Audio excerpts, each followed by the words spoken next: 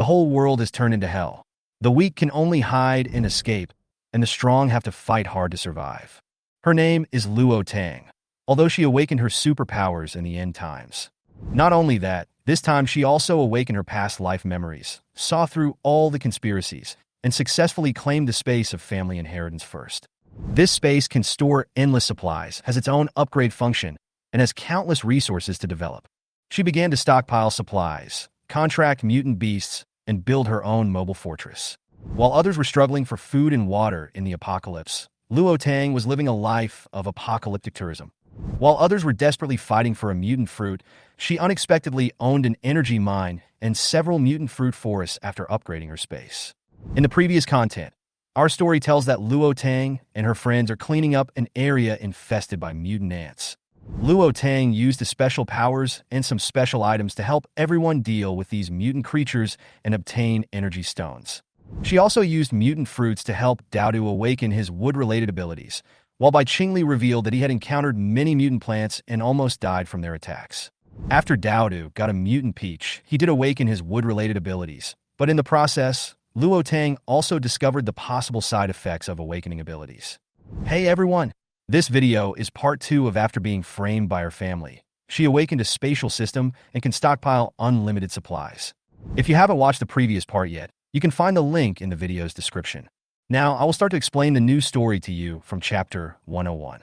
Chapter 101, Third Order Life Space, Contracted Pangolin. Luo Tang touched Dodo's head and said, "Not only has your hair grown back, it's also thicker than before." When Dao heard this, he immediately activated his wood-related ability and a piece of peach leaves appeared above his head.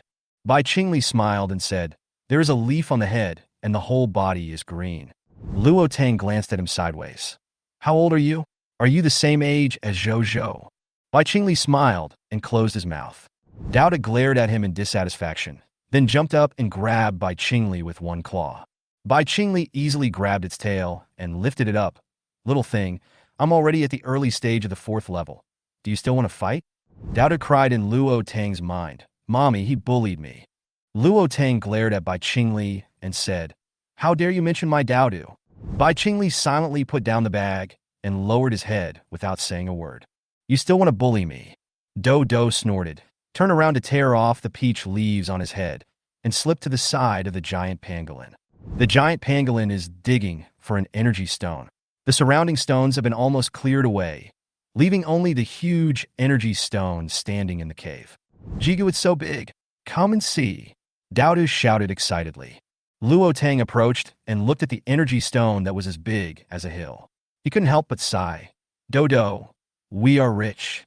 The scale of this energy stone was much larger than she had imagined, enough for everyone to advance to the 4th level. She asked everyone to move aside and wrapped her mental power around the energy stone. With a loud bang, the stone pillar disappeared instantly, and the energy stone was collected into the space by her. As soon as she put it away, Luo Tang felt her mental energy being rapidly depleted, and then her space began to vibrate, as if some changes were taking place. Luo Tang was delighted that the space was about to be promoted to the 3rd level. In her space, the original 200 pieces of black soil became 300 pieces, and the spiritual water began to surge, quickly filling the small pond. Luo Tang quickly collected the spiritual water, but it flowed out faster than before. Suddenly, a bare mountain range appeared behind the mountain where the mutant peach tree was. Black and gray rocks are intertwined into an array. In the center of the mountain range is a small, crystal white hill, which is where the energy stone is located. Luo Tang's spiritual power penetrated into the underground of the mountain. He felt the surging power from the ground, and his heart was filled with excitement. She realized that this mountain range could become an energy mine that could produce a steady supply of energy stones. This mountain range was actually a replica of her dimension, stretching for 400 kilometers, almost as long as the Qinling Mountains. Luo Tang excitedly thought that in the future she could fence off the energy stone mountain and release pangolins here to let them eat mutated ants and insects.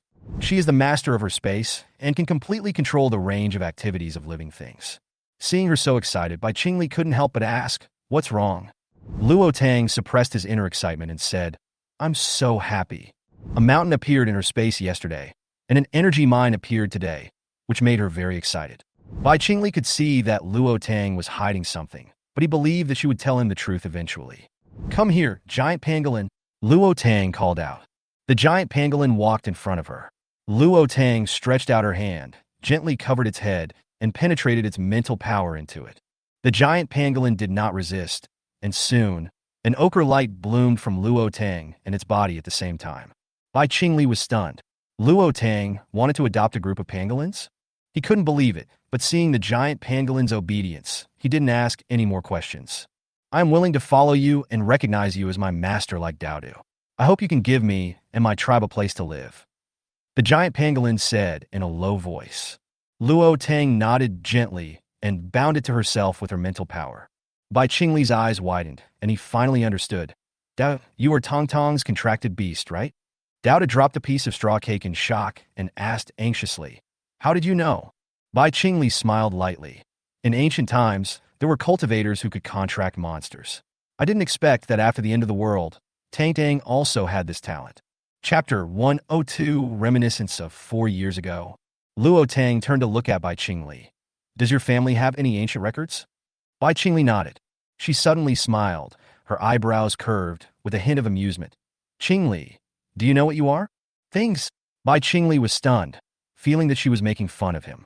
Dodo twisted his butt, raised his tail, and shook it, and Luo Tang couldn't help laughing. Daoda jumped onto a rock. "3 tails, yeah. You have 3 tails." Bai Qingli's face darkened slightly. "Big rat, shut up. I and all the pangolins know that you have 3 tails and a pair of furry ears." Dodo looked at the giant pangolin proudly. The giant pangolin grinned and nodded. Bai Qingli had no choice but to endure it. Luo Tang smiled even more brightly. "Qingli, are you a fox or a dog? Your ears are so cute. And Zhou is not a human either?" Bai Qingli looked at her bright eyes, slightly startled, and his heart warmed. "Tang Tang, don't you dislike me?" Luo Tang said. "How could I dislike you?" "That's great." Bai Qingli hugged her excitedly. Luo Tang pushed him away gently, but Bai Qingli didn't want to let go and hugged her tightly. "Tang Tang, don't push me away, okay? Just like you give a place to a big rat. I promise I won't do it again, stupid thing." Hearing this, Luo Tang's heart jolted slightly, and he couldn't help but recall what happened 4 years ago in his mind. At that time, she had just escaped from the Shen family, but Shen Tingyan called that night to blame her for being targeted by human traffickers. Shen Tingyan felt more and more that something was wrong with her, and he refused to let her wear the clothes she liked, forcing her to wear school uniforms. Once, she was also afraid of Shen Tingyan. Knowing that the Shen family was powerful, he beat her. She even complained to Grandpa Shen. However, their response only made her tolerate it more. "Your mother is sick. As a child, you have to bear more." Soon after, Shen Tingyan recovered, but he made more and more demands on her. At that time, she obeyed almost unconditionally, just to avoid conflict. It wasn't until Bai Qingli's appearance that her world completely changed. He desperately helped her fight back against Shen Tingyan, telling her to learn to resist, telling her that even if it was her mother, she didn't have to listen. He taught her martial arts and how to face unfairness in life. At that time, she seemed to have discovered a whole new world, and she felt more comfortable than ever before when getting along with Bai Qingli. The Shen family always treated her as an accessory, only caring about what Shen Tingyan liked, but never caring about her own feelings. However, every day she spent with Bai Qingli, she felt that she was gradually getting stronger. She learned to make money and how to control her own life, away from the constraints of the Shen family. However, when she finally fell in love with Bai Qingli, he died suddenly. It all happened so suddenly, without any warning. She once fell into despair and confusion, but when she needed support the most, Zhou's arrival helped her to cheer up again. She began to become strong, no longer relying on anyone, and determined to create a better future for herself and Zhou. This memory is like a passing cloud, beautiful but out of reach. Bai Qingli noticed her emotional fluctuations and said softly, "Tang Tang, don't think about those unhappy things. You are already very capable, and I will always support you behind you." Luo Tang chuckled, but his heart was still a little cold. "How do you know I'm unhappy?" "Because the look in your eyes now is different from that of 4 years ago." Bai Qingli whispered, "If you are unhappy, I can let you touch my newly grown ears and tail." Luo Tang burst out laughing. Bai Qingli's furry tail gently brushed across her hand, and her heart felt a little itchy. She smiled and poked Bai Qingli's chest. "Come on, I don't need you to protect me now. don't be so unlucky that you really die. Okay, I'll listen to Tang Tang. Bai Qingli said with a smile. Luo Tang gently hooked his fingers. Tell me, when did you realize that you liked me? Bai Qingli let her go and looked into her eyes. Her eyes were bright, like the stars in the night sky, deep and gentle. He looked at her eyes and suddenly felt a little soft in his heart. There was a bit of tenacity and composure in Luo Tang's eyes, no longer as pure and confused as when they first met. Bai Qingli asked softly, When? Probably when you laugh. Chapter 103 Beautiful. Bai Qingli looked at Luo Tang quietly, without a trace of hesitation in his eyes. When asked when he started to like Luo Tang, he recalled 4 years. He was pretty sure it wasn't love at first sight. At that time, lying on his hospital bed, his anger almost made him want to kill someone. His 22 years of innocence were ruined by a crazy woman, although this crazy woman was very beautiful. That night, he decided to seek revenge on her. However, as time passed, his mood changed subtly. When he looked directly into Luo Tang's eyes, he suddenly realized that it seemed as if she was the only one left in the world. The noise around them disappeared, and they could only hear each other's heartbeat and breathing. Luo Tang's heart was in turmoil, and he couldn't calm down for a long time. Before Zhou was born, the time she spent with Bai Qingli were the happiest days of her 18 years. Qingli, she called softly. Bai Qingli saw her serious expression, and the corners of his mouth slightly lifted, and then his smile became brighter and brighter. Maybe I don't know where the love came from, but I love it deeply. Tang Tang, I, Bai Qingli, wish to be loyal to you, love you, and accompany you in this life. Luo Tang smiled. Her smile was bright, and her eyebrows were curved. She saw her own reflection in Bai Qingli's silver eyes, and her figure was reflected in those snow-like eyes.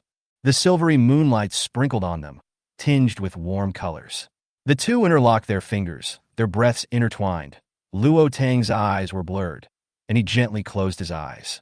Qingli, she murmured in a low voice. Tang Tang. Bai Qingli's voice was gentle and low, calling her name softly. At this time, Dao stood by, staring at the two of them intently, with an Annie smile on his face, and screaming wildly in his heart. Big Bastard has grown up, and is going to kiss him. Big Bastard, come on, press the unlucky guy down, and he will be yours from now on. Dao's voice suddenly rang in Luo Tang's head, and he woke up instantly. She lowered her head to look at it, and Bai Qingli followed her gaze, only to see Do standing at his feet, his eyes full of curiosity. Bai Qingli squeezed out 2 words from between his teeth. Do. Dao was stunned. He had never expected that the two would look at him like that. He did nothing but stood there quietly, his eyes full of confusion. Seeing that Bai Qingli seemed to be about to explode, Do jumped up, jumped onto the rock next to him, and ran quickly to find the pangolins. Luo Tang noticed that behind the pile of rubble, several pangolins were quietly hiding nearby. No wonder everything had suddenly become quiet just now. It turned out that these animals were just watching the fun. She couldn't help feeling speechless and coughed softly, breaking the silence. The pangolins seemed to have been nodded to and quickly returned to their original state and started digging the stones as if nothing had happened. Bai Qingli couldn't help but feel a headache when looking at these weird beasts. Luo Tang pulled him and said, "It's not safe here. We have to leave after collecting these stones." She reminded him that mutant bugs would arrive in a few minutes.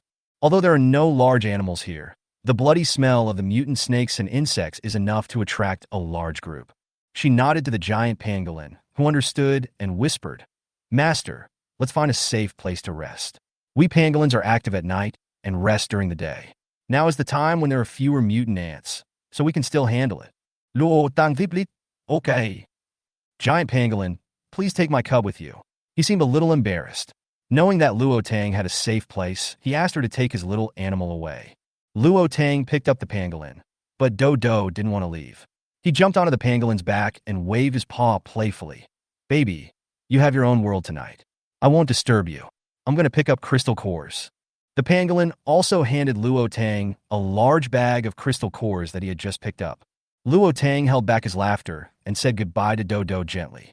Afterwards, she and Bai Qingli found a secluded valley and put the RV out. Along the way, Luo Tang kept thinking about whether to tell Bai Qingli about the space. Although the secret of the space cannot be revealed, she knows that such a treasure is truly exciting. Her eyes involuntarily stayed on Bai Qingli. Unless She smiled, her eyes twinkling. Unless she can sign a contract with Bai Qingli. At that time, he will become her Beast King, and his future power will be immeasurable. Bai Qingli had just finished spreading medicine powder around the RV. When he returned to the car, he keenly noticed Luo Tang's burning gaze.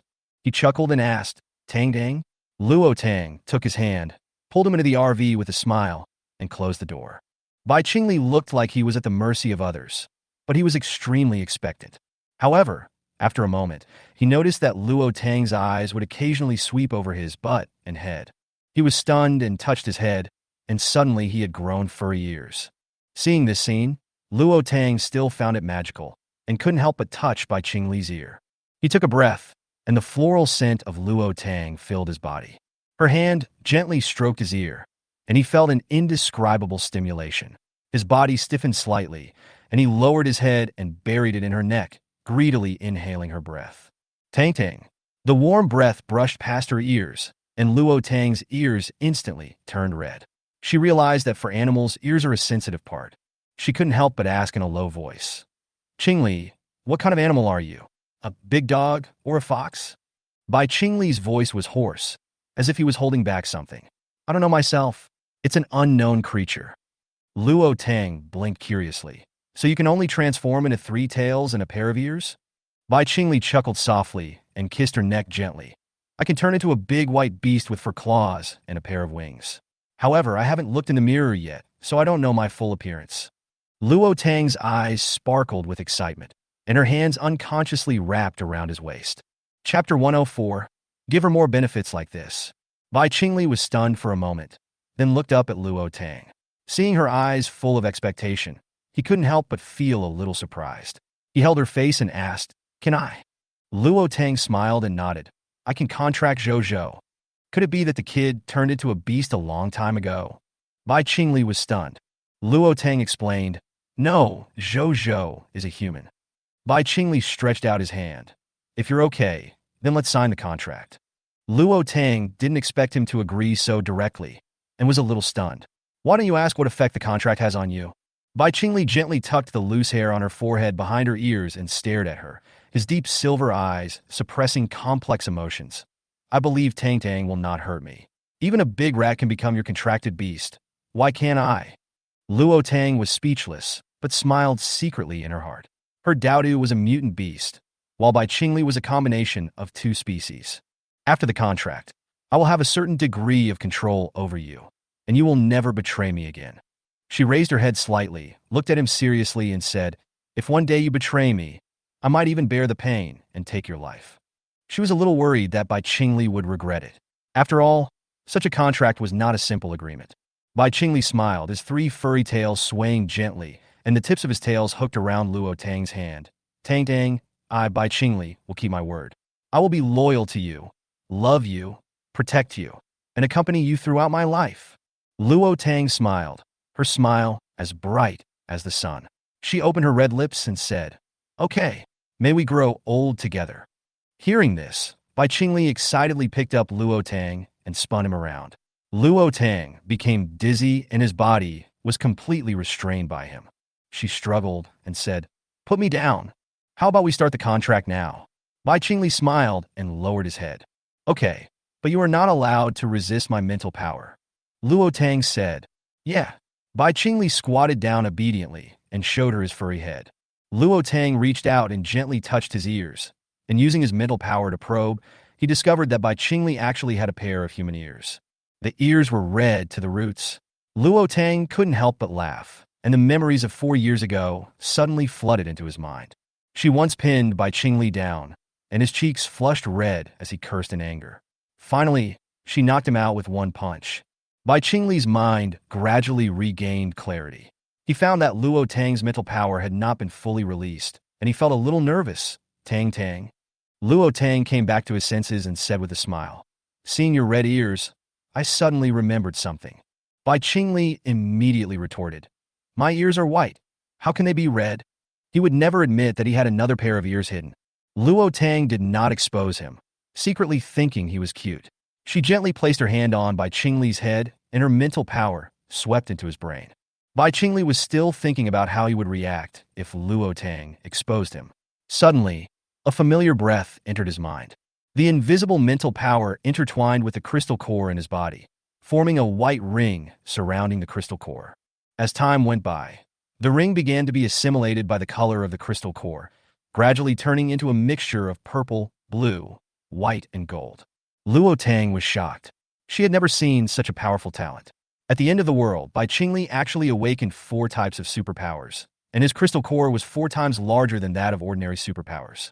She looked down at him, feeling a little depressed. She had only been better than him for a few days, but he had caught up with her so quickly. At this moment, her life space is only at the 3rd level, her mental power is at the early 4th level, and she has an unknown supernatural power at the late 3rd level. However, Bai Qingli has upgraded almost all of his supernatural powers to the early 4th level. No, she has to find Tang Chun quickly and try to obtain more superpowers. She didn't know whether she should start practicing from scratch after acquiring the superpower or directly use the Lotus Bud Crystal Core to become a late 3rd level. Bai Qingli felt the spiritual connection with Luo Tang and was surprised and happy. He finally understood that after the contract was signed, not only could the two of them talk to each other at any time, but they could also communicate with each other's minds. Tang, this way we can communicate anytime. Luo Tang's attention was still on Bai Qingli's ability. You have 4 types of abilities. Is the golden one the gold type? The purple one is obviously mental power, the white one should be space, the blue one looks like ice, but the gold one does not belong to the fire element. That's the ability to heal itself. It can recover quickly from injuries and even regenerate broken limbs. But this ability can only be used on yourself. You can't heal others like Zhou does. Luo Tang's heart tightened, and she felt an indescribable pain. She stroked Bai Qingli's hand, and couldn't help but feel that he had experienced the pain of regenerating a severed limb. And, more than once, he never mentioned any of this to her, and even only mentioned once why he became a vegetable. Ever since she knew that he was a descendant of the Luo family in the imperial capital, Luo Tang felt more and more that all the crises Bai Qingli encountered seemed to be related to her. Perhaps he was close to the truth, and her identity was the source of his troubles. If there hadn't been the end of the world, Bai Qingli might have already spent the rest of his life quietly in some corner unknown to her. Luo Tang's eyes turned slightly red, his heart felt blocked, and his thoughts surged uncontrollably. Bai Qingli sensed her emotions and kissed her temples gently. Tang, everything is over. Let's go home together, okay?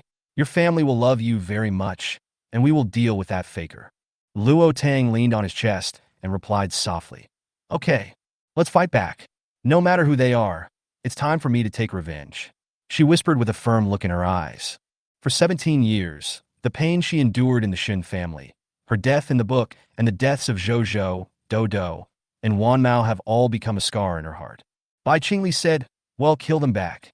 Qingli, close your eyes. I will take you somewhere. Luo Tang said softly.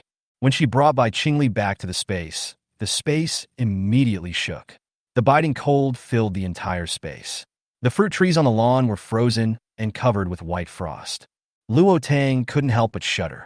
Before he could figure out what was happening, he swept his mental power to the spiritual spring and found that the small pond had been filled with water, and even the black soil had increased by hundreds. She was shocked. The contract with Bai Qingli could actually upgrade the space directly. The 3rd level life space was actually directly transformed into a 4th level life space. This is simply a blessing from heaven. Luo Tang secretly sighed in his heart. Give me more of this kind of blessing. Chapter 105. Bai Qingli's Snow Mountain Territory in Space. Luo Tang's consciousness swept across the space, and he found a towering snow-capped mountain standing next to the 1,000-layer mountains. Heavy snow was falling around it, and the temperature dropped suddenly. She couldn't help but get excited, so she hugged Bai Qingli and kissed him. Suddenly, the scene changed, and before Bai Qingli could react, Luo Tang hugged and kissed him. Bai Qingli was stunned for a moment. Then the outline of a snowy mountain appeared in his mind. The cold air blew in his face, and a layer of white frost condensed on his body. Luo Tang hurriedly pushed him away. Qingli, you are too cold. You are freezing me to death.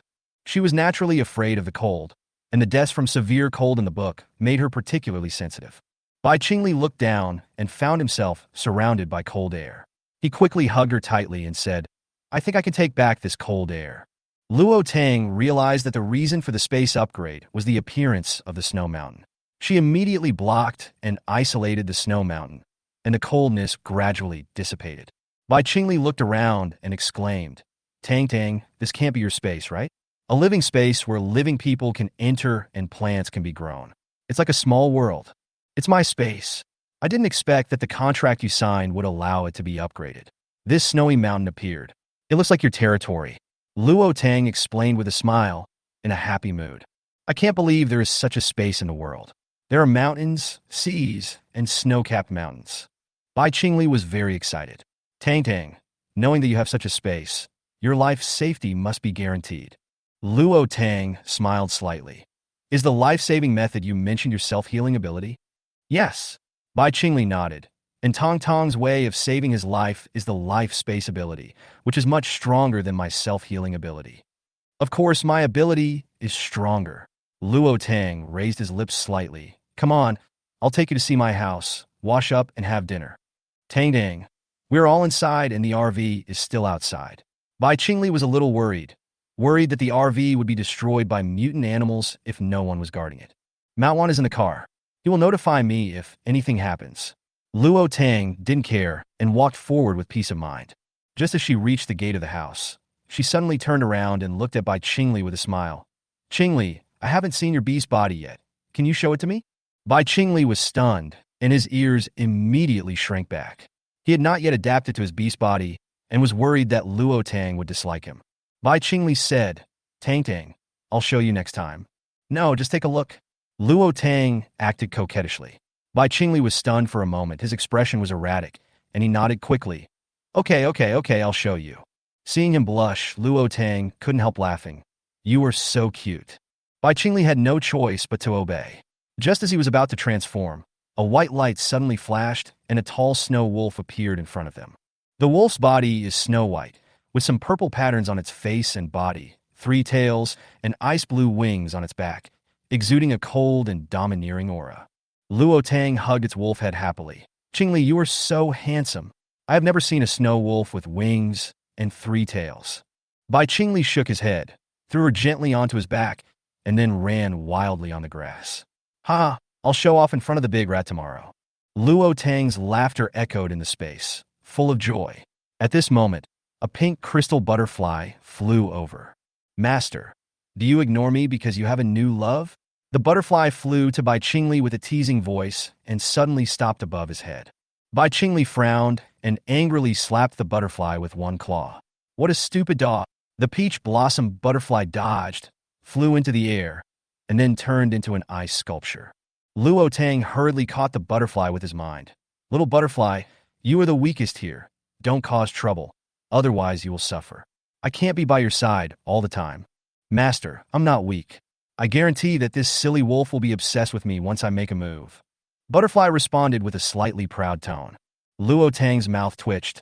Okay, don't cause trouble anymore. Then she called over a group of butterflies, and the peach blossom butterfly was brought back with their help. Qingli, did you transform into a beast after you were promoted to the 4th level? Or did you eat some snake gall to gain the energy to transform into a beast? Luo Tang couldn't help asking. Bai Qingli thought for a moment. Snake gall? Isn't the antidote you mentioned snake gall? Yes, Zhou is not here. I don't know any medical skills. It was Pangolin who told me that snake gall can detoxify. Luo Tang nodded. Bai Qingli was stunned for a moment, then suddenly laughed. So that's how it is. Isn't Tang Tang afraid of poisoning me to death? How can you compare with a pangolin? Luo Tang sneered, and then asked, My Bodhi said that you transformed into a beast by fusing the blood of the ancient Beast King. What about Zhou? Beast King blood? Bai Qingli was stunned. That should have been given to me by my grandfather. I didn't expect it to be so useful. There is only 1 drop of Beast King blood, and I have used it all up. Zhou should not be able to transform into a beast, because my Beast King blood had not been activated at that time. He thought about it, but his heart was full of doubts.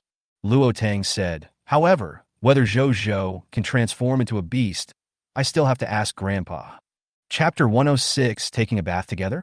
There is a skill to fusing beast blood, and it also depends on one's physical condition. Otherwise, backlash may occur, and in serious cases, the body may explode and die. Bai Qingli said in a serious tone, and Luo Tang's eyes became particularly serious. Qingli, you must never expose your beast state to outsiders. She whispered. I'm afraid someone will want to use the mutant beast genes to conduct experiments. Although we don't know if it will succeed, it will cause great harm to both the experimenter and the mutant beast. Bai Qingli nodded. Indeed, some crazy scientists will try every means to study the combination of people with special powers and mutant creatures. The animals around us are also very special, and we can't let them leave home alone. He knew that Luo Tang regarded every little animal as a family member. Luo Tang frowned slightly and couldn't help but worry about the little guys in the base. Although there were no evil species in the base, people's hearts were unpredictable. She immediately contacted the little rabbit, who was getting ready for bed, sticking his butt out and pulling at the sheets. He was very tired today. Master? The little rabbit responded in surprise, obviously not yet accustomed to the remote contract. It's me. Did you encounter any danger today? Luo Tang asked. The little rabbit tilted his head and said, No, I stayed at home with Zhou and Curly today and didn't go out. The two adults went out and came back after dark. That's good. Remember to be safe and don't run around. I'm afraid someone will catch you. Luo Tang reminded.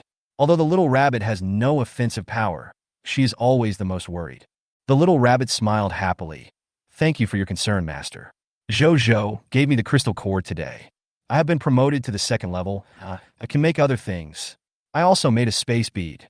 Upon hearing this, Zhou happily picked up the little rabbit, kissed it, and praised it for being so awesome. My little rabbit is so cool. I'll bring you some delicious food when I come back. Luo Tang said with a smile. Master, I want to eat coriander. Can you bring some back?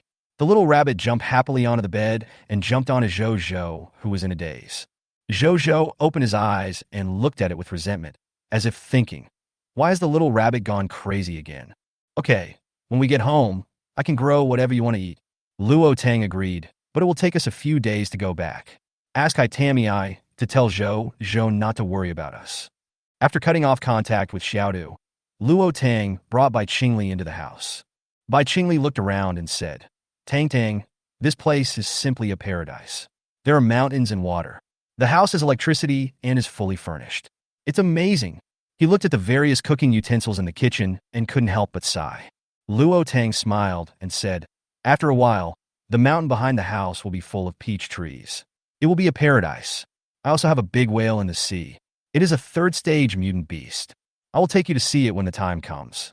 Okay, Bai Qingli said with a smile. Qingli, you will sleep next to Zhou tonight. I've got a quilt for you. Luo Tang said as he handed him the quilt and took his clothes into the bathroom. Bai Qingli took the quilt and walked into the room.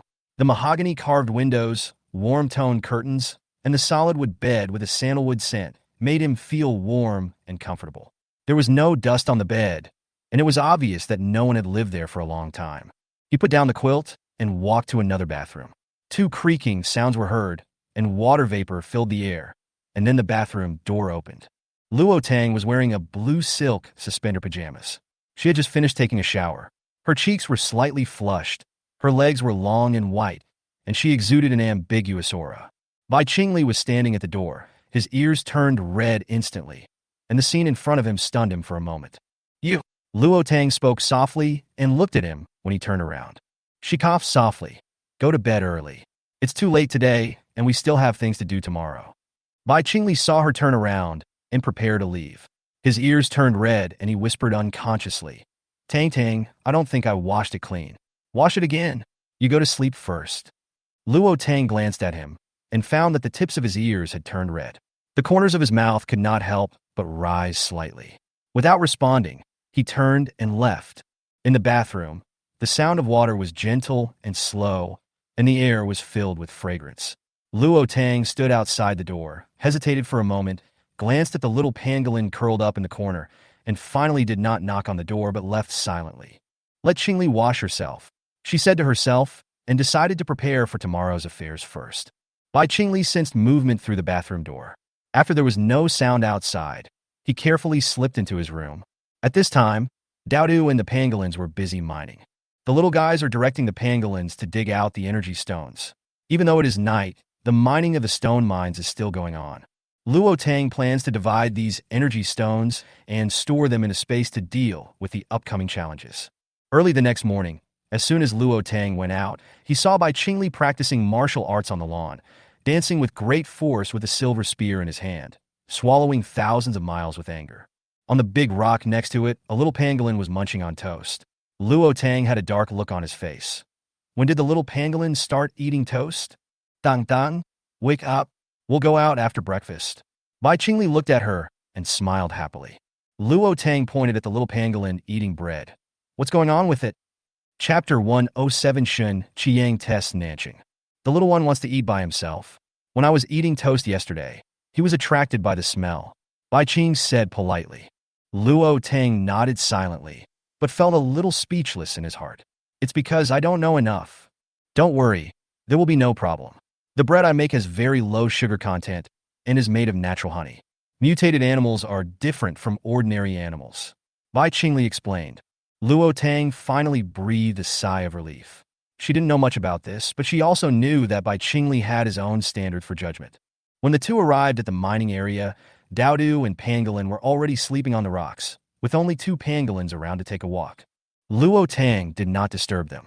He swept his mental power and found the separated stone mountain. She used her mental power to collect it into the space, and then collected the energy stones she had dug out as well. However, Luo Tang knew that even though she could store the energy stone in the space, she still could not judge its quality without cutting it open. She took out a large wooden barrel, poured some water into it, and then added a liter of spiritual water. Water is scarce here, and the pangolins will definitely be thirsty when they wake up. The spiritual water is her reward to them. Just after pouring the water, Daodu suddenly moved his nose. His eyes were still closed, but his body had quietly moved towards Luo Tang. Seeing this, Luo Tang picked up the little guy with heartache and fed it some spiritual water. Dodo began to suck. Seeing this, Bai Qingli transformed into a wolf and waved his claws, causing the stone to crack instantly. He looked at his wolf claws and asked uncertainly, Tang Tang, what kind of wolf do you think I am? I feel like I'm pretty strong. With my special powers, my claws can cut rocks like melons. Luo Tang picked up Zhou and walked towards Bai Qingli. Seeing him easily separate a piece of energy stone, he asked, Is this the strength of the future Beast King? Bai Qingli raised his eyebrows. Energy stones are not easy to cut, but ordinary stones are not a problem. That's amazing too, Luo Tang nodded. Energy stones are very hard, as long as you can separate them. We'll cut them slowly when we get back. I need to ask Bodhi, does it know what kind of wolf you are? Daodu rubbed his eyes, suddenly sat up, and was stunned for a long time. Am I dreaming? This big dog is actually the unlucky one. Bai Qingli raised his paw towards Daodu, and Daodu quickly climbed onto his back, stretched out his paw to touch the little wings on his back, with a lewd look on his face. Bai Qingli shook it off. Jigu Qingli, you are so handsome.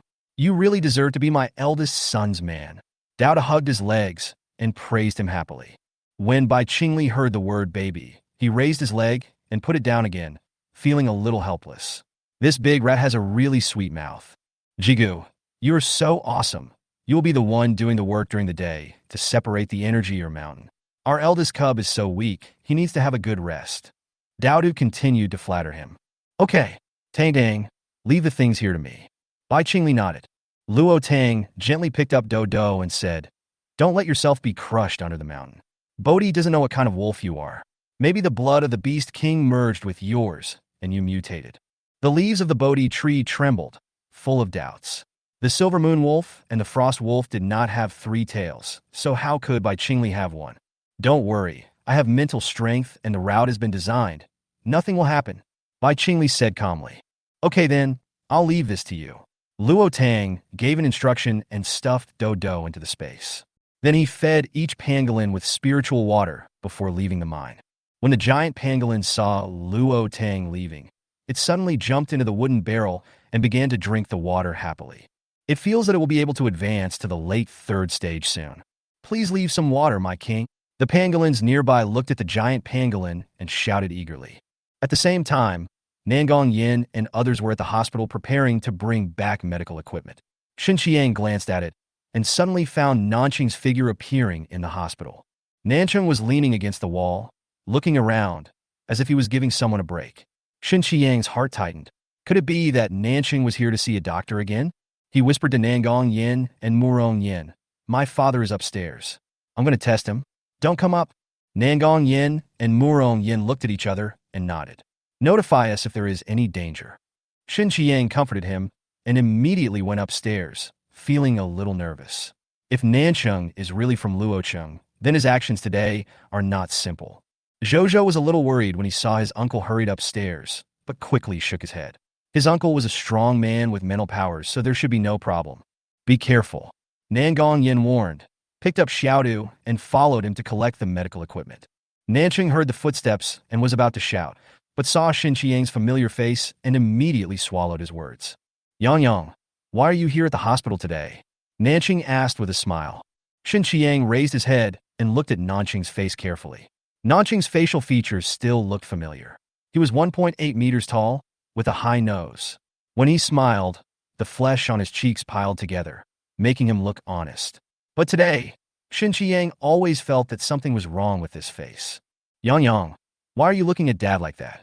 Nancheng saw Shin Qiang staring at him and came closer, startling Shin Qiang. Shin Qiang was slightly stunned. Nothing. Did you come to the hospital because someone was sick? Nancheng patted Shin Qiang's shoulder. Shin Qiang felt an inexplicable chill on his back, as if he was being targeted by something. But he used his mental power to scan it, but found nothing unusual. Chapter 108 Dad wants to kill him. Nancheng sighed, his face full of worry. Your mother has a headache and may have an attack. Shin Qiang frowned. How could it be? Her illness has not occurred for a long time. Yang, your mother has been talking about you recently. She is always sarcastic. You know her physical condition, so you can't be angry. Nancheng said in a heavy tone. Shin Qiang did not respond immediately. His eyes were unusually calm, and there seemed to be something hidden in his deep eyes. He had never looked directly at Nancheng like this. Although Nancheng was usually gentle, Shin Qiang knew in his heart that this man would never let him take advantage easily. There was a trace of sarcasm on Shin Qiang's lips. So, you want me to go back and admit my mistake? Nancheng sighed. Yang, Dad knows that both you and your mother are at fault for this matter. You also understand that your mother has a stubborn temper. No matter how you say it, she is still the mother who gave birth to you and raised you. Mother and child should not have to sleep overnight. Hatred. Shin Qiang sneered. You stood and talked without hurting your back. You didn't say a word when you left, and now you're pretending to be a good person. He had always admitted his mistakes foolishly since he was a child, and he would never do it again this time. The anger in his heart was burning, but Shin Qiang took a deep breath and suppressed his emotions. He is not here to argue, but has another purpose. He put his hand on Nancheng's shoulder with sincere eyes. Dad, I want to ask you something. Nancheng raised his eyebrows slightly, as if he had guessed Shin Qiang's purpose. Yang, do you want to ask about Tong Tong's life experience? Yes. Shin Qiang nodded. Nancheng paused and then said, I picked up Tang Dang next to the trash can. If the apocalypse hadn't come, maybe we could still find out the surveillance. I don't know her parents. She is probably an abandoned baby. In any case, Shun the family also raised her up, and the Shin family is kind to her, so she should not become enemies with the Shin family. Shin Qiang had already expected the answer, and shook his head with a chuckle. Dad, do you know the Luo family in the imperial capital? Luo City. The same Luo City where he jumped into the sea and committed suicide 25 years ago. The smile on Nancheng's face froze for a moment, then returned to normal after a moment. He shook his head. How could Dad know someone from the Luo family? Yang, how could you know this? Shin Qiang lowered his head slightly, his mental energy tightly locked on Nancheng, and his heart was in chaos. Nangong Yan's guess seems to be getting closer to the truth.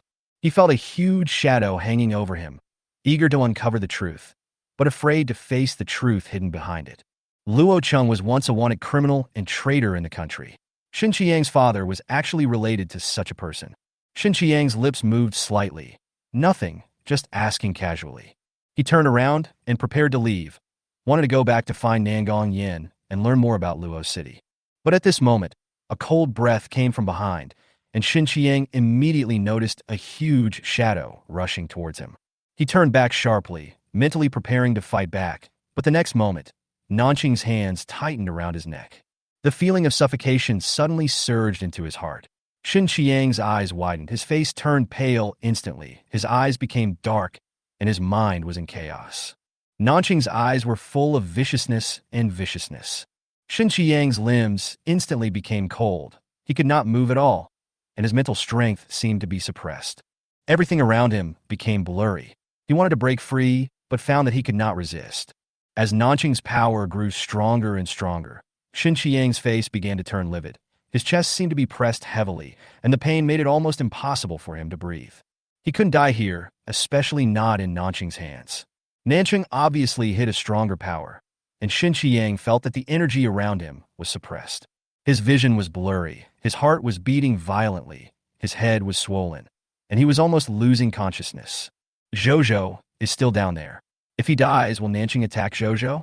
Xin Qiang struggled to stay awake, and a thought flashed through his mind. Nanqing's superpower was not mental power, and he could not sense any fluctuations in mental power. So what exactly is this ability?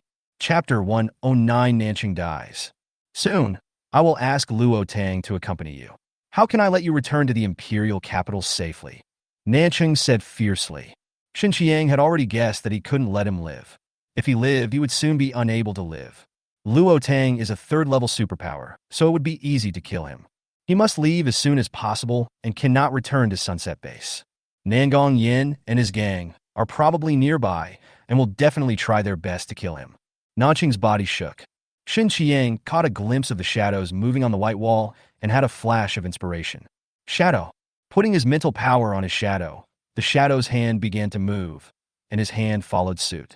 Xin Tingyan was a little worried when he didn't see Nanqing when he came out. Then I saw a shadow shaking at the top of the stairs and ran over quickly. Brother Chung, what are you doing? Why do you want to kill Yang Yang? Xin Tingyan was frightened and quickly went to drag Nanqing. Nanqing panicked and unconsciously pushed hard with his left hand. Xin Tingyan was pushed down the stairs. After rolling a few times, his head hit the corner of the stairs, and blood suddenly flowed out. Ah! Blood! Xin Tingyan quickly covered his head with his hands and looked up at Nanqing. There was no tenderness in those eyes at this time, only cruelty. She still hasn't figured out why Nanqing wanted to kill her son. Black Cole heard the noise upstairs and quickly told Zhou.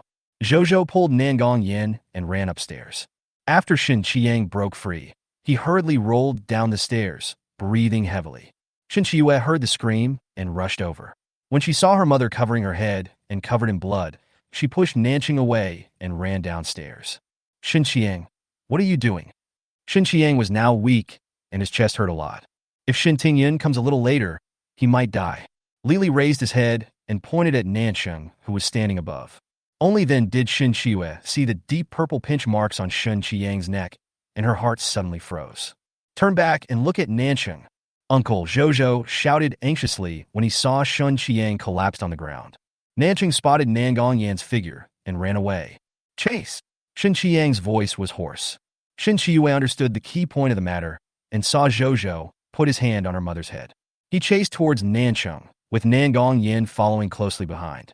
As soon as the blood on Xin Tingyun's head stopped, Zhou immediately withdrew his hand and treated Xin Qiang alone. Xin Tingyun was shocked by Zhou's magical abilities, but didn't pay attention to his little movements.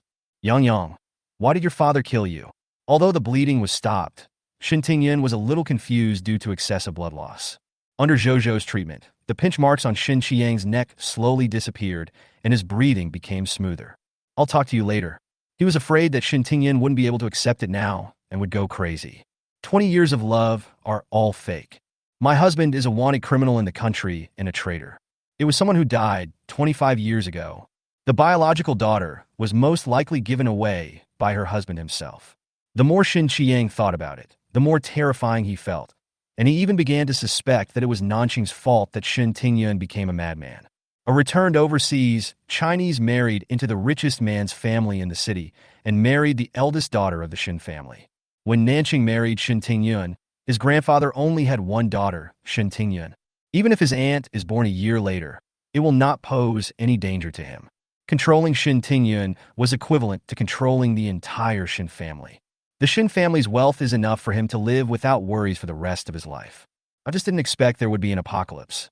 Dad, don't run away. If you go up there, you'll reach the rooftop. If there's any misunderstanding, let's go home and clarify it. Nanqing wanted to kill Xin Qiang now. If she didn't chase him, he would definitely run away. With Nangong Yin following him, he could still go home and explain clearly. It's true that everyone in the Nangong family is a doctor, but they are not easy to mess with. He was probably thinking about how to kill him as quickly as possible. Nangong Yin didn't expect Nanqing to run very fast, and Shin Chiyue also ran very fast. If he hadn't seen Shin Chiyue's figure, he might have lost him. I don't know why Nanqing ran to the rooftop. Could it be that he wanted to jump from this building to the west building opposite? If it fell into his hands, he would kill Luo Tang even if he had enmity with other members of the Shin family. If he ran downstairs, Shin Qiang was a person with mental powers, and they also had a third-level mutant dog. Nanqing knew that he couldn't escape, so he calculated an escape route for himself as quickly as possible. After escaping, change your identity and hide. There is no need to change his identity. As long as he stays away from them, it will be difficult for them to catch him. Nangong Yan's eyes darkened. He had to kill Nanqing this time. If he lost this opportunity, it would be as difficult as trying to catch him. This person is so good at disguise, like a poisonous snake in the dark. He might give you a fatal blow one day. Dad, come back with me. There is no road ahead. It's the rooftop. Shin Chiyue didn't understand why Nanqing suddenly killed her brother and injured her mother. Seeing Shin Chiyue approaching step by step, Nanqing suddenly smiled and took a step back. Chiyue, I am your father. I understand you. Once something happens, his daughter will be the first to kill her father. Just like him, the ends justify the means. Dad, I don't know what you were talking about. Please go back with me first. Seeing Nanqing approaching the edge of the rooftop, Shin Chiyue's heart skipped a beat. Tell Dad honestly, do you know Nangongyan? Shin Chiyue said nothing. Nanqing sneered. What are you chasing after? What do you want to know? I paved the way for you, and you treat me like this. Shin Chiyue was confused. What did he think? She was the one who found a way to help him awaken his father's superpower. Although, Nanqing will also awaken powers later. As if he thought of something, his face turned cold. Dad, what do you mean? Do you know where I am? Do you even know that I am an orphan? Before Chung returned to Shin Chiyue, Nangong Yan had already followed. He didn't know how much he heard what he just said. Nanqing retreated and stepped on the edge of the rooftop. Where he was standing, for some unknown reason, the iron fence happened to be broken. As long as he takes a step back, he will jump from the 6th floor. Shin Chiyue was anxious. She always felt that Nanqing knew something and had been hiding it from her mother, and Shin Chiyang. Seeing that Nanqing was about to fall off the stairs, Shin Chiyue panicked and went to get someone. When Nanqing saw Nangong Yan coming over, his heart skipped a beat, and he jumped towards the opposite building. Dad! Shin Chiyue grabbed the jade thrown by Nanqing. Before he had time to see what it was, Nanqing suddenly jumped towards the building opposite. Shin Chiyue's heart raised to her throat. This was the 6th floor. If she fell, she would be shattered to pieces. Fortunately, Nanqing's hand grabbed the window of the opposite building at the last moment. Shin Chiyue breathed a sigh of relief again. Dad, if you hold on just a little longer, I will come to rescue you soon. Nanqing is going to cry. Don't come. There's someone behind you staring at me. He could have climbed up on his own and taken the opportunity to escape. If Shin Chiyue comes, how can he run away? Shin Chiyue turned around and saw Nangong Yan. She was in a daze for a moment and hurriedly walked towards the building opposite. Chapter 110, Shun, Tingyun, Smash Shin Chiyue. The moment Shin Chiyue turned around, Nangong Yan's lips suddenly curled up into a smile. A ivy on the windowsill suddenly came to life and gently pushed Nanqing's hand back. At the same time, 3 wooden needles shot out from his sleeves. Nanqing was anxious and shouted quickly, Yeah, come back. As soon as he finished speaking, 3 needles were inserted into his body, 2 of which happened to be inserted into acupuncture points on his arms, and his hands suddenly became unable to exert any strength. One of them pierced the top of his head, and the power in his body suddenly stagnated. When Shin Chiyue turned around, Nanqing stared at her with overwhelming hatred and suddenly fell from the 6th floor window. Shin Chiyue couldn't recover from Nanqing's last gaze for a long time. After reacting, Nanqing had fallen from the 6th floor and was lying on the rooftop in a hurry, tears flowing down uncontrollably. Dad! Shin Chiyue didn't understand why Nanqing looked at her like that in the end, but now her father is dead. He fell from the 6th floor and died without any body parts. Nangong Yan pushed up his glasses and put away his smile. Nanqing was staring at him just now. Don't you want to know why Nanqing wants to kill Shin Chiyang? Tiger poison cannot eat its seeds. Shin Chiyue turned around suddenly. She seemed to have forgotten Nangong Yan. Nangong Yan stood behind her and did nothing, seeming to just watch quietly. She watched indifferently as her father jumped from the rooftop on the 6th floor to the opposite side and grabbed the window. She then watched indifferently as her father was thrown to the ground from the 6th floor, dying miserably. The Nangong Yan in her memory was not such a cold and heartless person. He always has a smile as warm as the spring breeze on his face, saving her from fire and water.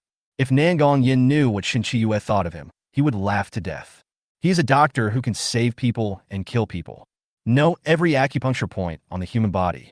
Aren't you going to help your father collect the body? Nangong Yin asked calmly. Shin Chiyue felt a chill in her heart. She didn't know if it was her misunderstanding. She always felt that there was a faint smile on Nangong Yan's lips when he said these words. If you don't collect the body, the smell of blood will attract things, and the body will be eaten. Shin Chiyue's voice was filled with tears, and she hummed softly. She was overthinking it, and Nangong Yin just comforted her to express her condolences.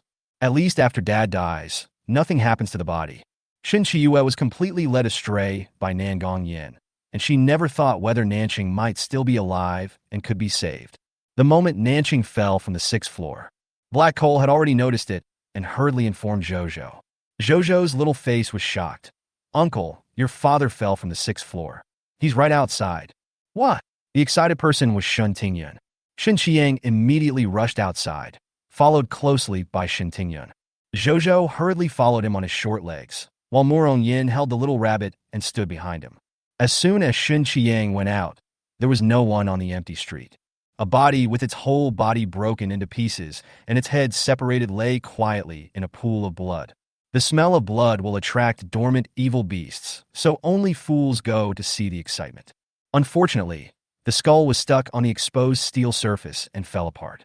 Shin Qiang saw 2 crystal nuclei submerged in the blood, one gray and one blue. He used his mental power to remove the gray essence and hide it.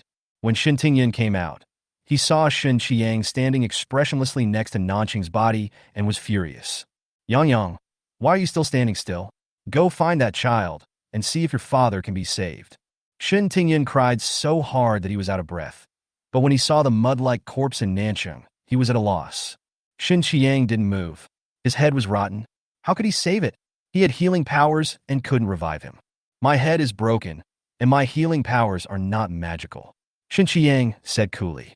The strange thing was that he didn't feel sad when he saw his father lying in a pool of blood like a ball of mud. Shin Qiang felt that he was not normal and began to wonder if he was suffering from some strange disease like Shin Tingyun. A soft little hand suddenly grabbed him. Uncle, don't be sad. You still have Zhozhou. Shin Qiang suddenly came to his senses.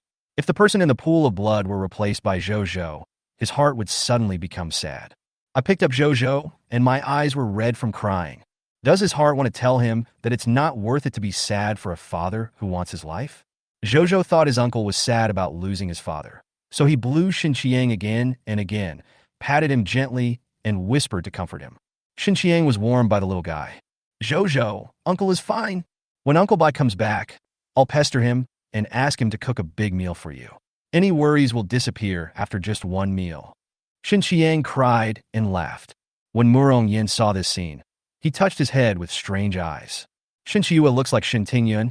Shin Qiang looks like Nanqing. Really unable to suppress the doubts in his heart, he asked, Brother Qiang, if Nanqing is Luo Tang, are you still his son? His face was plastic surgery, and Luo Tang didn't look like this before. You and Nanqing are the same carved from the mold. Shin Qiang was stunned. He had never thought about this problem. After all, when she was 18 years old, Shin Tingyun discovered that Tang Tang was not her daughter. They also took him for a paternity test, and he and Shin Tingyun formed a mother-son relationship. Could it be Nanqing's fault again? Isn't it possible? Does his family have so many dramas? Shin Tingyun was crying and confused. She still didn't understand what Murong Yin meant about Nanqing and Luo Tang. Zhozhou was dumbfounded and whispered, if that's the case, are all the Shun family stupid? We don't even know that our son and daughter have been transferred. Kid, who are you scolding? Shin Tingyun doesn't know what to do now. Zhozhou curled his lips and was so angry that he would not pay for his life. I call you a fool. You have been deceived by your husband for more than 20 years without knowing it. My mother was stolen from the Luo family in the imperial capital by your husband, and your daughter was given away by your husband. Even my uncle is very maybe it's not your son. Maybe he even poisoned you and turned you into a madman. Shin Tingyun's breath froze. This is impossible. How could he lie to me? We will know when Ian comes down to perform an autopsy on Nanqing. There will definitely be gunshot wounds on Luo Tang's body. We just got the medical equipment, and we can also do a paternity test for Brother Qiang and Annie Qiang. Oh, we can also ask Ian Yin. We'll give you a full body check to see if he has poisoned you. Murong Yin said seriously. Shen Tingyun glared at him. His eyes suddenly turned red and bloodshot, looking bloody and terrifying, very scary. Shen Qiang's heart tightened, and he immediately used his mental power to control Shen Tingyun. As soon as Shen Tingyun picked up the gravel on the ground, her body stopped and her facial features were twisted into a ball. Murong Yin was startled and pointed at Shen Tingyun. What's wrong with her? She suddenly went crazy. Chapter 111. Are you all stupid? Shen Qiang hugged Zhou and whispered, Zhou, don't look. I'm afraid I'll scare you. Uncle, I'm not afraid. Crazy and sick, he likes to hurt people and won't stop until there's blood. Murong Yin swallowed his saliva. There must be something wrong with her. I have never heard of such a disease. Even if it is mental illness, it is just inexplicable madness. How can she like him? Nangong Yan's half-lidded fox eyes were bottomless black, and a hint of murderous intent flashed in his eyes when he looked at Shen Tingyun. No wonder Shen Qiang didn't like his mother. With Tang Dang by her side and Luo Tang by her side, she was not from the Shen family, so she had to endure a lot of hardships. When Shen Qiue arrived, she saw her mother's eyes filled with blood, holding a stone in her hand, standing motionless. Brother, can't you take care of your mother? Facing Shen Qiue's accusation, Shen Qiang said nothing, but silently withdrew his mental power. Shen Tingyun lost her restraints, and Shen Qiue got closest to her again. Looking at Shen Qiue's furry black head, she felt itchy. As soon as his hand moved, the stone in his hand hit Shen Qiue's head fiercely. Ah! Shen Qiue didn't expect that Shen Tingyun would attack her. She was busy talking about Shen Qiang and didn't pay attention to her mother. A big stone hit his forehead and caused a bleeding hole, which happened to hit his temple, causing blood to flow out. She pushed Shen Tingyun away in pain. Shen Tingyun fell to the ground, drooling, and looked at Shen Qiue. The expression on his face was a little ferocious. Yeah, come and play with Mom. Murong Yin knocked Shen Tingyun unconscious with a knife. Unexpectedly, he was really a madman and even beat his own daughter. His sister Luo, often bullied in the Shen family? Shen Qiue covered her head, gritted her teeth in pain, and secretly cursed the madman. Why do you suddenly want to withdraw your mental power? Shen Qiang smiled. You can't bear this little pain. Tang Tang has endured it for you for several years. Don't you have to take care of your mother? If I don't take back my mental power, how can you take care of her? Nangong Yin burst out laughing. Shen Qiang was so funny, completely different from the Shen family. Shen Qiue was crying profusely on the rooftop just now. Shouldn't he take a look at Nanqing now? Miss Shen, your mother is going crazy right now. It's better to trap her, otherwise she will hurt someone. Your wounds are in urgent need of treatment. Although you are a superpower and have good physical fitness, excessive blood loss will cause shock and death. Nangong Yin reminded. Then he went to check on Nanqing, took out white gloves from the bag, and put them on. Nanqing's head was separated from his body, and his unlucky head was stuck on the steel bar. Nangong Yin put his hand on Nanqing's chest. The body was already cold, and he used his supernatural power to dissolve the wooden needles. Opening Nanqing's clothes, he saw a knife and fork scar on his left chest. His eyes darkened slightly, and a bloodthirsty smile appeared at the corner of his mouth. The smile is fleeting. Putting his hand on Nanqing's right chest, the heart inside was beating weakly and seemed to be extinguished soon. Brain dead, all the bones in his body are broken. There's no way he can be saved. Can Dr. Nangong take a look at it for me? Shen Qiue begged with a crying voice. Nangong Yin stood up and took off his gloves. There was some confusion in his tone. Don't you know that Zhou is a healer? The meaning is self-evident. If you are injured, a person with healing powers can heal it in one go. Just now at the stairs, Zhou put his hand on Shen Tingyun, and Shen Qiue immediately put down Shen Tingyun and chased Nanqing. This was certain that Zhou could cure Shen Tingyun's injury. Shen Qiue looked at Zhou, who stretched out 5 fingers to her. I'll give you 500 crystal nuclei to treat. You are robbing money. She just had a small hole in her head. Shen Qiang always felt as if he had heard this sentence somewhere. Zhou tilted his head. Who made you want to bully my uncle? You call me to take care of my mother. Why didn't you just move? What you called? Does the credit belong to you? In his previous life, he thought Aunt Shin was weird, but he couldn't explain why. Now I finally understand. I want to get benefits, but I don't want to pay a lot. Standing aside and saying how pitiful others are, worrying about everyone, but not taking any actual actions to help others. Among the bunch of idiots in the team, she would use her name to help others and help Shen Qiue win people over if she said a few words. Zhou's superpowers are very precious. Even if you have a good doctor for your injury, you still need good medicine. Shen Qiyu looked at Nangong Yin. Nangong Yin smiled softly. The sunlight fell on the lenses, and the refracted light made Shen Qiyu unable to see his eyes clearly. Miss Shen, your mother hit your temple. This acupoint made a hole. If you don't pay attention to treatment for half an hour, you may die. Are you feeling dizzy now? Unable to stand, and your body is starting to get cold. Even if I am a doctor, now there is no hemostatic medicine. My Zhou is a rare healer, so he usually needs medicine. Zhou lay in Shun Qiang's arms, holding back his laughter. Shen Qiyu must be very sad now, although he doesn't understand why. Anyway, he knew that Nangong Yin was extremely lethal to Shen Qiyu.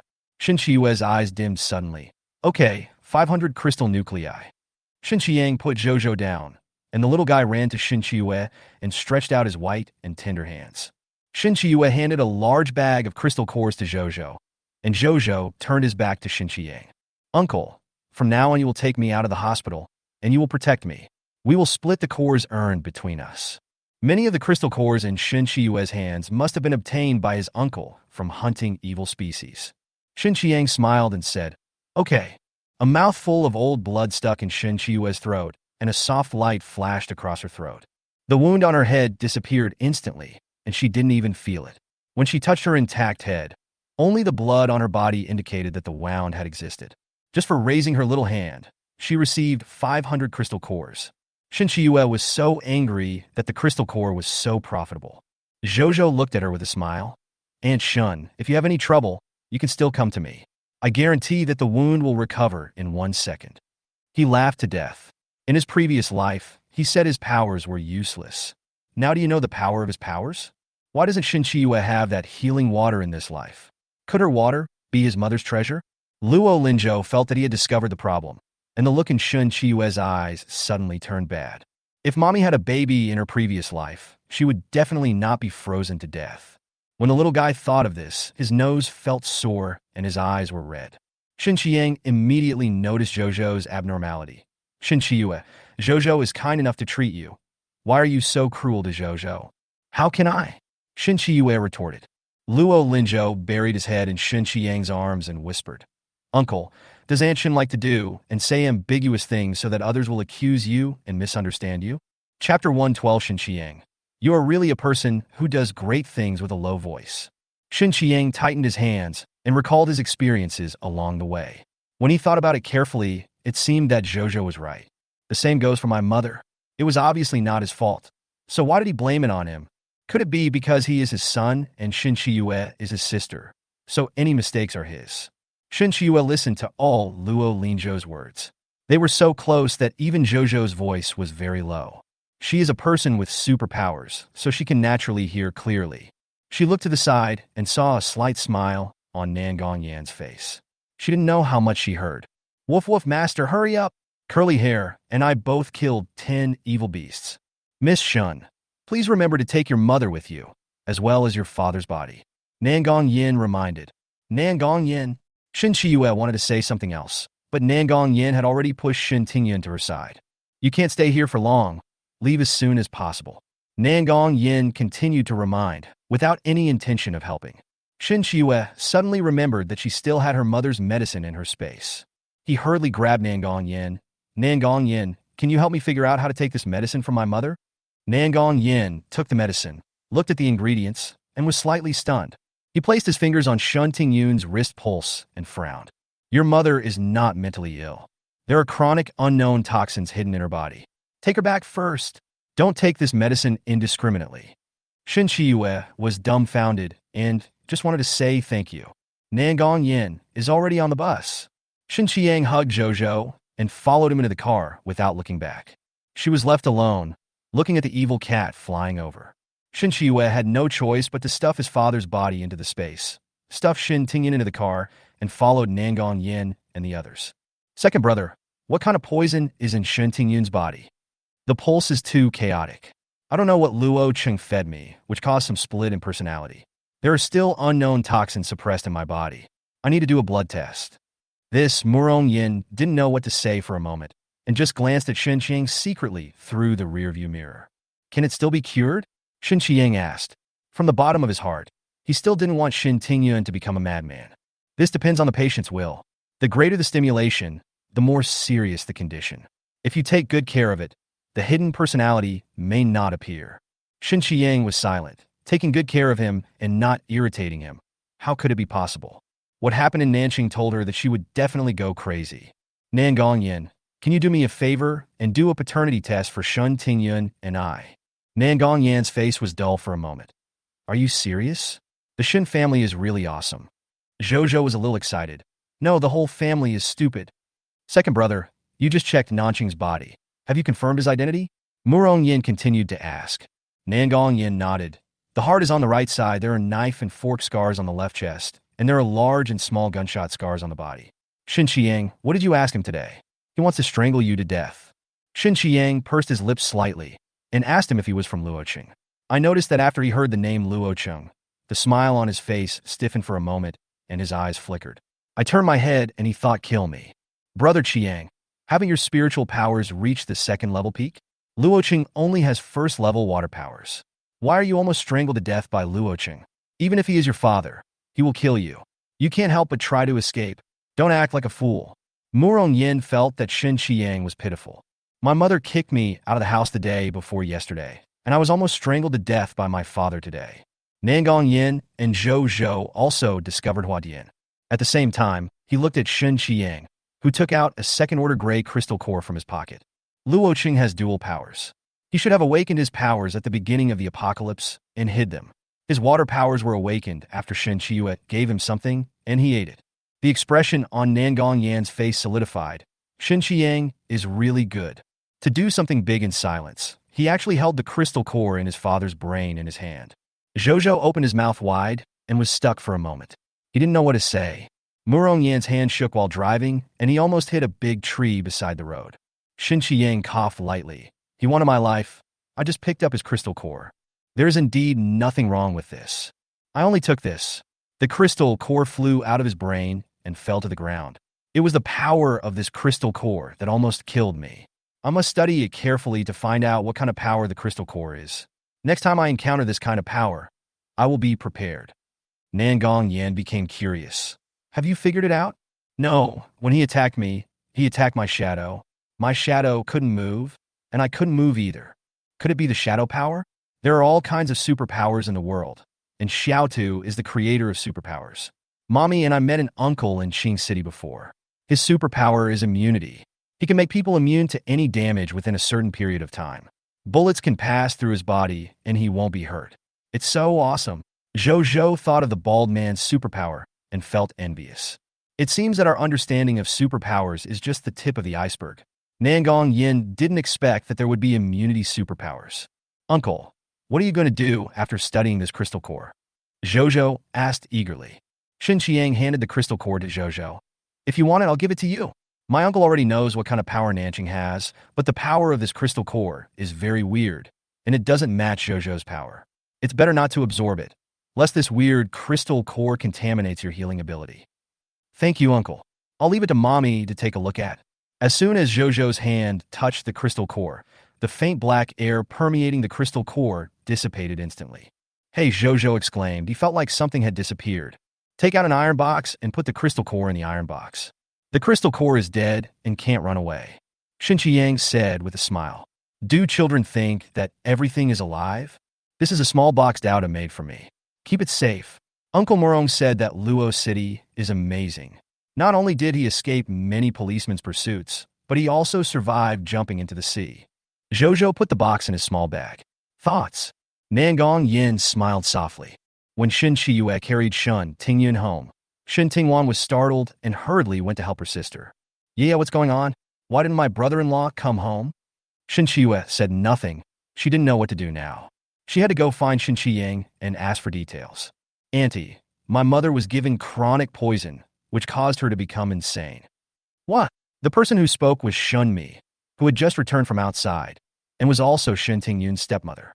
Annie, help me take care of my mother, and I'll go get a doctor. Chapter 113, Are you short of something to eat? Shin Tingwan was a little scared, but still agreed. Before Shin Qiang left, he said, If my mother goes crazy, just knock her out. Yeah, isn't this bad? looking at her fainted sister. Could it be that Shen Qiwen knocked her unconscious? Otherwise, what else can I do? My father is dead. Who should I ask now? Why did he kill Shen Qiang? Shen Qiyue was very irritable now. I originally thought that after being reborn, I would return to the Shen family and use the Shen family's money to stock up on supplies in advance. The Shen family are all people with superpowers. Are they still worried about not having a good life? But now not only is it a mess, her dad has problems. What did he mean by paving the way for her at the end? Could it be that paving the way for her meant that she would become an orphan and spend her childhood fighting for food with other children in an orphanage? Shen Tingwan was stunned. What? My brother-in-law is dead. Why did he die suddenly? Don't ask about this yet. Help me take care of my mother. I'll be back soon. Shen Tingwan saw that Shen Qiyue didn't want to say more, so he quickly agreed. Shen Qiyue walked to the gate and suddenly remembered that Nanqing had given her a piece of jade before jumping off the building. He took out the jade from the space. It was black sheep-heading jade, with Luo Yu engraved on one side and her name on the other side. On the side engraved with Luo Yu, there were a few words that she couldn't understand. The name Lu Hu is wrapped in those words. Lu Hu? Your surname is Luo. Luo Tang is also surnamed Luo. Could it be that Luo Yu is the former Luo Tang? After all, the current Luo Tang has not yet found his biological parents. She left the Shen family, but changed her surname to Luo. Could it be that Luo Tang's family background is higher than that of the Shen family, and her father left her with Luo Tang? The Luo family found out she was a fake and threw her away. This is impossible. Then how come her name is Shen Qiyue? Shen Qiyue thought about it while walking, but she couldn't figure it out no matter what. One thing that is certain is that her father has always known of her existence. Shen Qiyue thinks her father is sick. Her brain was sick, and she was so angry that she wanted to vomit blood. I remembered what Luo Tang said on the first day when I returned to Shen's house. No. When her mother wakes up, she must ask if Nancheng is her biological father. She really doesn't want to accept her father, who is mentally ill. Woof woof, the dog barked. Shen Qiang was eating happily, and his mental energy was swept away. When he saw Shen Qiyue, his face fell instantly. Uncle, what's wrong? Zhouzhou asked hurriedly, before he could swallow the food in his mouth. Shen Qiyue is here. Nangongyan put down his chopsticks and wiped his hands. With a slight smile on his lips, he said, You must be here to find me. Zhouzhou swallowed the food in his mouth and said, Uncle Nangong, I want to go too. I want to go too. Shen Qiang hurriedly cleaned the rice in the bowl. You all go. I can finish all this food by myself. Eat less. Tang Dang is not at home. No one has Hawthorne. Nangong Yin picked up the medical kit, picked up Zhouzhou, and went out. Aunt Shen, good evening. Have you eaten? Zhouzhou is full. Luo Linzhou greeted Shen Qiyue warmly. Shen Qiyue was in a bad mood, and she felt even worse when she saw Luo Linzhou being held by Nangong Yin, trying to force out a smile. Good evening, Zhouzhou. Aunt Shen, if you don't want to laugh, you don't have to. After all, your father just died today. I've seen on TV before that when a dead father wears mourning, he wears a white cloth. If you don't have a white cloth, my uncle Nangong, yes. Luo Linzhou said worriedly. The smile on Shen Qiyue's face froze. Why can't this kid shut up when he talks so much? Nangong Yin tried his best not to laugh. Fortunately, he had a good relationship with Zhouzhou, and the little guy wasn't angry with him. Miss Shen, my little nephew is young and ignorant. Please be more considerate when he mentions your sadness. That's good. This time I will help your mother see you for free. Shen Qiyue's eyelashes trembled slightly, and her eyes were slightly moist. Thank you so much, Brother Nangong. Brother Nangong is such a good person. Nangong Yin is indeed much better than this little brat. Nangong Yin smiled, never expecting that one day he would be issued a good guy card. She just didn't know if she knew that he killed Nanqing. I know he is not afraid either. Zhouzhou looked at Shen Qiyue with a smile. Aunt Shen, don't worry, my uncle Nangong, the doctor, is very good. I couldn't save your father because your father died on the spot. Shen Qiyue really wanted to shut Luo Linzhou's mouth. How could there be such an annoying child in the world? How could she forget for a moment that Luo Linzhou was a fake 3-year-old and he was reborn? Shen Ting saw Shen Qiyue inviting Nangong Yin over in the evening and was surprised that Nangong Yin was from Tong Tong's side. Nangong Yin opened Shen Ting Yun's eyelids and took a look, then felt his pulse, and then pressed a few acupuncture points, and Shen Ting Yun woke up leisurely. As soon as he opened his eyes, he happened to see Luo Linzhou's smiling face. He was so angry that he coughed violently. Miss Shen, You have accumulated many kinds of chronic poisons in your body. I wonder if you have checked your body over the years. Nangong Yin said directly. What did you say? Shin Tingyan thought he was hallucinating. Shin Shue took Shin Tingyan's hand and said, Mom, your mental disorder is caused by man-made causes, not because you are sick. How could it be? Shin Tingyan's chest heaved violently, and his breathing was not smooth. Zhozhou was afraid that she would die, so he quickly used his healing power. The soft light fell on her body, and Shin Tingyan felt a little more comfortable. Yeah, help me sit up. Shin Shue hurriedly stepped forward, and Shin Tingyun's eyes fell on Shin Chiyang. Why did your father kill you today? He is dead, do you have to know? It won't do you any good to know. There was a sneer on the corner of Shun Tingyun's mouth, and his lips were pale, and he looked like he was holding on. Miss Shun, you can't be stimulated anymore. Otherwise, your condition will get worse. He said this just out of his duty as a doctor. Shin Tingyun obviously didn't know Nanqing's identity, let alone that his daughter was taken away by him. It was pitiful that Luo Tang had drugged her for more than 20 years. My husband is dead and his body is not intact. Am I not qualified to know why? Your daughter knows the cause of your husband's death better than I do. He left her something before he died. You can ask her. Nangong Yin pushed Shin Shiyue out without mercy. I'm just a doctor who comes to see you. I don't want to get involved in your family affairs.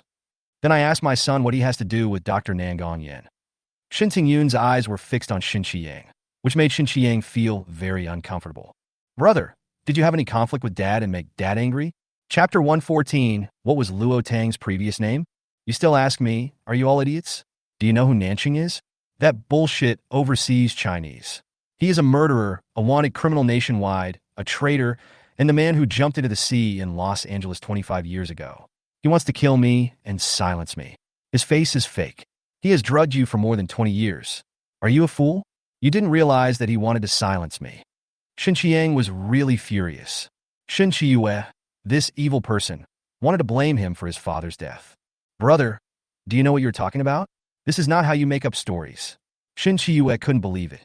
Shin Tingyun was surprisingly quiet, but tears kept falling from the corners of her eyes. Outsiders might lie to her, but Shin Chiyang would not lie to her. So Luo Tang is really the daughter of the head of the Luo family in the imperial capital, and Miss Nangong? You are here to see your sister. Shin Tingyun asked. Not bad. Nangong Yin confirmed. His original intention was not to find his sister, but to help his elder brother find a wife. Unexpectedly, there was an unexpected gain. I'm afraid Ye was taken away by him, and Shin Tingyun looked at Shin Chiyang fiercely. There is also her son. Shin Chiyang still doesn't know if he is her son. No wonder, I should have discovered it earlier. I have been living a joke for more than 20 years. I was obviously the eldest daughter of the Shen family in Mingdong City, so why did I fall in love with Nanqing in the first place?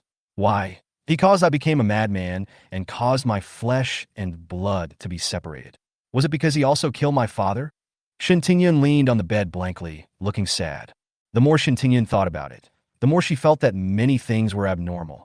In the first few years when we first met, Nanqing would personally make love food for me every day, and he continued to do so even after we got married. Even if I came back late, there would always be millet porridge at home. Until Tang Tang started to remember things, and the number of times decreased. Nangong Yin and Murong Yan's lips twitched. You are the daughter of the richest man in the city. You are short of food. You can hire 10 nannies to take care of you. Nanqing has a scar on his chest. His heart is rarely born on the right side. He also has small hole-like scars on his body. His skin is obviously in good condition, and he still applies various things on it every day. Shin Tingyun said as he spoke. Shed tears. Why on earth was this? There were obviously a lot of abnormal behaviors in Nanqing, but she didn't notice them. Sister, stop talking. We don't want him. Let's live a good life now. Shin Tingwan cried so hard that she was out of breath. Shin Tingyun's energy and vitality were visibly lost. His hair turned white from the roots, his eyes became dull, and he seemed to have aged more than half in just a few minutes. After Luo Tang was brought back, she had obviously begun to doubt. After all, the jade pendant Luo Tang wore around her neck was very strange. Not only was it engraved with the word Luo, but she couldn't get it off. But every time she started to have doubts, her mind would become abnormal, and then she would slowly forget some things. After that, the jade pendant around Luo Tang's neck never appeared again. Sister. Shin Tingwan cried, and her eyes turned red. It's really terrible. Who would have thought that the brother-in-law who was obedient to his sister would be the source of the Shun family's disaster? My sister was really miserable when she met Nanchung. Mom, you and I, and yeah. Shun Chiyue's tears flowed down. During this period of time, she could personally feel Shun Tingyun's care and love for her. Ha ha ha, yeah, where's my daughter? Go away. You are not my Yiya. My Yiya has a black jade pendant hanging around her neck. When I hug her, she will smile at me. Shen Tingyun didn't know where the strength came from to push Shun Chiyue away. When Secret Shin saw Shen Tingyun like this, her mouth moved, but she didn't make any sound. She probably didn't know what to say. When Luo Tang was brought back to the Shen family, she had not yet married Shen Tingyun's father. Mr. Shen only married her in the first place so that she could take care of Shen Tingwan. And she just needs a home. She has no fertility and no money. By marrying Mr. Shen, she can get what she wants. Ever since she entered the Shun family mansion, she felt that the other Shin family's feelings towards Luo Tang were a little subtle. By chance, she discovered that Luo Tang was not Shen Tingyun's biological child. It's funny to say that Shen Tingyun himself didn't know. Dr. Nangong, can you help my mother see if there is any treatment for her? Nangong Yin said nothing, and Shin Chiyue's heart felt cold. At this moment, she didn't know what the meaning of her rebirth was. Her father is an executioner, her mother has become a madman, and her brother has left home and been divorced. Obviously, in the previous life, in the third year of the apocalypse, the Shin family was still alive and well. Something must have gone wrong. Shin Chiyue suddenly remembered that her father had thrown a piece of jade to her before he died. He looked up at Nangong Yin and asked, "What is Luo Tang's name in the Luo family?" "Luo Yu. Yu Zizu, my aunt's daughter." Shin Chiyue's breath froze. It was all true. Everything was done by her father. Why? To get revenge on the Luo family, or to get the Shin family's property? He drove her mother into a lunatic, and in order to torture Luo Tang, she was placed in an orphanage without the care of her family since she was a child. He even strangled his own son to death in order to conceal his identity. Her dad is so scary. Why does she have such a father? Her mother was crazy, and she didn't even have the chance to ask her mother if Nanchung was her biological father. Nangong Yin watched Shin Chiyue cry silently and didn't know what to comfort her. Let Shin Chiang bind Shin Tingyun with his mental power and take out the silver needle from the medicine box. Zhozhou's little face wrinkled up, so pitiful. Grandma Shun was so pitiful. She was deceived for more than 20 years. He would never be angry with her again. Dr. Nangong, is my sister still conscious? Even if she is afraid of Shin Tingyun is still her sister no matter what. We have to observe the patient for a few days to see how he is doing. After the acupuncture, Shin Chiang withdrew his mental power, and Shin Tingyun calmed down and slept quietly on the bed. Shin Tingwan helped her sister cover herself with quilt. Yeah, send Dr. Nangong to you. Shin Tingwan didn't know what Shin Chiyue was thinking, and she stood still since Nangong gave the acupuncture. No, the patient cannot be disturbed too much. She needs to rest and don't let her be stimulated anymore. Nangong Yin picked up Zhozhou with one hand, gently opened the door, and left Shin's house. Yang, do you want to leave too? Shin Tingwan asked. Shin Chiang turned back and glanced at Shin Tingwan. Yes. Thank you for your kindness the day before yesterday. I will visit Mom with Nangong Yin tomorrow. Seeing that Shin Chiang was about to leave, Shin Tingwan pulled Shin Chiyue. Yeah, please say something. Annie, can't you have some opinions of your own? How old are you? Let my mother have a good rest. I still have things to do. Shin Tingwan was stunned, lowered his head slightly, followed Shin Chiang, and silently exited the room. Shin Chiyue is very busy now and has no time to care about other things. Dad's body is still in her dimension, so she can't keep it there forever. Naturally, he will be cremated. Shin Chiyue was not in the mood to eat, so she came to the yard and took Nanqing's body out of the space. The body was not human-like, with blood flowing all over the floor. Shinmi screamed in fear, and Shin Chiyue covered her mouth. Shut up. If you wake up my mother, why should I go next door to ask for Dr. Nangong at this late hour? Chapter 115 I Hate You, after knowing all the truth. Shin Chiyue had just poured gasoline on Nanqing's body, and with sharp eyes saw a piece of bright yellow silk folded in the inner pocket of Nanqing's clothes.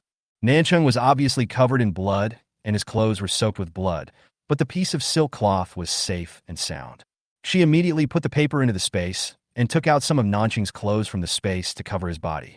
When the fire power was used, red flames kept jumping in front of her eyes. The flames dispersed the darkness nearby, but they could not dispel the chill in her heart. Red flames illuminated Shun Chiyue's face, and her eyes were dark and unclear. Even if there is only one person left, she must live well. So, what if she doesn't have a family? In this life, she has superpowers, and she is still a third-level superpower user. She still has supplies, so she will definitely be able to live well. It would be better if Nanqing died. For her own sake, someone who could kill even her own son might push her out one day when she encounters fatal danger. Xin Qiang stood on the second-floor balcony, quietly staring at Xin Chuep burning the body. At this moment, Villa number 16, Uncle Nangong, are these medical devices? Yes, when I finish it, I need Curly Hair's help. Zhou blinked. Can you do a paternity test for me and Uncle Bai? Nangong Yin was stunned and looked at Zhou in confusion. The child took the wrong medicine today. Zhou shook his head. He is miserable, poor, and stupid. I doubt he can give birth to a son as smart as me. Nangong Yin. I have seen a biological father suspect that his son is not his biological father because of his IQ, but I have never seen a son suspect that his biological father is not his biological father because of his IQ. Qing Li is not stupid either, although not as smart as him. But Nangong Yin still agreed. After knowing that Tang Tang was his sister, he really wanted to call Bai Qingli a beast. If Bai Qingli knew what Nangong Yin was thinking, he would definitely cry out that he was wronged. It wasn't him who was the beast, it was Tang Tang. Uncle Nangong, how long are you going to be messing around with?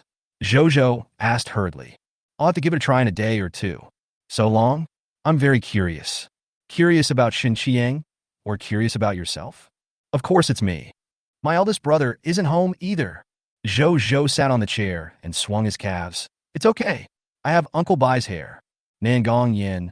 He didn't know what to say now. Your parents never thought about doing a paternity test, and you, a 3-year-old kid, are worrying about it here. What do you want to do? Doubt your mother or your father? Seeing that Nangong Yin didn't say anything, Zhou continued. Uncle Nangong, how did you say I came here? Uncle Bai said he was in a coma for 4 years, but I was only 3 years old. Nangong Yin took a deep breath and said, your mommy will be pregnant for 10 months. Then must I have a father? Why can't there be only a mommy and no dad? Zhou's little face wrinkled. He always thought that he didn't have a father, and his mother in his previous life never told him that he had a father. Now a father suddenly appeared from nowhere, and he didn't feel comfortable at all. Zhou doesn't want a daddy. Zhou was feeling a little disappointed. Xiao Pang grabbed his clothes tightly and whispered, it's not that I don't want to, I just don't know how to do it.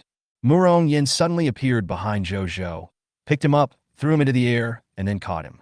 Zhou laughed out loud. Uncle Murong, you sneak attack.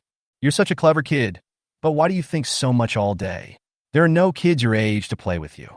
You're such an unlucky kid. You were supposed to go to kindergarten, but now you're living in the end of the world. In Murong Yan's opinion, Zhou has too little contact with people of his age, and the family he grew up in is incomplete. The only people who accompanied him were Luo Tang and the nanny. Ian, help Zhou take a bath, send him to bed, and tell him some stories. Murong Yin picked up Zhou and left happily. Little Zhou, let me tell you some interesting stories about your father's childhood. Zhou's eyes widened. Really? Your father was very naughty when he was young. Every time he came home, he would compete with his mother in wits and courage. He also practiced martial arts since he was young, and all the children in the compound would be bullied by him.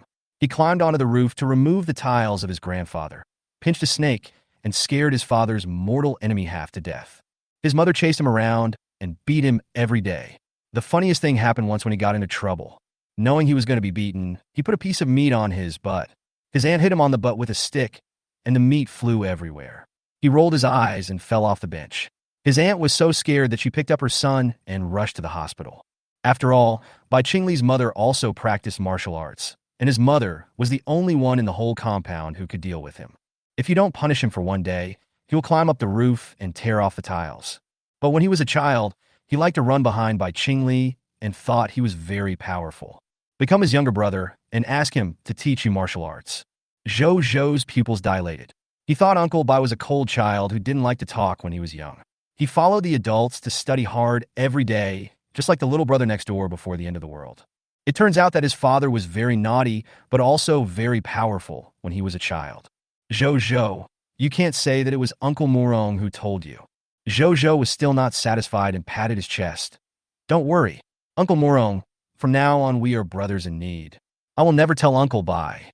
He leaned close to Murong Yan's ear and said, Uncle Murong, do you know any interesting things about my father? Please share them with me. Murong Yin coughed lightly. I heard this from his grandfather, Mo Xuanji. Grandpa Mo was obsessed with martial arts all his life and lived in Changbai Mountain. My eldest brother spent most of his time studying martial arts with his grandfather. When he went to provoke a black bear, he was beaten by the black bear. He was bald. He also stole tiger cubs and was chased off a cliff by the tiger mother. He hung on a tree for several days before Grandpa and Mo found him. Jojo, Mommy is right. Dad probably committed his own death. How much luck does it take for his father to be alive? Dad's grandfather is also very caring. Isn't he afraid that his father will die? Shen Qiang listened to all the conversation between the two. He was originally in a bad mood, but suddenly he wanted to laugh. Bai Qingli really couldn't tell a person's face. He looks cold and his name is Qingli. The prime minister in white clothes is polite and courteous. Completely irrelevant to him. He really laughed to death. Shen Qiue put her father's ashes in a jar, stuffed it into the space, returned to the room, and closed the door. He took out the jade and the handkerchief. The handkerchief felt like silk and was very thick. When she opened it, there were the same words written on it as on jade, but she didn't recognize the words. Shen Qiue always felt that the handkerchief looked strange. When he looked carefully, he found that there was a layer between them. Burn the corners with fire and pull out a thin piece of paper, which is densely covered with words. The more she looked at it, the angrier she became. She tore the paper into pieces and crumpled it into a ball. If her father was still alive, she would want to strangle him to death. If my mother sees the content on this piece of paper, she might be pissed to death. Chapter 116 Luo Jiuan, the old lady of the Luo family. It turns out that Nanqing had been eyeing his mother and the Xin family's wealth as soon as he returned to China. After she was born, he learned about the birth of Luo Yu of the Luo family and planned everything. She didn't know if Luo Yu of the Luo family had great luck, but as her father, she had an unexpected luck. He tied her destiny to Luo Yu and took her away from her mother. Without leaving home, she would have been the eldest daughter of the Xin family. What kind of luck would she need? Shen Qiue's fingertips traced the black jade, and she was suddenly reminded of rebirth. But why did Nanqing keep Luo Yu by his side and put her in an orphanage? Could it be possible that he would have other witchcraft to transfer Luo Yu's movements to his side? Shen Qiue's chest rose and fell violently. Nanqing was so weird. She really didn't have much luck since she was a child. She was inexplicably scratched on the thigh when she was 4 years old, and she fell down the stairs when she was 6 years old. Fortunately, the injury was not serious, and luck got better after I turned 6. But as soon as the past life came to the end, luck began to change. She had struggled so hard, tried so hard to stay alive, and even tried her best to grab a mutant fruit and reunite with her mother, but she still died. Her wish in her previous life was very simple. She just wanted to live a good life and live like a human being. But what she pursued, Luo Tang could easily get. Now Nanqing is dead, Luo Tang is still alive and well, and has even found his family. Is the jade still useful? What will happen if she destroys it? If Nanqing hadn't played tricks, even if she hadn't been reborn, she would still be the princess of the Xin family. Just like Luo Tang in her previous life, her supernatural powers were useless, but she still lived a good life in the end times. Isn't it a kind of luck that she was born into a wealthy family? She stayed in the orphanage for 18 years. If it weren't for the help and scholarships from kind-hearted people, she wouldn't even be able to go to high school. If there was no apocalypse, the little things the Shun family could squeeze out of their fingers would be enough for a person to be wealthy for a lifetime. Nanqing, I hate you. Why did you make me an orphan? Why did you harm my mother? Why do I have a father like you? Shen Qiue smashed the black jade on the ground like crazy. The originally hard black jade was smashed in half by her. What Shen Qiue didn't know was that Nanqing found a good family for her at first. Unfortunately, less than a month after she was adopted, the family was involved in a car accident, and she was the only one in the car who was intact. Relatives of that family felt that she was a disgrace to her parents, so they abandoned her in an orphanage. And Nanqing happened to think so. He was a superstitious person, but he never thought that it was his own problem. Shen Qiue wiped her tears, sat there for a while, and used her powers to burn the handkerchief and shredded paper. When she bent down to pick up the black jade that was broken into 2 halves on the ground, she felt cold all over. There was a whistling wind outside the window, and it started to rain. A black shadow passed by, and my heart skipped a beat. When I looked up, it was pitch black outside, and there was nothing. She must be too tired today and frightened herself. His Shen Qiue's fingers hurt. When she picked it up, she found that her hand was scratched by a piece of jade, and her fingers began to bleed. The words on the jade suddenly lit up red. After Luo Tang took a shower and was about to go back to his room to sleep, he suddenly felt a stabbing pain in his chest and fainted. Bai Qingli analyzed the layout of the ore and wanted to finish digging the stones as soon as possible. He was shocked when he saw Luo Tang suddenly falling backward while walking. He rushed forward and caught Luo Tang. "Tang Tang, what's wrong with you?" He touched Luo Tang's forehead and found that his body temperature was normal. He picked up Luo Tang, gently placed her on the bed, and took off her shoes. Luo Tangdao's body felt like it was on fire, burning hot. Bai Qingli hurriedly transferred ice-type abilities to Luo Tang, wanting to use his mental power to check on Luo Tang's physical condition. As soon as he touched it, a red lotus bud suddenly appeared on Luo Tang's forehead, and his originally chestnut long hair slowly turned red. Watching the red lotus slowly blooming, Bai Qingli's heart skipped a beat. He had a bad feeling, so he opened his phone and took a picture of Luo Tang. He had to keep the evidence. Tang Tang suddenly changed again, so as not to be wrongly accused and beaten again. "It's so hot." Sure enough, as soon as Luo Tang finished shouting, he sat up from the bed and stared at him. Bai Qingli's heart skipped a beat. "Tang Tang, do you know who I am?" Luo Tang didn't say anything, but smiled sweetly. Her cheeks flushed, and even her fair neck was stained pink. Bai Qingli took a step back and asked again, "Tang Tang, do you know who I am?" He was really scared of hearing other people's names. "You dare to retreat? Come here." Bai Qingli was shocked. These words sounded so familiar. Before he could react, Luo Tang suddenly stood in front of him. Bai Qingli took a deep breath. This time, he must find out how Tang Tang did it. At this speed, Tang Tang is not a 4th-level speed psychic. Pity. Now Luo Tang is confused and feels hot all over. She feels like she has been poisoned.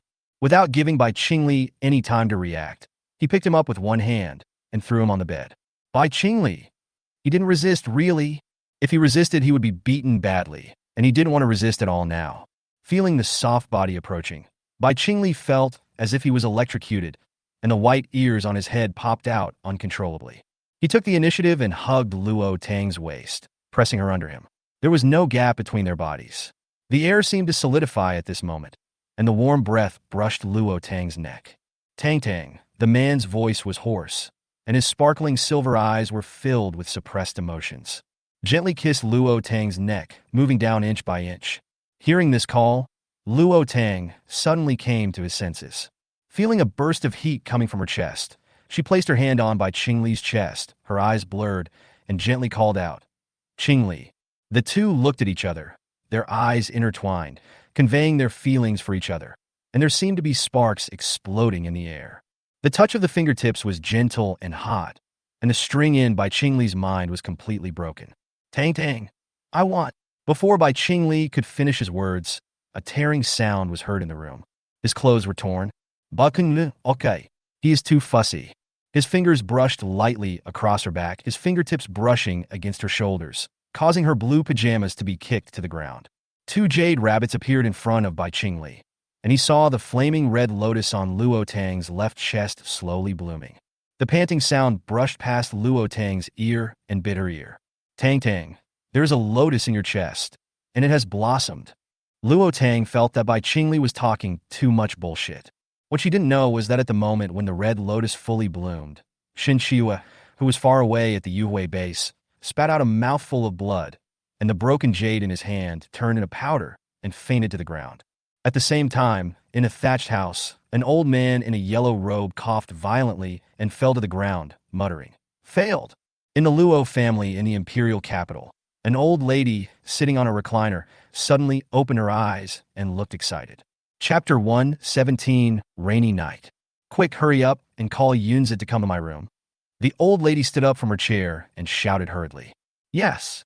The person watching at the door immediately ran towards Luo Yunzi's residence. Luo Yunzi is a busy man. He just got home at night. After washing, he walked into the room quietly, for fear of waking up his wife, who had a poor sleep quality. "Master, the old lady is calling you." Just as Luo Yunzi's hand touched the quilt, a discordant voice suddenly sounded outside. Nangong Qin frowned slightly when she heard the voice and slowly opened her eyes. "Yunzi, you should go quickly. It's so late, Mom might have something important to do." Luo Yunzi sighed. "I woke you up again." Nangong Qin half turned his body and raised his head slightly. "I just haven't been sleeping well lately." Ever since her little Yuzi came home and did a paternity test, she secretly did it again, but she still felt weird. Her mother's attitude toward Xiao Yuzi made her always feel that was not her Xiao Yuzi. The pendant on Yuzi's neck is her mother's heirloom. Although the girl looks a bit like her mother when she was young. But when he was brought to his mother, she didn't even look at the child. As for the black pendant, she didn't ask much. This was obviously very wrong. How could she not be suspicious? But she couldn't sleep when she thought about what would happen if it wasn't the case. 22 years passed without a single clue, and then tragically the end of the world came. She was afraid that her little Yuzi was in danger. Every time she thought of this, she would silently tell herself that maybe she was overthinking it. Luo Yunza felt unhappy. Ever since his wife told him how she felt, he also noticed something was strange. But now it's the end of the world. Many things cannot be verified, and it's impossible to tell whether what the girl said is true or false. It is said that the demon city grew up, but now the demon city has been submerged by the sea, and they have no way to find witnesses. Don't think too much about it. I'll ask Mom later. She asked me to send someone to monitor Yuzu. There must be a reason for that. Mom won't tell us why. No, she has to go for a paternity test tomorrow. Otherwise, she won't be able to sleep tomorrow. The first time I saw her, I didn't feel the joy of finding my lost daughter. Luo Yunza, don't think I don't know. You've done it secretly once, so why do you need to do it secretly a second time? Luo Yunza put on his clothes, pinched the corner of the quilt for Nangong Qin, and then left the room. Gently push open a carved wooden door, and you will see a meticulous old lady sitting upright in a chair, sipping tea leisurely. The old lady had a head full of silver hair, which she tied up with a sandalwood hairpin and pinned behind her head. She had a smile on her lips and an excitement in her eyes that she could hardly suppress. Luo Yunza took a look and said, "Mom, is there any good news?" The old lady clapped her hands excitedly and wiped away her tears. "What a great news! I sense that Yuzi is still alive.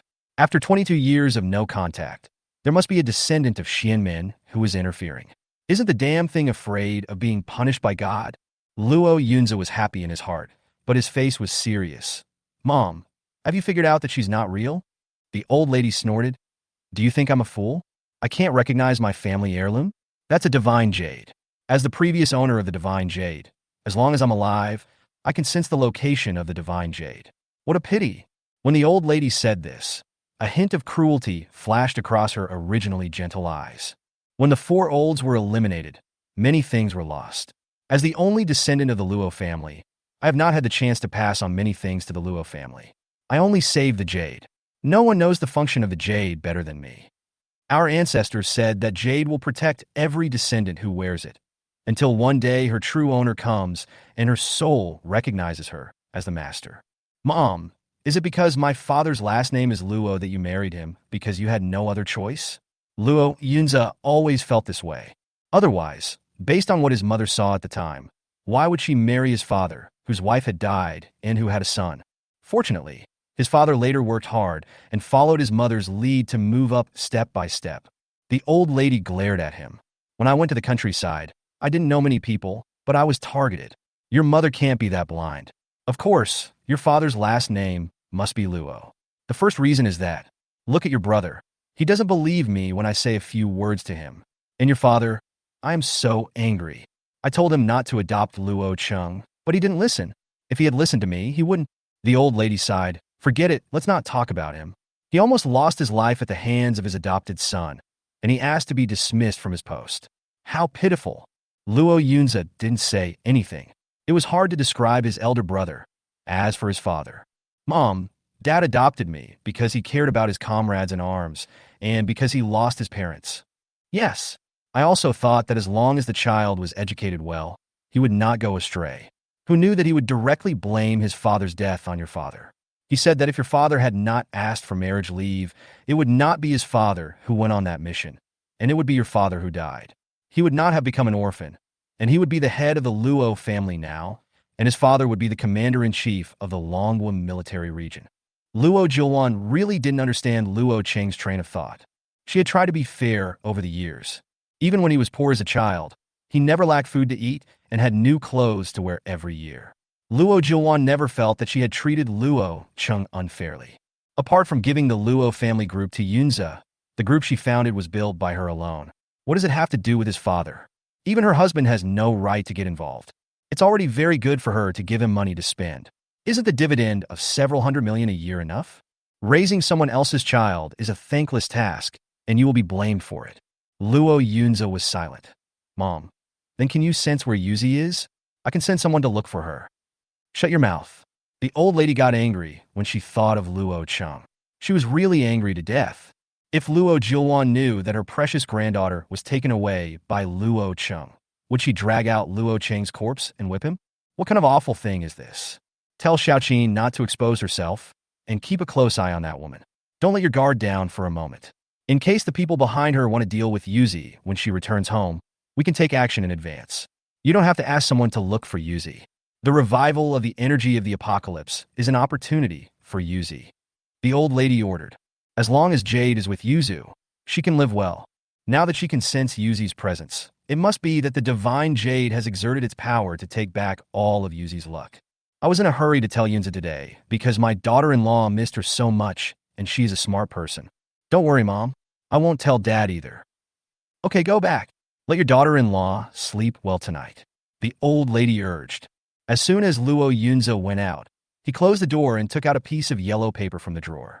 He pricked his finger with a needle, muttered something, and wrote symbols on paper with blood. Then, he folded the paper into a small paper crane, and when he used his supernatural power, the crane flew out of the window. Luo Jilwan breathed a sigh of relief when she saw this. Who would have thought that everything recorded in the ancient books of the Luo family was true, but before the end of the world, there was a lack of opportunity, and they could not be used.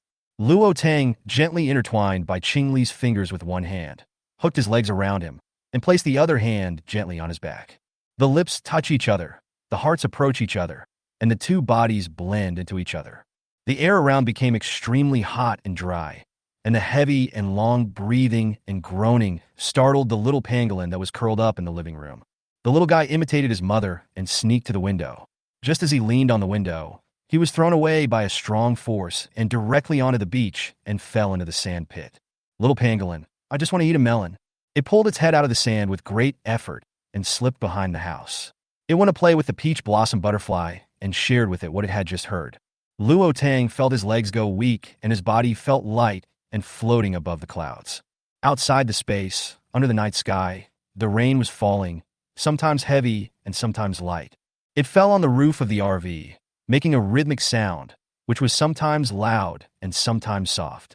Just as the rain was about to stop and the sound was gradually getting smaller, the sky suddenly started to rain heavily again, even more heavily than the previous one. The sound of raindrops hitting the roof of the RV became louder and louder. The room was filled with constant panting and groaning sounds, and it was full of charm. The heavy rain lasted all night before it stopped. When Luo Tang woke up, he felt a hand on his chest. When he opened his eyes, he met a pair of deep silver eyes. The man smiled lovingly and kissed her forehead. Tang Tang, wake up. Luo Tang didn't blush or feel nervous. He hugged Bai Qingli and leaned close to his ear, breathing softly. You're awake. The furry ears on Bai Qingli's head popped out, and Luo Tang pulled his wolf ears. She kissed him, put on her clothes, and turned over. Bai Qingli lay on the bed and pressed his ears back. Why didn't his ears obey him? If his two younger brothers knew that he had no upper hand in front of Tang Tang, would they laugh to death? He must tease Tang Tang in the future. He won't believe it, kiss him, right? If he doesn't kiss her to death in the future, he won't be named Bai. Looking at Luo Tang's hurriedly leaving figure, Bai Qingli's mental power once again probed into his brain. The green mist was still on his crystal core, lingering, and his face was wrinkled like a bitter gourd. Dodo sat on the giant pangolin's back. Why hasn't the big cub come yet? It has already woken up from a nap today. Dudu sighed. It rained heavily yesterday, and the mountain diggers were all taking shelter in the caves. The plan to mine the energy mine in 7 days might have to be postponed for another day. If the unlucky guy doesn't come to mine, it will take 10 days or even half a month before he can go home. When Luo Tang was taking a shower, he found that the red lotus on his left breast was in full bloom. It turned out that what Bai Qingli said last night was not nonsense. As soon as he used his mental power, he found that the lotus bud crystal core in his brain had changed. It turns into a green lotus bud, surrounded by rings of different colors. The blue lotus opened its 5 petals, and on 2 of the petals were 2 small beads. One is a miniature version of the life space, and the other is dark purple. Luo Tang was shocked. Her spiritual power crystal core and the lotus bud crystal core merged into one. I felt my own ability again, which was the middle stage of the 4th level. Sitting in the bathtub, I swallowed my saliva. What was going on?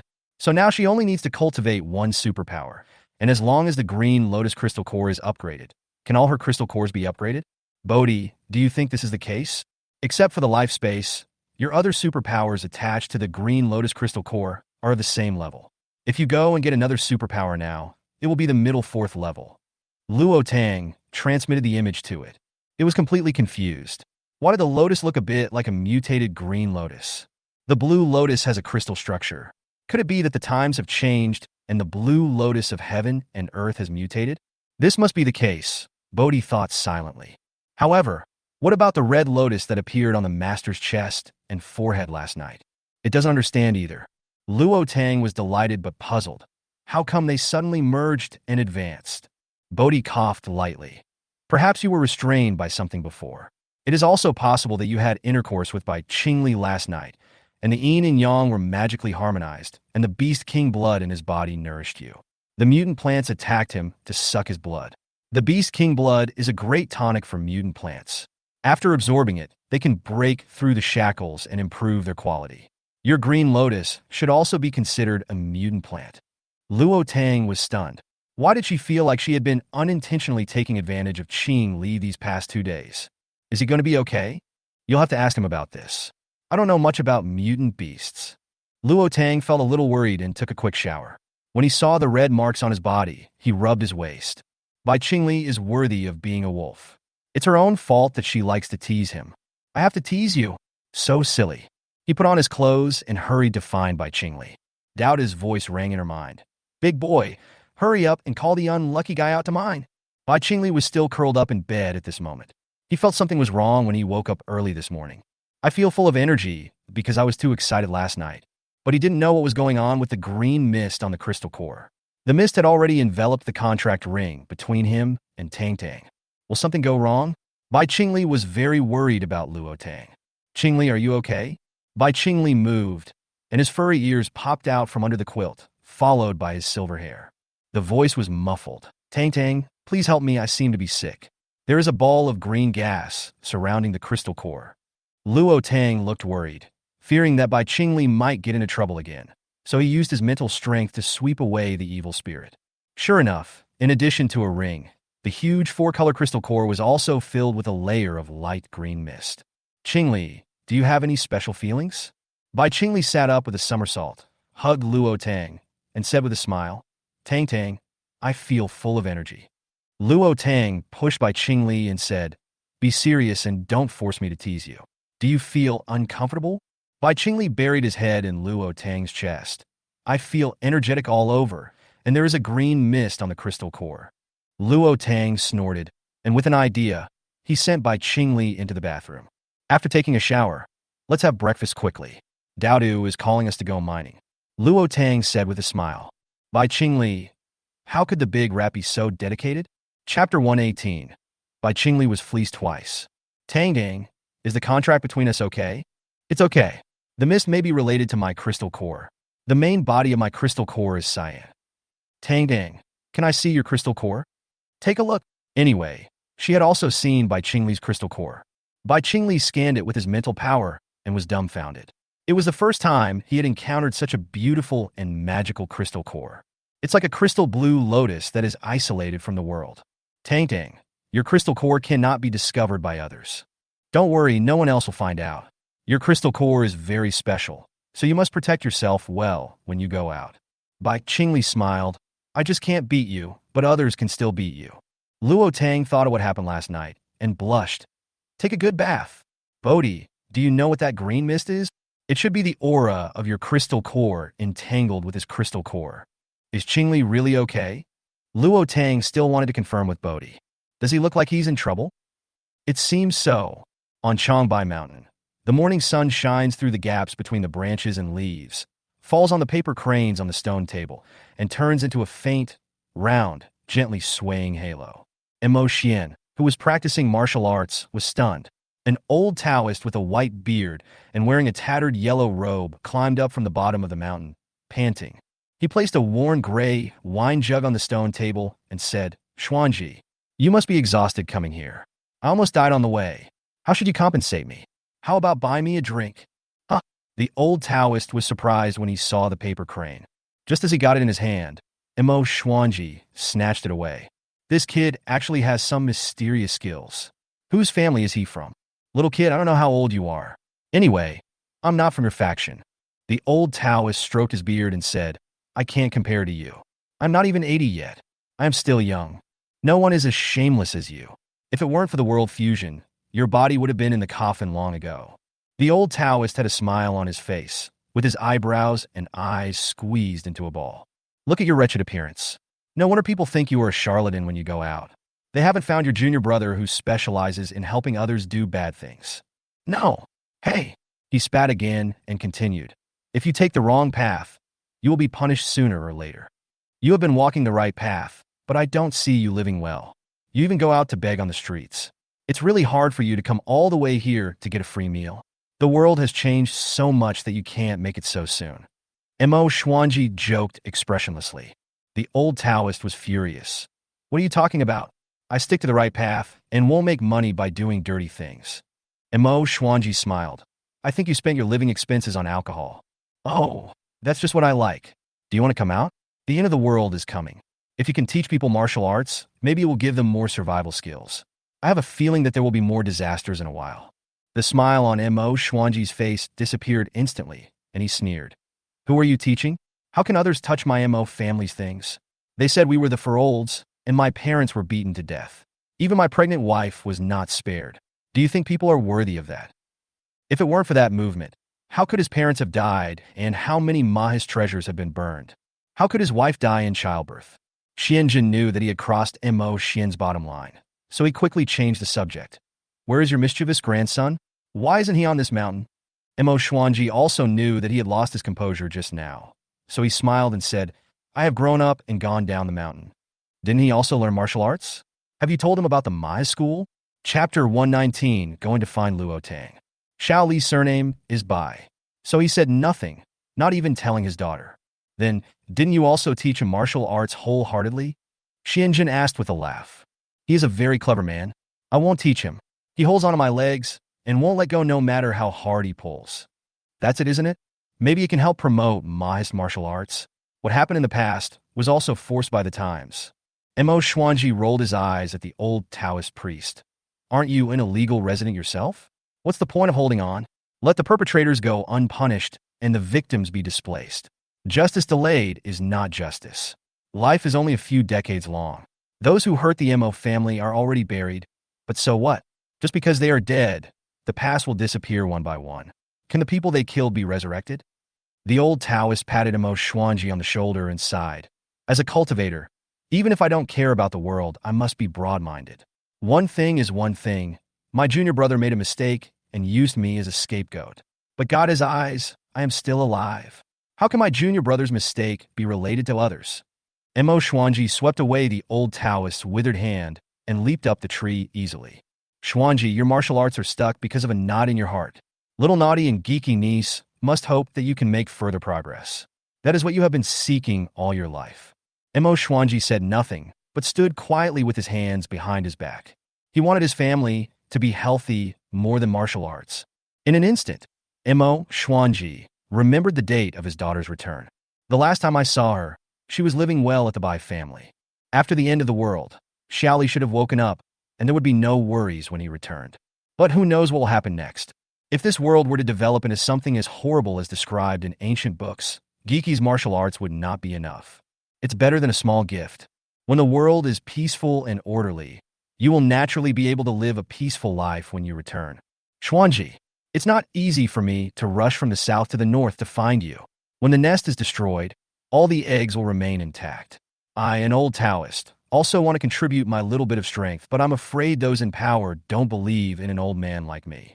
The old Taoist was moved and tried his best to persuade. Mo Xuanji stood on a tree branch, wearing a black robe, his back straight. The mist on the pine leaves wet his white hair, and the morning sun lengthened his shadow. I opened the paper crane in my palm and frowned when I saw the message on it. Then reply with one word on the paper. Can. With a touch of the fingertips, the paper crane ignites and floats down. The Taoist priest hurriedly caught the burnt paper crane and asked, "Can't you just tell me who it is?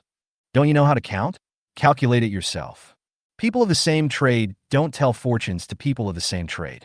I haven't told fortunes to anyone for a long time. People always say that he is a charlatan. It was a kind girl he met 2 years ago who took pity on him and gave him some money to buy some wine. So he read her fortune. It just so happened that he stepped on the iron plate that time, and the little girl's life became unclear, and it seemed that her originally good fate had been tampered with by someone. The little girl herself didn't know her own birth date, and he couldn't see it clearly either. He could only interpret her fate and found out that she was related to flowers in her past life. So he asked her to change her name to Luo Tang. He also gave her a Bodhi tree, hoping it would help her solve her problems. And Mo Xuanji nodded. "I understand. I'll just beg for money instead." Xianjun pointed at Mo Xuanji, so angry that he was speechless. A piece of milky white jade fell into his hand, and Xianjun grabbed the jade and took a bite. "Good stuff. Who carved the soul-protecting jade? Take this jade and go to the Luo family in the imperial capital to find Luo Julwan. She will believe you."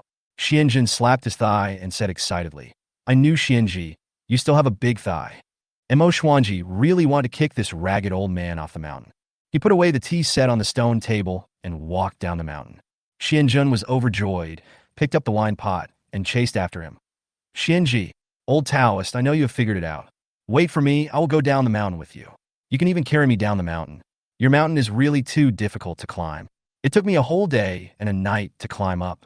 I'm going to the south to look for someone, so I don't have time to accompany you." "Looking for someone? I'm good at this. Come to me. I'll help you.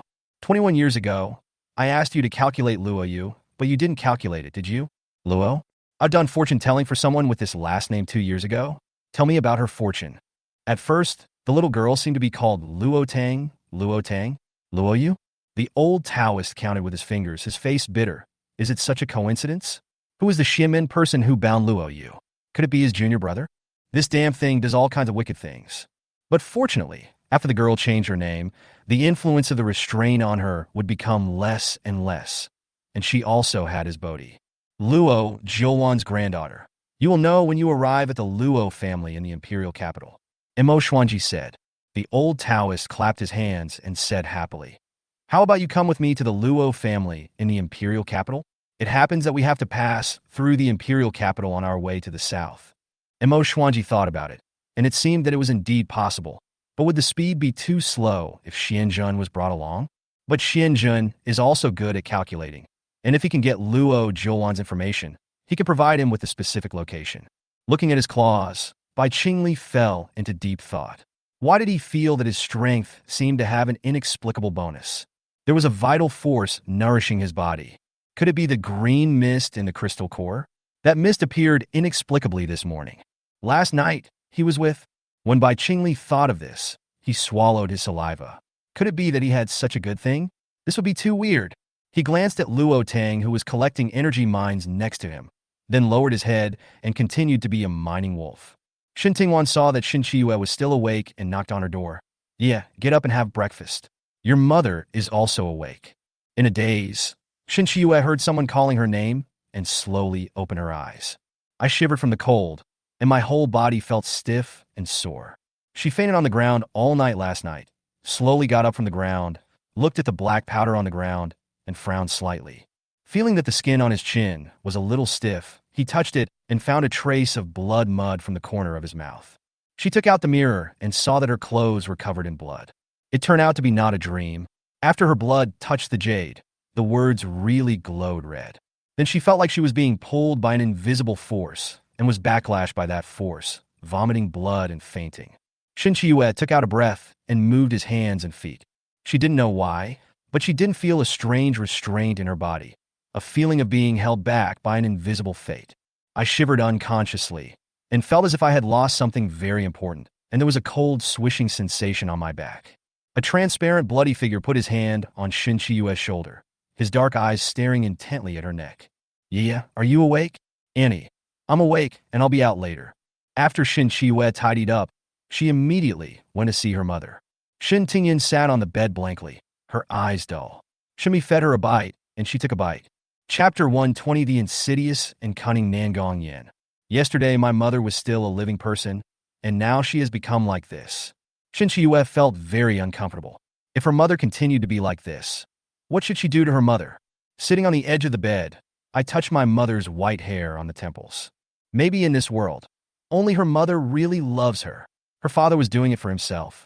What Shin Shiyue didn't know was that an old man wearing a yellow robe and holding a cane was coming in her direction.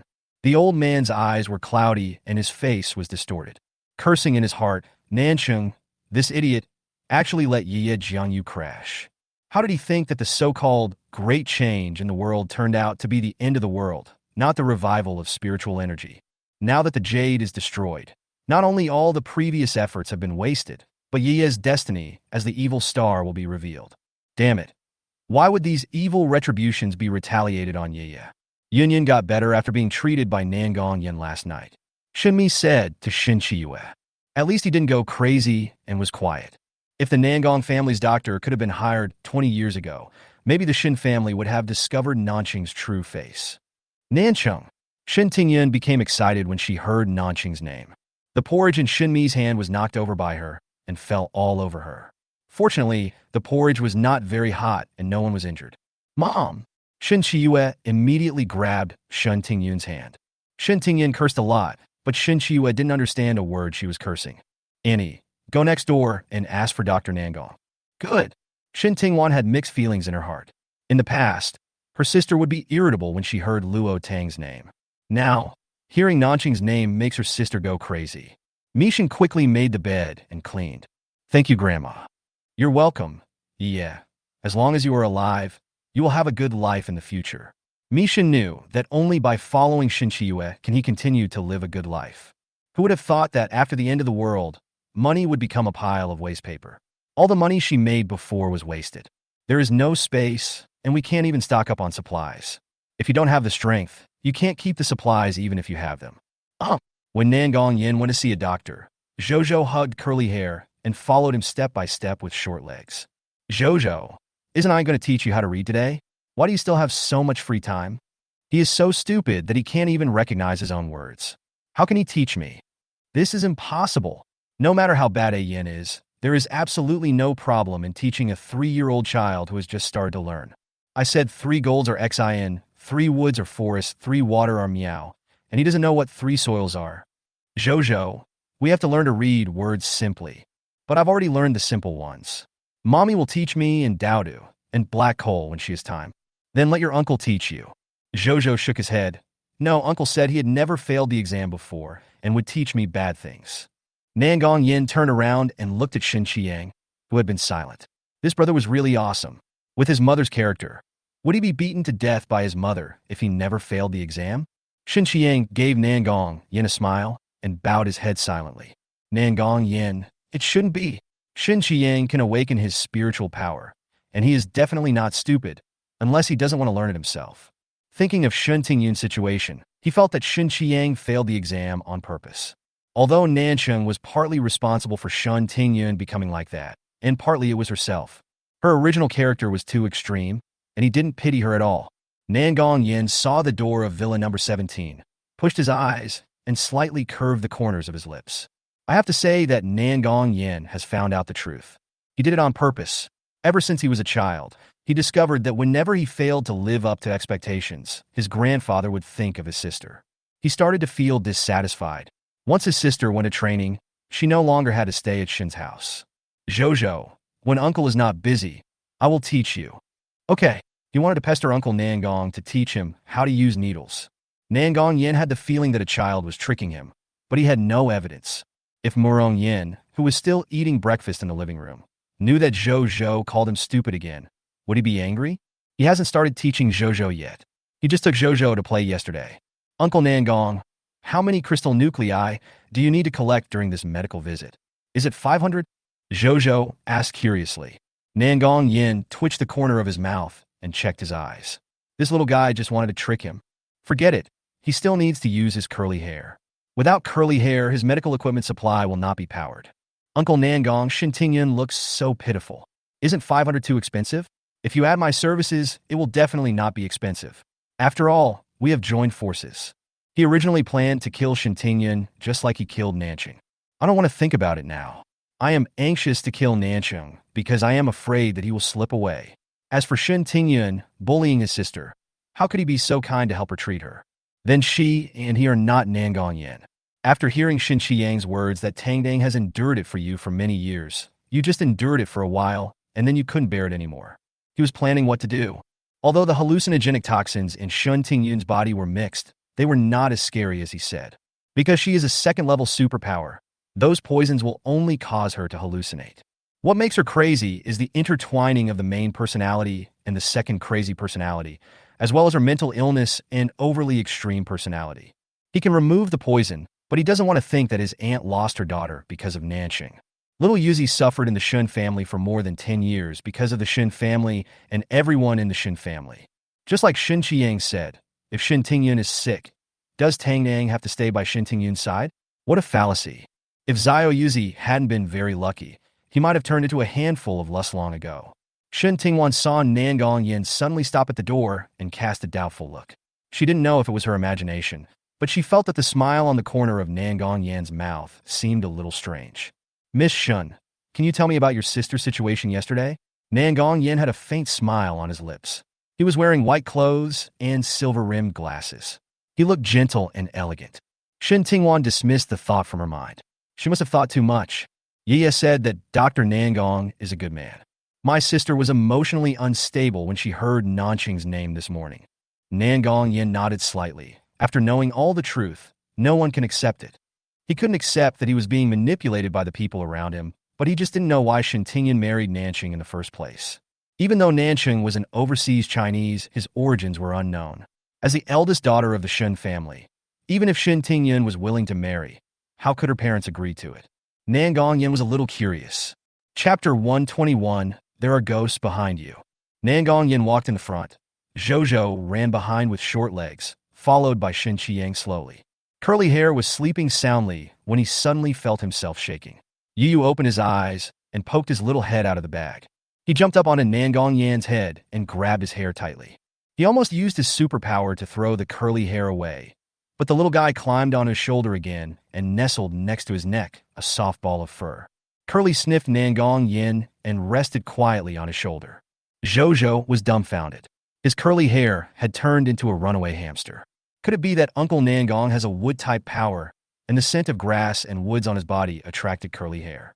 As soon as Shin Tingwan opened the door, Shin Shiwei came up to her, grabbed Nangong Yin, and said sadly, Dr. Nangong, my mother just had an illness attack and fainted again. Mi Shin glanced at Shin Shiwei, then at Shin Tingyun lying on the bed, sighed, and remained silent. Curly Hair heard the sound, raised his head, and saw through Shin Shiwei the terrifying black shadows wandering behind her, and screamed in fright. Purple arcs of electricity flashed on his cheeks. Nangong Yin encountered this. Even if he threw the curly hair down at the fastest speed, his shoulders were scorched black by the electricity. Nangong Yin reached out and touched the top of his head. His hand was instantly as black as the bottom of a pot. His forehead was slightly protruding, but he couldn't get angry at Zhozhou's little pet. After being thrown off by him, the little guy immediately slipped under the bed and shivered as if he had seen something very scary. Occasionally, there will be purple arcs flashing under the bed. He could only be thankful that the little guy reacted instinctively and didn't use any special powers. His body was small, and he didn't cause too much harm. Shin Chiyue was going crazy. She felt that this little hamster was just here to cause trouble for her. Dr. Nangong, are you okay? What do you think? Miss Shin, I have to go home first. Your mother just happened to be awake, so it won't be a big deal. He just finished speaking. Zhozhou rushed in, followed by Shin Qiyang. Zhozhou became anxious when he heard Curly Hair's cry, fearing that something might happen to little Curly Hair. As soon as he entered the door, he saw Shin Chiyue with her head lowered and a gloomy look on her face. She was so frightened that she burst into tears. Ghost! Shin Qiyang picked up Zhozhou and looked at Shin Chiyue with a slight frown. Shin Chiyue's face froze. I didn't do anything. When Curly heard Zhozhou's voice, he took small steps and sneaked out along the edge of the bed. He grabbed Shin Qiyang's trousers and climbed into Zhozhou's small backpack. Gigi ghosts, there are so many ghosts. Wu Zhozhou Curly Hair is so scary. When Nangong Yin saw this scene, he always felt that the little guy didn't like him and came to take revenge on him. Zhozhou buried his head in Shin Qiyang's arms and kept calling Ghost. Uncle, there are a lot of ghosts with broken legs, bloody bodies, some with eyes gouged out, and Zhou burped, secretly opened his eyes, and glanced at Nangong Yin. His eyes were wide open, his eye circles were red, and there were tears on his baby fat face. Uncle Nangong also turned into a ghost. Nangong Yin. Shin Qiang suppressed his laughter. Don't be afraid, Zhou. There are no ghosts in broad daylight. Nangong Yin was just scorched by curly hair. Zhou, that's awesome, my curly hair. Are there really no ghosts? No. Your uncle and I have mental powers. If I didn't sweep away the ghost, Zhou must have made a mistake. Zhou stretched out his little head, looked past Nangong Yin, and looked at Shin Qiyue. A bloody black figure suddenly jumped out from behind Shin Qiyue, with a pair of black eyes staring at him. Zhou cried loudly, breathing rapidly, and stretched out his little finger to point behind Shin Qiyue. The words were stuck in his throat, and he couldn't say anything, and his face turned pale. Nangong Yin didn't care about anything else. He picked up Zhou from Shin Qiang's arms and ran out of the villa while shouting for Black Coal. Keep an eye on her, he said to Shin Qiang before leaving the room. Shin Qiang, who had just walked out of the room with Nangong Yin, returned to the room and released his spiritual power to cover the entire villa number 17. Black Coal rushed into the door like an arrow from the string, saw Shin Qiyue, and screamed at her. Shin Tingyan woke up suddenly when he heard the harsh barking of a dog. His eyes were red, and he wanted to strangle the dog that was yelling in front of him. But when he looked at the dark eyes behind Shin Qiyue, he shouted, "Ghost!" He rolled his eyes and fainted from fright. "Mom!" Shin Qiyue felt a thump in her heart, felt her nose with her hands, and then breathed a sigh of relief. "I'm going to call Dr. Nangong," Shin Tingwan whispered, and immediately ran out the door, fearing that there was really a ghost. Shinmi's heart was pounding. She always felt that this room was too cold. The kid in Zhou said that ghosts might scare people, but there was the mutated hamster just now and the dog that was still barking. And what Shin Tingyun said just now made Shinmi have to worry. The old man later said that dogs' eyes and children's eyes can see things that adults cannot. And Shin Tingyun is a madman and sees different things from time to time.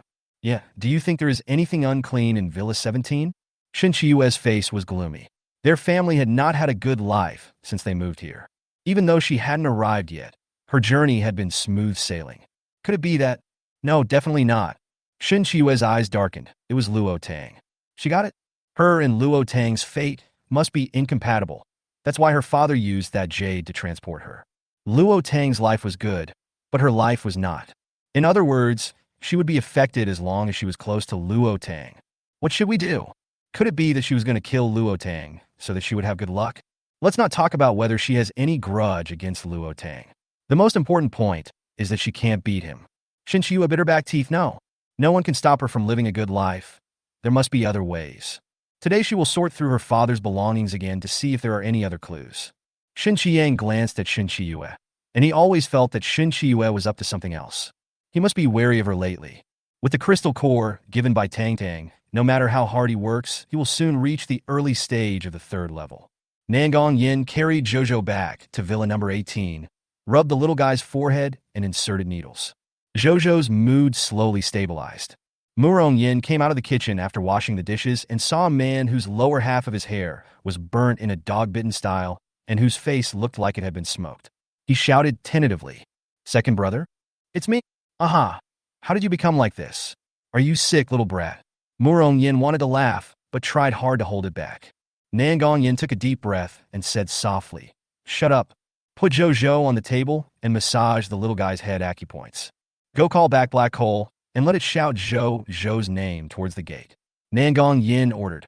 Murong Yin was confused for a moment, but seeing Nangong Yin's serious expression, he immediately did as he was told. Upon hearing this, Curly crawled out of his small backpack, slipped out the door, and sat down under a tree in the yard. Squeaky Zhou, go home. Chapter 122 will bring bad luck.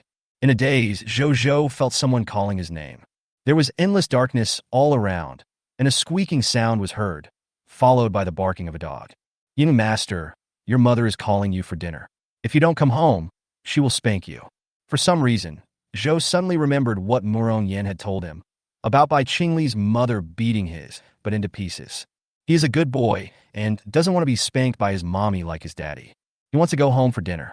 Zhou, who was originally lying flat on the table, suddenly sat up, opened his eyes, and cried, "Mommy, I'm home. You can't spank me." He rubbed his eyes with his little fleshy hands and met two pairs of worried eyes and a dark head. "Uncle Nangong, Uncle Murong." Nangong Yen heaved a sigh of relief upon seeing this and gently rubbed the little guy's head. "It's okay. I'm sorry. Uncle didn't expect that evil spirits really exist in the world. I originally thought that what Grandma Luo said was just a joke. But it will suddenly happen next to him. If Zhou is frightened by evil spirits and loses his soul, he will become a fool. The eyes of children and dogs can see things that adults cannot." It seems that this sentence is really true. Evil ghosts can't hurt you, but Zhou can't be scared by evil spirits. Little Curly pulled Nangong Yan's trouser leg. "Gigi, I'm sorry, I accidentally shocked you because I was scared just now." Zhou sniffed and crawled into Nangong Yan's arms. "Uncle Nangong, why are there suddenly so many black figures behind Aunt Shin? Is that black figure with bloody flesh, black eyes, and broken neck Nanching? If so, will they hurt anyone?" Zhou, thinking that Nanching's crystal core was still in his room, he instantly felt chills on his back. So scary. The more Murong Yin listened, the more shocked he became. Ghost? There are really ghosts in this world. The old man didn't lie. "Zhou, Uncle doesn't know either. He can't even see those ghosts like you. He studied medical skills, not mystical skills. Will Uncle by now? Maybe. He had never seen Bai Qingli catch ghosts." "Zhou, did you see the ghost behind Shin Chua yesterday?" Zhou shook his head vigorously. Woof, master, I know this. It rained heavily last night, and a red fierce light suddenly lit up in the villa over there, and the surrounding ghosts gathered there. I thought only I could see these things, so I didn't say anything about them. After all, they don't want to be next to us, but to that nasty Tuleg." Zhou immediately told Nangong Yin what Black Hole had said. "Is it possible that Shen Chiyue can control ghosts?" "It doesn't look like it," Murong Yin asked doubtfully. Woof, bullshit ghost control skills. Those are lonely ghosts, ghosts who come for revenge, although they will not cause harm to people. But if you keep following someone, you will continue to absorb that person's yang energy, making that person more and more unlucky. If you have bad luck, it is easy to be unlucky enough to die. Revenge? Has Shin Chiyue done a lot of evil things? Nangong Yin was very confused. If there really is a ghost in Nancheng, shouldn't he come and take revenge on him? Why follow Shin Chiyue? Woof, then I don't know, I'm just a dog. It's great to know so much. Uncle Nangong, don't go to see her. What if those ghosts hurt you? Just now, a ghost suddenly stared at me, which made me scared. Zhou's little chubby hand grabbed the girl, who slipped onto the table. Curly, stuff it into a small backpack. Gigi means there are so many ghosts, it's so dark. If you could see it, you would be scared to death. Zhou stayed at home. Just now Shin Tingwan said that her sister also called a ghost and fainted from fright. Your uncle is still there. I'll go and have a look. Let him try to see if he can sense the ghost with his mental power. If explained using scientific methods, the so-called ghost should be the obsessions left behind after death. That is, the remaining mental fluctuations. Evil ghosts will carry bad magnetic fields with them and follow people, which will affect the magnetic field around people and bring bad luck. As a person with mental powers, Shin Qiang must be able to see ghosts, but maybe he didn't find a way. It's not on the same level as the spirit of the ghost. Uncle Nangong. Zhou was still worried about Nangong Yin. It'll be okay. Zhou pushed the black coal and said, "Uncle Nangong, bring the coal with you. It's really powerful." Woof, I'm not afraid of ghosts. I mustered up my morale and yelled, and those ghosts were still gone. On the other side, Shin Qiang's face was gradually turning pale at this moment, and his calves had begun to tremble slightly. He didn't expect that what Zhou shouted was true. He used his mental power to explore many times, but found nothing. Just as I recovered my mental power, I noticed a slight abnormality. So I used a small ray of mental power, and what I saw was incredible. Mamma mia! Did Shen Chiyue go to the ghost cave? There were ghosts behind her, both those with eyes and those without eyes, all staring at her, and some even wanted to strangle her neck or bite her neck. If he hadn't been prepared just now, he would have screamed out in fear when he saw these ghosts. Shin Qiang knew that if he screamed in fear, those ghosts would definitely find out that he could see him. Shin Chiyue is so evil. Swallowing his saliva, he lowered his head and said, "Annie, the sun is very warm today. Why don't you take Mom to bask in the sun?" "Okay," Shin Tingwan agreed without thinking. She always felt that this house was a little weird today. After finding a recliner, Shin Qiang picked up Shin Tingyun and placed her on the chair, and Shin Tingwan and Shin Tingwan carried Shin Tingyan out the door. Shin Shiyue frowned slightly. Why did she feel that Shin Qiang and Nanganjian had been avoiding her sight shortly after he left with Luo Linzhou? Can you not avoid it? Ever since he discovered the ability to sense ghosts with his spiritual power, confronting you is like confronting a group of ghosts. The golden sunlight fell on the body, dispelling the coldness on the body. Shin Qiang found that the ghost did not come out, but slipped from Shin Tingyun's room to Shin Shiyue's room. 2. Evil. The apocalypse can happen, powers can be awakened, and encounters with ghosts seem to become normal. Shin Qiang thought silently. Nangong Yin hurried over, and Shin Qiang pulled him and ran out. Ching, what are you doing? Dr. Nangong still wants to treat your mother.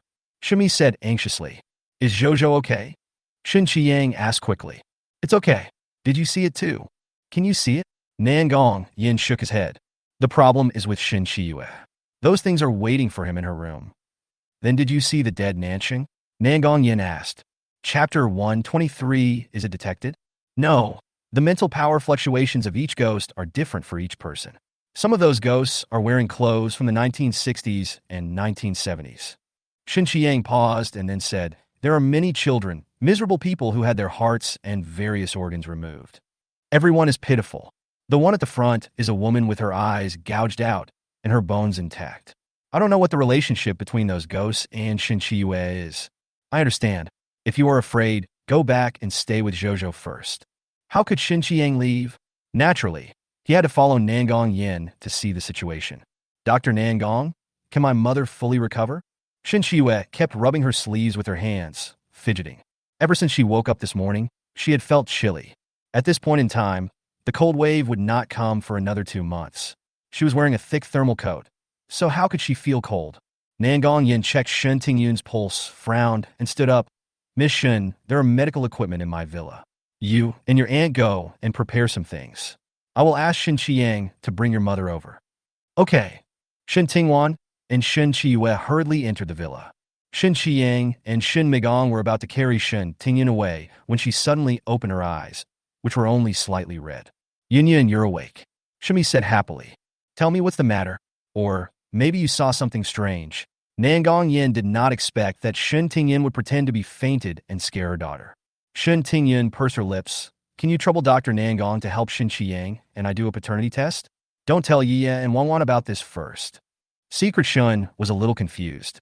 There was really a lot going on in the Shun family these days. Okay, I'll tell you the results tomorrow, and I'll go back first. Shin Qiang didn't say a word and silently followed Nangong Yin away. When Shin Tingwan and Shin Shiyue came out, they saw Shin Tingyun sitting quietly on a chair, staring ahead with empty eyes.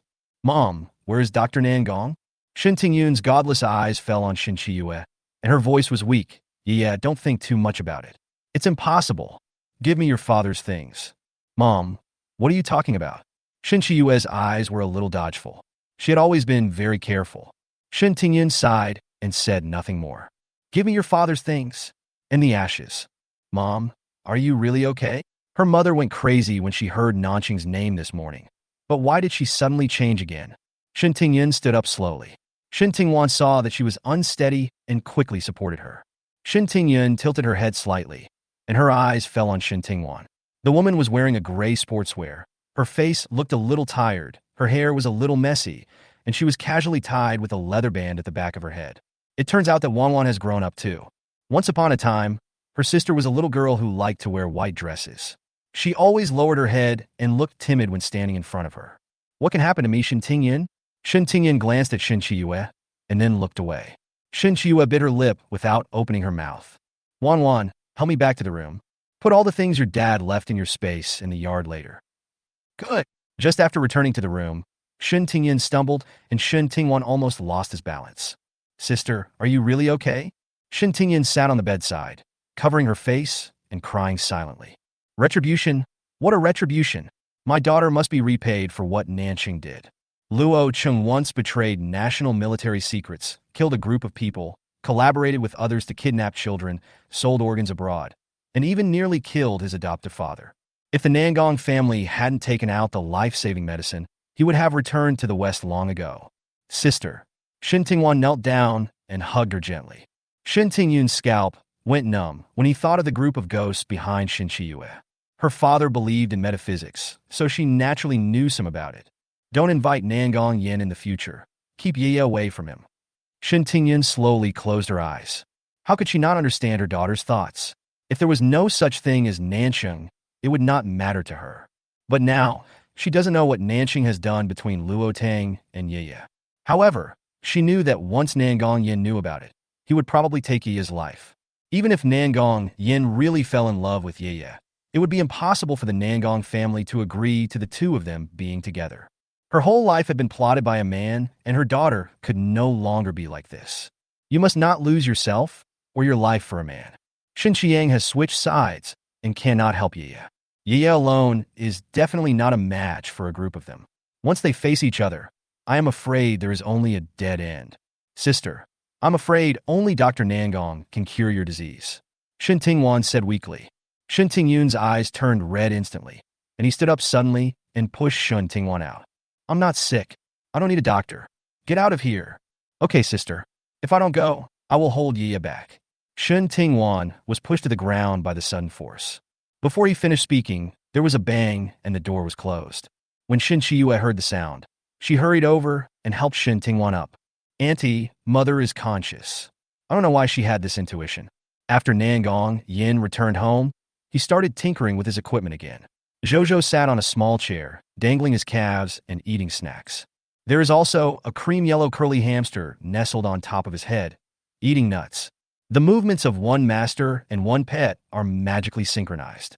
Uncle Nangong, how long will it take for you to get these things ready? I have a night job tonight, and I can use it tomorrow morning, leaving the little curly hair.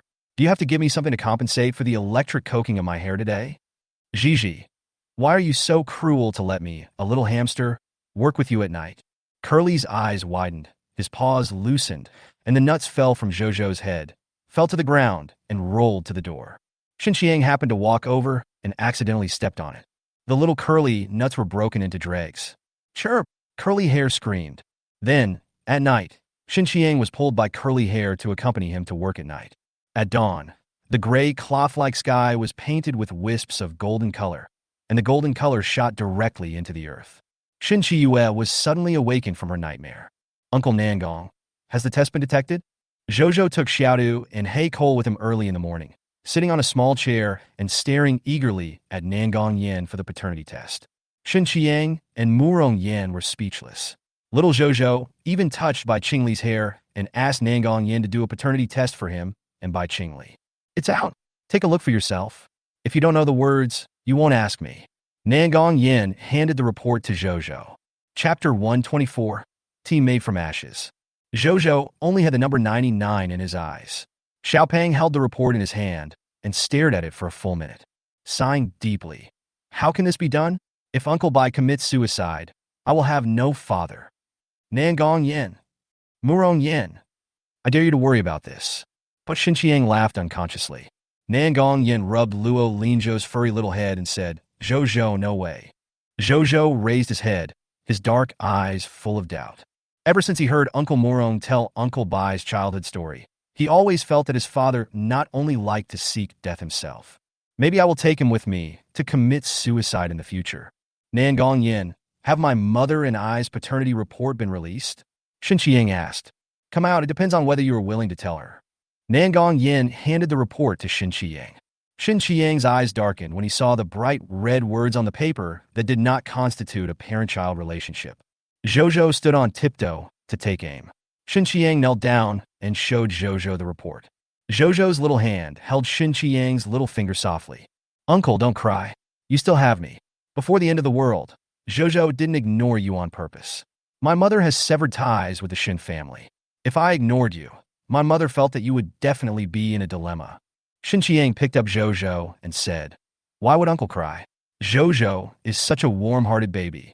He is now certain that Zhozhou should be like Shen Chiyue, knowing the end of the world in advance. If Tang Dang asked him to form a team when the apocalypse first broke out, he would indeed be in a dilemma. When he didn't know whether he and Tang Dang could survive the apocalypse, he might drag Tang Dang and the Shen family together.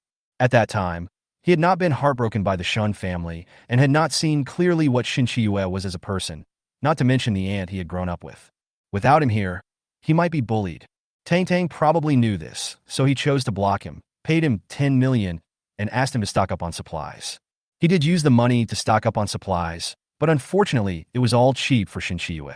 It was still in her hands, which really pissed him off. Shen Qiyang, if you don't mind, I will tell Shen Tingyan the news today. If you don't want to, I won't tell you. Shen Qiyang returned the report to Nangong Yin and said in a deep voice, Tell me, maybe it's because we are not connected by blood, so she treats Shen Qiyue and I differently when she doesn't know that I am not her son. No matter what, he is the one who has called his mother for 20 years.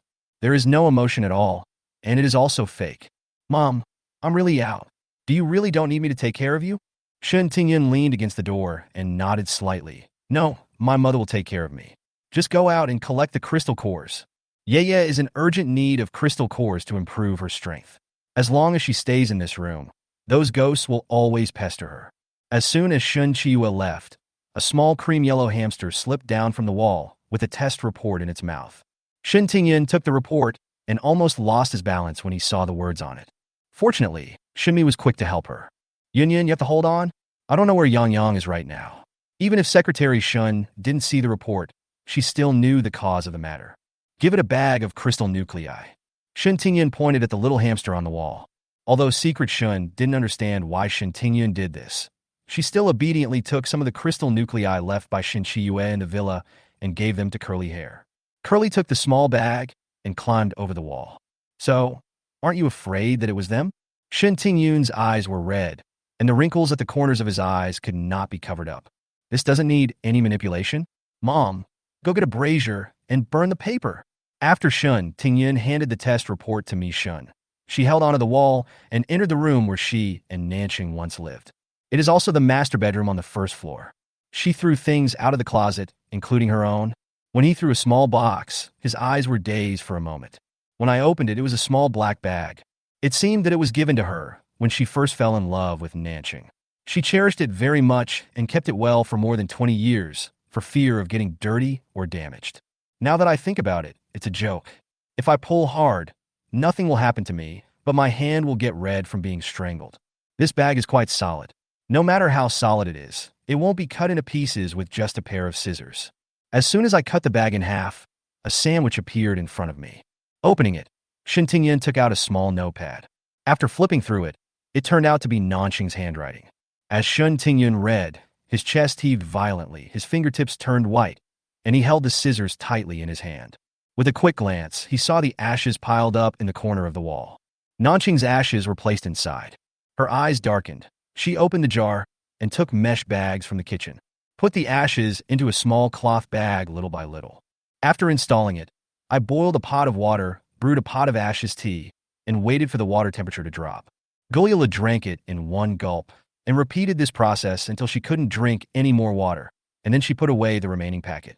Secret Shun had just finished cleaning and saw Shen Tingyan busy in the kitchen and asked, Yin, whatever you want to eat, I'll do it.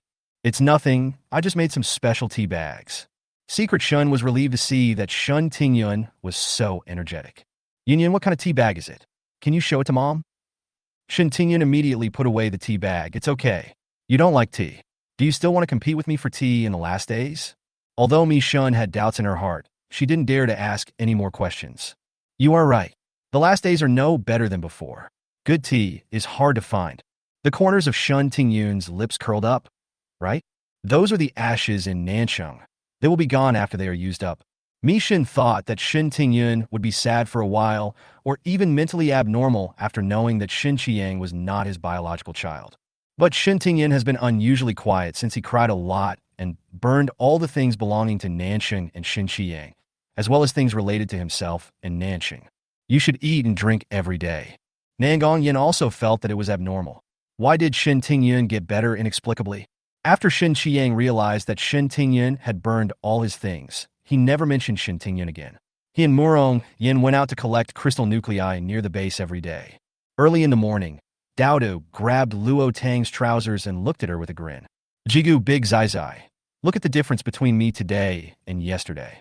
Luo Tang lowered his head and looked at Daodu from head to tail. On his head was a ball of green fur, all covered with soft silver-gray hair. Feeling Luo Tang's eyes, Daodu's expectant eyes gradually dimmed. Luo Tang suddenly picked it up and kissed it fiercely. My Zai Zai. Last night his metal power was upgraded to the early stage of the 4th level, and it became even more powerful. Hey Goo Goo. That's not the case. I'm your Daodu. How can I be worse than you? I'll catch up with you soon. Bye Qingli. I don't know who has been pestering him to drink his blood these days. 10 kilometers away from Yuhui base, a figure of a man in black robe appeared. Chapter 125, The Old Roadblocker. Second brother.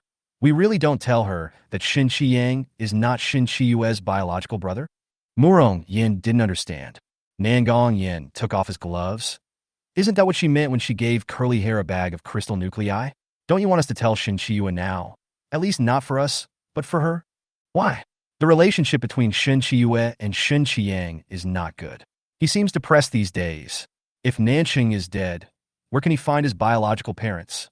Murong Yin felt that Shin Qiyang was really a pitiful child.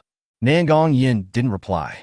He was the one who killed Nanxing, and he didn't expect that Shin Qiyang was not Nanxing's son. So where is Nanxing's real son? The fact that he was able to undergo plastic surgery to look like Shin Qiyang must have been premeditated. He has basically met everyone from the big families in the imperial capital. Unless he has been abroad since childhood, he has rarely been in the imperial capital. Squeak! The door was gently pushed open. Ian, shall we go to a farther place to collect crystal nuclei today? Shadow has made several space beads in the past few days. Uncle, I want to go too. If I stay at home every day, I will get moldy. Zhozhou picked up curly hair and flew towards Shin Qiyang with his short legs. Murong Yin touched the back of his head. You heard it all. Shin Qiyang nodded. Don't worry, there's nothing wrong with me. I just want to improve my strength and keep an eye on Shin Qiyue. Without Tang Tang, the most powerful person here is Nangong Yin. Nangong Yin frowned slightly. Do you think something will happen to Shin Qiyue? Maybe she is a little weird. Maybe she will attack someone to get something. I think Shin Tingyan has been a little weird lately. Uncle Nangong, let's all go for a walk today? Okay. Let's go towards the mountain in the north. Mommy will be back soon. Luo Linzhou looked at him eagerly. Nangong Yin was silent for a long time before saying, Okay. Shin Tingyun, who was dozing in the yard, heard the sound of the door closing and opened his eyes. Yeah, please leave later. Don't team up with people from the Tang family today. Shin Qiyue was a little puzzled. Her mother had been acting very strange recently. It was just a small suggestion, so she agreed without thinking too much. Yeah, Mom knows that you are a little special. But there are so many capable people in the world, so you need to be careful in everything. Mom, don't worry. The evil species and mutant beasts outside are no match for me. Shin Tingyan tugged at the corners of her lips forcefully. Yeah, keep a tightrope in your work from now on. After that, he walked slowly back to the villa. Shin Qiyue was confused for a moment and felt that Shin Tingyun was inexplicable. After 12 days, Luo Tang and a group of pangolins finally collected the energy minerals and prepared to return home. Nangong Yin and his group had just driven a few miles away from the base when an old man wearing a yellow robe and holding a cane stopped their car. The old man's gaze fell on Zhozhou through the car window. Nangong Yin frowned when he saw Lao Dao's cloudy eyes. Zhozhou stared at Lao Dao with big eyes, full of curiosity. Kid, I think you have an extraordinary destiny. Do you want me to tell you your fortune? Zhozhou was about to speak, but Nangong Yin covered her mouth. I don't know where I come from and where I'm going. The old Taoist laughed and said, It's just traveling around. Oh, really? Then why don't you calculate it for me first, Taoist priest? Nangong Yin raised his lips with a sarcastic smile. The old Taoist stared at Nangong Yin for 3 full seconds, his brows furrowed. What's the boy's name? What's his birth date? Nangong Yin raised the corners of his red lips. I believe in Nan, a famous city. How about the Taoist priest help me calculate it? No matter what my fate is, I will reward you handsomely. The old Taoist face turned green. This young man is really dishonest. Old Taoist priest, you are even more dishonest. You have clearly been waiting here for a long time. You are covered in dew and the smell of plants. You didn't stop so many cars, but stopped my car and stared at my child. A vine burst out of the ground, and before the old man could react, the vine pulled off his yellow robe, revealing a black robe. He was tied up again. Young man, what are you doing? The old man asked without panicking. Oh, nothing? I am a doctor. I saw that your skull looks good, and I want to study it.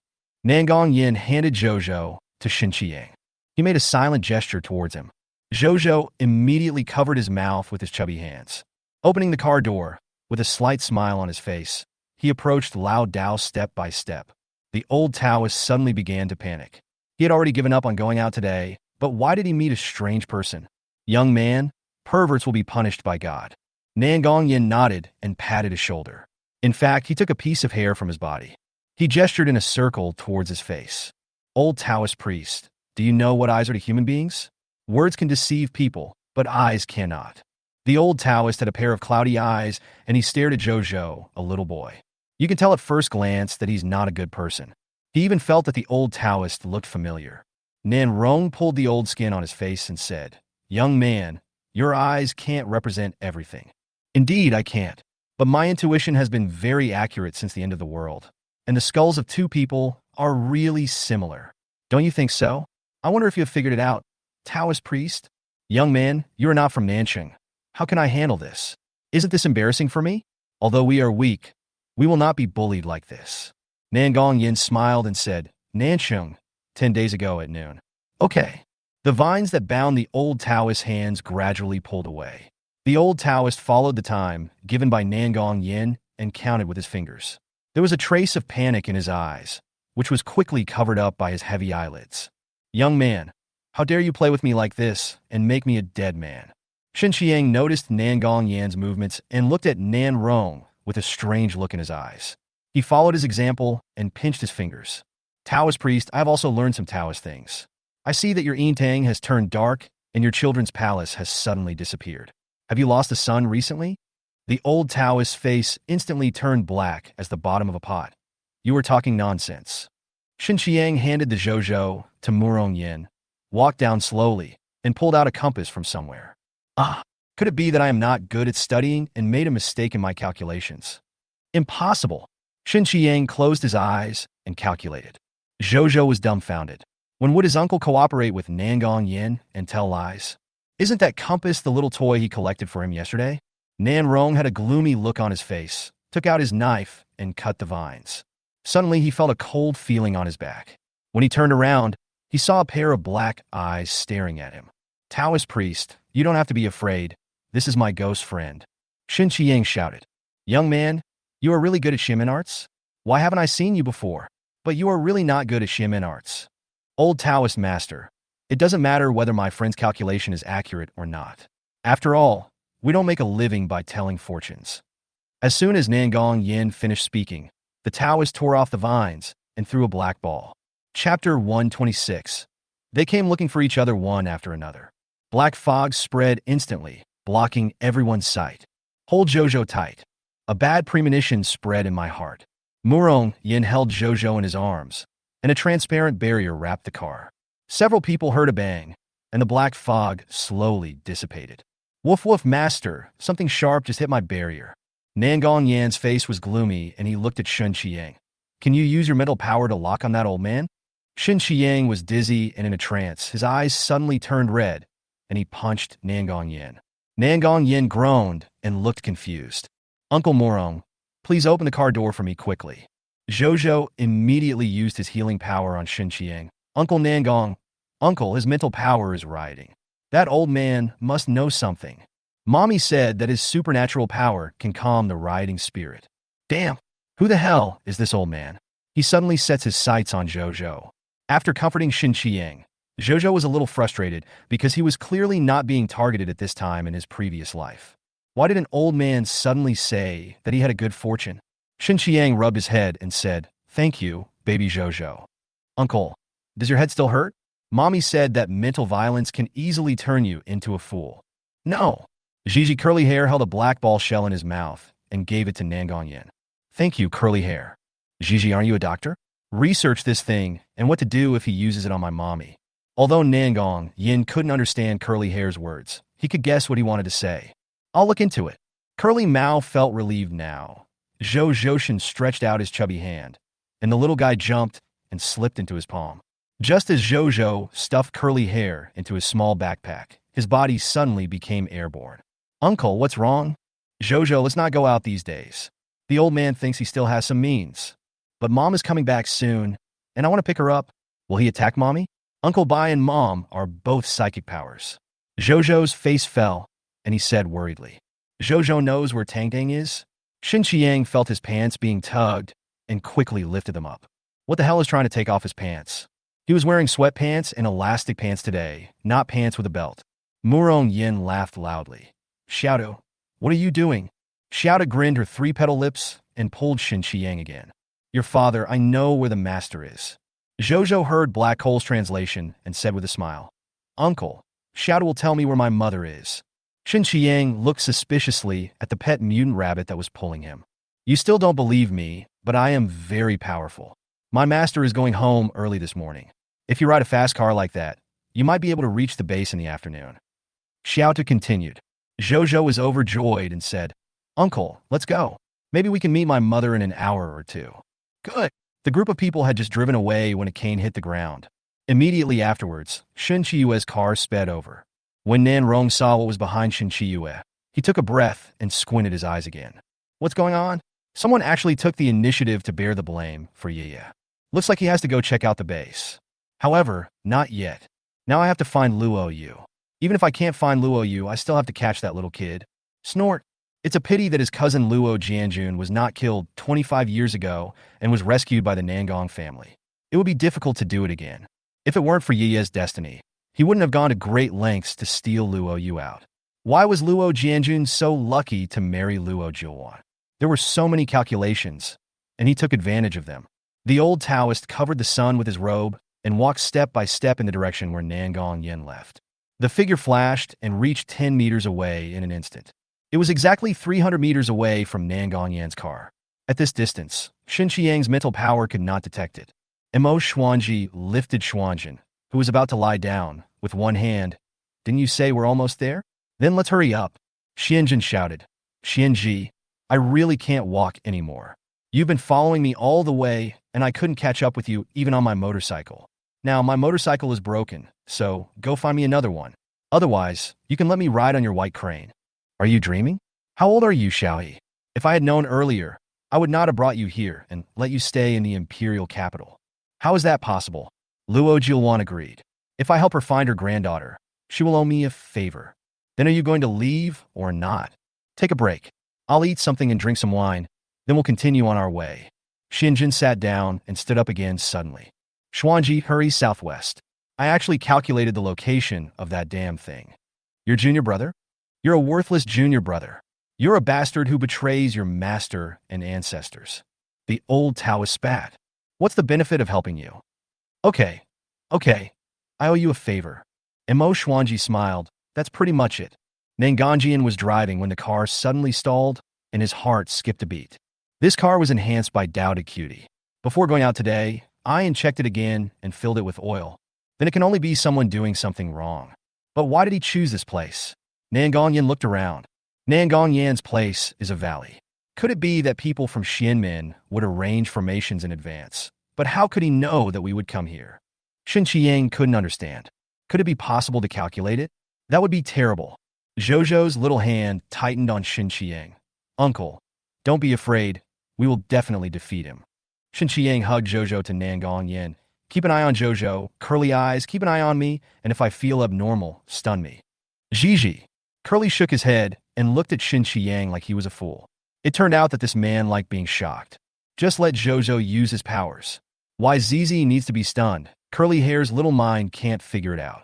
The sun was shining brightly at 11 o'clock in the morning, but white mist appeared all around, and the surrounding trees seemed to be changing.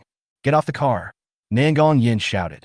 He was the first to rush out of the car with Zhozhou in his arms, followed closely by Haimai, and Murong Yin followed with Xiaotu in his arms. Finally, Shin Qiang wears curly hair.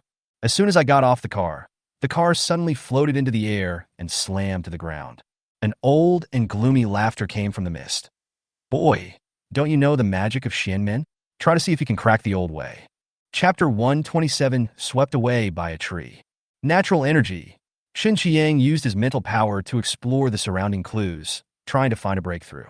However, the roars of evil beasts continued to sound from all around, and with every passing second, the sounds got closer and closer to several people. At this glance, we really found a clue. The car suddenly levitated because something underground changed the magnetic force in this area, and the mist seemed to be released by something, coming from all directions. Shin Qiang. Is this metaphysics? Why does he feel a little unreliable? Or is it that the end of science is metaphysics? Nangong Yin, that old Taoist, has attracted all the evil species and beasts nearby. Don't worry about the fog and cars. Our main thing is to deal with these evil species. Black coal, light a fire to disperse the fog so as not to hinder us. Sight. Black coal's fire ability has reached the peak of the 3rd level. Once he uses the ability, 3 huge fireballs burst out of his body. The fireballs are controlled by black coal and fly around in a circle. The white mist gradually dissipated and the fireball slowly disappeared into the air. Nan Rong narrowed his eyes when he saw this. Damn it. He didn't expect the dog to disrupt his plans twice. Just as he was about to pull the child out of the car, a faint light burst out from the dog's body, and an invisible transparent barrier blocked him outside. His only superpower is teleportation. Apart from running away, he has no fighting ability at all. Nan Rong stared at Zhou, who was held by Nangong Yin. He had to think of a way to make the man put the child down. That's how he could kidnap people. Nangong Yin put the car into the space bead he carried with him. Only one of the space beads made by the little rabbit had 20 cubic spaces, and the others were 1 cubic space beads. Zhou felt someone was staring at him and looked towards the opposite hill. I don't know why, but the higher the level of his supernatural power, the more sensitive his 5 senses become. Faintly, he saw a black figure standing on the top of the mountain. He curled his lips, not knowing why the old man was staring at him. Could it be that he is attracted by his healing ability? That shouldn't be the case. He is not easy to catch at all. There is a doctor sister in the base who also has healing abilities, and she has to complete tasks every day. So far, he only knew that he and his sister had healing powers. Uncle, give me the curly hair. Uncle Nangong, give me some poison. Nangong Yin looked at Zhou in confusion. Zhou, you can't do anything rash. Uncle Nangong, that old man can keep up with us without a car. Either he has speed powers or teleportation powers. His powers don't fluctuate much, and they definitely don't reach the 3rd level. Curly hair can definitely defeat him. Black hole, can sense my location. He will definitely come to rob me. After traveling for so long, he will not have much power left. Then you will follow Cole. No. Nangong Yin immediately retorted Zhou without even thinking about it. Will you let me down? I just want to know what this old man wants to do. He must have taken action long ago if he wanted to kill us. It's like putting poison in the black mist. That won't work. It's not like we can't defeat these evil beasts. Just rush out. Xin Qiang used his mental power to strangle all the evil beasts that came close to them. Uncle, do you believe me? Zhou leaned close to Xin Qiang's ear and whispered, I have bombs, grenades, and guns. Xin Qiang's eyelids twitched. He didn't even know that a 3-year-old child in Zhou had such a thing. Where did you come from? Mommy gave it to me, and she taught me how to use it. Xin Qiang. That's great, my sister. Aren't you really worried about a 3-year-old baby playing with a gun and going off? Xin Qiang patted Nangong Yin on the shoulder and nodded to him. Are you serious? Nangong Yin couldn't believe it. There was an unpleasant smell in the air, and Nangong Yin secretly said, not good. His hands began to lose strength, and Zhou slipped from his body. Xin Qiang felt a dark shadow pass before his eyes, and Zhou disappeared in an instant. Nangong Yin, who was about to fall into coma, suddenly opened his eyes, and the black coal that had fallen to the ground stood up from the ground. He retracted the barrier covering several people and spit a big fireball forward. A group of mutated flying ants that rushed up were instantly burned to ashes.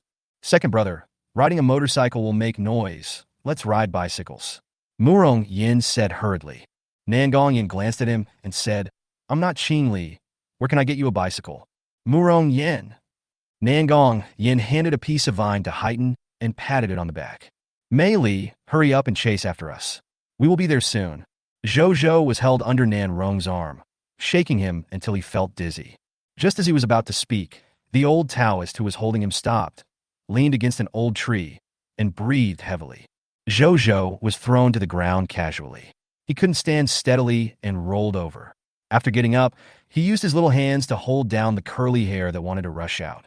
I looked up at the old tree behind the Taoist priest. The tree had a huge crown and was growing unusually lush even in the autumn when the leaves were falling.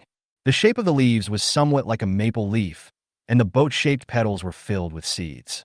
There were also many seeds piled on the ground, and each seed was as big as the belly of his little finger.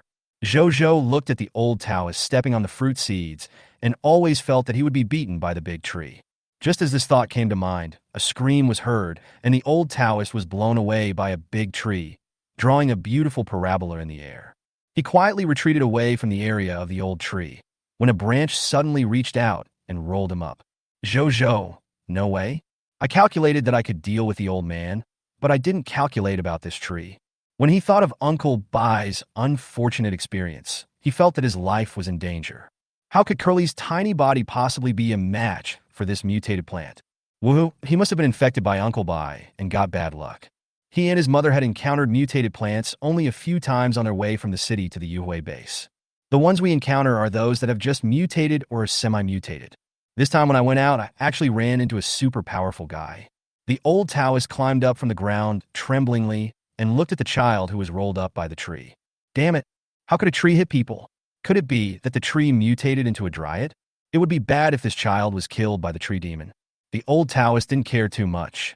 He teleported to the front of the big tree, took out a knife, and chopped at the branch that rolled up Zhou. The big tree felt pain and let go of Zhou. Just as the old Taoist was about to reach out to catch Zhou, another branch suddenly swept Zhou into the sky. Zhou's stomach was churning. He felt dizzy, wanted to vomit, and his face was pale. She said weakly, "Grandpa Tree, can you please stop shaking me? I feel dizzy." As soon as he finished speaking, the big tree actually placed him steadily on the trunk. The branches of the mutant tree are very thick, and Zhou is small, so he can even lie on it and sleep without any problem. The old Taoist finally understood that the tree demon was just playing tricks on him. "Kid, come down quickly, or this tree demon will eat you." Zhou hugged the branch, widened his eyes, and asked, "Really? You look so powerful. You brought me here in no time." The fair and tender child, carrying a small yellow bag on his back, looked at the old man under the tree with admiration. Chapter 128 Zhou's Old Tao. Seeing Zhou praising him, the old Taoist brushed off the dust on his body and said in a solemn tone, "Kid, I will be even more powerful. Your uncle's mystical skills cannot compare to mine. I brought you here because I saw that you have an extraordinary fate. Would you like to consider becoming my disciple?" Zhou was surprised and asked innocently, "Really?" The old Taoist saw that there was something fishy going on. It turned out to be a 3-year-old child who didn't even know he had been kidnapped. "Of course it's true." Zhou jumped up excitedly. "Then can you show me your powerful mystical technique?" "Of course I can. Tell me your name first, and I'll show you." The old man took out an antique compass from his robe, and then took out a piece of black jade with a sheep's head. Zhou felt uncomfortable when he saw the black jade. He saw a small word "yo" in the corner of the jade. He remembered Uncle Nangong saying that before his mother was stolen, her name was Luo Yu. Then this person must be here to plot against mommy. He deserves to be beaten if he dares to bully his mother. But what is the use of jade? Like in TV dramas, to make dolls? Luo Linzhou clenched his hands. Whatever Guan Yu was, he had to destroy it. "My name is by Zhou." The old man must have heard his uncle calling him Zhou just now, so he simply added Uncle Bai's surname and gave himself a random name. The old man smiled when he heard this, put the compass on the ground, put the hair he had just obtained on it, and muttered something. The compass suddenly hung in the air, and blood-colored lines appeared on the body of the compass. The old Taoist bit his finger and wrote by Zhou's name in the air. Zhou was dumbfounded. This old man didn't seem to be very smart. He just said it casually, and he believed it. His name is not by Zhou. The old man couldn't figure it out, so it seems he didn't learn this technique very well. Maybe it would be better for my uncle to use his psychic powers to pretend to be a ghost and let the female ghost help scare people. Zhou used his hands and feet to slide down the tree trunk, took out a small stool, ate some snacks, and watched the old man calling out to heaven and earth for help. As the old man was shouting, there was a loud noise in the sky. The compass needle suddenly stopped and fell from midair. Zhou quickly lowered his head and pretended that he had been eating. The old man's face was burnt black and cracks appeared on his jade. He pointed at the child who was eating a cake nearby with trembling fingers. "How dare you play tricks on me?" Zhou raised his head. There were cake crumbs at the corners of his mouth, and his eyes were wide open. "Grandpa, why did you suddenly become like this?" "I'm not lying. I'm just a little over 3 years old, and I'm a good kid. My father's last name is Bai, and my name is Zhou. Isn't it by Zhou? But why are you asking me my name?" The old man then remembered that although the little kid was not afraid, he was only 3 years old. What can a 3-year-old understand? Zhou knew it was a nickname right away. He wiped his face with his robe and continued to ask, "Do you have any other name?" "Yes. Mommy got one for me too." "What's your name?" the Taoist asked hurriedly. "Grandpa, can you let me touch your plate? It looks really nice, much better than my uncle's."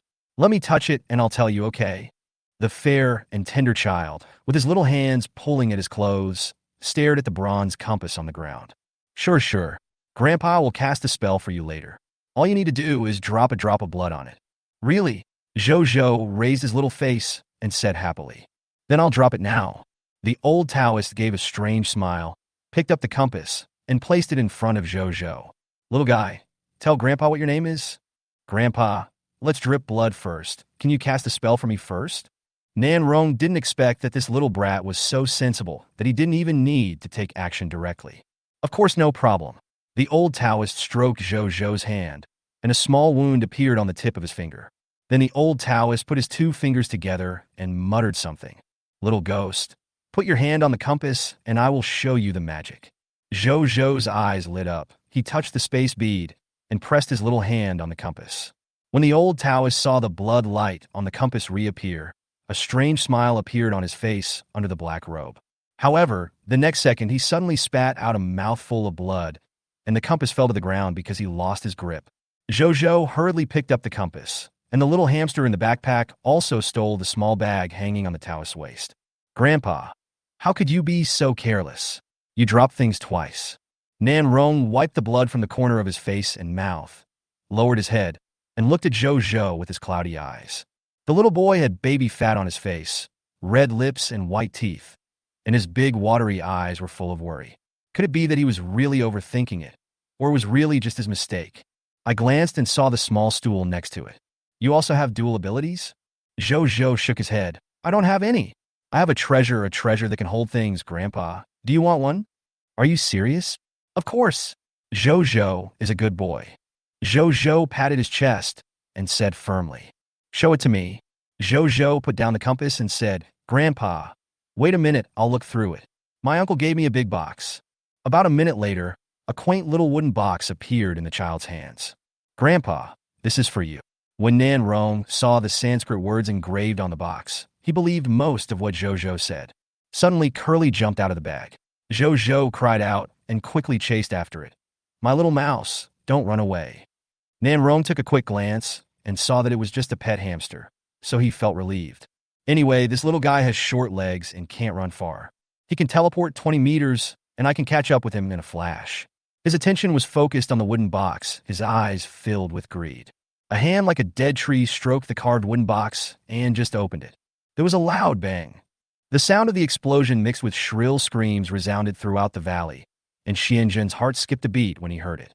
Mo Xuanji picked up Xianzhen with one hand and rushed towards the place where the sound came from, running quickly with a black, coal-like grin on his face.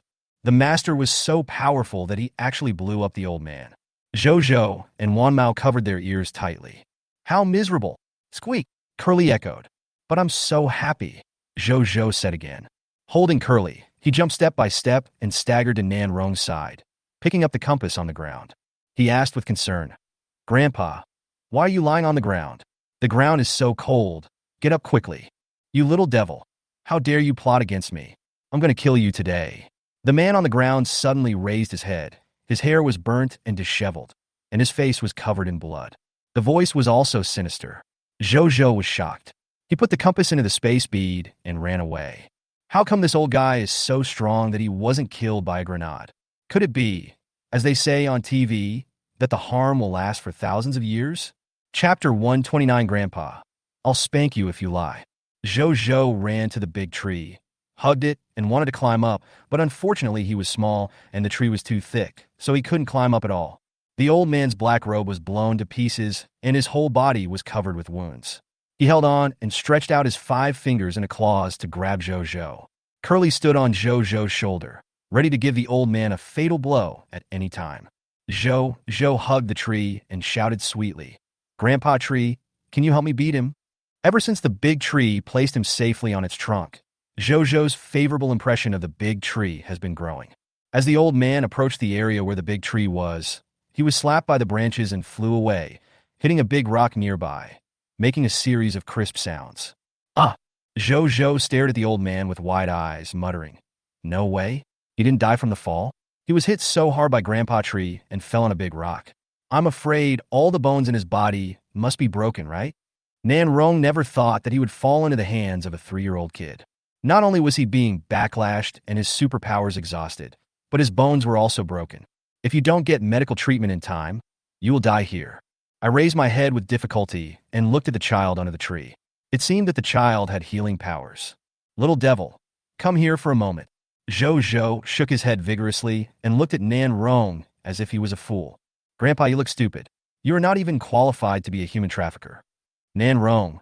The blood that was blocking his throat spurted out instantly, and his breath became weaker and weaker. Is this retribution? He once helped people capture many children, and now a child is sent to bully him. Before Yiye was born, although he was a member of the Taoist sect, he did not believe in cause and effect, but only in benefits. "Kid, Grandpa is dying. Please save me. Answer my question first." Okay. He was in severe pain all over his body. He couldn't even walk, let alone crawl. Zhou was afraid that the old man would use his teleportation ability to escape. Although his ability was exhausted now, time would allow it to slowly recover. "Grandpa Tree, can you help Zhou tie up his feet?" A brown root broke out of the ground and wrapped around Nanrong's feet, causing Nanrong to scream in pain. "You little devil." Zhou didn't expect that the mutant tree would actually help him. His little face was pressed against the rough bark of the big tree. "Grandpa Tree, you are so nice." It was so good that he wanted to move the tree to Mommy's space. I looked up at the lush crown of the tree and the fruit seeds on it, but I wondered if these seeds could be eaten. He didn't know what kind of mutant tree this was. "Little boy, come and save me." He was about to faint from the pain. If he didn't get medical treatment in time, he would slowly bleed to death. Now he was entangled by the tree demon and couldn't escape even by using his supernatural powers. Zhou felt that the time was about right, so he came back to his senses and stared at him. "What is your relationship with Nancheng?" Nan Rong was shocked that this kid actually knew Nancheng. Could it be that Cheng'er's death was caused by their group? When did he become so careless as to expose himself? Zhou saw that the old man hadn't made a sound for a long time, so he asked in confusion, "Grandpa Tree, is he dead? If he is, can I use him as fertilizer for you?" The leaves swayed, making a pleasant rustling sound, as if responding to Zhou's words. Nan Rong was terrified, his whole body trembling with pain. "Little ghost, save me first." Zhou tilted his head, and a faint light emanated from his fingers, which fell on Nan Rong. In an instant, Nan Rong felt that the pain in his body was reduced a little, and he had some strength to speak. This is the healing power. If it is used on him, wouldn't it make him get better instantly? Just as he was about to speak, the child said in a baby voice, "Grandpa, you haven't answered my question yet. You can't lie. My mommy said that lying is not good for children. You will be stripped of your pants and spanked." Nan Rong could already feel the child standing under the tree looking at his butt. How could he save face if he was spanked by a 3-year-old child after his pants were taken off? A brown root slapped him on the butt. Nan Rong wished he could revive with full health and kill Zhou.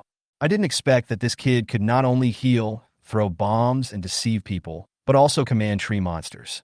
He now suspected that this little ghost could sense whether a person was lying. "Nanzhou is my son."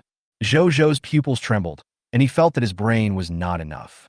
Didn't Uncle Nangong say that Nancheng is Luo Tang, and Luo Tang is Mommy and Grandpa's comrade-in-arms? Died decades ago. How come people in the imperial capital can crawl out of the ground after they die? I still have questions. "Kid, answer your question. You need to treat me." "Oh, Curly, give him an electric shock first and give him anesthesia."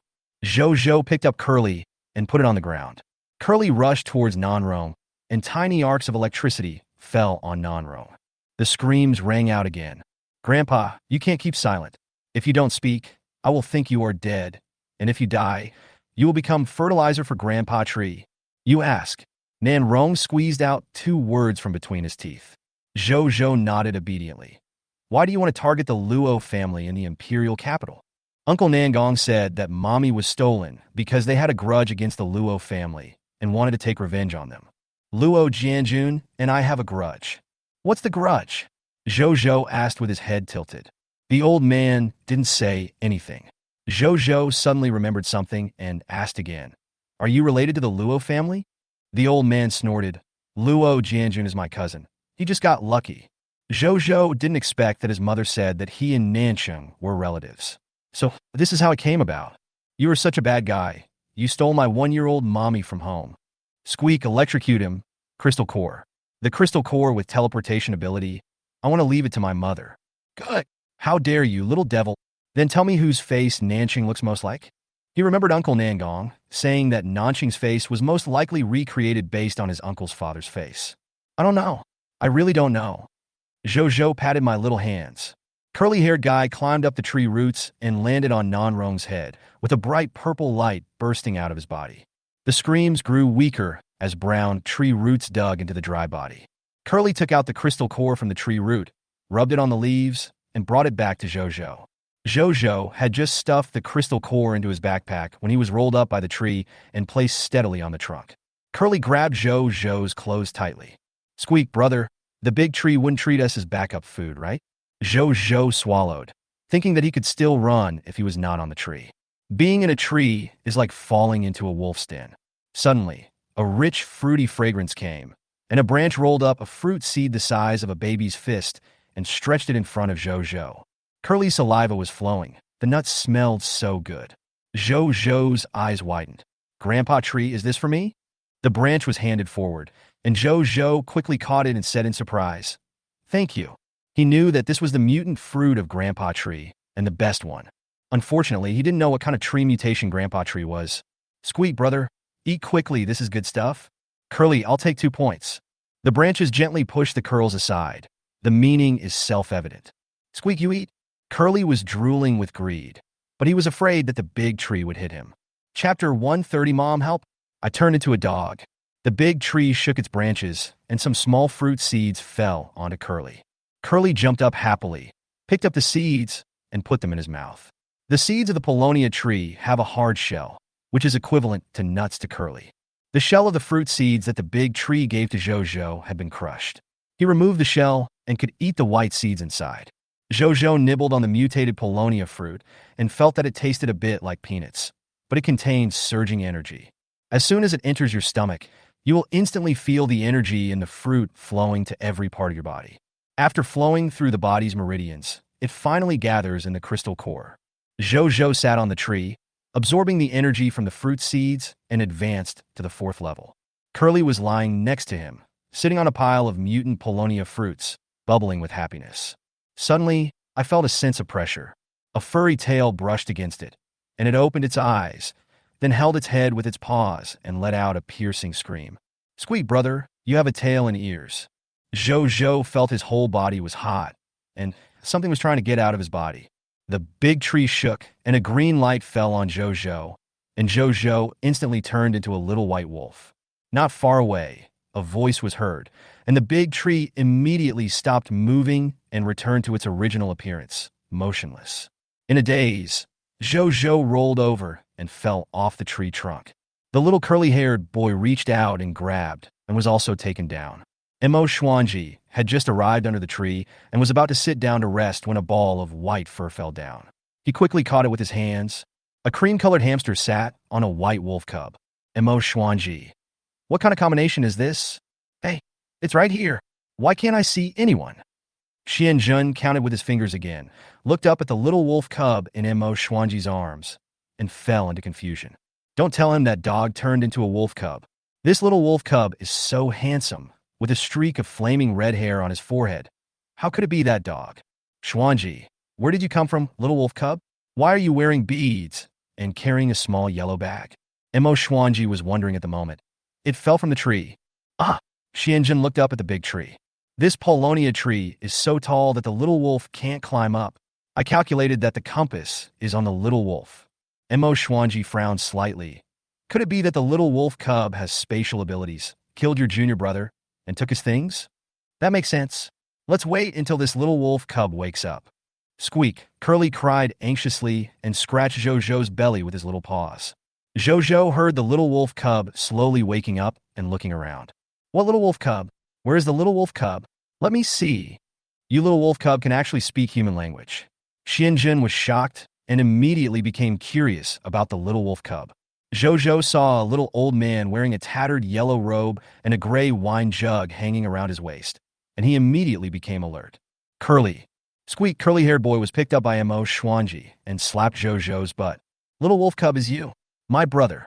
Zhou opened his eyes wide and looked up to see a thin old man with white hair, sharp eyes, and a dark robe. It seemed like it was hugging him. When it looked down, it found its 4 furry feet and touched its furry ears with its paws. Wow, why did I turn into a dog? Is it because of that dead old man just now? Woo mommy, black coal, please come and save me. I have turned into a dog, and I can't turn back. Zhou cried loudly. Zhou's crying voice kept coming to Heiqian Cole's mind. He brakes suddenly stopped and listened carefully. What? Did it really hear that correctly? The master becomes the dog. Mo Xuanji saw the little wolf cub in his arms crying out of breath, and for a moment he didn't know how to comfort him. Little guy, it's not a puppy, it's a wolf cub. Xianjun looked at Zhou curiously. So you were once a human? Tell me about it. Maybe I can help you change back to human form. Squeak, brother, please save me. Zhou raised his head when he heard that, jumped out of Mo Xuanji's arms, and picked up curly hair. Just when he was about to get on all fours, he habitually got on 2 legs and accidentally fell flat on his face. A big black dog suddenly jumped out and bumped into Zhou and Wan Mao. The 2 little guys flew backwards in an instant. Mo Xuanji's eyelids jumped, his feet slipped, and a residual shadow appeared in the air. He grabbed one with each hand, holding Zhou and Wan Mao by the scruff of the neck, and put the 2 little guys on the ground. Zhou sat down on the ground, sobbing softly in grievance. He turned into a puppy. Oh no, a wolf cub. Mom, what should I do?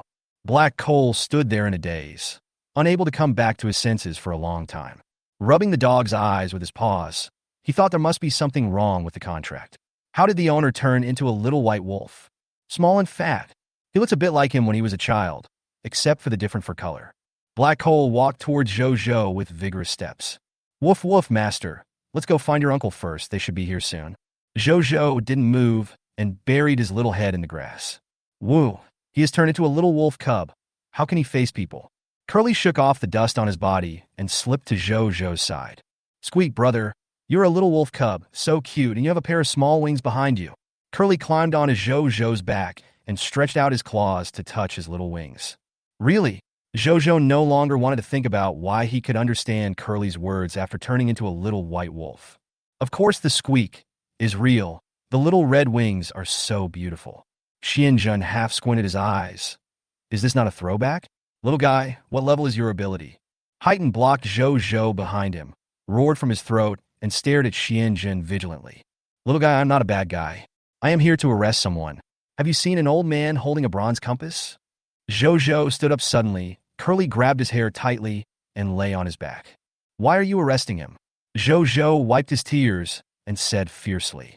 Mo Xuanji chuckled. Little guy, that guy is a bad guy who only does bad things. If you can tell us where the old man escaped, we can help you. Zhou looked at the 2 of them. This tall and thin old man with white hair was able to catch him so quickly just now. Could it be that he has the ability of speed? And the guy next to him, wearing a tattered yellow robe, could he also be a member of the Shinmen? Zhou's mind raced, and he took out a small cloth bag from the space bead.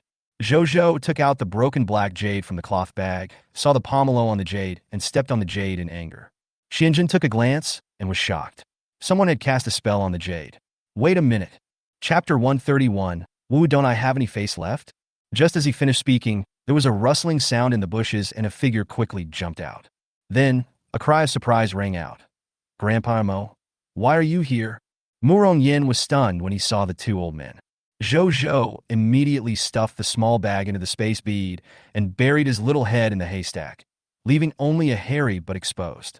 Woo, what should I do? Uncle Murong would definitely laugh at him if he knew that he had turned into a wolf cub. Xiaoyan, you are not in the imperial capital. Why are you here? Mo Xuanji frowned, looking puzzled. Murong Yin looked at Mo Xuanji with a smile. He didn't dare to speak. If he said something wrong, it would be his fault. Have you told your family about running away in the end of the world? Mo Xuanji had just finished speaking when he saw 2 more people coming out from behind. There was one person he also knew, Nangong Yan, a child from the Nangong family. Qing Li once took him to Changbai Mountain for a trip. Nangong Yin was also stunned when he saw Mo Xuanji and called out politely, Grandpa Mo. Mo Xuanji's eyelids jumped, and he put his hands behind his back. What's wrong with you two? Murong Yin pulled Nangong Yin. Zhou Zhou heard the conversation between the three people. He moved his butt but still did not stick his head out. He was trying to figure out how to turn back into a human. Nangong Yin looked around and didn't see Zhou Zhou, but saw Haiten standing beside a group of white fur. He smiled and said, Grandpa Mo, have you seen a 3 or 4-year-old child carrying a small yellow bag and a cream-colored hamster? That's your grandson, Qingli's son. We are here to look for him. What? Say it again. Mo Xuanji almost thought that he was old and deaf, so he heard wrong. Qingli's son? I actually have a son? Isn't he not married yet? Nangong Yin repeated what he just said again. Mo Xuanji was dumbfounded, and his eyes gradually moved downward. It fell on Zhou Zhou, whose butt was restless. Zhou Zhou now wanted to find a hole in the ground to get in. Oh my God! The first time I met the grandpa my father talked about was like this. Wow. Does he lose face? Woof woof. Haimeo pulled Shin Qiang's trousers and brought him to Zhou Zhou. Shin Qiang's eyes were full of doubts. Cole, where is Zhou Zhou? Why did you bring me to see the little white dog? Is this the cub you picked up? It's so pretty, with 2 beautiful red, auspicious clouds on its back. Woof woof, he was so angry that he wanted to curse people.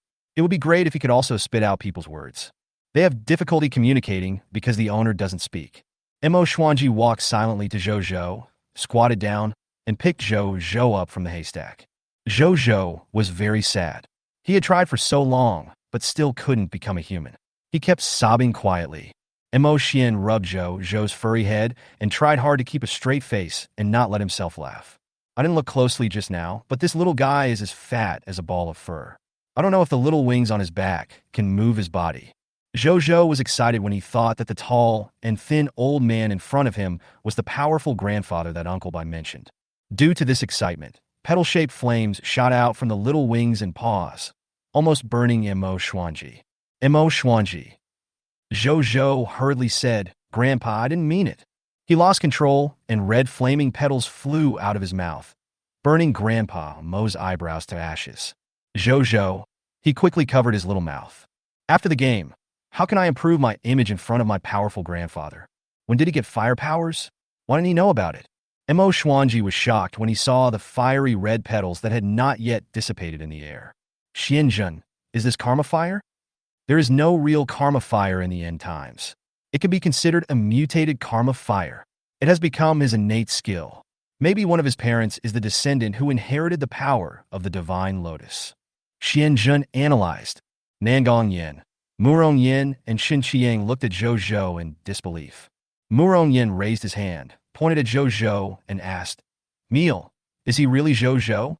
Curly-haired boy slid from Mo Xuanji's feet to Murong Yan's side, grabbed his trouser leg, and climbed up. Squeak! Yes, it was my brother. I saw with my own eyes that after my brother ate a mutant fruit and advanced to the 4th level, he grew ears and a tail, and then turned into a little white wolf. Zhou Zhou moved his ears and looked at Xianzhen. Grandpa, can I still turn back into a human? Xianzhen laughed.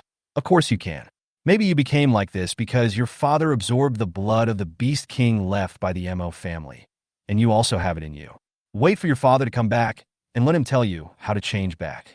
Zhou Zhou was a little worried and asked, what if Uncle Bai didn't turn into a beast? What if he doesn't know how to turn back into a human? When Zhou Zhou thought that he would always be a little wolf cub, he started crying sadly. Mo Xuanji really didn't expect that the thing he gave Qing Li could actually work. Yes, if your father doesn't know how to do it, wait for your grandpa to go home and look it up in the ancient books. Zhou Zhou said embarrassedly, Grandpa, I didn't mean to burn your eyebrows. I originally had the ability to heal, and I don't know how I suddenly learned to use fire. When I saw you get excited, the little flames came out.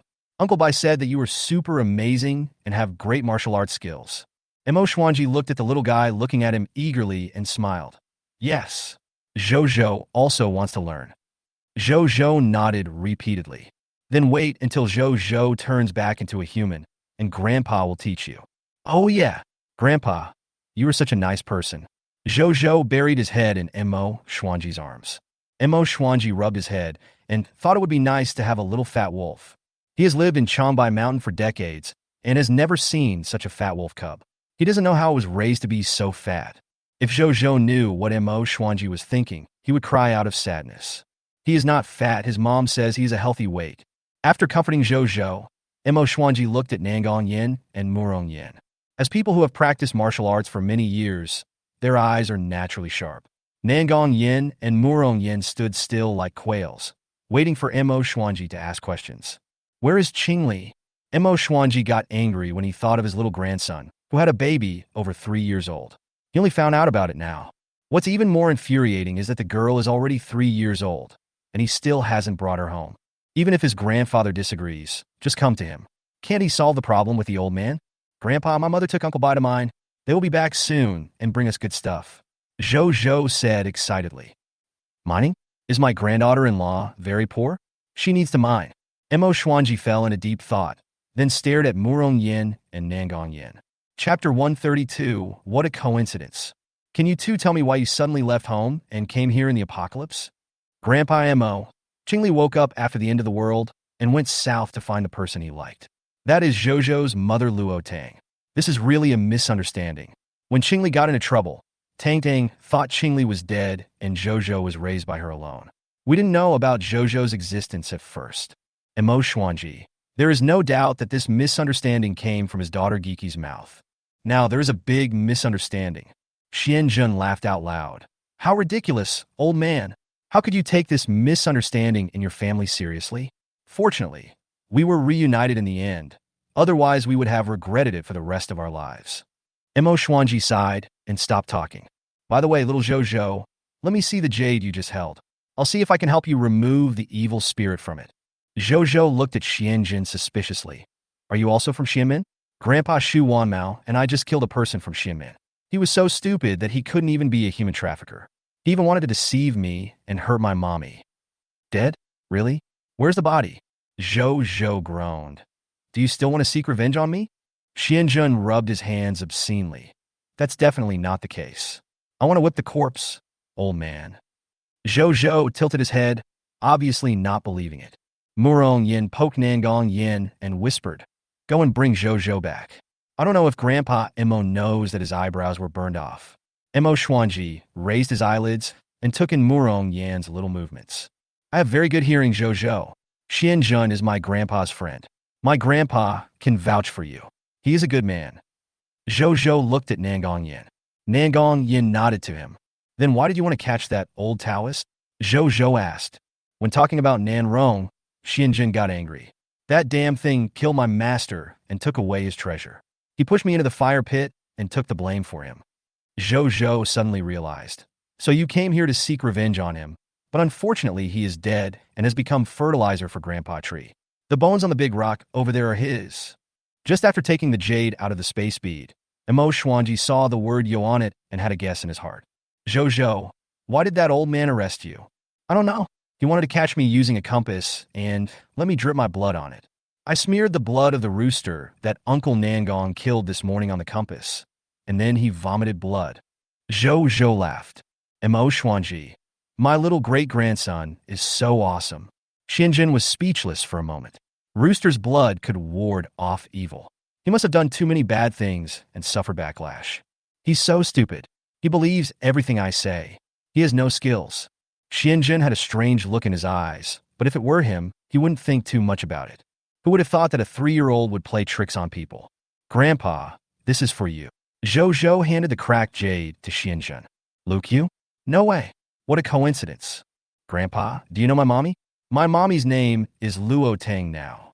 Montak Xuanzi. It's over. His grandson kidnapped Zhouwan's granddaughter and caused a big misunderstanding. If this misunderstanding had not occurred, Zhouwan might have found her granddaughter 4 years ago. Xianjun clapped his hands and shouted, This is such a coincidence. That little girl and I are really destined to be together. I was the one who gave her the Tang in her name, and I also gave her a small Bodhi tree, hoping that it would help her resolve the disaster. Xianji and I went south this time, just to find Luo Yu. Zhou was also very surprised. Grandpa, thank you. Thank you for the Bodhi tree you gave him. It enabled him to remember things at the age of 1 and made him smarter. Let Daodu and Wanmao awaken their spiritual intelligence before the end of the world, so that they will have a chance to awaken powerful superpowers at the end of the world. Little guy, my name is Xianjun, and I'm of the same generation as your grandfather. You must call me Great-Grandpa. Okay, Grandpa Xuanzu, thank you. Can you tell what this jade is used for? There should be two pieces of this jade. One piece is engraved with your mother's name, Luo Yu, in order to lock your mother's fate. The other piece is engraved with the names of Luo Yu and another person to transfer your mother's fate to that person, Shen Qiyue. At this moment, Nangong Yin finally knew what was going on. Then let's go grab the other piece of jade. Don't worry. Nan Rong shows up and takes action against Zhou Zhou. The jade must have been destroyed, and Luo Yu's fate has been restored.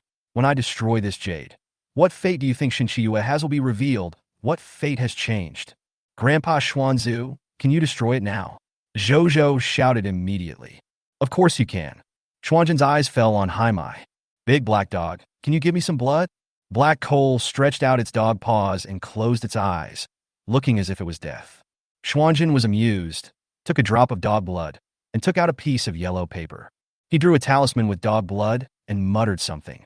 Zhou Zhou couldn't understand what Xianzhen was reading at all, but it sounded more comfortable than the old man before. As soon as the talisman paper in his hand was attached to the black jade, wisps of black smoke floated out from the jade. The original black jade slowly faded and gradually turned into powder and dissipated in the air. Luo Tang was sitting in the car with Daodu in his arms, and suddenly he felt a lot more comfortable. He thought there was some treasure around him, so he used his mental power to sweep it away. She actually saw a black off-road vehicle speeding towards her not far ahead. She knew both of the two people in the vehicle, Shen Qiyue and Shen Tingwan. She even saw a wisp of black air behind the car, frowned, and felt that it was better not to meet Shen Qiyue. Qing Li, let's go another way. Okay, there happens to be a big lake in front of us, and the road is not easy to walk. Yeah, the lake you mentioned has arrived. There are really many lotus pods. The lotus leaves in front of me were bleak, and a large lotus pod with its head hanging down stood quietly on the lake. A few red koi carp occasionally swam by in the clear lake water. Yeah, the lake is not deep around this lake. I'm afraid the water is deep in the center of the lake. If you want to pick lotus pods, just pick the ones around it. Shen Tingwan said. Shen Qiyue said nothing. She didn't know why, but she suddenly felt cold. There seemed to be wind whistling past her ears, but the lotus pods in the lake were quiet, as if everything was just her illusion. She came here to find the mutated lotus plant that can enhance people's abilities. The lotus pods were acquired by Yang Yuan and Shen Qiang in their previous lives, and it was precisely because of eating those lotus seeds that he and Shen Qiang's superpowers were further enhanced, and they became the two strongest men in Yuhui Base. At the same time, it also gave the military at Yuhui Base the strength to overpower the government. If lotus flowers can be planted, she can collect mutant lotus seeds every year. Shen Qiyue had a headache when she saw this large area of remnant lotuses and drooping lotus pods. If I had known that when Mother was chasing Shen Qiang away, she would have stopped her. Maybe she could ask him for help now. Chapter 133 Annie, help? She has no mental power. How can she dig out all the lotus roots in the entire lake? Even now, she couldn't give up. What if someone got it in advance? I don't know why, but when she thought of this, Luo Tang's face instantly appeared in Shen Qiyue's mind. At worst, she would drive a boat and swim around the lake, using her powers to sense it. As long as the mutated lotus root is not hidden, as a person with superpowers who is close to the mutated lotus root, he can know whether the lotus root is mutated. Annie, the weather is getting colder today. Just wait for me on the shore. Help me out by the way. If you see anyone coming, call me. Shen Qiyue took out a small wooden boat from the space and put it into the lake. Finally, he turned his head and said to Shen Tingwan, Okay, yeah, be careful. Shen Qiyue rowed a boat and wandered near the shore, picking some lotus pods, but did not feel anything special about these lotus pods. Not even energy fluctuations. Suddenly, several small blood-red fish swam past her boat and toward the center of the lake. Shen Qiyue followed the direction of Xiaoyu and saw a lotus plant directly in front of him that was larger than the lotus plant next to it. She had a hunch that this was the one she was going to find. However, the lotus pod is in the center of the lake. Wait, lake center. Logically speaking, the water in the area where lotus grows will not be very deep. But the water surrounding the pile of lotus pods in the center of the lake seemed bottomless. The lake water near the shore is crystal clear, but the water closer to the center of the lake gives people a dark feeling. Frowning slightly, he saw that the water surface was calm and without any ripples. As soon as Shen Qiyue rowed the boat towards the lotus plant, she suddenly felt a chill running down her spine and looked around for half a minute. There was nothing but ripples on the water as her boat swam across the lake. She must have been paranoid these past few days. After bypassing the big lake, the car drove for about 10 minutes when Luo Tang suddenly called to stop. Tang Dang, what's wrong? Qingli, there were only Shin Chiyue and Shin Tingwan in the car just now. What about Nanching and Shin Tingyun? She didn't know why, but she felt panicked. But now there is still more than half a year left before Shin Tingwan's death in the book. When Shin Ting died late, he had to die by self-destruction in order to help Shin Chiyue block the mutant plants when the cold wave ended and a large number of mutant plants appeared. If you're worried, let's go back and take a look. Sometimes people's intuition is inexplicably accurate. Go back and take a look. Take the road to Daho. It's the same road Shin Chiyue took just now. Good. Before Shin Chiyue got close to the pile of lotus pods, she suddenly felt dizzy. Shin Tingwan, who was on the shore, looked horrified and shouted, "Yeah, come back quickly. There is something in the lake behind you. It's dark behind you." When Shin Chiyue turned around, it was quiet behind her. Only the breeze blew through the water, causing shallow ripples. Suddenly, the water surface rolled, and large fish with snake-like patterns all over their bodies surrounded her. The entire lake was filled with darkness, and a few fish were biting her boat. She saw the ferocious teeth in the fish's mouth and gasped. She had encountered a mutant snakehead fish. He immediately rowed towards the shore, and just as he was about to reach the shore, the boat couldn't hold on and broke apart. Shin Chiyue fell into the water, and he was about to get another boat out of the space. But he felt stiff all over, as if he was being restrained by something. Accidentally, I choked a few mouthfuls of water and tried my best to put my head out of the water. I tried hard to open my eyes wide, but my pupils shrank. Ghost! There were so many ghosts surrounding her. Yeah, we're not far away. You can get ashore quickly with a small boat. Shin Tingwan couldn't understand why Shin Chiyue suddenly stopped moving. Those mutant fish were no longer chasing her. They just gathered and circled behind her, but did not attack her. Shin Tingwan didn't notice anything unusual about Shin Chiyue and kept calling her to get ashore quickly. After seeing those ghosts, Shin Chiyue's mind raced rapidly, and she understood why she couldn't move. She encountered ghosts, but didn't understand why so many ghosts were targeting her. He clearly wanted to take the opportunity to trap her in the lake. He tried his best to open his eyes wide and look at Shin Tingwan on the shore. He shouted with all his strength, "Help!" Shin Tingwan also noticed something strange about Shin Chiyue. Could it be that Yu had cramps in her feet? Seeing that Shin Chiyue was about to sink to the bottom of the water, when he thought of this, he jumped into the lake without hesitation to save others. Shin Chiyue felt cold all over, and water kept filling her lungs. The ghosts around her stared at her, trying to push her into the water. Is she really going to die here today? Suddenly a hand lifted up her fallen body. As soon as Shin Chiyue was lifted up, Shin Tingyan suddenly felt something was wrong. Yeah. Why is your body colder than the water in the lake? The cold breath slowly spread into Shin Chiyue's body, and Shin Tingwan was about to drag Shin Chiyue ashore. Shin Chiyue suddenly grabbed her like a life-saving straw. Yeah, don't hold me back like this. I'm not good at swimming. Okay. Shin Chiyue's voice trembled. She understood that the ghost was only targeting her. When Shin Ting came later, she could move her hands and feet a little, but they were still as cold as snow. Suddenly, a large group of mutated snakehead fish rushed up from behind. Each one is a full meter long. Swim quickly, Annie. I can't move. She couldn't seem to leave this spot, being tied to the spot by the ghost and unable to move. But if they don't go ashore, they will be trapped in the belly of the fish. Shin Tingwan struggled to find her balance, tried to see clearly what was around her, and screamed. Lots of snakefish. Shin Chiyue felt a chill in her heart. Behind her was either a ghost or a mutated fish. Why is this happening? Yeah, why can't I drag you? Seeing that the thing behind him was approaching, Shin Tingwan's anxious tears fell down. Annie, you swim in front of me. If I move my hands and feet, I will swim faster than you later. Although Shin Tingwan was worried, she still believed Shin Chiyue's words. Yeah, you can freeze them with ice powers. It may be a life and death crisis. In panic, Shin Tingwan remembered that Shin Chiyue had ice powers. Seeing that the darkness behind her was about to catch up with her, she didn't care about anything else and swam forward with a stroke of her arm. Just as she took a step forward, a cold and icy hand grabbed her from behind. In an instant, Shin Tingwan and Shin Chiyue exchanged places. Yeah. What are you doing? As soon as Shin Tingwan finished speaking, she found that she couldn't move. On the rolling water, she actually saw many translucent human-shaped black shadows floating around, surrounding her. Oh, ghost! Shin Tingwan looked frightened. Her face turned pale, Her whole body was trembling, her voice was stuck in her throat, and she couldn't scream. Cold air came from all directions and penetrated into her body, and her body began to slowly fall to the bottom of the water inch by inch. The eyes looking at Shin Chiyue were full of expectation. She knew that as long as Shin Chiyue pulled her, she would be able to get out of this predicament and swim ashore with her.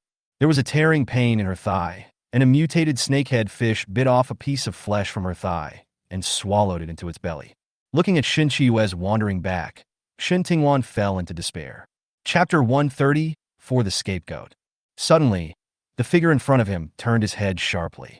Shin Tingwan saw hope, and a faint smile appeared on his lips.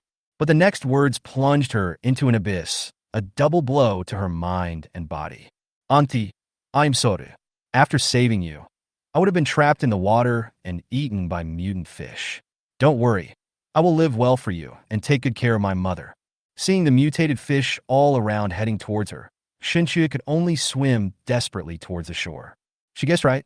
If someone replaces her, those ghosts will no longer surround her. Shin Tingyun, who was writing a letter in the villa, suddenly slipped his pen tip, raised his head, and let out a startled sound. Why did the Inchi around here suddenly decrease?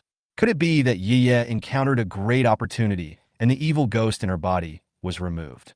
Looking at Shin Chiyue's back as she hurried ashore, Shin Tingwan's heart seemed to be sinking to the bottom of the water like her own body, freezing to the bone.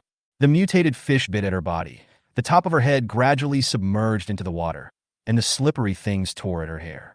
Her chest was filled with water, but she couldn't even choke and call for help. Even if she could, in this remote area, if Shin Chiyue didn't save her, no one would be able to save her. His vision became increasingly blurry, and the last trace of light above his head disappeared. She fell into the abyss of endless darkness. Her consciousness began to become drowsy. Her body was bitten, and the bloody lake wrapped her body. Desperate and helpless. Suddenly, she felt a warm hand pulling her out of the abyss. After dragging Shin Tingwan out of the water and bringing him ashore, Luo Tang's face turned frighteningly dark. If she had arrived a step later, Shin Tingwan would probably have been eaten by the fish before she was drowned in the water. There is not a good piece of meat in the whole body. The bones of the thigh have been exposed. When she lifted Shin Tingwan out of the water just now, there was a fish biting in her belly. She even snatched the intestines from the fish's mouth. She had no other choice but to hold down the wound on Shin Tingwan's stomach. Without a doctor, she didn't know what to do. In this case, spiritual water is not omnipotent. She never expected that Shin Chiyue had the ability to rescue Shin Tingwan from the mutated fish, but instead let her fall into the water and be swallowed by the mutated fish. Daodu, come here and give her the wood power. Daodu sniffed. It's so miserable. It was really too miserable.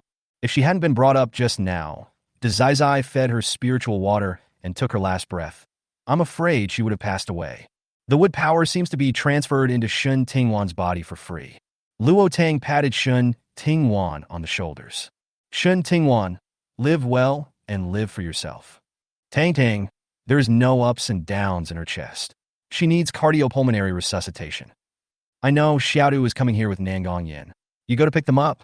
You pick them up at that intersection. The situation is urgent now. Don't make a detour. Good. In a daze and confusion, Shin Tingwan seemed to have heard Luo Tang's words. Luo Tang cleared Shin Tingwan's respiratory tract, pressed his forehead, and raised his chin to open the airway, and first performed artificial respiration 4 times. After seeing the rise and fall of his chest, immediately untie Shin Tingwan's collar, press the middle and lower part of the central sternum, and perform chest compressions. This was repeated until Nangong Yin arrived at the scene with Xiaodu. When Xuanjin got out of the car and saw the ghostly atmosphere on the lake, he took a breath. Seeing Shin Tingwan being rescued, his eyes were complicated. Who is so vicious? This is using innocent people as scapegoats. When Nangong Yin saw the intestines on Daoda's paws, he was truly silent for a moment. Zhou, come here quickly. A little white wolf cub jumped out of Mo. Xuanji's arms. Luo Tang was not surprised when he saw the white wolf cub and even smiled at him. Zhou instantly understood what his mother meant and tilted his head to look at Bai Qingli. Why can Uncle Bai become a human? Bai Qingli, Murong Yin, and Xin Qiang quickly built a simple surgical site. Use this water. As soon as the spiritual water came out, Nangong Yin knew it was a good thing. He placed Shin Tingwan on the makeshift bed and took out his own surgical kit. I'm really glad that Xiaodu was able to create space beads after advancing to the second level. Zhouzhou gave him the largest space bead so that he could carry some medical supplies with him. Uncle Nangong, I will use the healing power as you tell me. Okay. Picking up the scalpel, Nangong Yan's face instantly became serious. Luo Tang came back after washing his hands and saw Bai Qingli standing silently in front of a white-haired and vigorous old man, just like a head teacher scolding students. Shaoli, you're doing very well. He took out the white jade pipe hanging from his waist and tapped Bai Qingli. Grandpa, I really had something urgent to do when I went south, so I didn't inform you. Is this what I'm talking about? Look at when you went to the girl's house to propose marriage. You hid the fact that you had a girlfriend 4 years ago very well, and you even let the girl raise the child alone. You really are. Grandpa Imo was so angry that he hit him again. Bai Qingli. Oh no, he is so wronged. He was the one who was forced, so even if he told his grandfather, he would definitely not believe it. Seeing Bai Qingli hesitating, Imo Xuanji snorted coldly and said, Are you trying to say that you were forced to do that? Do you think I will believe it? How could that little girl possibly beat you? Bai Qingli. Grandpa, you are really the worm in my stomach. Luo Tang held back his laughter. Dowda stood next to her, biting his paw and rolling his eyes. The unlucky guy's grandfather didn't believe it. The little pangolin told him that the unlucky guy was the one bullied by the big cub. Little girl, do you still remember the old way? Xianjun said, patting the wine bottle on his waist. Luo Tang then turned his attention to Xianjun. Of course I remember. You picked the Tang in my name for me. I don't know what I call you. Xuanjun, Xiaodang, just call me Grandpa Xian. Apart from the girl who is rescuing, there are other people who have been to this lake before. The smile on Luo Tang's face disappeared instantly. The rescued's niece, Xinchue, ran away. Tingwan was left alone to be eaten by the mutated blackfish. Luo Tang glanced at the mutated blackfish that was still swimming in the lake. The mutated blackfish is ferocious in nature, has hideous teeth, and has snake-like patterns on its back. It is also known as the snake-headed fish. Later, she plans to collect some mutated blackfish and raise them into space. Although they are ferocious, they can be used for cooking and are extremely delicious, especially the pickled fish fillets. She has told the pangolins to dig a lake on the edge of the mountain range. Chapter 135. This thing is great. There are no lakes in space, and just relying on that stream, I don't know if the creatures inside will be water-stressed over time. Shen Qiyue is a 3-series superpower. She can rescue her, and even if she is trapped in the water. Shen Qiyang said angrily. He also didn't expect that Shen Qiyue would be so cruel. Why are we afraid of these mutated fish? It's just that this is a dark place, and many people have drowned before. That person gathered ghosts again, and a ghost wall was formed at that location. Once the person gathering ghosts falls into it, he will trapped and dead inside, Xianjun said, pointing to the position where Luo Tang rescued Shen Tingwan. So she regards Shen Tingwan as a scapegoat. Yes, the girl who was rescued just now is an innocent person. Grandpa Xian, I wonder if you could do the math. On the 7th day of the 7th lunar month, at midnight, there is Shen Qiyue. When Xuanjun heard the name and time, his brows furrowed and he asked, Was she born prematurely? The twins were born in August. Xuanjun calculated, twins. Shen Qiyue's fate has been changed, so it's impossible to calculate accurately. What about the original destiny? The original fate is that one parent will kill the child, and one of the twins will die. If the girl does not die, the brother will be killed less than 3 days after birth. After the brother's death, the girl's fate will change, and it will be the same as that of one of the parents. Restrain each other. It depends on who dies first. If the girl does not die, her parents will die in a car accident within 1 year of age. And then, at this moment, Luo Tang also understood why Nansheng did what he did, and he didn't know whether he knew whether his parents would be harmed if his destiny was manipulated. That's wrong. Shen Qiyue's parents didn't die when she was 1 year old. Luo Tang said doubtfully. The parents may not be the biological parents, they may also be the adoptive parents. Her parents should know about it, and thought of a sinister way to focus on Luo Yu's fate. Xianjun sighed. What would happen if I didn't die? Shen Qiyang asked impatiently. It will become a scourge and harm one party. The cycle of cause and effect means that one of this child's ancestors is a villain. However, all this can be resolved. Her father is Nansheng and her grandfather is Nanrong. Shen Qiyang added. When Nanrong was mentioned, Xianjun became angry. No wonder there are parents who suppress their children. as long as the suppressed child survives after reaching 1 year old. If his mind is right, the ghosts around him will slowly dissipate over time.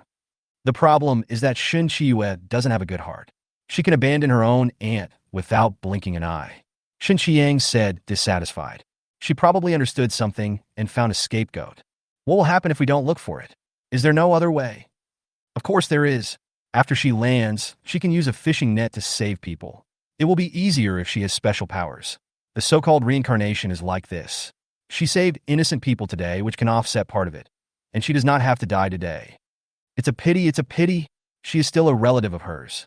If she were a stranger, even if she was not offended, she would disregard the lives of others for her own sake. For us Shinmen people, helping evil people means taking on their sins at the same time, and helping good people can share the merits of others. Jigu Big Zai Zai, then should we kill Shin Chiyue? Big gray hairball. Things have happened, but she has not yet passed the disaster.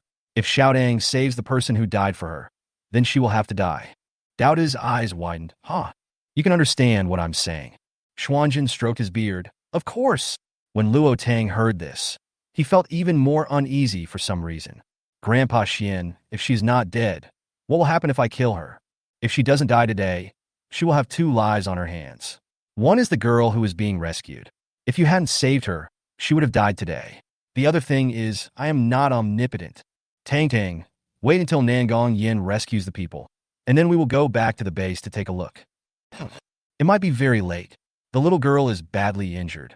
Even with Xiao Zhozhou's healing ability, she can only lie flat. I'm afraid we can't get back today. Let's see if we can find a temporary residence outside. Xianjun said worriedly. That's not necessary, Grandpa Xian. I have an off-road RV. After Luo Tang said that, he found an open space and parked the car. The fully armed black off-road RV has tires that are 1 meter high. The body of the vehicle exudes a metallic luster and looks majestic and domineering. Xianjun clapped his hands and cheered. This thing is great. Old men either rely on their legs, ride a motorcycle, or are carried by Xianji. After a long time, my old bones really can't stand it. Grandpa Xian, are you from the north too? Yes. Chigu Big Cub, 1 RV is definitely not enough. Otherwise Big White Wolf, and I will arm a new one. Luo Tang thought about it, and it was indeed inconvenient for so many people to squeeze into 1 RV. Her RV was specially customized. She originally thought it would only accommodate her, Zhozhou, and a few small animals. It looks sturdy on the outside, but actually there's only a large bed inside, so it really can't accommodate many people if you're in a hurry. Fortunately, she collected a lot of off-road RVs. Then she took out a large off-road RV from the space. This RV was 8 meters long, which was 3 meters longer than hers. Sister Luo, you actually have such a big RV. But such a big car also consumes a lot of fuel. On the way from the city to Yuhui base, she also collected a lot of gasoline, which was more than enough. It can be used in the production of new cars, and then energy stones and crystal cores can also be used to drive cars. However, when she was outfitting the RV, she only considered herself and Zhozhou, and didn't consider anyone else at all. That's okay. My elder brother has a lot of oil. He bought a lot of oil at the beginning, but he didn't expect that cars and oil are consumables. Muron Yin said with a laugh. Luo Tang. With this RV out, there's no need to set up a tent outside. That's great. It's the first time for me, an old man, to see such a huge RV. Xianjun touched the big tires of the RV, looking a little wretched. Daoda jumped onto the RV and began to strengthen the body of the car. Bai Qingli was finally relieved and no longer had to be scolded. Grandpa, I'm going to check on the RV, put some gas in it, and install some guardrails. Get ready for us to go home. Mo Xuanji was about to say that they could walk back, but then he thought of Luo Tang and Zhozhou and waved his hand. Luo Tang smiled when she saw Bai Qingli sneaking up to her side. I really didn't expect that Qingli would be so well behaved in front of his grandfather. Bai Qingli was just about to say something to Luo Tang when a ball of gray fur fell from the sky and landed on his head. Daoda. Chigu Big White Wolf, let's act quickly. The matter has been almost resolved, except for Tang Chun. We will deal with him when we go back tonight. We can go north tomorrow morning. Dodo's words made Bai Qingli lose all his temper. Uncle Nangong, will she be sad when she wakes up and sees me like this? Zhozhou lay on the ground, staring at Nangong Yin, who was removing the bandages without blinking. Chapter 136. Hard Hint. Even though all the wounds have been healed by his healing ability, his body is still covered with bumps and bruises, which would be uncomfortable for anyone. It's not that his healing ability is useless, but I heard that a lot of the flesh on Antwan's body was bitten off and eaten by the fish. Nangong Yin didn't say anything. Without Zhou's help, even with his superb medical skills, he really couldn't save this man. He really tried his best to reconnect her intestines and blood vessels. Fortunately, the chest cavity is protected by bones and the important organs are fine. Otherwise, with Qing Li's miraculous self-healing ability, he would have died. This water can repair her skin tissue. Combined with your healing ability, it will slowly heal her and she will be back to her original appearance. Really? Can everything be restored? What about the toes that were bitten off? Nangong Yin was silent for a while before saying, Zhou, we should be lucky that her feet are still there and she can still walk in the future. The little white wolf lying on the chair was obviously depressed. Nangong Yin delivered spiritual water to Shun Tingwan like a diaphragm to nourish her body. When he lowered his head, he saw tears falling from the corners of Shun Tingwan's eyes. Stay alive. Shouldn't you do something after Shun Chiua treated you like this? Are you willing? If Tang Dang didn't save you, you would be eaten by all the mutant fish and buried at the bottom of the lake. She could obviously save you. From now on, Space could use tools to fish you out of the lake, but she gave up on you. You really don't want revenge? Do you really want to let the person who hurt you go free? You are the only one who will die in pain. Nangong Yin stood beside Shin Tingwan's bed and murmured softly. Zhou saw Shin Tingwan's hand tighten slightly. When he raised his head, he met Nangong Yin's eyes with a warm smile. I shivered. He seemed not as powerful as Uncle Nangong. Nangong Yin felt Zhou's gaze and pushed up her glasses. Zhou, Uncle is here to wake her up early. Zhou waved his paws, swung his tail, and muttered, Uncle Nangong, I know what you want to do. He also learned how to kill someone with a borrowed knife today. Nangong Yin stared at the little white wolf nestled on the chair. The entire white space was except for Shin Tingwan, who was lying on the hospital bed. It was just him and Zhou. Zhou, I feel that sometimes you are too smart, not like a 3-year-old child, but sometimes you are like a child. Zhou raised his head and stared at Nangong Yin, not afraid at all. He grinned. He was fat. If it weren't for the red hair on his forehead, he would look like a smiling angel Samyet. I'm so smart that I can remember things clearly when I was 1 year old. Uncle Nangong, do you remember? Uncle Bai was spanked by his mother when he was a child. Did you? Zhou is the most well-behaved child, no? Nangong Yin. No doubt. I must have said something to Zhou. Isn't he afraid of being beaten by Qingli? Uncle Nangong, I hear that Antwan's eyelids are moving. Look, I slipped away and went to find Uncle Bai. He didn't want many people to know about his transformation into the little white wolf. Did he lose face? Although he is only 3 years old now. Shin Tingwan opened her heavy eyelids and saw a space surrounded by several pieces of flawless white cloth. Then a warm and pleasant voice sounded in my ears. Miss Shin, I wonder how you feel now? Do you remember what happened? Shin Tingwan's eyes were hollow and tears were streaming down her cheeks. Nangong Yin was afraid that her tears would flow into her ears, so he helped her up. Only then did Shin Tingwan realize that his chest was empty, covered only by a thin quilt, and he became helpless for a moment. Don't worry, I'm just helping you heal. It was Tang who saved you. Su Sure Nangong Yan's eyes were devoid of anything else, and his voice was pleasant. Shin Tingwan's heart gradually calmed down. Looking at Nangong Yin, who was dressed in white and wearing silver-rimmed glasses, his empty eyes gradually gathered light. I remember how I was abandoned. Remember the despair after seeing hope. She remembered that she couldn't move, and her body was slowly being eaten by the mutated fish. She never wanted to experience the endless pain and despair again. From a place where no light could be seen, a hand pulled her out. She seemed to hear her say, Shin Tingwan, live well and live for yourself. Shin Tingwan touched his belly and found it was intact. She seemed to remember that the mutated fish gnawed at her belly. Miss Shun, Tang came in time and snatched your intestines back from the mutated fish's mouth. I helped you take them back. However, I don't know if the toes on your 2 feet can be restored in the future. Thanks.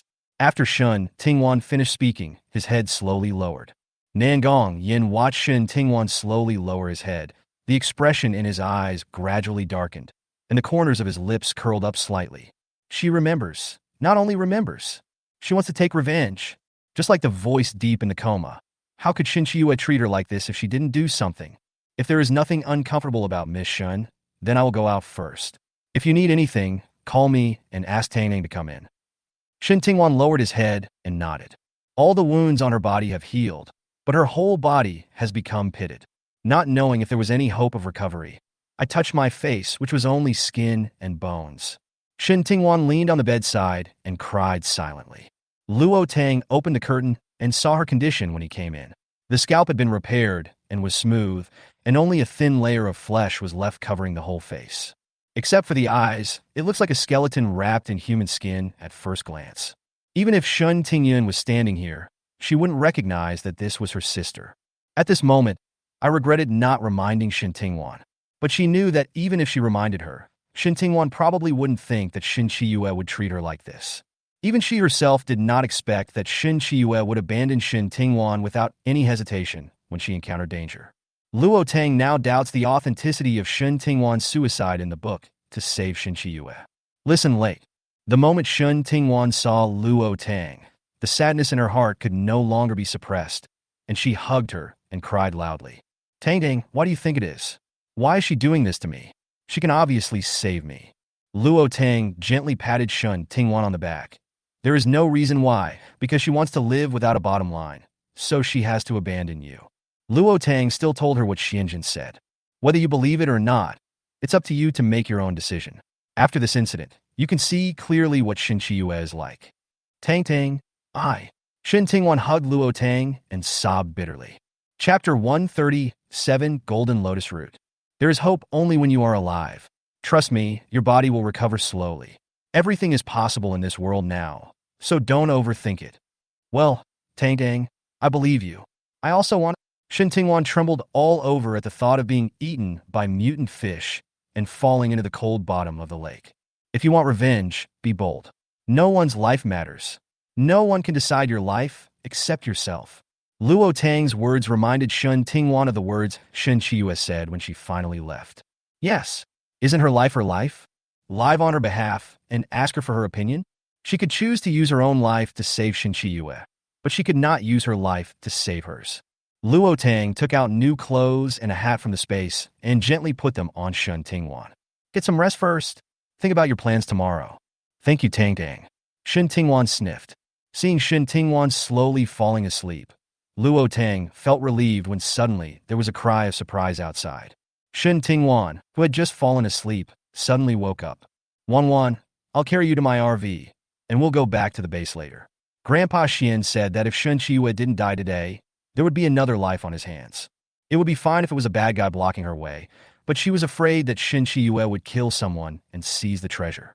Tang Tang, all the wounds on my body have healed, and I can walk. You came in time. Only the toes were bitten off. Just like Nangong Yin said, if Tang Tang had been a little later, her feet would have been gone. If her intestines were not snatched back, she would be a useless person after being rescued.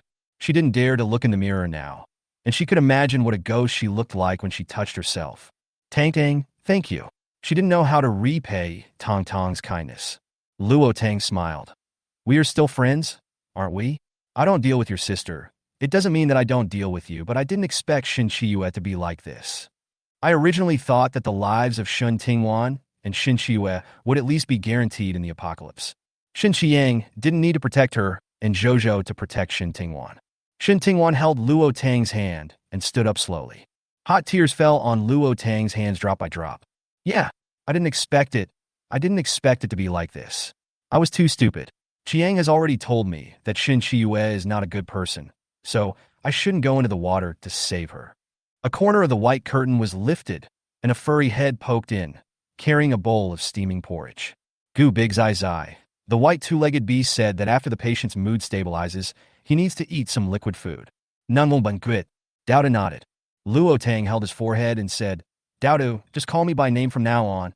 White two-leg, big white wolf, bad guy, big cub, little cub, these are some of the names. Dowda grinned. He put it in my RV. Luo Tang helped Shin Tingwan slowly walk out of the simple operating room. Shin Tingwan trembled all over when she saw the mutated black fish killed on the shore.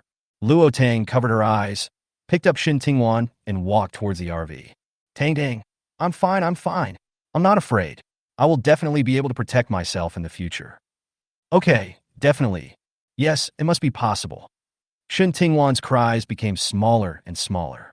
It turns out that Tang Tang was the only one who believed she could do it since she was little.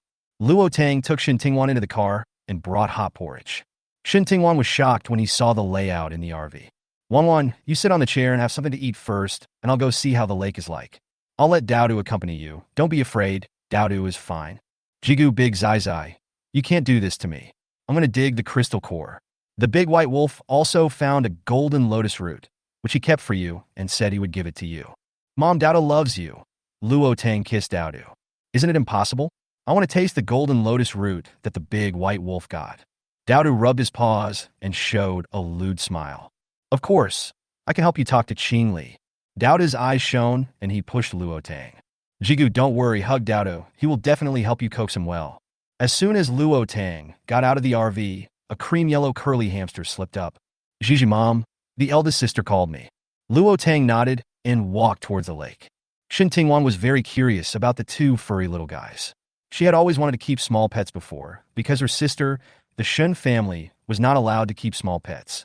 Daodu stretched out his paw, and Shen Tingwan seemed to understand what it meant and stretched out his hand. Daodu held Shen Tingwan's hand and shook it up and down, then rubbed her with his furry body. After its research, it was found that most of the two-legged beasts like its fur, such as the big cub and the little cub, and they also like it to act like a baby. Curly Hair was gnawing nuts on the table and looking at Shen Tingwan from time to time. It feels so good to be surrounded by fur. Shen Tingwan forgot her worries for a moment, pushed the porridge on the table, and gave her a gentleman's salute. Chirp to leg, please have a meal. Shen Tingwan smiled. As soon as I arrived at the lake, I saw a little old man touching the golden lotus root under the little white wolf with an excited expression. Baby, why haven't you changed back to a human yet? Bai Qingli changed back immediately. Zhou lowered his head and flicked his tail. Mommy, will I never be able to change back? How could that happen? Luo Tang picked up Zhou. She was startled when she saw the golden lotus root on the ground, full of energy. The lotus flower in her mind trembled slightly, emitting cyan mist. Immediately afterwards, the golden lotus root on the ground emitted golden mist and penetrated into Luo Tang's body. After a moment, the mist disappeared again.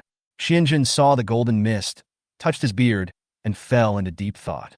Grandpa Xian, do you recognize this lotus root? That's not the case. Xiao Zhou has a mutated karma fire on his body. I suspect that this lotus root is related to the meritorious golden lotus. Master, he is right. It is the mutated golden lotus of merit, just like the lotus in your brain. Bodhi shouted in Luo Tang's mind. Zhou picked up the golden lotus root and handed it to Luo Tang. Mommy, this is what Uncle Bai dug out in the center of the lake. It's for you. He's still digging, but this is the only golden lotus root. The lotus root is not big, about the thickness of a 3-year-old child's arm, and has only one section.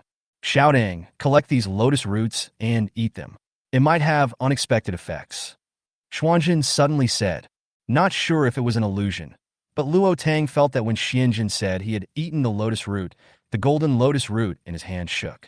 This is obviously a good thing, so she naturally wants to keep it in the space. Okay, put it away and study it first. Luo Tang had just put the golden lotus into the space when the space suddenly shook violently. She was delighted, wondering if her space was going to be upgraded again. He wanted to probe his consciousness into the space to check, but was blocked by a golden light. Luo Tang had no choice but to call out to Bodhi. Bodhi, what happened in the space? Bodhi's voice was filled with joy that could not be concealed. Master, the space will be upgraded. I'm afraid it will take some time. The energy around is not enough. The space is autonomously absorbing the energy in the void. It seems that the thing you just put in is the main factor. The space could not absorb the energy in the void before. You can collect things freely, but be careful when entering the space. You will be scratched by the brutal void energy if you are not careful. Good. Luo Tang could hardly suppress the joy in his heart, and the corners of his mouth curled up unconsciously. Chapter 138, Red Lotus Seeds. Mommy, something could happen to you. Look at me quickly. How can I become a human again? Zhou buried his head in Luo Tang's arms. Luo Tang came back to his senses from his joy and touched Zhou's soft fur. Baby, you're such a fat little wolf. So adorable. Zhou curled his lips. Mommy, you won't say I'm fat. That's all muscle, not fat. Okay, Let me take a look at your body. Upon seeing this, Luo Tang discovered that a fiery red lotus had appeared in Zhou brain. Could this be a mutated red lotus? And is it this lotus that allows Zhou to use karma fire? But where did this lotus come from? In her mind was a green lotus with 5 petals opened. On one of the petals was a small purple ball, representing her mental power. There is also a miniature that supports the space of life. But Zhou's flower is fully open, and there is a red flame in the heart of the lotus. His healing crystal core shrank next to the red lotus. Suddenly, her heart felt warm, and she suddenly remembered that there was a red lotus on her chest, which looked exactly the same as the one in Zhou's mind. Zhou, try the red lotus in your mind and use its power to transform yourself into a human form. Zhou scratched his ear and said, Mom, why are what you said completely different from what Uncle Bai said? Luo Tang pursed his lips and thought of something. Then Zhou, try combining what Qingli taught you with what your mother taught you. Luo Tang put Zhou on the ground. The little guy sat cross-legged, and suddenly a white and red light emanated from his body.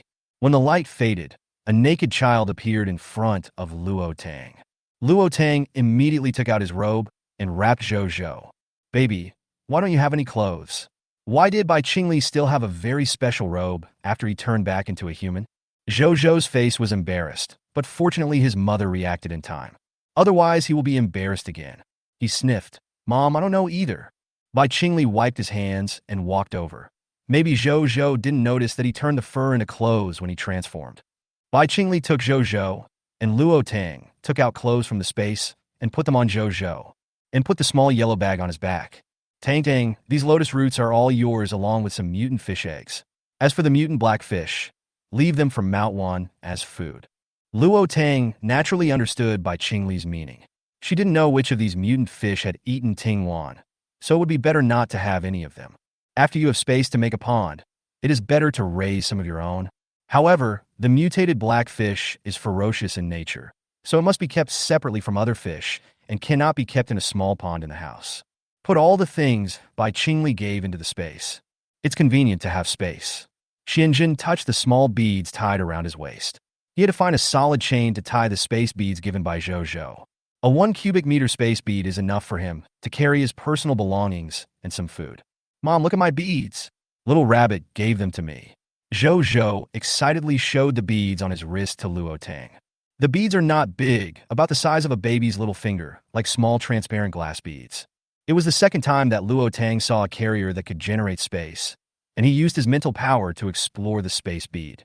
Suddenly, he said, Qingli, do you think the space bead can be developed into a space bracelet? If we can develop a smart ring like the one described in interstellar novels, and then install a space bead on the smart ring, wouldn't that be great? Bai Qingli was about to speak when a furry rabbit grabbed his pants. Looking down, I saw the big rabbit handed me a space bead. Taking the space bead, he examined it carefully. Tang, I feel your idea should be feasible. The energy contained in the fingernail-sized energy is huge, and the energy molecules contained in the air can be used as a signal medium. Don't stand by the lake. Do you want your wife and children to have dinner here in the breeze? Go home and cook. It will be dark if you don't go home soon. Bai Qingli was trying to establish a connection between the supernatural molecules in the air and human mental power when a faint voice sounded behind him. Turning around, he saw Mo Xuanji standing behind him at some point, staring at him with dissatisfaction in his sharp eyes. Bai Qingli. Murong Yin touched his chin, patted Nangong Yan's shoulder, and leaned close to his ear. That's what I was saying. Uncle Bai is such an easygoing person, and Aunt Mo is so outspoken. How could they have such a vicious-mouthed son? So this is the problem. Nangong Yin. Should he remind Yin that Grandpa Mo and Qingli have very useful ears? Sure enough, as soon as Murong Yin finished speaking, Mo Xuanji and Bai Qingli stared at him at the same time. Mo Xuanji put his hands behind his back. Xiaoyan, didn't you say before that you wanted to practice martial arts?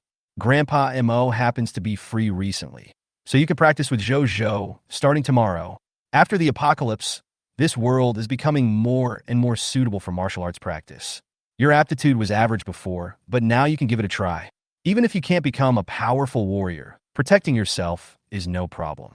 Murong Yin knelt down excitedly when he heard it. Grandpa Mo, you are really willing to teach me. Junior Murong Yin, I pay my respects to the master. I will definitely study hard in the future. Mo Xuanji waved his hand. You don't have to become my disciple. Don't worry. I will teach you well. This kid is too stupid. He doesn't want such a stupid apprentice. Nangong Yin held back his laughter, knowing that a Yin would suffer in the future. Xuanjin was also very happy. Since Xuanji was willing to teach Morong Yin, it meant that he would gradually be willing to teach other people. He still couldn't figure out how Xuanji could jump from one tree to another as if he was flying. He didn't use his superpowers at all. I followed him all the way, but never saw him use his superpowers. When encountering an evil species, a leaf in your hand can turn into gas and fly out, which is as useful as a bullet. Mo Xuanji looked at Luo Tang again and took out a red lotus seed from his pocket. Since you have changed your name, I will call you Tang Dang from now on. Your grandmother asked me to come and look for you, hoping that you can return home safely. She also asked me to hand this lotus seed to you personally. Luo Tang took the lotus seeds with both hands. As soon as he touched the lotus seeds, he instantly felt the scorching temperature. He bowed deeply. Thank you, Grandpa Mo. Chapter 139. Gaining Teleportation and Shadow Powers. Mo Xuanji smiled and waved his hand, saying, Why are you being polite? It's my son who has wronged you these years. If you are willing, when we return to the imperial capital, Grandpa Mo will help you arrange a wedding. Luo Tang smiled and said, Grandpa Mo, that's not necessary. At this time, it's enough to just get a certificate. That's fine. Then we have to invite both families to get together. It's not too late to talk about it when we get back. She was afraid that they would face a cold wave soon after returning to the imperial capital, so she had no mood to hold a wedding. Tang Dang, do you want to learn martial arts with Grandpa Mo? Mo Xuanji asked again. Grandpa, I'll just teach Tang Dang. There's no need for you to join in the fun. Mo Xuanji glanced at him and asked, You've grown wings, haven't you? Grandpa, let's have a discussion when we have time. Bai Qingli said with a smile. Okay, let me see how much progress you have made. Mo Xuanji laughed. Mom, Zhou wants to take you to a place. Let's go see Grandpa Tree. Grandpa Tree just helped Zhou a lot. Let's go and thank it, okay? As they were getting ready to go home, Zhou hugged Luo Tang's legs and said. Luo Tang understood immediately and coughed softly. Brother, you drive my RV to take Ting Wan home first. Cousin, you take Grandpa Mo and Grandpa Xian home first. I'll follow Zhou and be back soon. Mom, it's not far. We can definitely get to the base faster than my uncle and the others by bike. Okay. Luo Tang handed the car keys to Shin Qiyang. Tang, let's go back first and see Shin Qiyue. Old man, I want to go see the Shin Qiyue you mentioned. Xuanjin shouted and pulled Mo Xuanji along with him. Grandpa, you are tired from traveling all the way. Take a rest in the car. Tang, and I will go and come back. As soon as he separated from everyone, Zhou took out a crystal core from the space bead he wore on his wrist and handed it to Luo Tang like a treasure. Mom, this crystal core has the power of teleportation. I give it to you. He took out another small metal box and said, Mom, the crystal core in this box has shadow powers, and it's for you too. Thank you, baby. Luo Tang took the 2 crystal cores and took out a big peach from the space. Baby, this is a power-type mutant fruit. It can awaken the power ability 100%. If you don't want the power type, you will have to wait for a while before you can get other mutant fruits. Zhou's eyes sparkled. Will it be awakened for sure? I just want the power system. I can use fire now. I don't want anything else. I just want to become a strong man. Good. Mom, you should try this teleportation crystal core. Then take Zhou to teleport over there. The old man who caught me before took me to Grandpa Tree in just a few moves. As Luo Linzhou was speaking, he suddenly felt 2 discordant gazes and quickly covered his mouth. What's going on with the old man who arrested you? Luo Linzhou, explain it to Mom. Zhou shook his head, looked up at Luo Tang with a smile. Tell me what happened clearly. Did he bring you back from the base? Didn't you promise Mom to stay at the base? Why did you go out with your uncle? Luo Tang said seriously with a straight face. Luo Linzhou stood straight with his head lowered and explained everything that had happened in detail. Luo Tang took a deep breath and glared at Bai Qingli. Ball! She felt that her little baby also had an adventurous streak. Bai Qingli lowered his head like Zhou and did not dare to speak. My son, you are so awesome. At the age of 3, you killed a sinister and cunning old Taoist priest. Zhou glanced at Bai Qingli, who didn't dare to say a word like him. Is this what it feels like to have a dad, to make Mom mad and to be punished along with him? He can also take the blame. Zhou imagined that when he became powerful in the future, he would definitely go out and play. How could I possibly stay at the base forever? Now that I think about it, it seems like having a father wouldn't be bad. Zhou, Mom knows you were smart, but you have the ability to heal. If that old man is more powerful and you don't meet Grandpa Tree to help you, what if something goes wrong? Mom, if I become stronger, you won't have to worry about me so much, right? That won't work either. You're too young. Unless you can beat your mother, you must be accompanied by an adult before going out. Mom, Zhou knows. I won't do it again. And later, Luo Tang's voice suddenly became heavier. Zhou shuddered and shook his head vigorously. No, absolutely not. I don't know why, but Luo Tang always feels that there will be a future.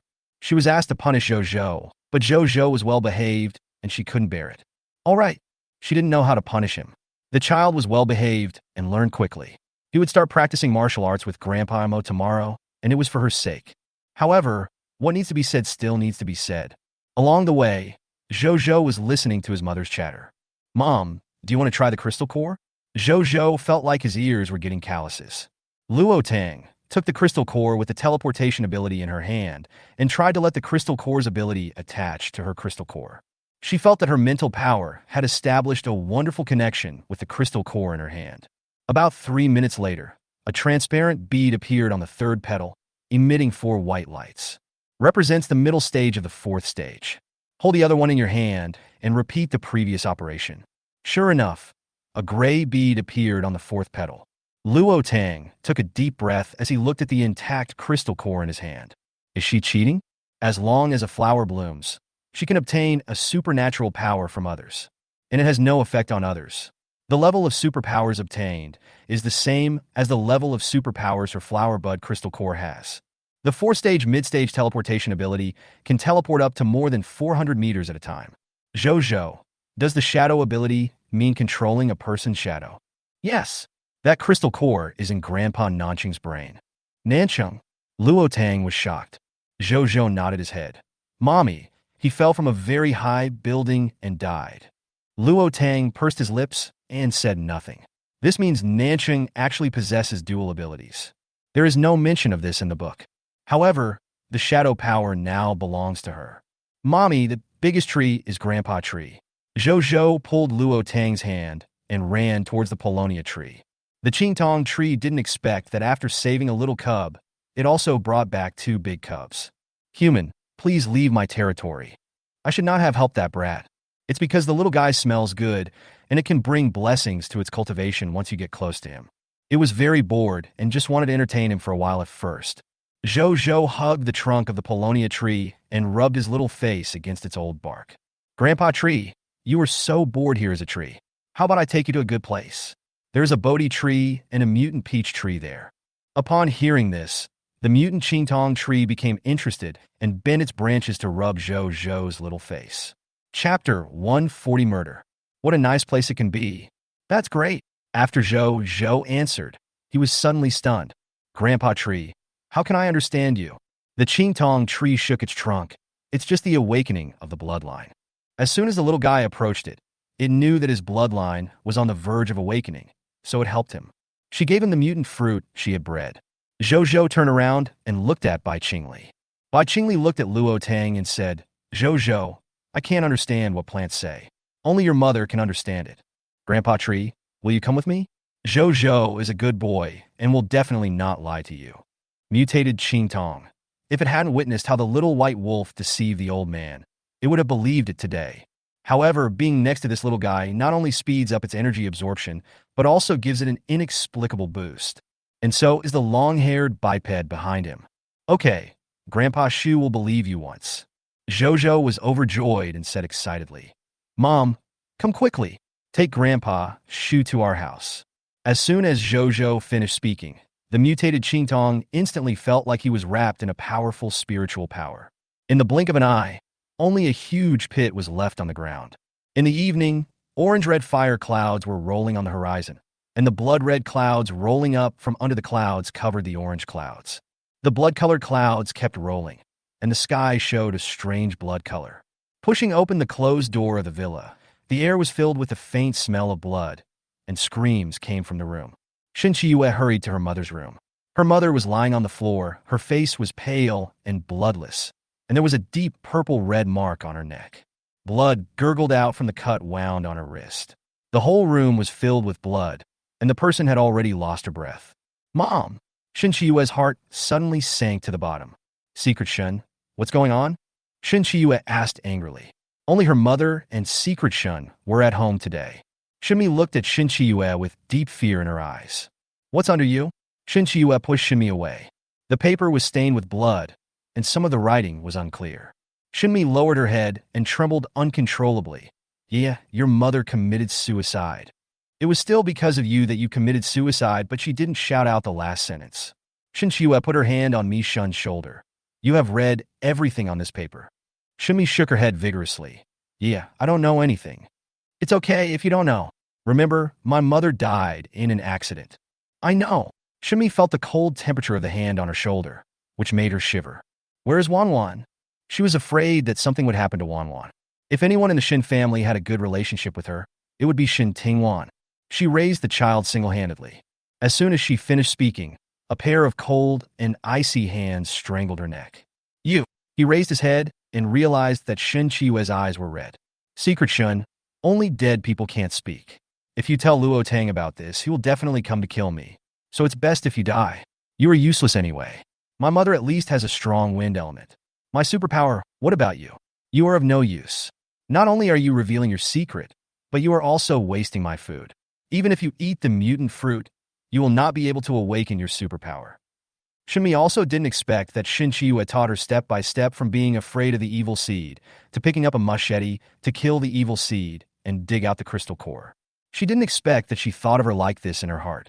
She knew that she had no special powers, so she was responsible for hand-washing the family's clothes, cooking, and cleaning every day, and she was considered diligent. Before the end of the world, she had never done anything like this. Your Wanwan is dead, and it just so happens that you also go to be with her. Shinmi's pupils shrank. She felt something was wrong that day when Shin Chiyue brought Nanqing's body back. Why did he suddenly die suddenly, and he began to become mentally disturbed? She didn't know where the strength came from, and suddenly reached out and grabbed Shin Chiyue's hand. Shin Chiyue, was it you who killed Wanwan? Why? How could it be? She was bitten to death by a mutant fish while trying to save me. How could Mi Shin believe what Shin Chiyue said? Wanwan is only a first-level peak power user, while Shin Chiyue is a third-level, second-level peak power user. There is no need for Wanwan to save her. He must have encountered fatal danger and pushed Wanwan out as a shield. Shin Chiyue, you don't deserve to die well. Your mother also said you. It wasn't you who said why you died. Shut up. Thinking of her mother's words, Shin Chiyue felt like a joke. No matter the joke, she will live well. Secret Shun, I will live well. You will die soon, and the daughter you raise will also die. You should go and be with her. Shin Chiyue's face became more and more distorted, and the strength in his hands became stronger and stronger. Come bigger. Shinmi was no match for the superpower person. He couldn't breathe in his chest, his face turned livid, and his hands gradually became weak. It suddenly fell down. The hanging arm hit Shin Chiyue, and only then did Shin Chiyue realize what he had just done. He jerked his hand back, and his breathing became rapid. Shinmi had no support, and her body fell down, just on the knife in the pool of blood. Her white eyes stared in the direction of Shin Chiyue. Shin Chiyue looked at the two corpses on the ground, squatted down and breathed. He didn't feel the air flow, and his body began to tremble slightly. 2 people died today, and he quickly got up and took the unfinished letter from the table. All the above are my mother's wishes. Let her live well, and hope that she will carry forward the Shin family. There were insults afterward, scolding her for killing her adoptive father and adoptive mother, killing her own brother, and asking her why she didn't die. Shin Chiyue didn't know until now that she was given to a family by her father to raise. However, that family member died in a car accident when she was less than 1 year old. Only she was safe and sound. It turned out that Shin Chiyang was not her biological brother. Her brother died a few days after he was born. In that piece of jade, Shin Chiyue thought of the black jade that she had inadvertently destroyed and felt a sigh of relief in her heart. No wonder she woke up that day and felt that the invisible pull of fate had disappeared, but she had lost something very important. What was lost was Luo Tang's luck. If she exchanged lives with Luo Tang, she would naturally be tied to Luo Tang's fate. Now gone. He also mentioned the Luo family's heirloom. Although her father didn't know what it was, it must be useful. If the jade is not destroyed, she only needs to kill Luo Tang. Then she can get all Luo Tang's luck. Then can she get everything from Luo Tang? Damn it! Thinking of this, Shen Shiyue regretted it to death. How could she be so stupid to destroy Jade? He lowered his eyes and looked at the two corpses, lit a fire on the letter left by his mother, and sneered strangely. How pitiful. The first person I think of when I die is the Shin family. The Shin family. Not her. Chapter 141 Goodbye, Shin Shiyue. With the ability to teleport, Luo Tang really arrived at the base gate before Shin Qiyang. The group had just arrived at the door of Villa number 18. Xuanjin let out a cry of surprise, shouting, "Who lives next door to you?" There was a bloody disaster, 2 bloody lights, 2 people died today. This sentence set off a storm in the hearts of everyone. Grandpa Xian, that is Shen Shiyue's home. Tingwan is not at home. Including herself, there are only 3 people left in her family. If 2 more people die, wouldn't that mean? Luo Tang felt it was impossible. With a sweep of his mental power, he swallowed back all the words that came to his lips. Shen Shiyue was the only one in the room cleaning up the blood, and the room was full of blood. Tang, can you come home with me? Shen Tingwan burst into tears after hearing Xian Zhen's words. She didn't know why, but she was afraid that Shen Shiyue would kill her sister and mother. Creak sound. The door suddenly opened, and a group of gray fur rushed to the front. Shen Shiyue looked up and saw a man wrapped tightly in a robe, with only his eyes exposed following behind. Behind them are Luo Tang and Shen Qiyang. Next came a little old man with a wine flask hanging on his waist, Nangong Yin, Murong Yin, and Bai Qingli holding a child. And a lean, tall, white-haired old man she didn't recognize. "Why are you coming to my house?" Shen Shiyue yelled. Smelling the strong smell of blood in the air, Shen Tingwan's heart dropped to the bottom. She put aside Luo Tang's hand and staggered to the room. "Who are you? Get out!" Shen Shiyue wanted to stop her, but was restrained by Luo Tang's mental power. Luo Tang is now in the middle of the 4th level, and Shen Shiyue is only at the peak of the 2nd level. Not to mention restraint, even killing Shen Shiyue is easy. When he opened the door, there was only blood stains in the room that had not yet been cleaned, and nothing else.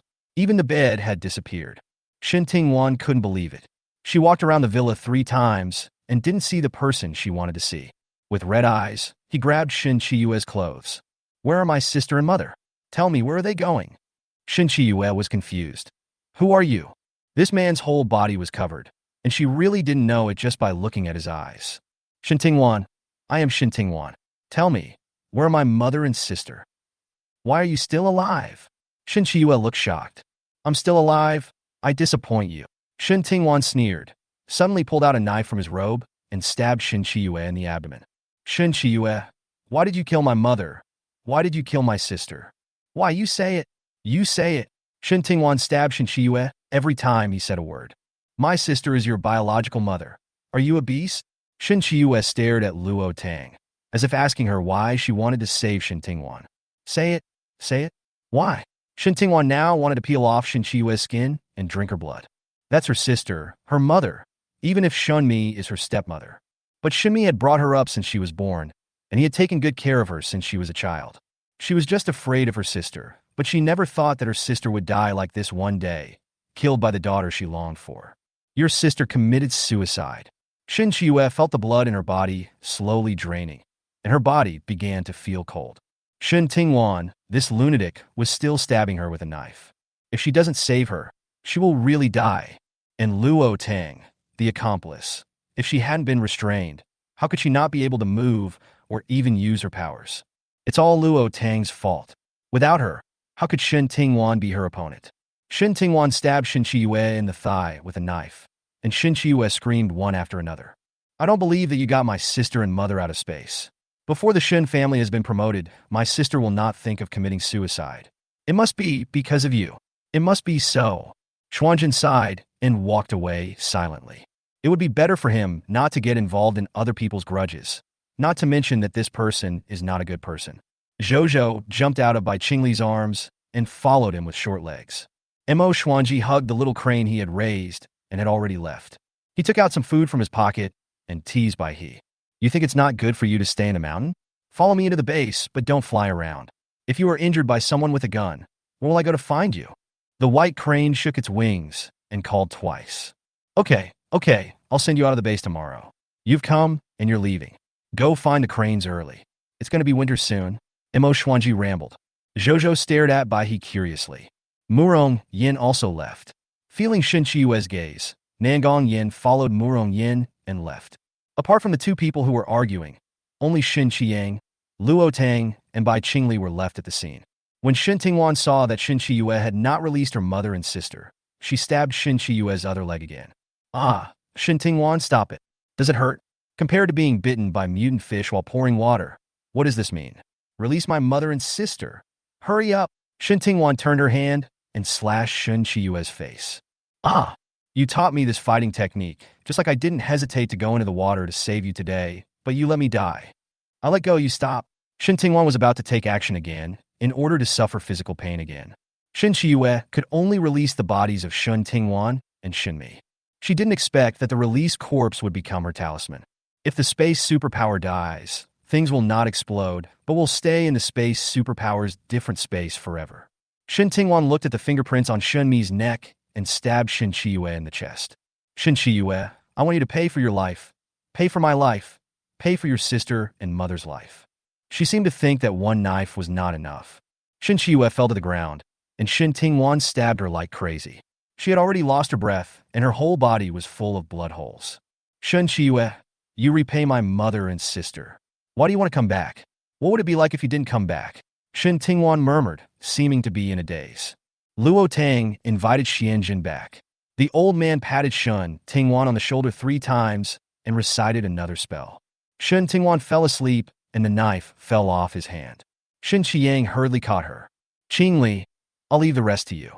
I'll go help Tingwan, and you can go find Chief Yang Yuan. Shin Tingwan will be in some trouble if he doesn't deal with killing people at the base. Leave it to me? Don't worry. Yeah. Luo Tang's mental energy swept away, and he suddenly found a sneaky figure behind the villa.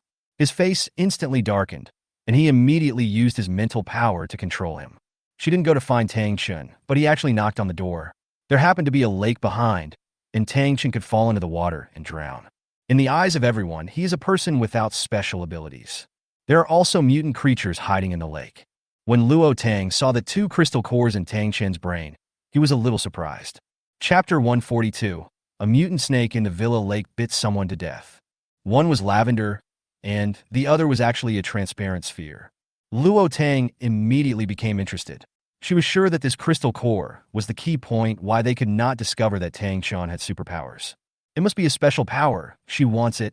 The mental power instantly enveloped Tang Chun, and the mental power was placed on his crystal core, assimilating the supernatural power on the crystal core into his 5th petal. But in just 3 minutes, a small transparent bead appeared on the petal.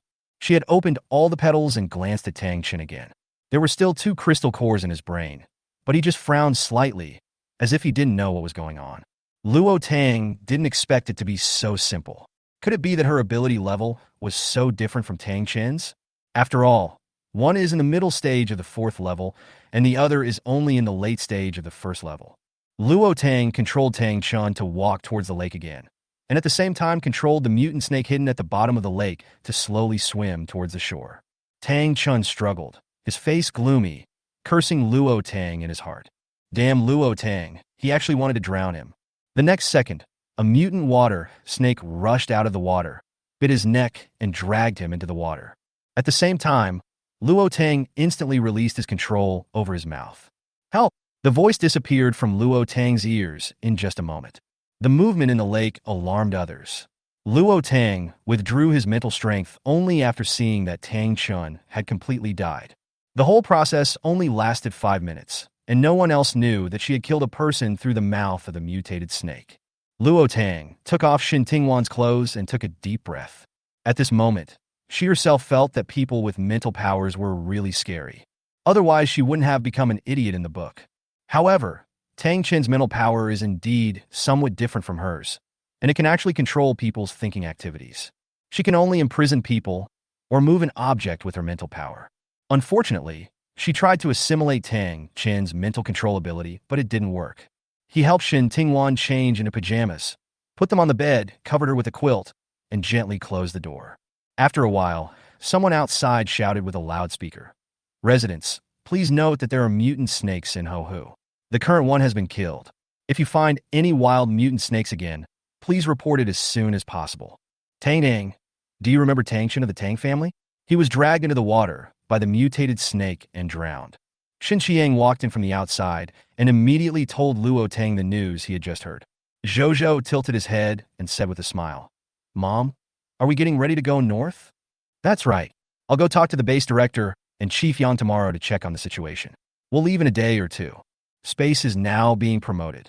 This promotion is not like the previous 3. I am afraid that this promotion will change a lot and will take several days. Oh yeah. Zhou jumped excitedly without having to stay at the base. She could play with her mother everywhere. A hand grabbed his collar, and when he raised his head, Emo Xuanji was looking at him with a smile. "Grandpa." "Zhou, Grandpa will teach you how to practice martial arts today. I will show you your bones and see which martial arts you are suitable for. We can't relax on the road." Luo Linzhou's eyes widened, and he swallowed. "Zhou, you have decided to practice martial arts, so you can't give up halfway, and you can't be lazy one day." Zhou raised his little head and looked at Bai Qingli, who gave him a self-satisfied look. When his mother took him to meet his grandfather, he was also attracted by his grandfather's martial arts. He hugged his grandfather's legs and wanted to learn. From then on, except for returning to the Bai family during the New Year and holidays, there was no good day. Grandpa didn't urge him until he came out of the mountain. When he was a child, he went to tease a bear naughtily, but was chased by the bear's mother and fell to the cliff.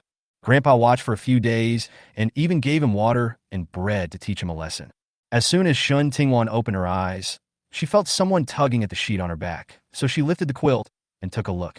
A black and white rabbit was nesting in the corner of the bed, struggling to straighten the wrinkled quilt.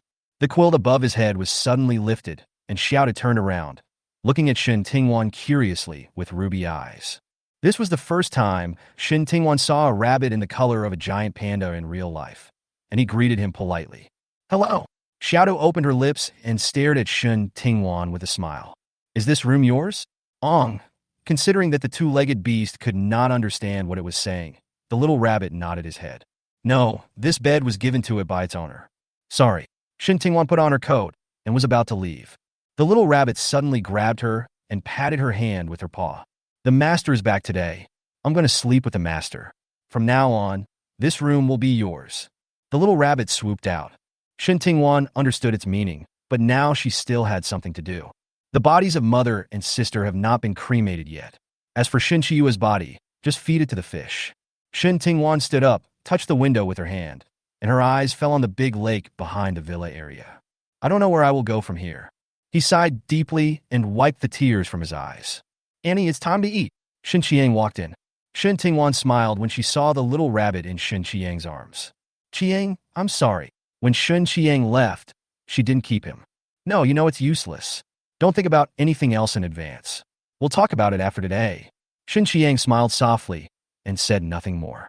Tang Ang took him in and rescued Shin Tingwan just because of their past friendship. It's one thing to say it's useless, but it's another thing not to say it. Shin Tingwan probably didn't expect that he would really leave. After all, timid people would regard others as being as timid as themselves. However, it seems that Shin Tingwan has changed a lot after experiencing this incident. "Qiang." Shin Tingwan wanted to say something else. Shin Qiang was the first to interrupt her. "You don't have to tell me about the Shun family's affairs from now on. From now on, I'll just be me, and you can just be yourself." A little head poked out from behind the door. "Uncle, Aunt Shin has eaten." "Okay, I understand. Thank you." "You don't need to say thank you to me. You don't owe me anything. It was Tang Tang who saved you, and Nanganjian was the one who called me here." The implication is to let Shin Tingwan remember that she is still alive because of Luo Tang. With Nangong Yan's character, he would probably not bother to save Shin Tingwan. A person who had nothing to do with him showed up. He heard everything Nangong Yan and Bai Qingli said today. Nanqing's death was related to Nangong Yan. Chapter 143, The Secret Disc. Shin Qiang smiled. He knew that he could hear it because Nangong Yan and Bai Qingli were willing to let him hear it. "Uncle, don't we tell Aunt Shin that you are not her nephew?" Zhou asked doubtfully. His mother also told him that he wanted his uncle to tell Aunt Shin himself. Shin Qiang touched the top of Zhou's furry hair and said, "Now is not the time. Sister Tingwan and her mother have just passed away. Tell her now. I'm afraid she won't be able to bear it for a while." Zhou touched the back of his head. Why? Even though they are not related by blood, my uncle and Aunt Shin grew up together and have a good relationship. Can't we continue to be relatives like mom and uncle? Zhou's little head couldn't figure it out for a moment. After dinner, Luo Tang saw Mo Xuanji teasing the little white crane he raised and couldn't help asking, Grandpa Mo, can you tell me how my grandma knew I was here? If she remembered correctly, Murong Yin had said before that someone took the jade pendant to the Luo family to claim kinship. Your grandmother is not so easy to fool. She can't claim her relatives by bringing a piece of jade that looks the same. Even paternity tests can be faked, let alone jade. It's just that your grandmother only knows that you are in the south, and Xuanjin calculated the specific location. When he was about to find you, he suddenly calculated the location of his junior brother and hurriedly went to look for him. Just in time, he met Zhou, who had turned into a little white wolf, falling from a big tree. Mo Xuanji smiled. I really didn't expect a great-grandson to fall from the tree. Grandpa, you're probably making fun of me. I just ate the fruit given by the tree grandfather and sat on the tree to practice and advance to the 4th level. I didn't expect it to turn out like that. Xiao Zhou, you look so cute when you turn into a little white wolf, just like a fat puppy. Xianjun said with a laugh. All the wolves he had seen were strong and agile, even the little cubs. Zhou moved his sleeves up, put one hand on his waist, and raised the other arm. Unconvinced, he said, How is that possible? My body is all muscle. Where is the fat? Kid, it's okay to have a little baby fat. But don't make fun of my Zhou. Mo Xuanji rubbed Zhou's furry head. I will practice martial arts with my grandpa tomorrow. Aha! Shouting. Your fate was tampered with before. As the previous inheritor of the divine jade, your grandma couldn't sense your location. I don't know what happened, but she suddenly sensed it about 11 nights ago. 11 days ago, wasn't that the night Nanqing died? Nangong Yin remembered the time of Nanqing's death very clearly. What's sudden is that a piece of evil jade that changed lives was destroyed by its original owner. Jade? When Nanqing died, he threw a jade pendant to Shin Qiyue. But I didn't see clearly what the jade was. Could it be that Shin Qiyue didn't know the function of jade and accidentally destroyed it? Most likely. Zhou grabbed the corner of Xuanjin's clothes and said, Grandpa Xuanzu, I also got a compass from that bad old man. Let me show it to you. A simple bronze compass appeared in front of everyone. The compass was no bigger than Zhou's faceplate, and it was densely engraved with strange runes. Xianjin was so excited when he saw the compass that tears almost flowed out of his eyes. He hugged Zhou and said, Little Zhou, thanks to you. Otherwise, I am afraid I would not be able to calculate the location of my junior brother for 55 years. Xianjun's old hand gently stroked the patterns on the compass. The ancient runes flashed a faint light and instantly disappeared into the compass, so fast that it was impossible to detect. Grandpa Xuanzu, what is the use of this small compass? Zhou didn't understand why Xianjun was so excited. This compass is also called the Heaven's Secret Compass. Its only function is to calculate the secrets of the heavens. Back then, my master used the compass to calculate that the world would change drastically in a few decades. He wanted to further calculate what it would be, but was retaliated by the heavens. Nan Rong betrayed him and took away his compass, causing him to die. He then put the blame on me. When the times changed, I was persecuted by him again. Fortunately, I fell off a cliff and survived. Unfortunately, I am still an illegal resident. If it weren't for your grandfather's rescue, I wouldn't be alive until now. Illegal household, why? Zhou couldn't understand. Because after the rehabilitation, someone from Nanrong took over my identity and name and became a master. Damn it, it's a good thing that person died in an accident. Luo Tang frowned. Grandpa Xian, doesn't it mean that there will be a price to pay for using this calculation? Everything has a price. Upon hearing this, Luo Tang silently snatched the compass and put it into the space. Xianjun was dumbfounded when the compass he had just obtained disappeared in an instant. Shouting, why did you put away the compass? There was a big earthquake at the beginning of the apocalypse, and many people died. I have a feeling there might be more disasters, so you have to let me calculate it. Grandpa Xian, I'm afraid you are not young anymore, right? I am 75 years old this year. Luo Tang smiled and said, Grandpa Xian, you can't use it. As a member of the Xian sect, what do you think the next disaster will be? Great cold. Xuanjin blurted out. Luo Tang nodded. Grandpa Xian, I think so too. The end of the world will come on August 15th, and it will be 2 months in a few days. Even if a cold wave hits in early December, it will not be 2 months. Xianjun stroked his beard and said, "Of course I know this. It's winter in Longwa at this time every year. I have to calculate how long the cold wave will last and how low the temperature will be. I'm afraid that many people will freeze to death if they are not prepared." Luo Tang raised his eyebrows and smiled.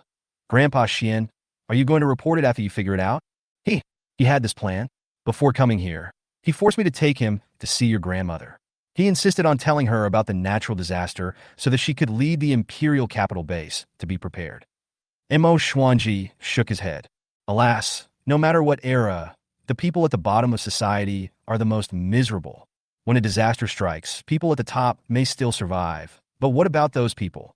A little more preparation may save many lives." Xianjun held out 5 fingers. "Xiaodang, I'll be honest with you. My master originally thought that the world would be in turmoil due to the revival of spiritual energy. It's true that it's the end of the world now, but it doesn't mean that the world won't be in turmoil. Just give me the compass and let Grandpa do the math. Grandpa, I've enjoyed the gift of the world's change and have become a superpower, so my lifespan will be extended." At this moment, Luo Tang was silent. She only knew what happened in the last 5 years of the apocalypse. What we know is relatively one-sided, with only a few words about the imperial capital base in the book. Outside of the Dragon Kingdom, there is no description at all. He took the compass in his hand and said, "Grandpa Xian, the compass originally belonged to you, but I still hope you don't use it too often." Luo Tang knew that she owed Xianjun a favor when Xianjun gave her the Bodhi 2 years ago. With his ability, it is impossible that he didn't know the special features of that Bodhi tree. That's definitely not the case. Wait for Grandpa to do the math. I still need Xiaodang to accompany Grandpa to find the chief Yang you mentioned.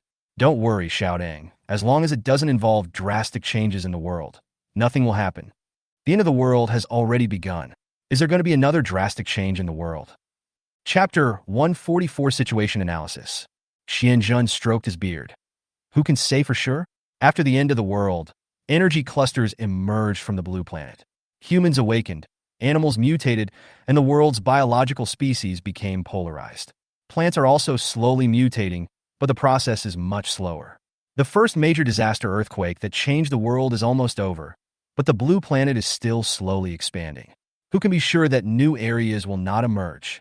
By the way, Grandpa Xian, there's this. Qingli and I dug it on the mountain. Luo Tang took out a small piece of energy stone and handed it to Xianjun. Xianjun felt the aura on the energy stone, and his breathing stagnated. This is a stone of pure energy. Not every piece contains pure energy, but the piece I took is of extremely high quality. Xianjun nodded. I understand this.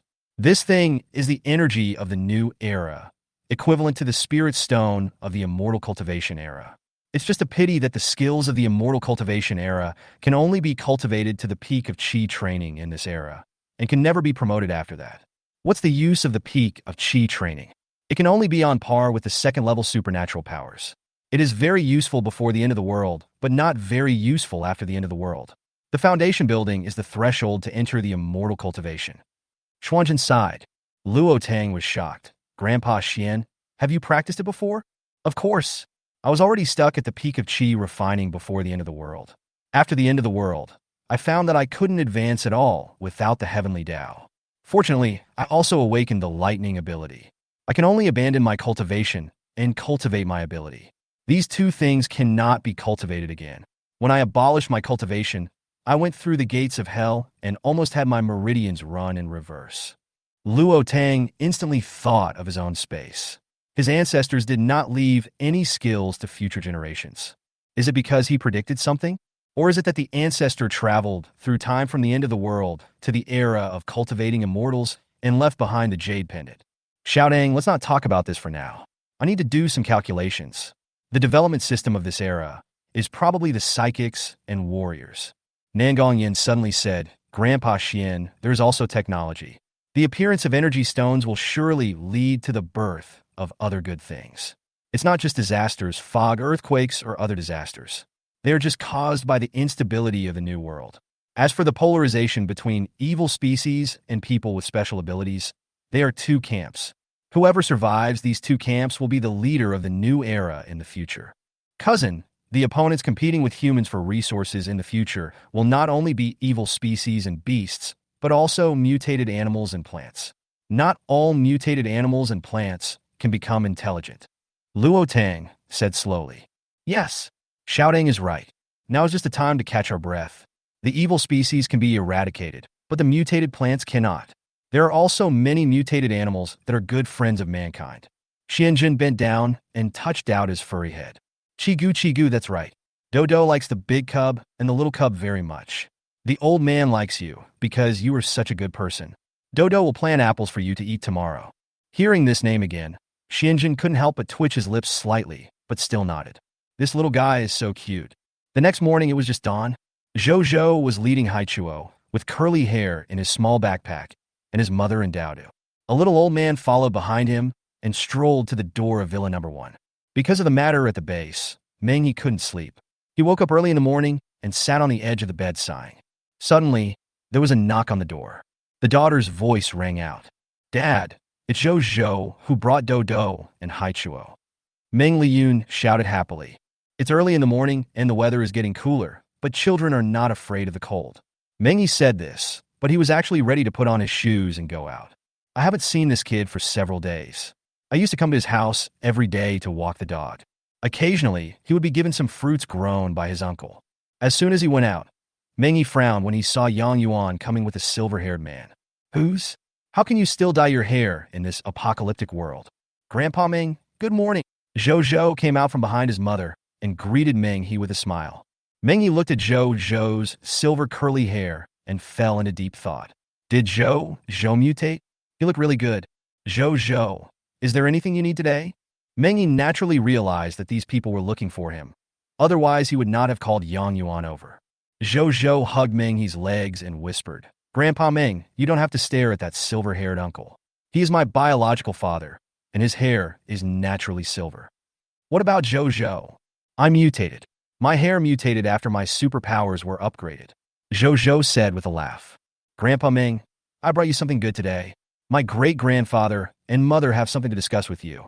Oh, you are such a clever kid. If Grandpa Meng could have a grandson like you, he would be so happy. I call you Grandpa Meng, so I am definitely your half-grandson. Okay. What did Zhou bring his mother here to discuss with Grandpa Meng today? Luo Tang didn't expect that after she was away for more than 10 days, her 3-year-old son actually became familiar with the base commander. It's not just because Zhou was reborn, but also because her home is Villa number 18. But in front is where Commander Yang lives, and turning left is where the head of the base lives. This is probably the importance of the environment. Before the end of the world, she lived in a remote area and had contact with few people. She only played with children in the community.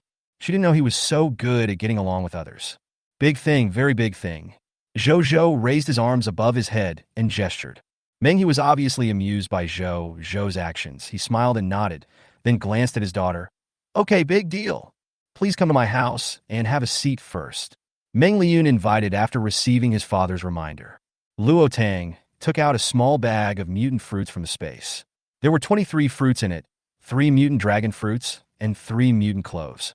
The mutated dragon fruit has a chance to awaken fire-type abilities, and the mutated lilac has a chance to awaken gold-type abilities. She found a 3rd-level mutant lilac in the mutant snake's nest, which was full of fruits, hundreds of them. As soon as the fruit was taken out, a strange fragrance instantly lingered around everyone's nose. Sister Luo, what are you doing? It was the first time that Meng Liyun saw so many mutant fruits. Luo Tang coughed lightly. This is a mutant fruit. I want to give it to you and your father to try. It has a chance to allow people with special abilities to awaken their special abilities. If you can awaken your special abilities, it will be a good thing for the Yuhui base. I don't have many mutant dragon fruits, but the mutant cloves have a chance to awaken people's gold-type special abilities, but they taste terrible. Anyway, after all the people and beasts in their team ate the first fruit excitedly, no one wanted to eat the second one. Unpalatable? It smells good. Meng Liu was very sure that the strange fragrance in the air was emitted by the mutant lilac. Chapter 145. Inform. Zhou's face was tangled. Grandpa Meng, Aunt Liyun, this is really unpalatable. My friends and I are both psychics. Even if we don't awaken the gold power, we don't want to eat mutant cloves again. It's a pity that we don't have any other mutant fruits now. Only this one. It must be too unpalatable. Not many animals in the wild will patronize it. How bad can it be? Grandpa Ming must try it when the time comes. Mengi said with a smile. Grandpa Ming, you can try it later. Let's talk about business first. Okay. I'll listen to Xiao Zhozhou. Please take a seat. Then let me get straight to the point, old man. Xianjun looked at Meng He. This man had a handsome face and was a man who worked for the public and the people. Unfortunately, he did not receive the gift of world change in the early days of the apocalypse. The base had just stabilized when he died of disease. However, with Xiaotang's participation, the fate was actually changed a little. He couldn't see clearly what would happen next after his fate was changed. While Xianjun was looking at Meng He was also looking at Xianjun. The little old man was short and stocky, wearing a Taoist robe that had been washed so much that it looked bleached, and a gray wine jug hung around his waist. Captain Ming, there will be heavy snow in early December, with temperatures as low as dozens of degrees below zero. The cold weather will last for more than half a year. The temperature will rise suddenly in August next year, the snow will melt quickly, and the hot summer will come. The land nourished by the supernatural molecules will become more suitable for the growth of mutant plants.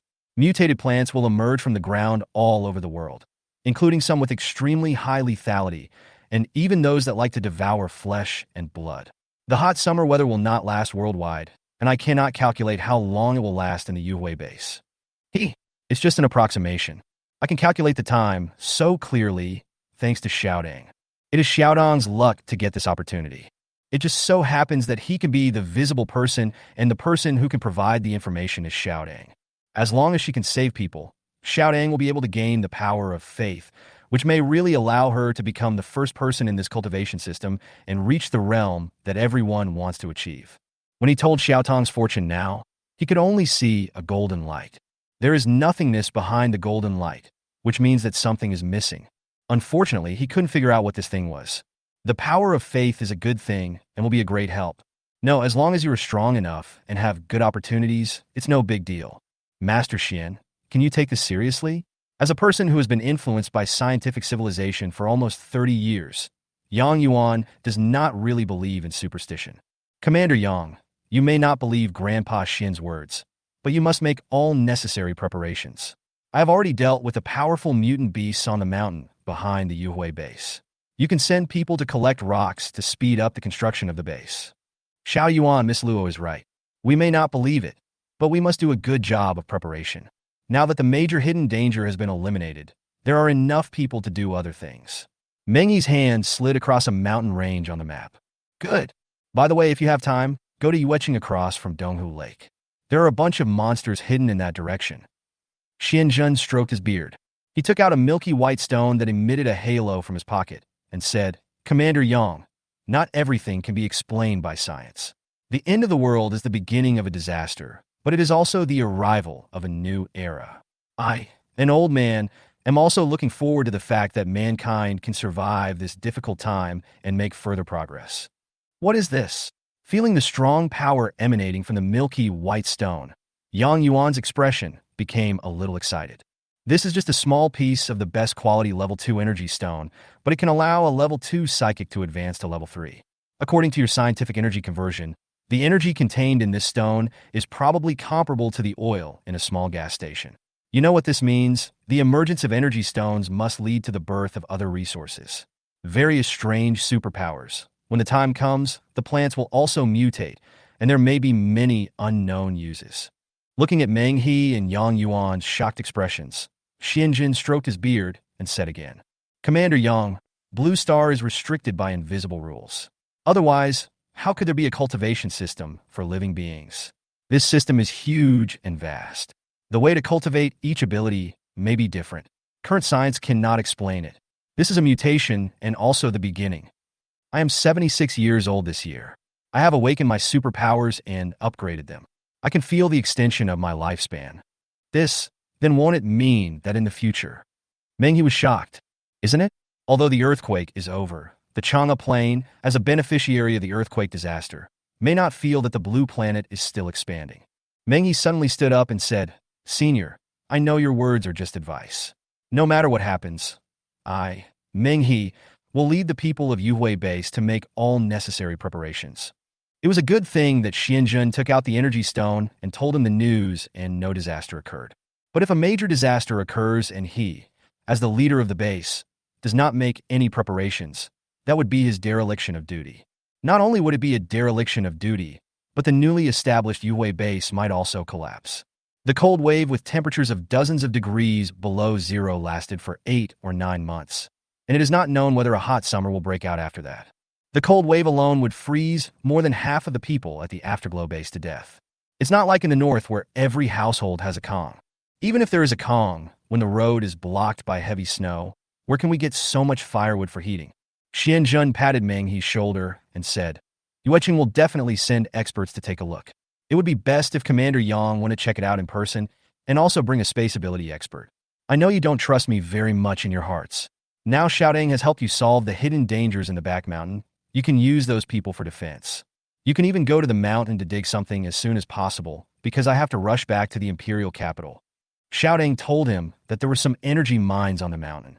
That mine, as the times change further, can also produce energy stones. If it is in the hands of Yue base, it will naturally be beneficial to the development of Yue base. Could it be that Senior is from the imperial capital? Good. What is the current situation in the imperial capital? When I left, the base was still being built vigorously and named the Imperial Capital Base. It is now surrounded by mountains on 3 sides, with a large plain in the middle. If the protection work is not done well, it will be bad if evil beasts attack the city. Grandpa Ming, Zhou is leaving too. He and his mother will go to the capital to visit their family. When order is restored, Zhou will come back to see you. Okay, then Zhou must come to see Grandpa Ming. Grandpa Ming also hopes that little Zhou and his mother can be reunited with their family as soon as possible. Yang Yuan didn't expect that the expert who had just arrived at the base would leave after living there for less than a month. He thought these people would settle down in the Afterglow base. After all, the conditions at Yue base are much better than other places. Tang, when are we going to set off? Bai Qingli couldn't help asking as soon as they left Meng He's house. Chapter 146 The Base Commander Awakens His Superpowers. Luo Tang smiled and said, Qingli, thank you for making more food these past 2 days. We have enough food. We will set off the day after tomorrow. The acquired space should be almost upgraded, and I wonder what it will look like after the upgrade. Meng He opened a small bag on the table and said, Xiao Yuan, take a few and eat them. Yang Yuan smiled and said, Uncle Meng, you can eat it yourself. I have superpowers and don't need this. If you can awaken your superpowers, it will naturally be a good thing. I will take people to Yueqing to take a look, and then go to the mountain. Seeing Yang Yuan's hurried back, Meng He took out several maps from the drawer. Dad, stop looking and have breakfast first. Meng Liyun glanced at the dragon fruit peel beside him and didn't know what to say for a moment. Luo Yun eats first, and then eats the remaining mutant fruit. Meng Liyun took a deep breath. As long as she could awaken her special powers, it would definitely give her father some hope. Pick up the mutated wild lilac in the bag. The non-mutated wild lilac should not be eaten on an empty stomach, otherwise the wild lilac will combine with stomach acid and form lumps in the stomach. I don't know if the mutated lilac will do that, but the lilac is only the size of her thumb. No matter how bad it tastes, she can just swallow it in one bite. Peel off the orange-yellow skin and put the whole thing into your mouth. At this moment, Meng Liu only felt that rotten meat and rotten egg juice were exploding in his mouth. Ugh, Meng Lian couldn't stand it anymore and was about to vomit. Dad's voice rang out. Liyun, mutant fruit is very precious. Thinking that this was a precious mutant fruit, he gritted his teeth and swallowed it. Meng Yi looked at his daughter with a bitter face and frowned. Is it really that unpalatable? It smells weird. The mutated clove fruit was placed in the living room, and the entire living room was filled with a strange, fruity fragrance. Dad, you'll know if you try it. Meng Yi took out the smallest mutant clove fruit from the bag, frowned, peeled off the skin, and swallowed it in one gulp. As soon as it reached his mouth, Meng Yi felt his stomach protesting strongly. But he also felt a surging power coming from deep in his heart. Meng Yi was about to spit out the mutant fruit, but he suppressed his nausea and swallowed the whole clove fruit. Suddenly, he felt a mysterious power flowing from his stomach to every corner of his body. Then they converged at a place that suddenly appeared in his mind. Meng Yi was shocked and stared intently at the thing that suddenly appeared in his mind. In the dark space, a small golden crystal emits a bright light. Meng Yi slapped his thigh excitedly and stood up suddenly. Luo Yun, Dad has awakened. It's the gold element, precious gold element supernatural power. His eyes fell on the iron cup on the table. The cup was instantly coated with a layer of metallic luster and flew into the air. Dad, that's great. Meng Liu was so excited that he wanted to tell the whole world the news. Meng Yi waved his hands happily. Li Yun, there's no need to publicize this matter in advance. You can slowly eat the remaining fruits. If the 2 dragon fruits are of no use to you, then you can only eat the remaining 18 mutant clove fruits. I'm going to Xiao Zhozhou's house to thank his mother. When Meng Liyun saw the fragrant mutant cloves on the table, he suddenly felt unwell. She didn't understand how something that smelled so good could taste so bad. Dad awakened his superpowers with 1 clove, so she didn't believe that she wouldn't awaken after eating 2 cloves and 2 dragon fruits. The fact is, Meng Liyun was slapped in the face. After eating 2 dragon fruits and swallowing 5 mutated cloves while holding back her nausea, she still did not awaken. After eating the 9th mutated clove, Meng Liyun finally couldn't help but vomit out everything in his stomach. Early in the morning, Luo Tang had already prepared his things and planned to head north to the Imperial capital base. Suddenly, Meng Liyun knocked on her door. Sister Luo, I wonder if Dr. Nangong is free now. Can we ask Dr. Nangong to examine Chief Yang? Luo Tang frowned and hurriedly called Nangong Yin, who was helping by Qingli. Daodu, who had just fallen asleep, woke up instantly, rolled up the fur into the shape of a hat, covered his head with it, and followed Luo Tang and Nangong Yin out the door. It also wanted to hear what happened. I'll share it with the pangolins when the time comes. What happened? Commander Yang Yuan was poisoned by an unknown poison, and Liang Li's healing ability was of no use to him. He even looked weird. Meng Liyun hesitated to speak. Just go check it out first. If you're poisoned, just clear the toxins out of your body. It's not far away anyway, just a building ahead. But when Nangong Yin saw Yang Yuan's condition, he was still shocked. Yang Yuan seemed to be in chaos. His face turned black, and a network of black dead leaves grew on his skin. What's going on? He had studied that evil seeds were not contagious. Even evil beasts have been studied. Luo Tang frowned slightly, and with a sweep of his mental power, he found a black seed in Yang Yuan's heart.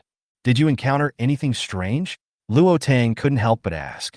Qin Li, a subordinate of Yang Yuan, said, We encountered many evil species gathered together.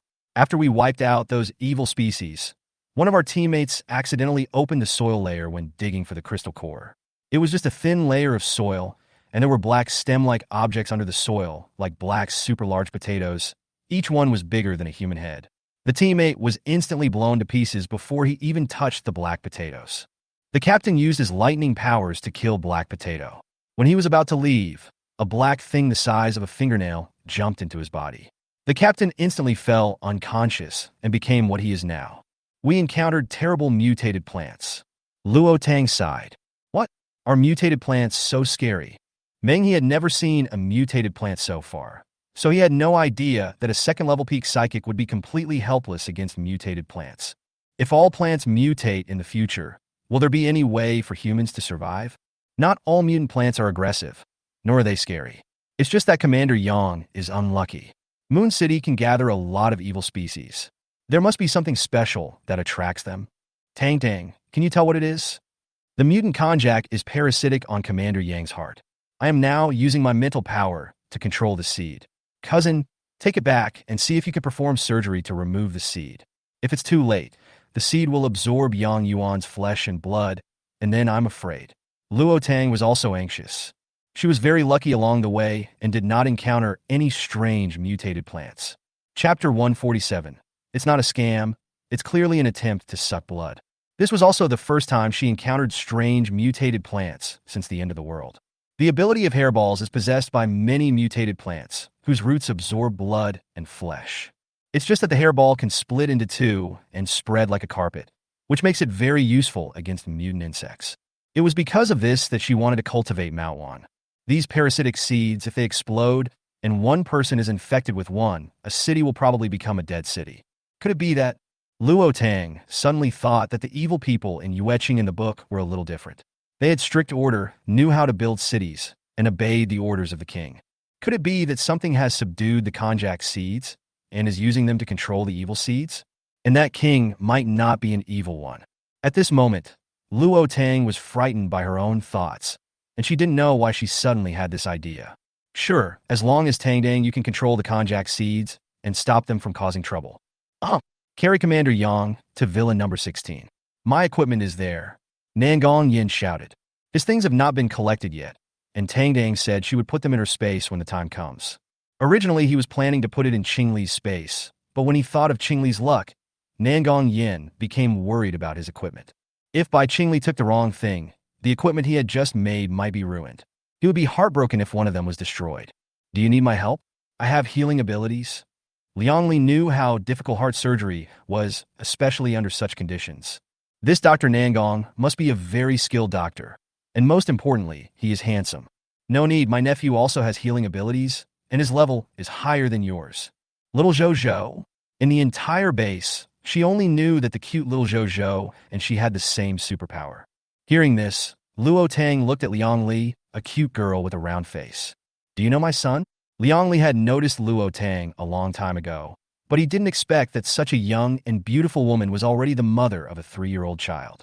Yes, little Zhou often brings a big dog to do business in the base. When I have a lot of patients, he will come to help and provide crystal cores. She really likes little Zhou and his sleepy hamster. Luo Tang. Does her son walk around the base every day? She is really afraid that the little guy will encounter bad people. Liang Li seemed to see Luo Tang's worry and explained, Don't worry, Zhou is always accompanied by an adult, not to mention he has powerful bodyguards. Last time, my blind cousin was burned by the black coal fire and lost all his hair. She wanted to laugh when she thought of Han Chi becoming bald. Luo Tang. Okay. Little Zhou's life is really wonderful. Taking a deep breath. Ms. Liang, leave Commander Yang's matter to us. You can go do other tasks. Okay. I'll go play with Zhou when I have time. Luo Tang looked at her hurried back and did not tell her that Zhou was leaving Yuhui base today. Maybe she would come to Yuhui base again if she has the chance in the future. Her son promised to come and see his grandpa Meng. At this moment, Zhou was doing horse stance on the rooftop, and the cool autumn breeze blew away the sweat beads gathered on his chin. Wow, it turns out practicing martial arts is so tiring. Fortunately, he has an uncle who shares the same hardships with him. Murong Yin felt that he was suffering more than Zhou. Zhou was still a child, and his bones had not yet fully formed. He was different. When he was doing a horse stance, he almost fell down and was pressed down by Grandpa Mo, which hurt him so much. Have no distracting thoughts. Mo Xuanji's stern voice sounded. I told you 2 yesterday, guard your dantian, switch to reverse abdominal breathing, and breathe slowly and long. Zhou did, as Mo Xuanji said. The time when the sun meets the horizon every day is the best time to practice supernatural powers or martial arts. At this time, the essence of the sun and the moon gathers between heaven and earth. Remember not to be lazy every day from now on. Mo Xuanji looked at Zhou's condition and nodded. He had 2 special bloodlines in his body and was highly talented. He was able to calm down at a young age. Perhaps he would be able to cultivate to the highest level in the future. He took another look at the boy next to him and was so angry that he wanted to hit Murong Yin on the head. Be still. Murong Yin took a deep breath, and his head hit him on the head. You ignored what I just said, didn't you? How are you breathing? Squat down and watch Zhou. Yes. Murong Yin had no courage to speak out his pain and had a sad face. Zhou, close your eyes, gather the light of the sun and the moon, and with each breath, let it reach your heart, let it into your meridians, gather it in your dantian, and condense your inner strength. Zhou followed Mo Xuanji's words and felt the surrounding energy. With every breath he took, the mist around him dispersed in a rhythmical pattern, and he felt as if he had entered into a mysterious realm. Unlike the psychic's brain area, he actually felt a dark space in his abdominal area. When the first ray of sunlight fell on Zhou's head, a faint white gas rose from the dark space. At that moment, he felt a strange power rising from his abdomen. It slowly flows into his meridians, nourishing his body. The little guy suddenly opened his eyes, and according to what Mo Xuanji taught him yesterday, the chubby little guy clenched his hands into a palm, spun his feet, and the leaves on the ground flew into the air. With another palm strike, the leaves in front of Zhou were instantly shattered and fell at his feet like scraps of paper. Oh yeah, Grandpa, I feel it, I feel the energy you spoke of. Zhou jumped up excitedly, rushed to Mo Xuanji and hugged him. Murong Yin was stunned and wanted to look up to the sky and ask questions. We are all human beings, so why is there such a big difference between us? Starting from the day before yesterday, he and Zhou started practicing martial arts at the same time, taught by the same teacher and in the same place. Mo Xuanji lifted his eyelids and looked at Murong Yin. You are restless. When will you be able to enter the ranks of first-level warriors? You have also seen Zhou's condition. He is a 3-year-old child, but his heart is calmer than yours. Bones are not something that can remain unchanged. Eat more clove fruit to improve your bones. Grandpa Mo, you must be joking. The mutant cloves are really too disgusting. Don't worry, I will definitely find other mutant fruits. It's a good thing to be able to find nature. Many of those mutant plants are good for the body if eaten. Don't worry, even if I can't find it, Qingli will come to steal it with the mutant plants disguised on the roadside. Mo Xuanji. The mutated plant was not trying to cause trouble. It clearly wanted to suck Xiaoli's blood. Sucking his blood can help you advance quickly. It's like the grass on Daoda's head. If it doesn't have an owner, it has a good relationship with Zhou. Maybe he had already been sucking blood from Xiaoli. There is also the big rat Daodu, who also likes to take advantage of Xiaoli. He even suspects that he is also planning to take Xiaoli's blood. Poor Xiaoli, surrounded by a group of mutant creatures all day long. But fortunately he acted as a shield, otherwise those little guys would all come after Zhou, and that would be bad. Chapter 148. Zhou becomes a warrior.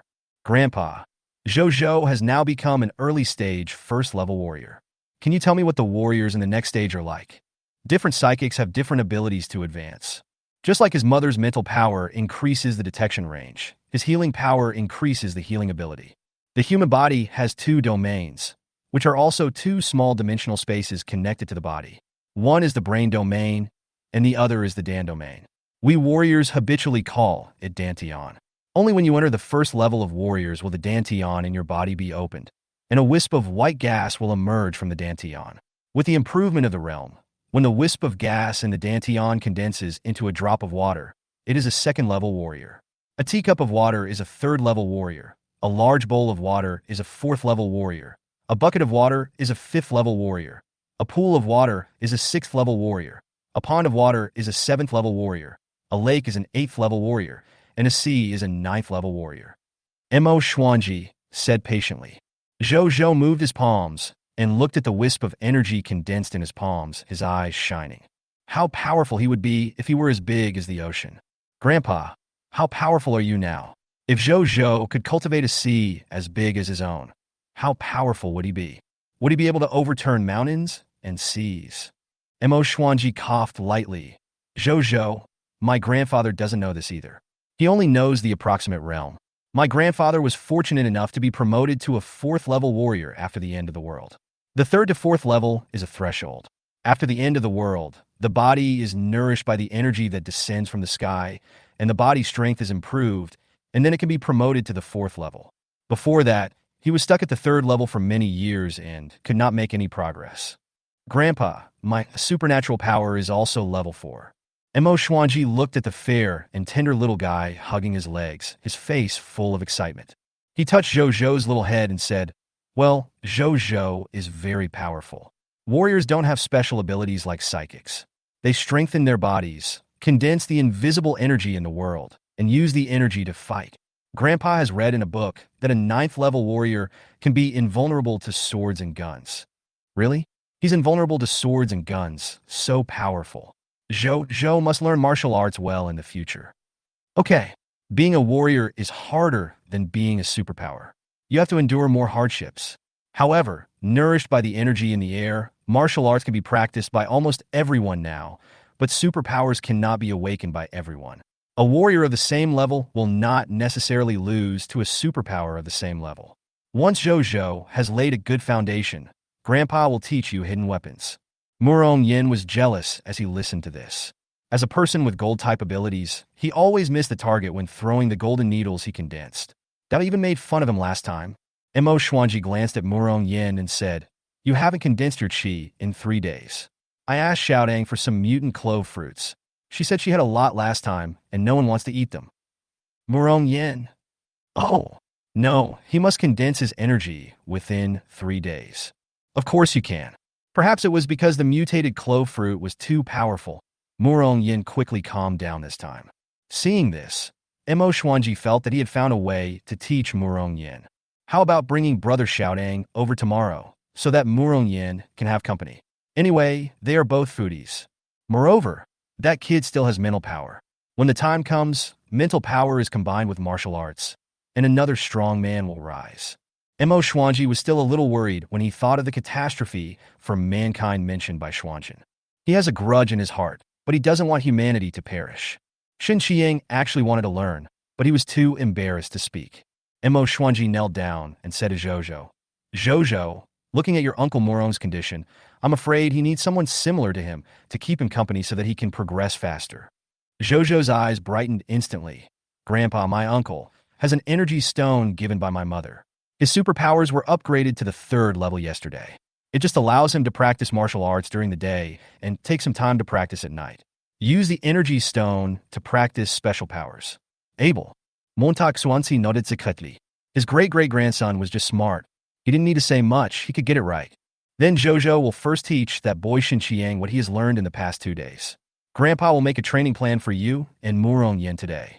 With Zhozhou's talent, he will definitely not be able to keep up with the stupid boy.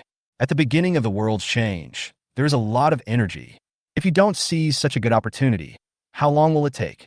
If he didn't allow him to condense his energy for 3 days, he would personally feed him mutated lilac fruit. Since he agreed to teach, he must be responsible for teaching well. After learning, how far he can go depends on himself. As soon as Zhozhou came downstairs, his mother called him over. Nangang Yin took Zhozhou with him and performed a 2-hour operation before removing the konjac seeds. Luo Tang's eyes darkened slightly as he looked at the mutated konjac seeds beating in the glass bottle. The black seed is only the size of a watermelon seed, but it possesses a terrifying ability. Parasitic clone. It parasitizes in living organisms and during its growth process will make the parasitic organisms lose their ability to move, and their bodies will be covered with a network of black dead leaves.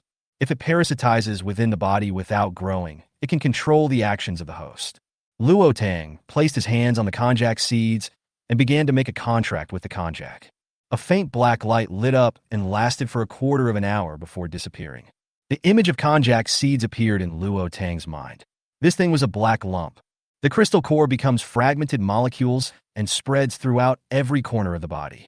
The underground stems produced after planting cannot be eaten, as eating them can be fatal. One tuber can produce 1 seed, and each seed is the weapon of the konjac and its clone. The energy absorbed by the clone will be transferred to the main body for its growth. Bodhi, if all konjacs mutate into this state in the future, wouldn't it be terrifying? No, that konjac was corroded by a strong dark element and is a rare special mutation. Luo Tang heaved a sigh of relief after hearing this. After the space was upgraded, she planted the konjac seeds in the black soil. Luo Tang did not expect that after he threw the red lotus seeds into the space would be directly closed and advanced. She could only use her mental power to store and take out things from the storage space and contact the contracted mutant creatures. She couldn't even see the situation in the space. If Bodhi hadn't said that the space was fine and was still being promoted, she would have been afraid that she would lose the space. Even if the space has not been upgraded, she must set off today. The cold wave will arrive in more than a month. The living space cannot be entered, and Dowdu and black coal outside cannot enter either. If they're in a hurry, they can only sleep in the RV. Fortunately, many of her things are in the storage space, and the life space and storage space are separated. Otherwise, this time I will really play Dafa. She herself doesn't know when the space will be fully advanced. Chapter 149, leaving Yuhui base and heading north. After Luo Tang prepared everything, he knocked on Shen Tingwan's door. After Shen Tingwan cremated his sister and mother, he actually threw Shen Chiyue's body into the lake full of mutant snakehead fish. Tang Ding, why are you here? Shen Tingwan opened the door and said happily. Tingwan, we are leaving for the imperial capital. Do you want to come with us or stay at Yuhui base? Shen Tingwan knew that Luo Tang was leaving Yuhui base, but he didn't expect it to be so soon. After her sister and mother passed away, she didn't know anyone at Yuhui base. She only had friends like Tang Ding and nephew Shen Qiang. The rent for the villa was still paid when Shen Chiyue was here. There are some crystal nuclei in her hand, but not many, and there are not many supplies. If I had known when I killed Shen Chiyue, I would have asked her to vomit out everything in the space. There were still a lot of supplies collected by Qiang, but she was still too stupid. But can she really? Shen Tingwan looked at Luo Tang's face, hesitated, and asked in a low voice. Tang Dang, can I really follow you?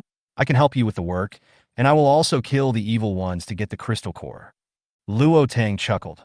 You? Just say it out loud, of course. After all, you're also a fire element user. As long as you are brave, you won't have much problem even if you support yourself. More besides, my brother and I are here. Shen Tingwan sniffed and hugged Luo Tang. Tang, I really only have you and Chiang. Luo Tang patted Shen Tingwan on the back. You will definitely meet more and better people in the future. Well, she has very good people around her now. Tang, I discovered something last night. I felt like I had awakened my water power. I was thirsty in the middle of the night last night, and I thought it would be great if water could come to my mouth on its own. Unexpectedly, it actually did. When I thought of it, Shen Tingwan was very happy that he had another unique ability. She activated her power and stretched out her hand.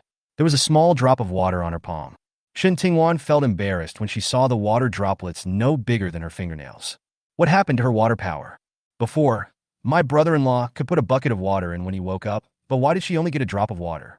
Not only did Luo Tang not feel that Shen Tingwan's powers were useless, he also fell in a deep thought when he saw the water in her palms.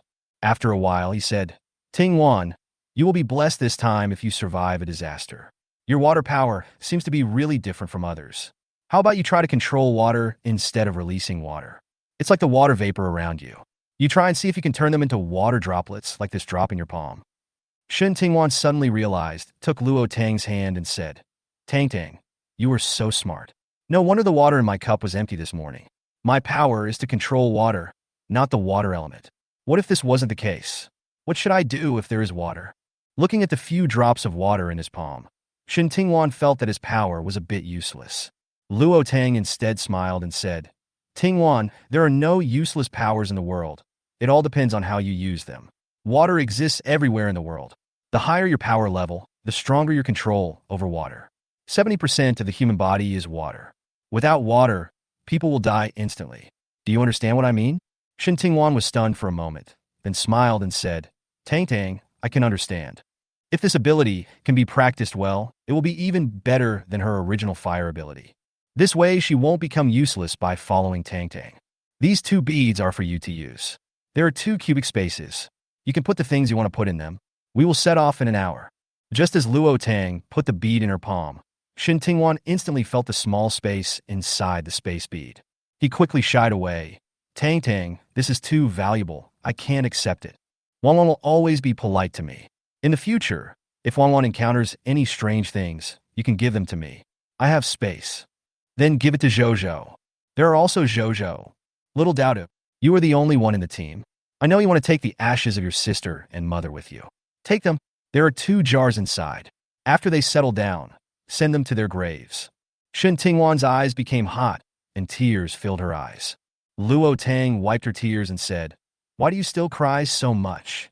Ever since he knew that Shen Qiyue wanted to live and give up Shen Tingwan, Luo Tang knew that some of the things in the book were still unbelievable.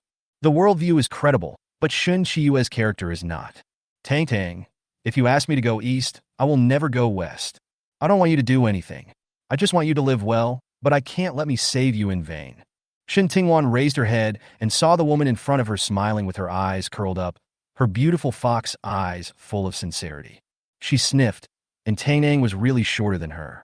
With a height of 1.58 meters and Tang's height of over 1.7 meters, she felt like a little bird clinging to someone. Wanwan, I feel that you will grow up in the future. Luo Tang saw Shen Tingwan raise her head and knew what she was thinking. Don't make fun of me. Okay, don't make fun of me. Go pack your things. I'll be in front of my house in an hour.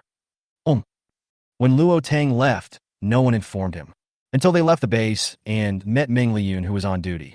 Sister Luo, Zhou. Meng Liyun waved to Luo Tang with a smile and hurried to her car window. Aunt Liyun, don't you have any superpowers yet? Zhou did not feel any superpower fluctuations from Meng Liyun, and his little face wrinkled like a bitter gourd. Aunt Liyun is so miserable. She has eaten 19 mutant cloves, but has not awakened yet. He gave her 15 more yesterday, but she still has not awakened. Her luck is too bad. Luo Tang was also stunned. Liyun, have you eaten all the mutant cloves? Meng Liyun nodded shyly and took out a dead branch that was still alive from her bag. Sister Luo, I got this when I was shopping at the market this morning. I saw that this branch felt warm to the touch and sometimes even emitted green light, so I bought it. I know you like weird things, and I don't know what this is, so I thought it would be nice to give it to you. It's a mutant mulberry branch, thank you. If I can grow it, I'll give you some mutant mulberries when I have a chance. Meng Liyun took a deep breath and said, Sister Luo, if the mutant mulberries don't taste good, then there's really no need for them. Luo Tang burst out laughing. Liyun, I still have mutant cloves and the last mutant dragon fruit left. The probability of awakening superpowers is indeed very low. Sister Luo doesn't have any other mutant fruits except the mutant cloves. Luo Tang took out a bag of mutated cloves from the space. Meng Liyun felt like vomiting when he smelled the scent of the mutated cloves. In fact, she actually started to retch. Do you want to try the last mutated dragon fruit? Luo Tang stuffed the bag into Meng Liyun's backpack. Take it well. Maybe you can awaken your special powers by eating one today. I'm leaving first. We'll meet again if we're lucky. After Luo Tang said this, he urged Bai Qingli to drive away. Chapter 150, I want to learn everything. Sister Luo, take care on your journey. Feeling the heavy weight in the backpack, Meng Liyun's heart felt both warm and sad. It is a blessing for her and her father to meet Luo Tang and Xiao Zhou. But can she really awaken her special powers? She has eaten so many mutant fruits, but has not awakened yet. If other people knew about this, they would laugh at her to death. If he doesn't wake up, Meng Liyun feels that it would be such a waste. If these mutant fruits were given to others, perhaps they could add a few more people with special abilities to the base. Just thinking of what his father said, Meng Liyun knew that now was not the time.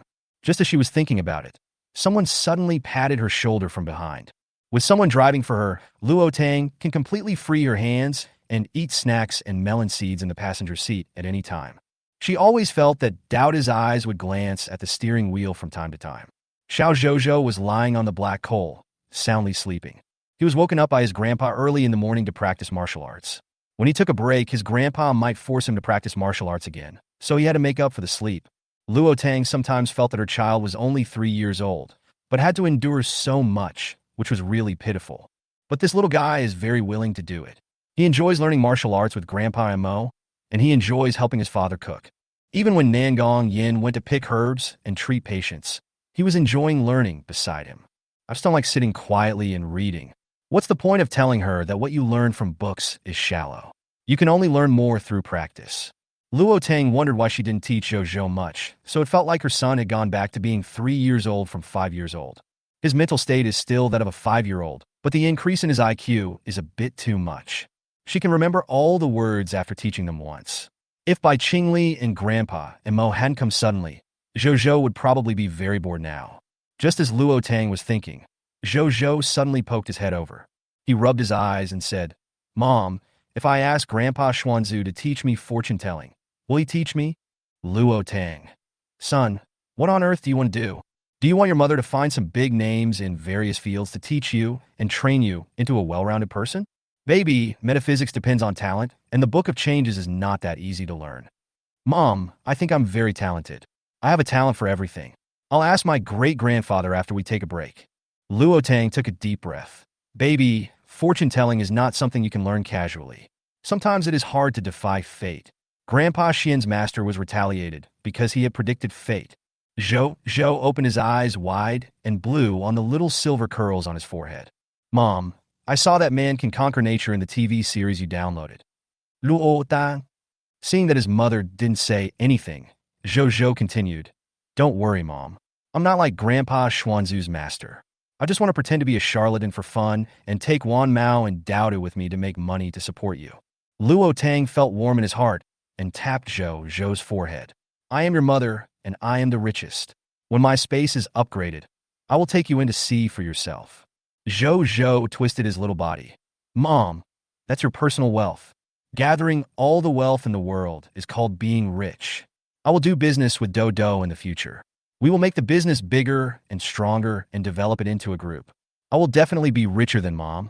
Then you will have endless energy stones to spend every day. Zhou, it's the end of the world now.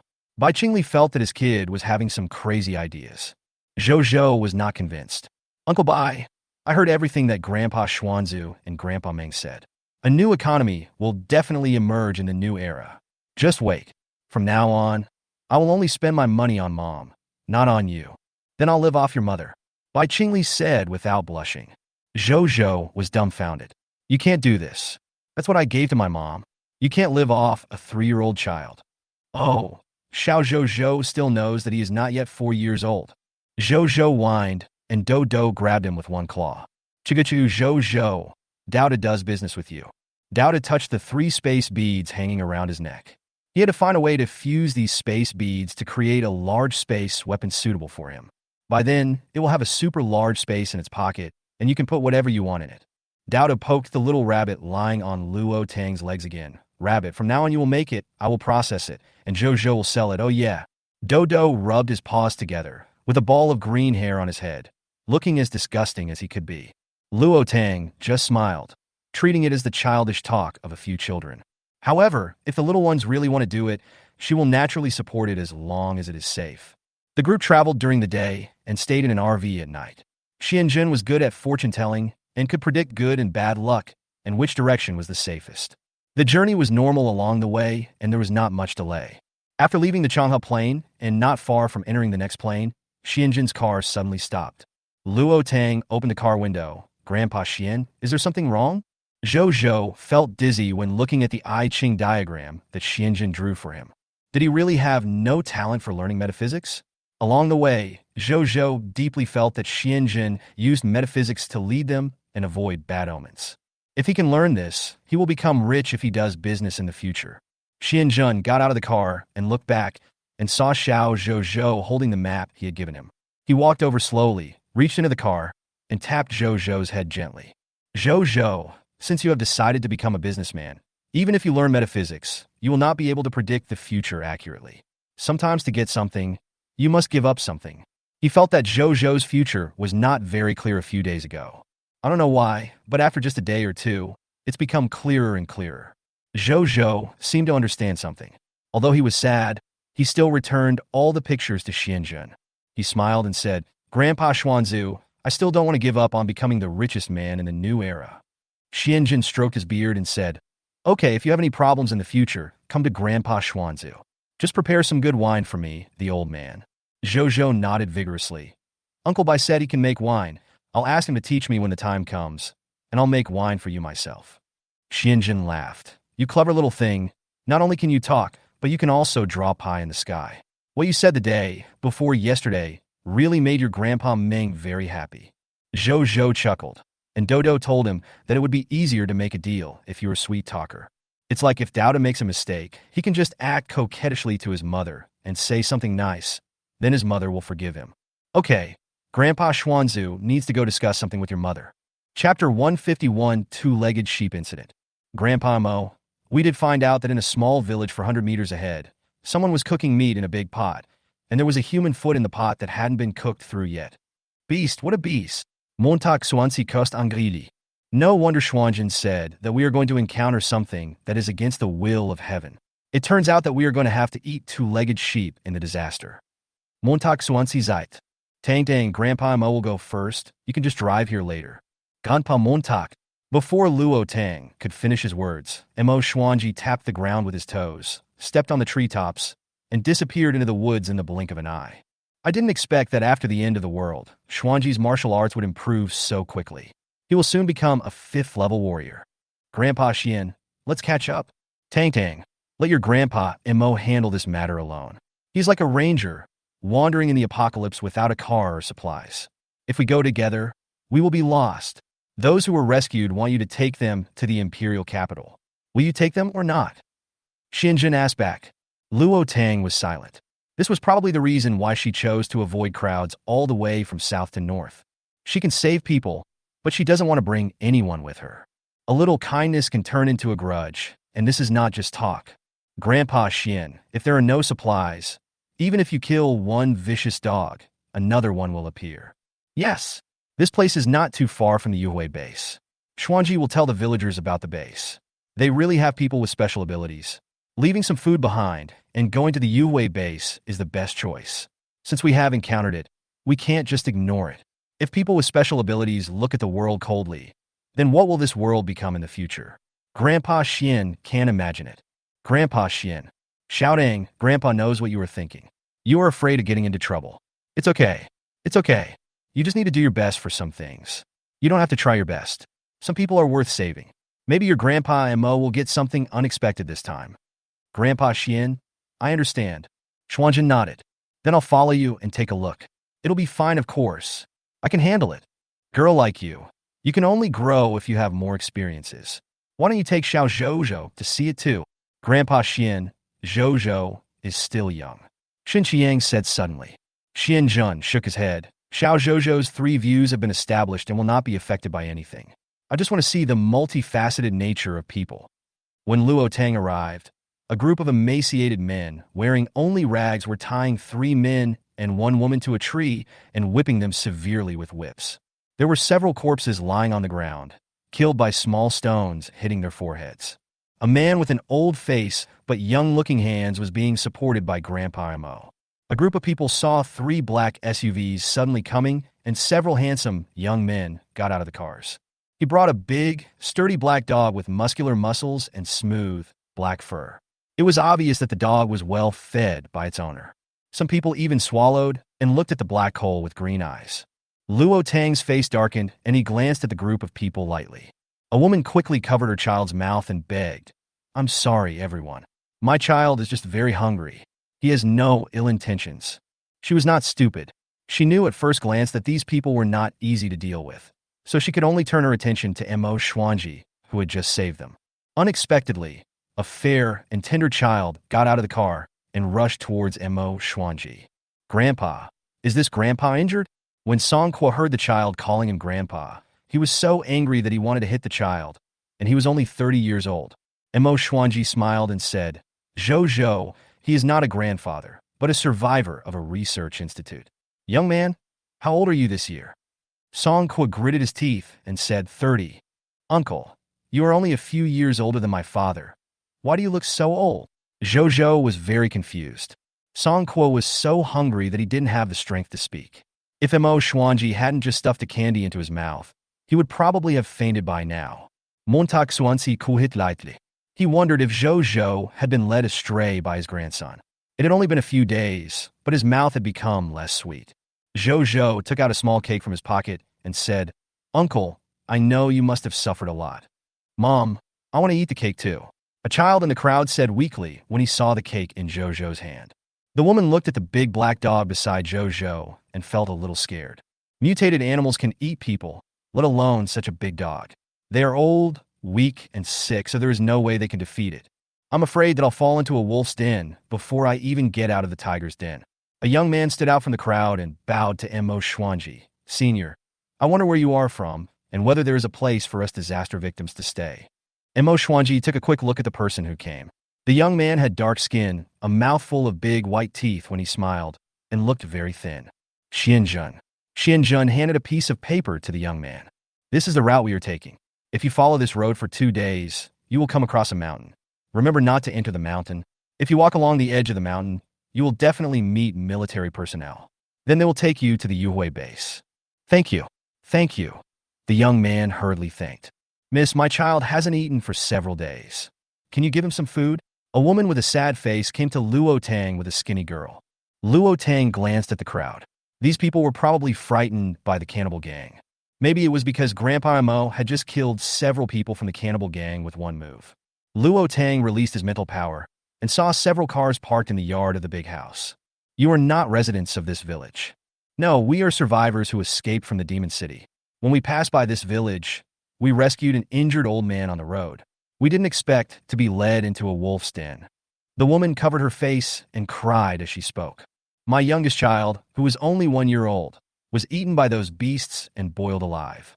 They had nothing left after escaping from the demon city, and they accidentally broke into the mountains.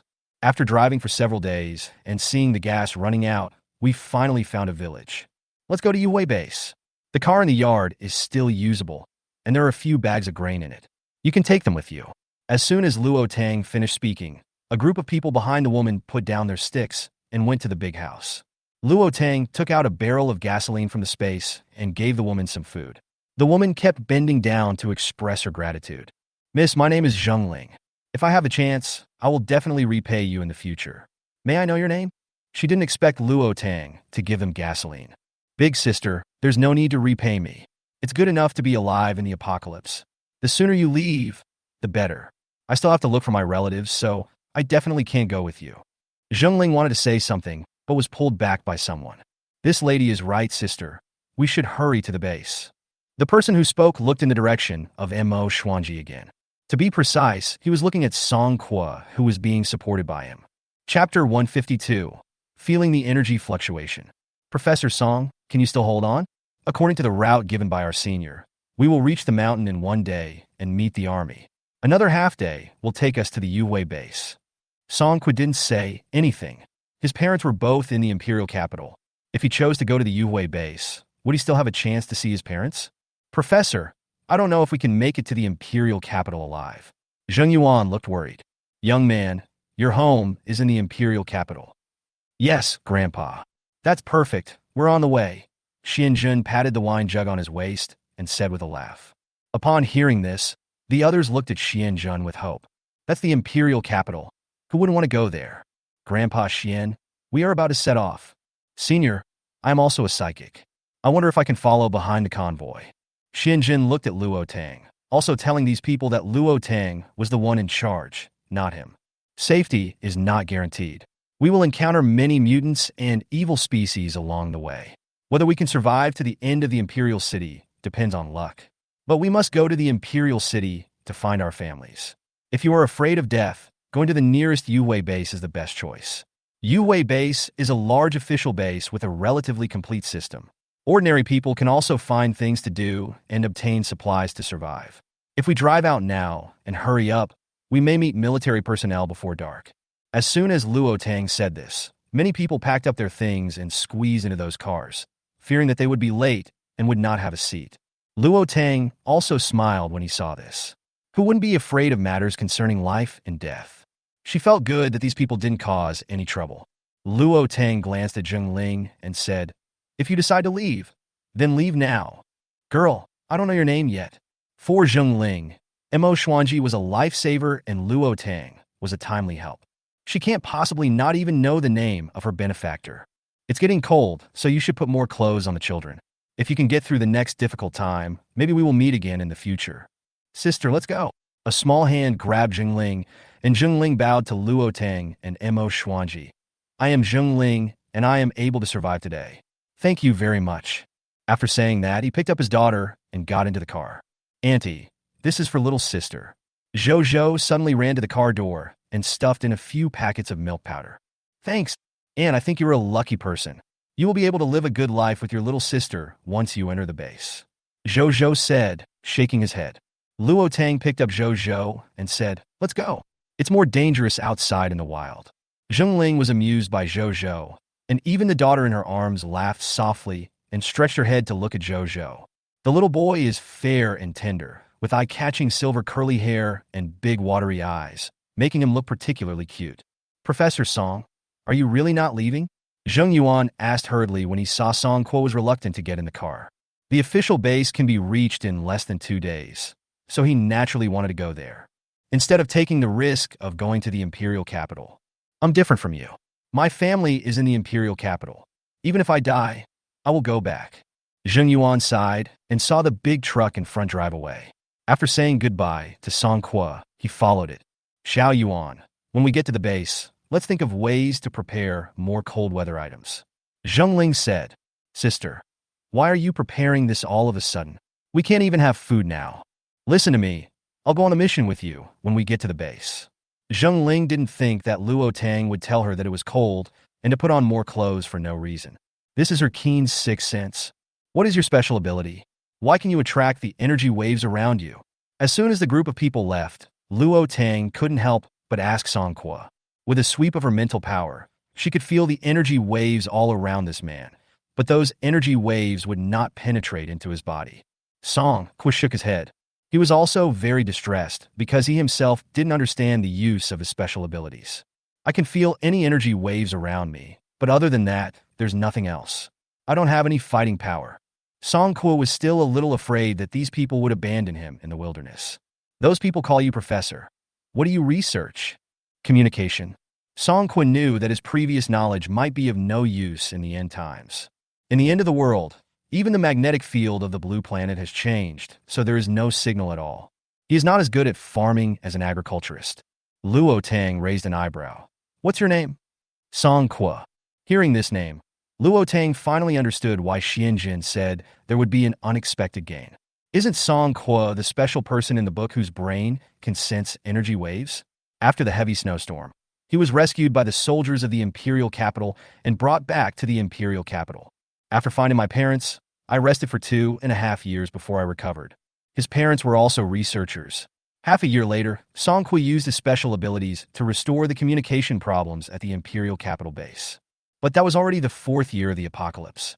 If she brought Song Kwa back to the imperial capital now, would communications in the imperial capital be able to be restored quickly after the Cold Wave ended?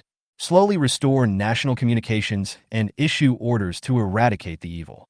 Do you think the energy molecules that can be found everywhere in the air can become a carrier of communication? Luo Tang smiled. Song Kwa's expression was shocked. Why didn't I think of that? Then it deflated like a puncture balloon. I don't have the conditions to study it now. Zhou widened his eyes and rushed past Luo Tang's feet.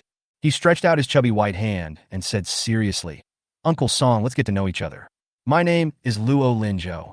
I will take you back to the capital and invest in you to build a research institute.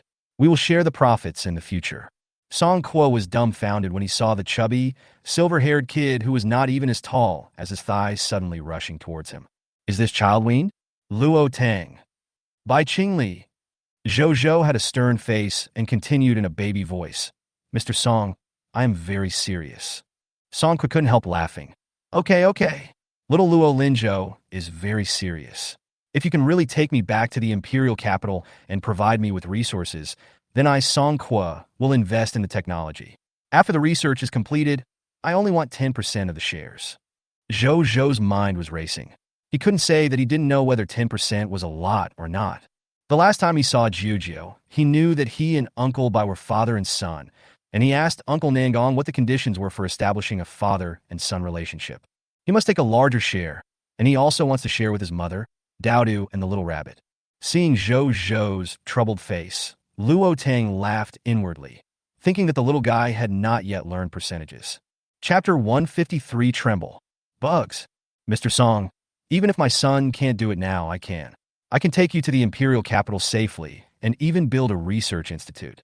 I also hope that Mr. Song can do what he says. Once it develops, you can invest in the technology and only own 10% of the shares. Miss, if you can bring me to the imperial capital safely, I, Song Kwa, will be grateful and will definitely abide by what you said today. Song Kwa actually didn't quite believe that Luo Tang could establish a research institute on his own in the end times. I'm afraid I still have to join the national team.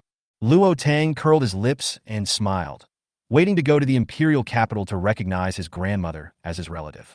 She wants to buy a piece of land in the imperial capital and build her own power. She has so many energy stones as well as a lot of crystal cores and good things along the way, and she is also a 4th-level mid-stage mutant. I heard from Grandpa Mo that the Luo family has considerable influence in the imperial capital, which is enough for her to have the capital to negotiate with the country. That's for sure. Just as Luo Tang finished speaking, a gurgling sound was heard. Everyone looked at Song Kwa's belly at the same time, and Song Kwa's face turned red. Zhou actively took out the packed millet porridge from his space bead and handed it to Song Kwa with a smile. Uncle Song, this is for you. The millet porridge tasted warm. Song Kwa didn't expect that Zhou was actually a person with spatial abilities. Thank you, Zhou. Zhou patted Song Kwa's pants and said, You're welcome, Uncle. We will be partners in the future. Then, little Zhou, do you know what 10% accounts for? Song Kwa said with a smile after taking a sip of millet porridge. Luo Linzhou's face fell. Uncle Song, you can't do this. How about learning more math from your uncle in the future? Otherwise, if you do business like this, you might get cheated without knowing it. This kid is very clever and fun to play. The most important thing is that he gave him porridge. How thoughtful, knowing that he hadn't eaten for days and had a bad stomach. Great! Zhou's eyes lit up. Having a big boss to teach him at any time would be much faster than him learning by himself by reading books. Because the big guys can connect all the knowledge points together, just like Uncle Nangong, he is familiar with all medical principles. Luo Tang didn't expect that Zhou found another teacher for her. Will there be any role for her and his father in the future? But it's better to have someone capable to teach Zhou, and she will have more time to do other things. Ever since Song Kwa joined Luo Tang to form a team, he truly felt the financial resources and strength of this team. My God, others are trying to survive the end of the world, but they are just here for a vacation. Who can eat hot meals in the end times? Every meal is a big one, and you can even sleep in an RV at night, where everyone has their own bed. Sister Luo and brother Bai are 4th level psychics, and they also have 2 4th level mutant beasts, Black Coal and Dodo. He had only seen 1st level psychics until now.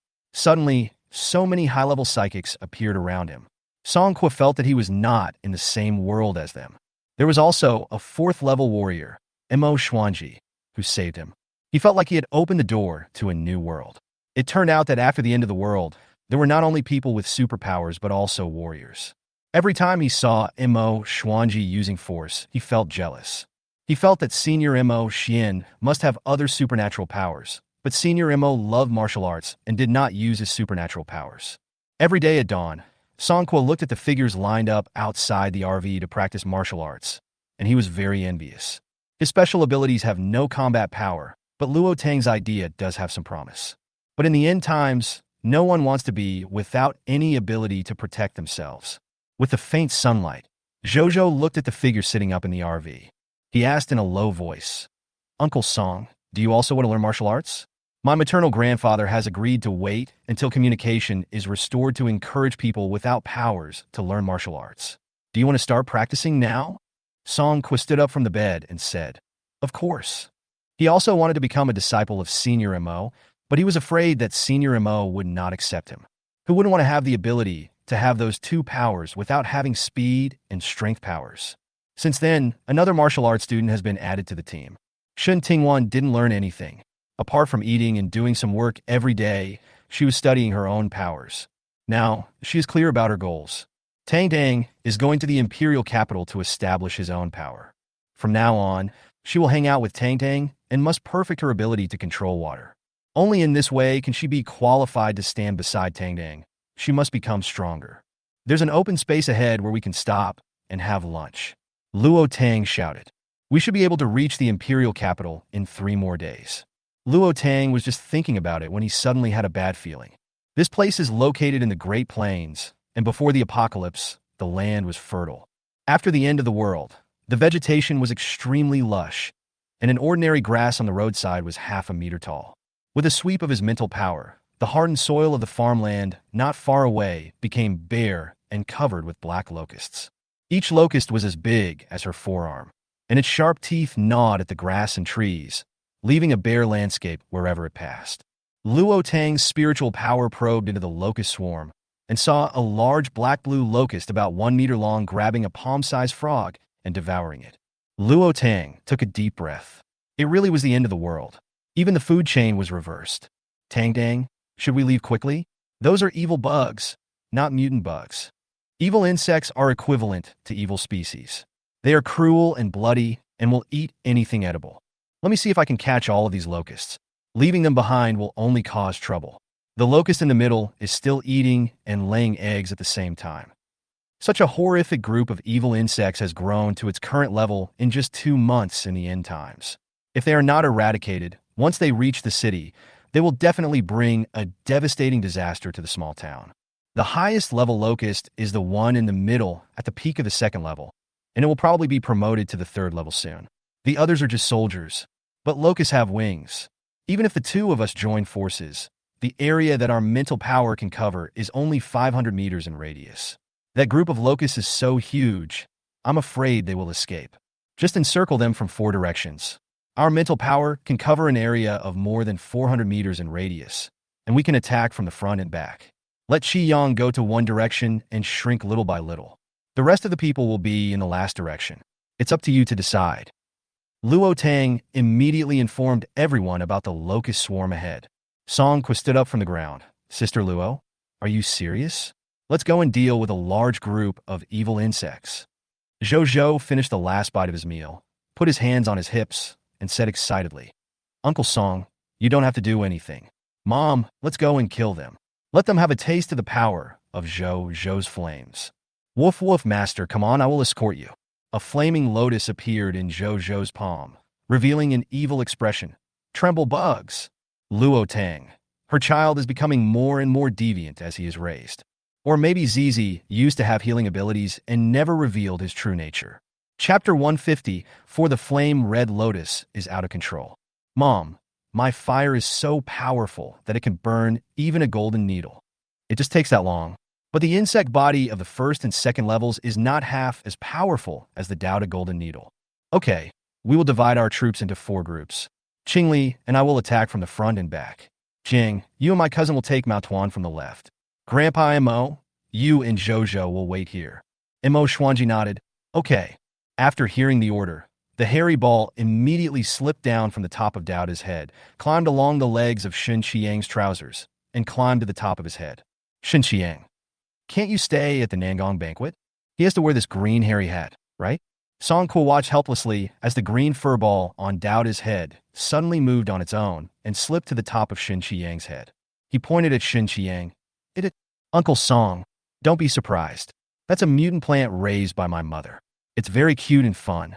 Zhou patted Song Kuo's pants with his little hands. He's the shortest on the team, which is a bad thing. Zhou turned his attention to Haitan, and when Haitan grew a little bigger, he would use him as a mount. Several people walked towards the planned route as quickly as possible. All 3 of them had mental power and could easily detect the whereabouts of the locusts. The locusts were quickly surrounded, and Luo Tang used his mental power to strangle them. In an instant, the locusts sensed the danger and quickly scattered, fleeing ahead of the locust dynasty. Not long after flying, a spiritual force appeared in front and on the left, and many locusts were strangled to death. There was no choice. The insect king could only lead the swarm of insects to fly toward Zhou. Luo Tang narrowed his eyes when he saw the half-eaten bait. It seems that even evil insects know that life is more important. It would probably be a huge project to wipe out the evil species and beasts in the future, and we would have to get rid of the king of a tribe first. When she is promoted to the imperial capital, if the cold wave has not yet arrived, she will go to clear out the evil species and beasts near the imperial capital and collect crystal cores. Clear out as much as you can. Zhou and his group who were waiting took a deep breath when they saw the swarm of black and blue bugs with teeth all over their mouths, green mucus flowing from their mouths, and stinking. The smallest one was as thick as an arm. This is too much. Song Kuo was a little worried that the defense wall on his side would be breached. If he lost the defense, he would die. There were so many locusts that he couldn't even feed each one of them. But the next second, Song Kuo stopped talking and Zhou stood in front of him. Next to a mighty and strong black dog, a transparent barrier suddenly appeared. Several big fireballs spewed out of the big black dog's mouth, and the locusts rushing over were instantly burned to ashes. The cute little pupa radiated golden-green light. He took out a handful of seeds from the small pocket hanging on his chest and scattered them around. The seeds grew into carnivorous plants at a speed visible to the naked eye and began to devour the locusts, while also establishing the first line of defense. Song Kuo was shocked. It turned out that Hai Tamii and Daoda both had dual abilities. And Zhou also has the space and fire elements. Immediately afterwards, there was a loud explosion in the sky, and purple lightning struck down the locusts that tried to fly away. Song Kuo set his sights on Xianjin again. He didn't expect that this crazy old man who said he wanted to tell his fortune every day was actually a 3rd-level Thunder-type mutant. Even Murong Yin, who complained every day about the hardship and fatigue of practicing martial arts, was an early-stage 3rd-order Gold-type mutant. Not to mention Grandpa Mo, who could kill a large group of locusts with just one palm strike. Song Kuo looked at Shun Tingwan, who covered himself tightly every day, leaving only a pair of eyes exposed. This girl should be a normal person. Just as she was thinking about it, she saw several small fireballs gathering around her, and the locusts near her turned into a pile of mummies. Even lying in Zhou's small bag every day, sleeping and eating, the little curly-haired hamster that ate the sleeping hamster could electrocute a large number of locusts with one movement. It turned out to be a 3rd-order early-stage electric mutant beast. Song Kuo was not calm at all. Among all these people, he can't even compare to a little hamster. Oh no, maybe he couldn't even compare to the ball of grass taken away by Xin Qiang. Sister Luo must be a very powerful being if she can make Xiao Qiao follow Xin Qiang. He has never been so lagging behind like a useless person who needs to be protected by his teammates, or even a child. However, Song Kuo's eyes were quickly attracted to Zhou, and he spread his little hand and a fiery red lotus flower appeared in the palm of his hand. Throwing the flaming red lotus into the air, the fire lotus quickly grew in size and dispersed immediately. Red fire lotuses exploded in the sky, crackling sounds were heard, and the fire burned into the corpses of dried insects and spread towards Zhou. Xuanzhen saw Zhou's little face wrinkled into a bitter melon, his eyebrows jumped, and he shouted, "Back off!" Mo Xuanji immediately picked up Zhou, and Black Coal grabbed Song Qua. Dao picked up the little curly hair. Murong Yin turned sideways, picked up Shun Tingwan, who didn't know what was happening, and ran away quickly. Even so, several people were still touched by the spreading power of the fire. Perhaps because of Zhou's presence and the barrier of black coal, several people were not injured. But the condition is not very good. Dao hugged Curly and cried bitterly, and Heighten also joined in. Woof woof. Squeak. Chigu. Our hair was burnt. Zhou, who came out of the fire, was completely dumbfounded and touched the little silver curly-haired boy who was unharmed. He looked up again at Mo Xuanji, whose hair tips were burnt. He whispered, "Grandpa, I really didn't mean it." Mo Xuanji said nothing, his face looked sour. Xuanzhen wiped his face with his hand, which was covered with dust. I looked up and saw the flaming petals still burning the locusts in midair. He turned around and stared at Zhou. Zhou straightened up instantly, because he was being stared at by several pairs of eyes. The fat boy stroked his curly hair and said, "I really didn't mean to do that. After I let the flower go, it wouldn't listen to me. Can you take it back now?" Xianzhen was a little scared.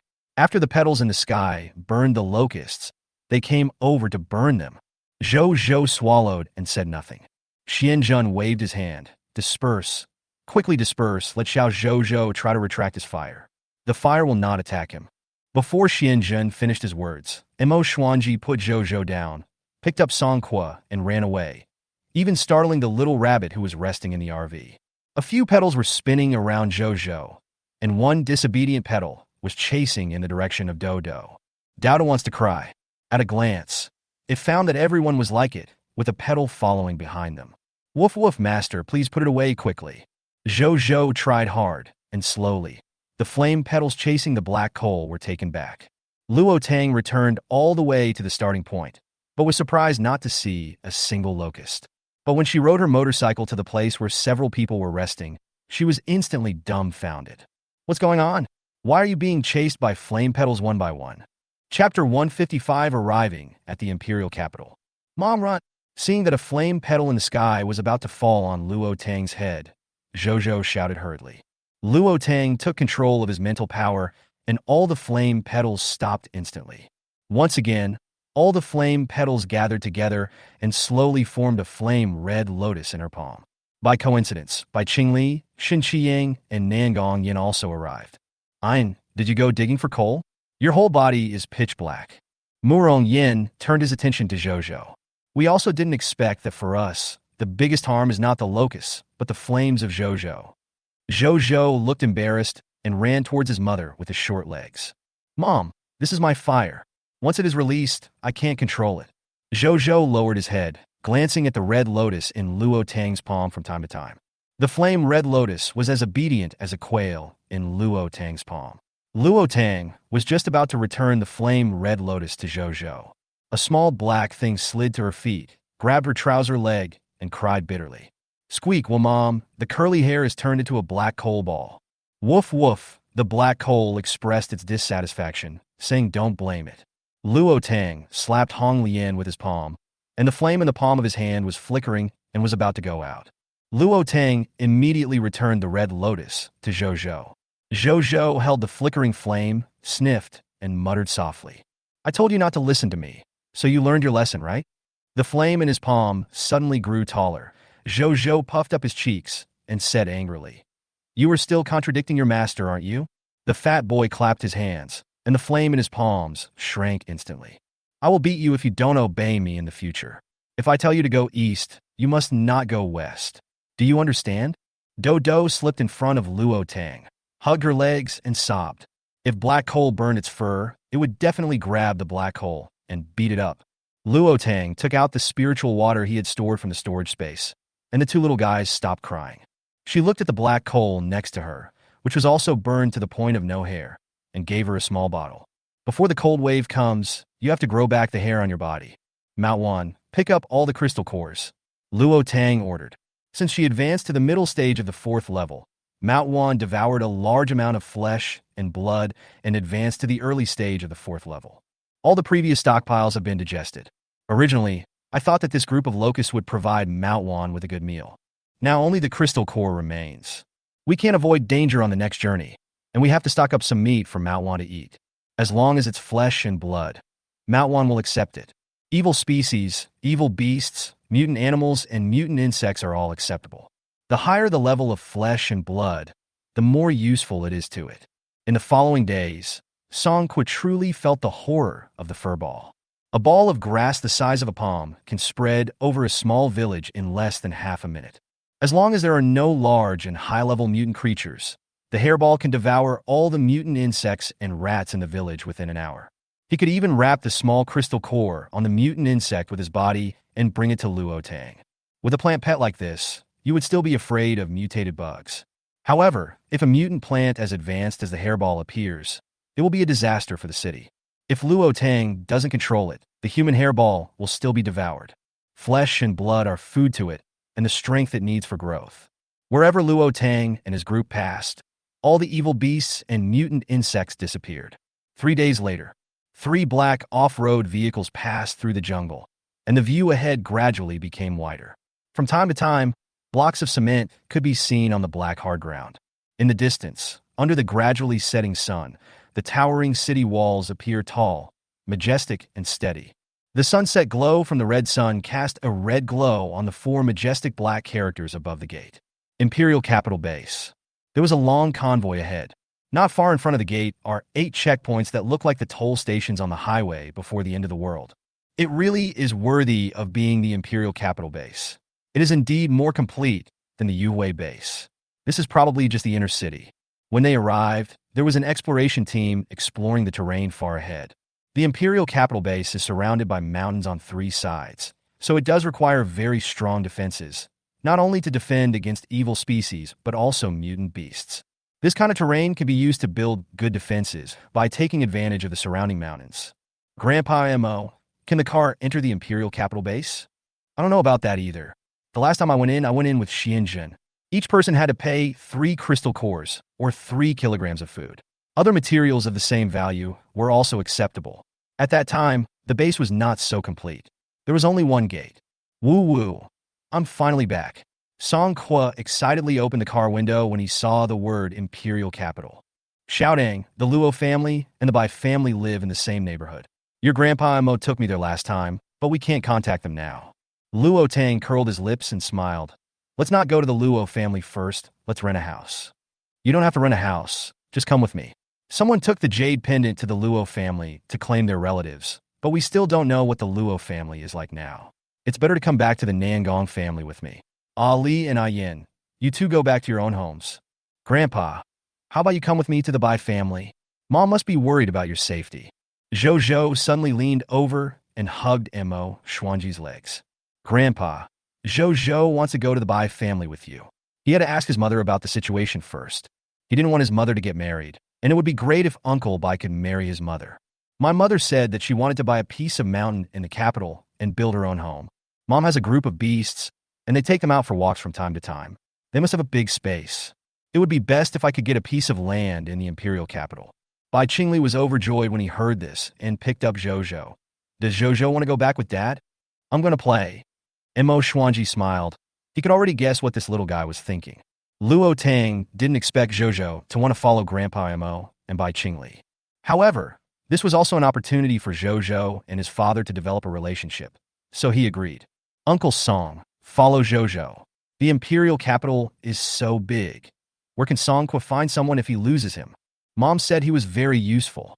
Songqua smiled. Is Zhou still worried that his uncle is missing? Qiyang, Shintingwan, you 2 will follow me. Xuanzhen naturally followed Mo Xuanji. The car can enter, but you have to pay an additional fee of 100 crystal cores. You also have to rent a parking space after entering. If you park randomly, it will be confiscated. Murong Yin, who got the news, immediately informed Luo Tang. Okay, my cousin and I will take a car to Yang tonight. You guys can make your own arrangements. Luo Tang got in the car. Except for Xiaodu, No one else followed him. He opened the window and took a look. Dowdu was clinging to Bai Qingli tightly, looking up and grinning at her. Zhou said he was going to help the Zai to keep an eye on things, so how could he leave it out? Luo Tang. Chapter 156 and Xiao Dai. Tang, don't worry. I will take good care of Dowdu. Chigu big kid, I'm so well-behaved and awesome. You can't just run around, okay? I'll come find you soon. Dowdu nodded vigorously. Its fur had just grown out, and it could now be seen by people. The roads in the Imperial Capital Base are wide and relatively clean, but the previous cement roads have long disappeared, replaced by only black hard dirt roads. I don't know if this hardened land can still be used to grow vegetables. She had never been to the Imperial Capital and didn't know what it was like in the past. Taining, I feel like these roads have doubled in size. They should have expanded overnight. When we first entered the base, many of the houses were resettlement houses built by Earth-type psychics. Nangong Yin looked at the streets around him that were no longer familiar, feeling as if he were in another world. Cousin, will your house change its location? It shouldn't be. Some houses here are damaged, but some are not. The Nangong family has a piece of land there. Even if the house collapses, as long as the people are still there, they will definitely rebuild it. When Luo Tang arrived at Nangong's house, he finally understood why Nangong Yin said that he would not move to another place. This is not just a piece of land. It is clearly an ancestral home passed down from generation to generation. The house was intact, except for a number of small holes smashed into the gate. As soon as Nangong Yin parked the car at the door of his house, some middle-aged women immediately gathered around. Luo Tang frowned. Are the people in the Imperial Capital Base very idle? Isn't this the kid from the Nangong family? He disappeared when the end of the world came. Who did he bring back this time? A tall woman with triangular eyes looked at Luo Tang. That look made her feel very uncomfortable. Could it be that the end of the world has come and my parents don't care anymore and are going to pick up their girlfriend? If it weren't for your aunt's help, you might not even be able to keep this house. Luo Tang glanced at the person and sent a mental pressure over. The woman instantly became breathless and unable to move. Xiaofun, what's wrong with you? Luo Tang curled the corners of her lips, and the woman turned around and slapped the woman next to her. Okay, you dare to hit me? I'll beat you to death. Luo Tang withdrew his mental power and watched the two of them fighting. Just as I was about to open the car door, the gate suddenly opened and a haggard-looking woman stuck her head out. Seeing Nangong Yin, who had just got off the car, his dull eyes instantly lit up. Pushing the door open, he couldn't hide his excitement. Is it Xiaoyan? Mom! But after not seeing her for 2 months, Mom looked like she had aged several years. The woman rushed up and hugged Nangong Yin, tears instantly flowing down her face. It's good to be alive. It's good to be back. Luo Tang stood behind Nangong Yin, his nose sore. If she had not known the contents of the book in advance, Nangong Yin would have lost her memory and not come home for 5 years. She didn't know if he would return to Nangong's house after that. When Shen Tingwan saw this scene, her eyes were slightly moist. She also missed her mother. Mom, Dad, and Grandpa. Where's the eldest brother? They're all doctors. They're at work right now. It's okay. You kid. You just left without saying a word. There has been no news for more than 2 months. There are man-eating monsters outside, and a big earthquake has just begun in the apocalypse. Can she not be worried? She couldn't eat when she thought that Xiaoyan hadn't returned home yet. Mom, I'm sorry for making you worry. Xiao Dai was relieved when she saw that Nangong Yin was intact. After regaining consciousness, she wiped her tears. Only then did I notice that there were 3 people standing behind Nangong Yin, and one of them looked particularly like my deceased mother-in-law. Xiao Dai's mind worked quickly, and she asked in a low voice, Is this Xiao Yuzi? Nangong Yin nodded, but then said, Mom, this is Luo Tang. You can just call her Tang Tang. The other 2 are my friends. We are back from the Yue base in the south. Luo Tang stepped forward and said with a smile, Hello, Annie. Xiao Dai was also a smart person and understood immediately. Everyone, please go inside first. As soon as they entered, Xiao Dai immediately locked the door. As soon as you enter the yard, the fragrance of plum blossoms hits you in the face, and the cold autumn wind is instantly swept away. Only warm and moist air was left. Luo Tang was shocked and wondered what was protecting the people in this house. Control the temperature of your home. The Nangong family's home is very large, a courtyard house covering an area of more than 1,000 square meters, with asphalt tiles, white walls, carved beams, and painted buildings, and exquisite wood carvings can be seen everywhere. There was a pavilion and a small pond in the middle of the courtyard, as well as a large open space where some herbs she didn't recognize were planted. An old plum tree leans against the rockery. Plum blossoms with bright red petals and tender yellow centers bloom in clusters on the branches. A light layer of white snow is condensed on the strong gray-brown branches. Luo Tang fixed his gaze on the plum tree. It seemed that this mutated plum tree was condensing the surrounding cold air onto itself. Seeing Luo Tang staring at the plum tree, Xiao Dai said, "Tang Tang, that plum tree was planted by your grandmother when she was alive. I don't know why, but since the end of the world, I feel very cold whenever I get close to that plum tree." "Tang Tang, could it be a mutant plant?" Nangong Yin asked. Luo Tang nodded. "Yes, it is repaying a favor. It gathers all the cold air around it on itself.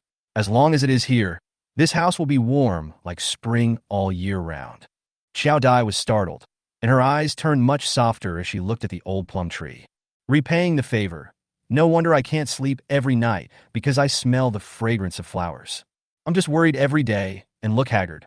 She hasn't awakened her special powers, and now that Xiaoyan has returned home, what bothers her most is that she hasn't awakened her special powers. "Mom, what did Aunt Sun mean when she said that our house was almost lost? And what's with the hole on the gate? Come in and sit down first. Mom will talk to you slowly. Your grandfather, father, and brother will be back very late. Sometimes there are many patients, so they may have to stay overnight in the hospital." Nangong Yin frowned slightly. He let his mother spend the night alone at home, and his house was big. If someone wanted to come in and steal something, it would be so unsafe for Mom. "At worst, I can just quit. Xiao Yin, the country is in trouble right now. Your father, grandfather, and eldest brother are all doctors. How can they stay at home all day? Mom can't do anything. She doesn't even have special powers. She could take care of herself. You don't need to worry about her. You are a doctor and can't just stand by and watch someone die." Xiao Dai knew that Nangong Yin was worried that she might be attacked while she was alone at home guarding the big house. But in this period, the country needs doctors. "I think the aunties gathered outside are quite idle. They are so idle that they even have time to gossip. They just can't help, and there's nothing to do now. If they have a job, they won't gossip outside all day." After the base cleared out the evil species and evil beasts, many people lost their jobs and had nothing to do. They need a car and gasoline to leave the base.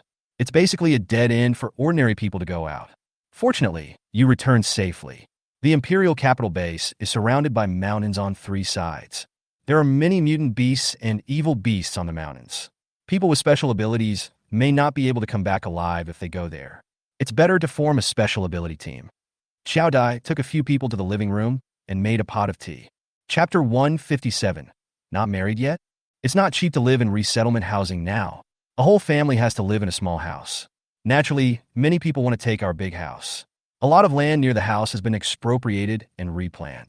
It's strange that many houses in this area were affected by the earthquake, but ours was undamaged. Xiao Dai continued. That's because the ground beneath this house is full of old plum tree roots, which are protecting the house. Luo Tang said. Xiao Dai's hands trembled and the tea spilled. That tree was planted by your grandmother the winter before she died. Mom, it's all over. Mom is just thinking that if your grandma hadn't gone, nothing would have happened to her. Who could have imagined a plane crash? Maybe grandma will turn into a tree to bless you. His mother was an orphan. When his grandmother was still alive, she treated her mother as her daughter. The relationship between his mother and grandmother is like that of mother and daughter.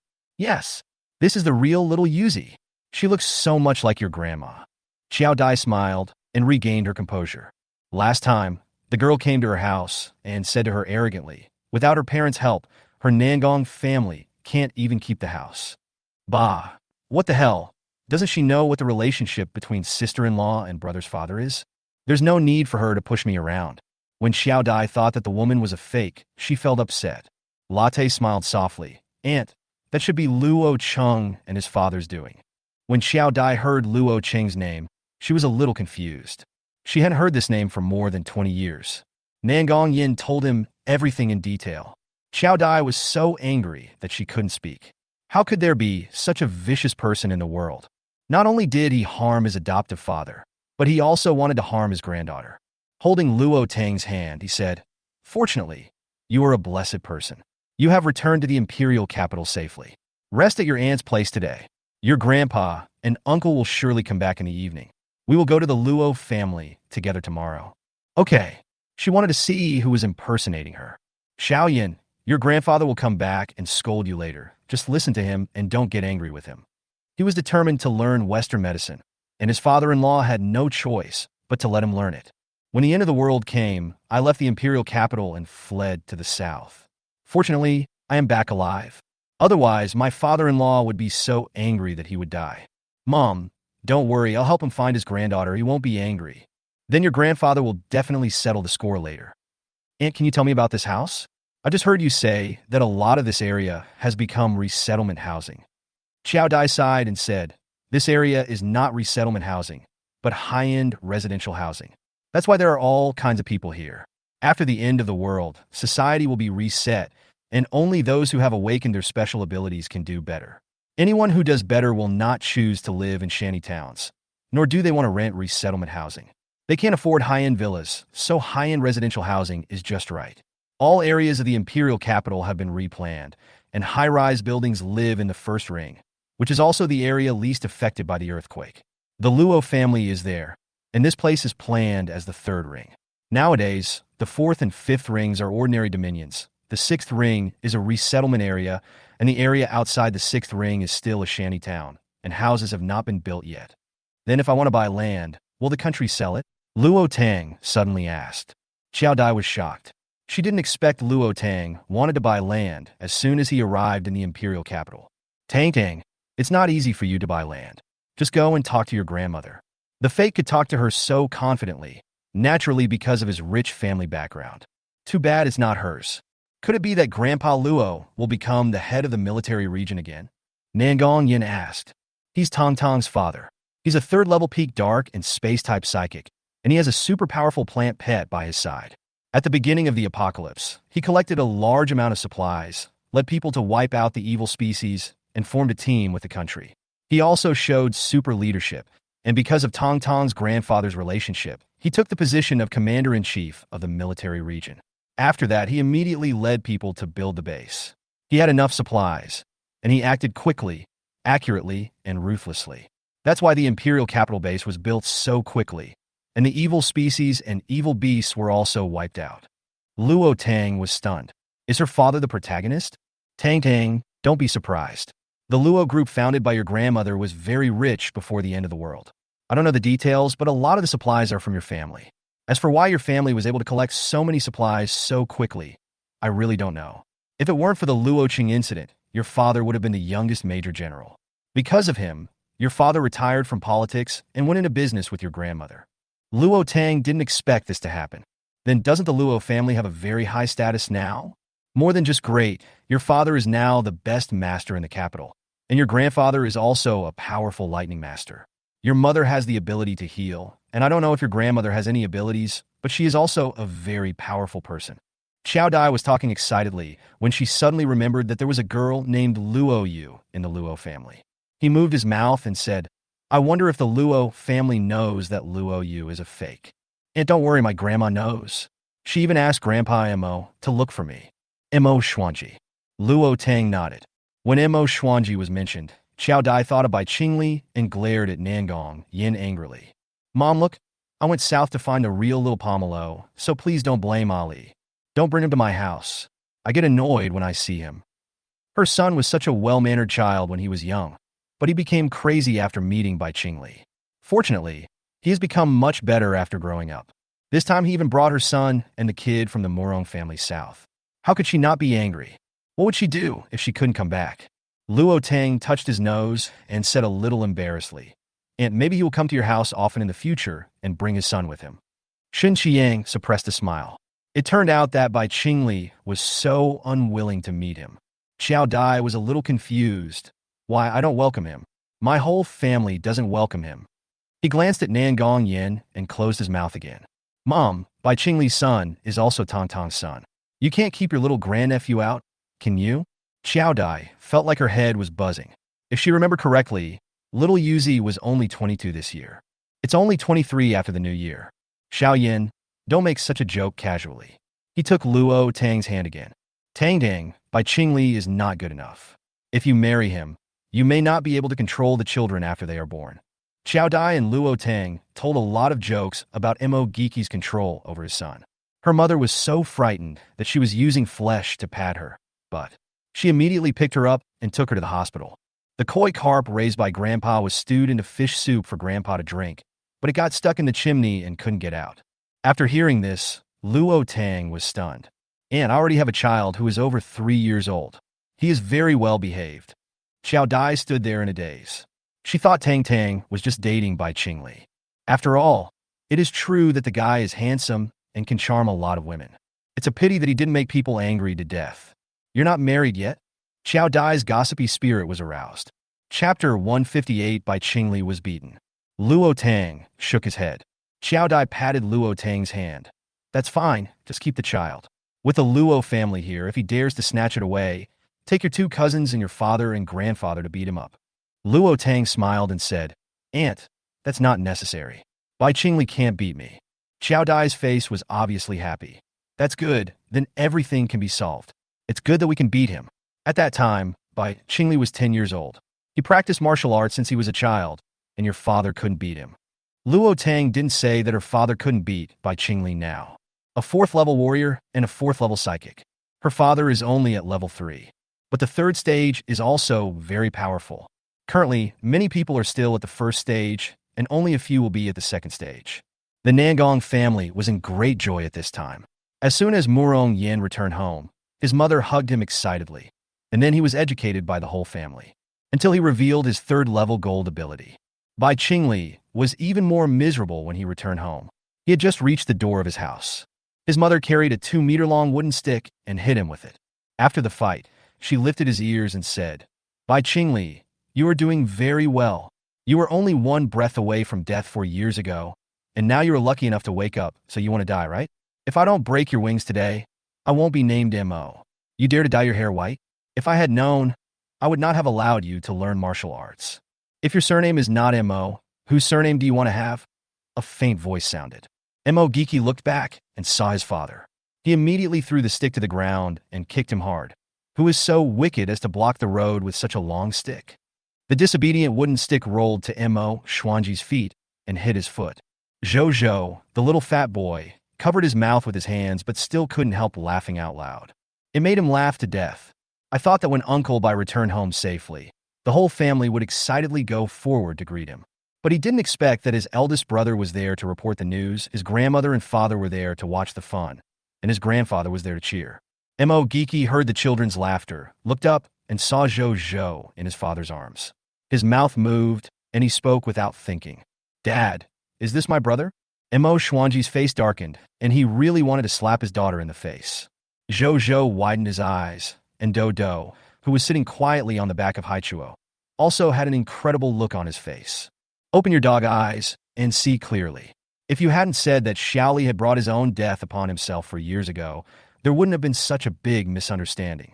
Grandma Bai, who was watching the fun, took a look at Zhou and clapped her hands, saying, Come back, this is your grandson. My little great-grandson. Show him to Grandma. Mo Geeky was embarrassed, but luckily there were no outsiders around. Looking at Zhou, he smiled and said, My dear grandson, what's your name? Where is your mother? Seeing that Zhou didn't say anything, he touched his own curly hair and said, Little guy, your silver curly hair is so beautiful, unlike your father's, which is so ugly. Really? Zhou asked happily. Mo Geeky nodded vigorously. Really? Grandma won't lie to you. Then why did you lie to my mother? Zhou asked puzzledly. What? Mo Geeky was a little confused. Take the child into the house first. How can he stand in the yard and get caught in the wind? Grandpa Bai was about to scold Mo Geeky, but was glanced at by Mo Xuanji and changed his mind. At the beginning, he did not agree with Zhou marrying Mo Geeky and let him learn cooking instead of inheriting the family business. And he married a wife who makes a fuss all the time. Can he agree to that? He also led his wife astray. But he liked that dead kid at first, but when Xiaoling was born, he completely gave up his son and raised his grandson. He failed to keep an eye on any of them, and Mo Geeky sent the small gift to Changbai Mountain. From then on, he could only go home during the Chinese New Year every year. It's not that he didn't want to stop it, but he himself was a little scared when he saw Mo Xuanji. He was beaten and in excruciating pain, but the doctor couldn't find anything wrong with him. He was just in pain. Xiaoli, what's wrong with your hair and eyes? You wear contact lenses and dye your hair when you go out, right? Bai Zhengming picked up his crutch and tapped Bai Qingli. Grandpa, doesn't Zhou Zhou's little silver curly hair look good? A sweet voice sounded. Bai Jingming looked at Zhou Zhou's well-behaved appearance and thought that this child would definitely not be the same as Xiaoli when he was a child. That won't do. If I learn martial arts and play a trick on him, his body is not as good as it was 20 years ago, and he won't be able to withstand the torture. So we can't offend him. He nodded quickly. It looks good. It looks good. That must be because Uncle Bai is not good-looking, so he doesn't look good with silver hair and eyes. He doesn't look like me. He looks more like my mother. Zhou Zhou said proudly. Bai Zhengming. This child is indeed good-looking, but he is just like Xiaoli when he was a child, a little narcissistic. He has a bad feeling in his heart. No way. After all the hard work of his grandson, not causing trouble for him, a great-grandson came. When I thought of this, the joy of having a little great-grandson in my heart was instantly dissipated. Zhou Zhou, where is your mother? He has to build a good relationship with the little kid's mother. He doesn't know his grandson yet, so he will be thankful that he doesn't have to deal with his great-grandson together. He still needs his mother to take care of him. Mom followed her cousin back to Nangong's house. Uncle Nangong family? Not only Bai Jingming was confused, but everyone in the Bai family was confused. Bai Qinglang and his father Bai Zhuo looked at each other. No way. But don't tell them that this child was born to that woman from the Luo family. Zhou Zhou, what's your mother's name? Luo Tang. My name is Luo Linzhou. The Bai family didn't worry about why Zhou Zhou's surname was Luo, but instead felt relieved. Luo Yu from the Luo family is still pestering their Xiaolang, but she is a brainless person, so he has sent people to investigate. A few days ago, he was so arrogant and criticized the people of Nangong family. Can this person be married home? Not as good as his daughter-in-law, Mo Giki. Grandpa, Grandma, Mom, Dad, and Big Brother. I went south this time to find Tang Tang. Xiaoli, where's that person? Where is the mother of your child? Bai Zhuo looked at Bai Qingli with contempt. He didn't need to think about it. He knew that it was definitely not dealt with. Bai Qingli. He knew that his whole family liked to laugh at him. Chiguchu made me laugh to death. The poor guy is so pitiful. An animal cry suddenly sounded in the living room, instantly attracting everyone's attention.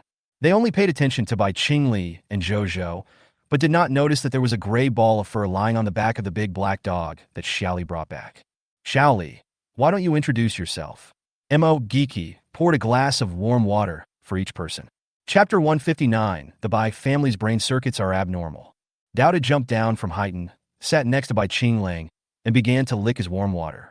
Bai Qinglang, if he was not mistaken, this was a large chinchilla, right? It was cute, but he was a little scared of its claws. Dao waved his paw and pointed at Bai Qingli. Chiguchu, why don't you say it quickly? After Bai Qingli explained everything clearly, everyone looked at Mo Giki. Mo Giki. It's my fault. I was really angry at the time. Suddenly, someone called Xiaoli from a special number. I thought he was someone from the underworld. So Zhou Zhou's mother always thought you died 4 years ago. Bai Qingling asked. You too. You didn't even tell us that you had a girlfriend. I have to think about how to tell my future daughter-in-law. Mo Giki felt guilty. If she hadn't told us at the beginning, would things have been different? Didn't you have an engagement with Luo Yu from the Luo family 4 years ago? Bai Zhengming suddenly asked.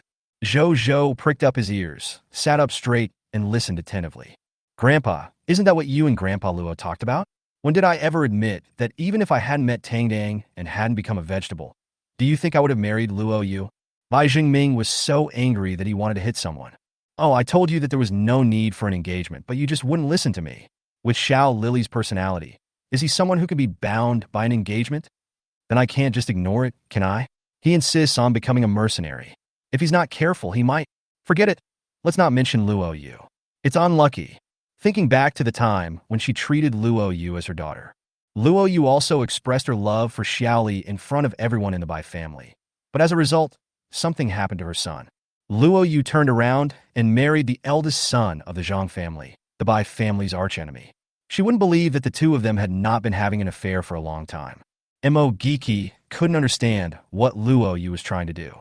Before the end of the world, the Bai family, the Luo family, and the Zhang family had similar family backgrounds, and the relationship between the Luo family and the Bai family was pretty good.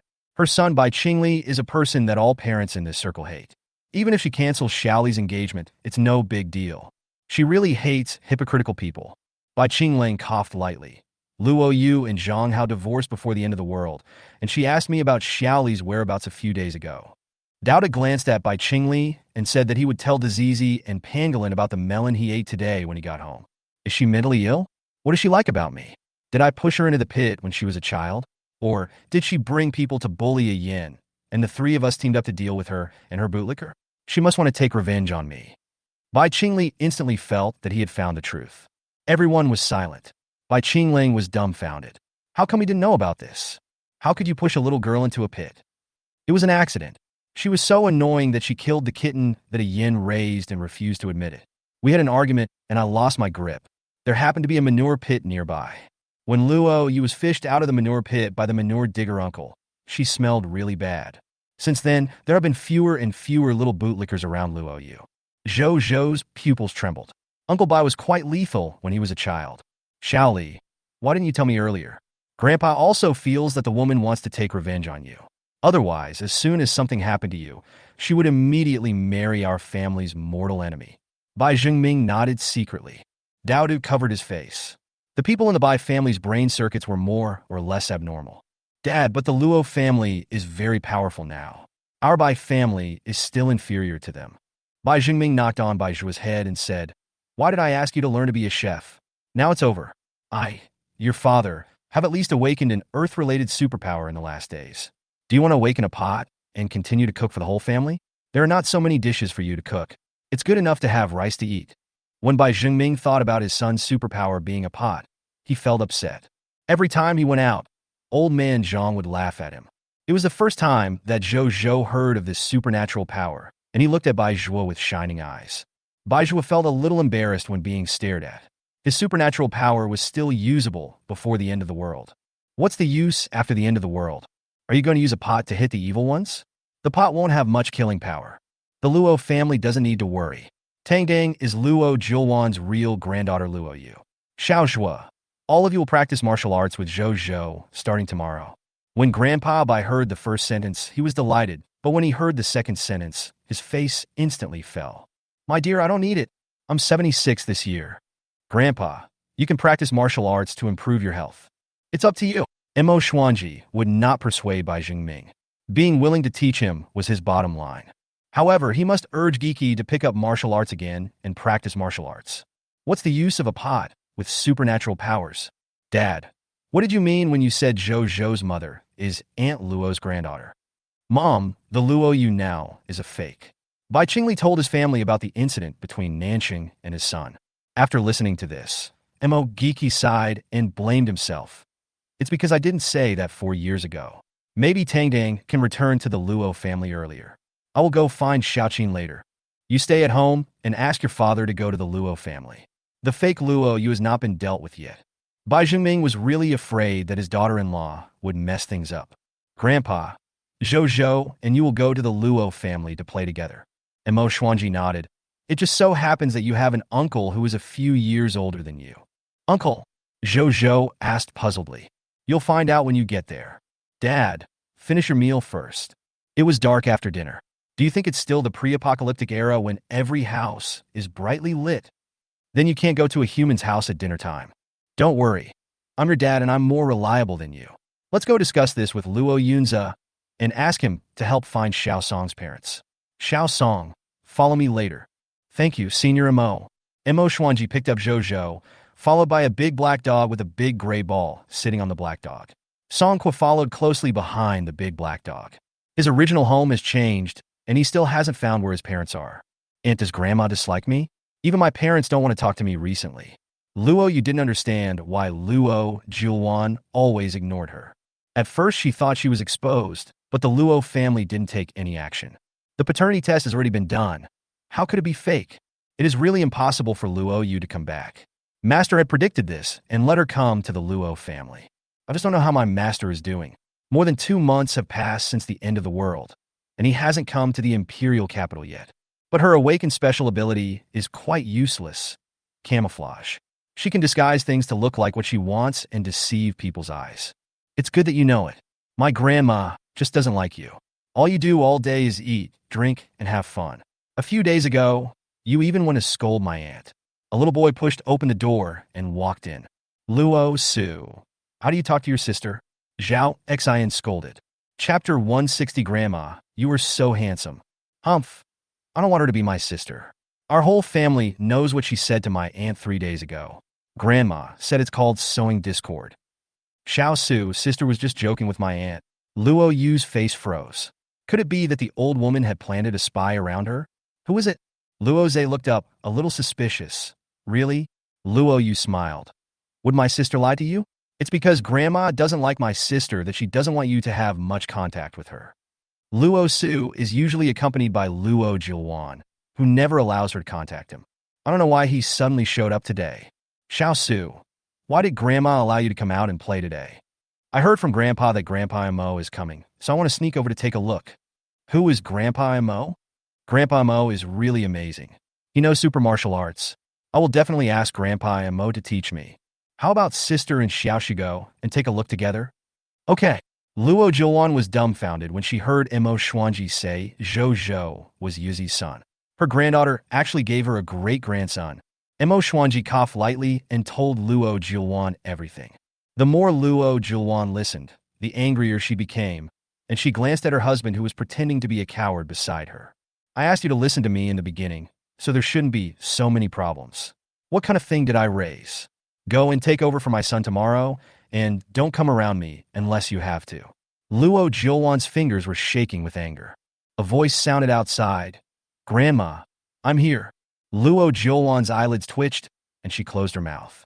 Sure enough, the woman followed Xiaoxiu. Now that the matter with Yu Zhu has been resolved, the culprit has gone to hell. Then there is no need to keep this woman. It is time to get rid of her. Otherwise, I will feel unlucky when I pick up Yuzi tomorrow. Wow, what a big dog. Luo Su was instantly attracted by He Cole as he entered the living room. There's also a big gray ball so cute. After seeing Daodu, I was attracted to Zhou again. Are you the child of Grandpa Mo? Why is your hair silver? It looks so beautiful. Zhou looked at Luo Su, who looked only 7 or 8 years old, with his dark eyes staring at him curiously. Yes, I am. Who are you? Zhou, this is my grandson Luo Su. You can call him uncle. Luo Jilwan said with a smile. Oh, so you are my mother's brother that my grandpa mentioned. Luo Su was a little confused. What? His mother's younger brother. Are you cousin Luo Yu's child? When did cousin have a child? How come I didn't know about it? Zhao Xin asked in confusion. Dad, Mom, what's going on? When did you wear and the kid from the Bai family? Luo Yu felt a little panicked after hearing Luo Jilwan's words. Luo Jilwan raised her eyelids and glanced at Luo Yu, blew on the tea in her hand, and took a sip. Luo Yu suddenly felt a sharp pain in her feet. When she looked down, she saw a spike coming out of the floor and piercing her foot. Grandpa, there is a monster. Grandpa, save me. Luo Yu looked up at Luo Jianjun, and Zhao Xin was so scared that her face turned pale.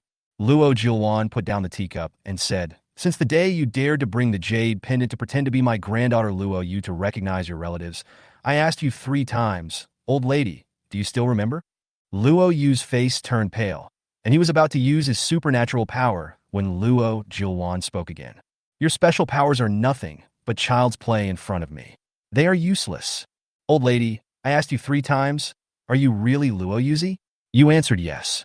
When you showed me the paternity test, I also asked you 3 times, are you really my little Yuzi? I said if you are, I'm afraid you won't have a chance to leave the Luo family. You still answered yes.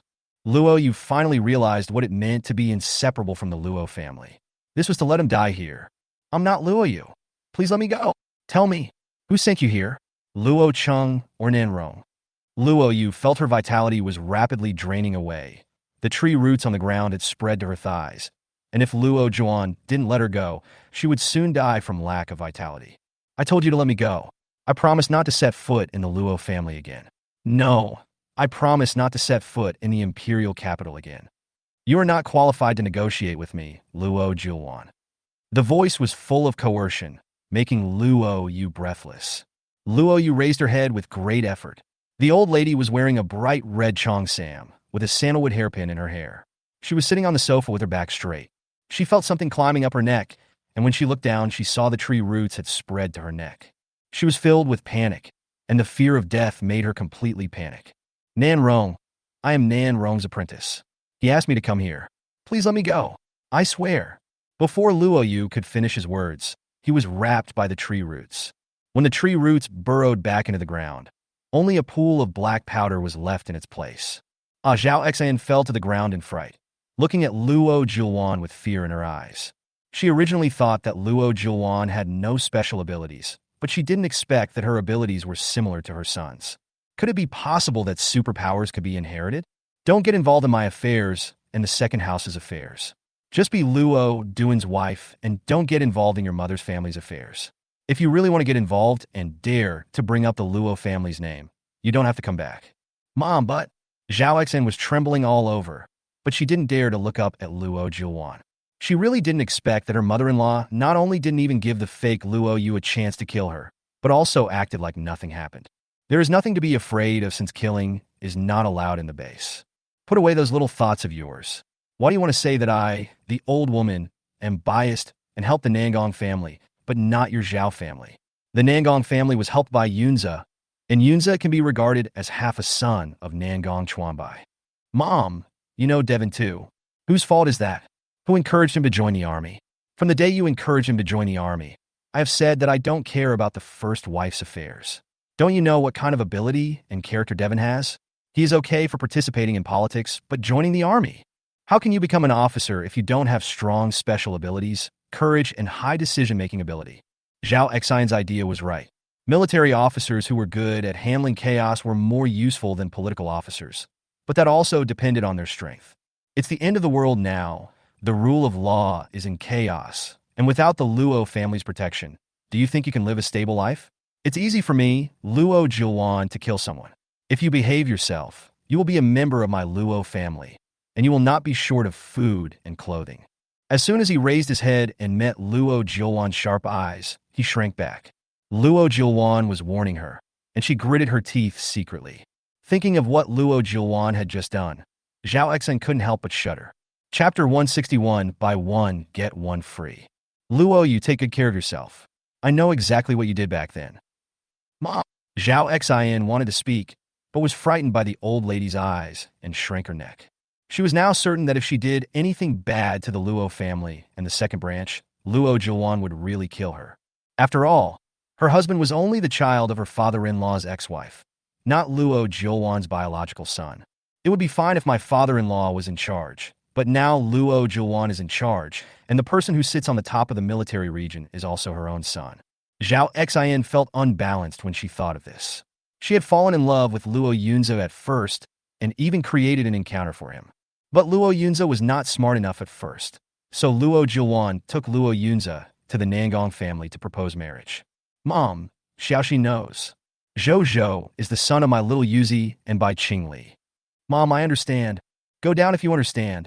Don't come to me if there is nothing wrong, and don't let Luo you come to me. Zhao Xian stumbled away. Zhiluan, there's no need to scare Xiaoxin like that. Luo Jianjun, who had been silent all this time, squeaked.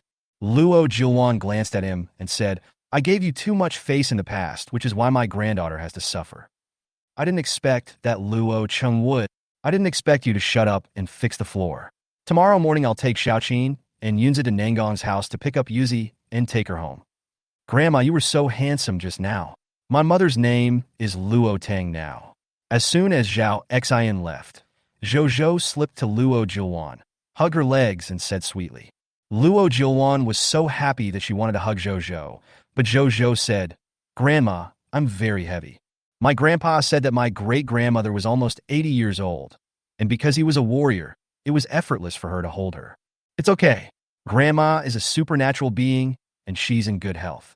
Let Grandma hug you. How old is Zhou Zhou this year? 3.5. Luo Zhiluan looked at Mo Xuanji. Her granddaughter was not yet 23, and Zhou Zhou was 3.5 years old.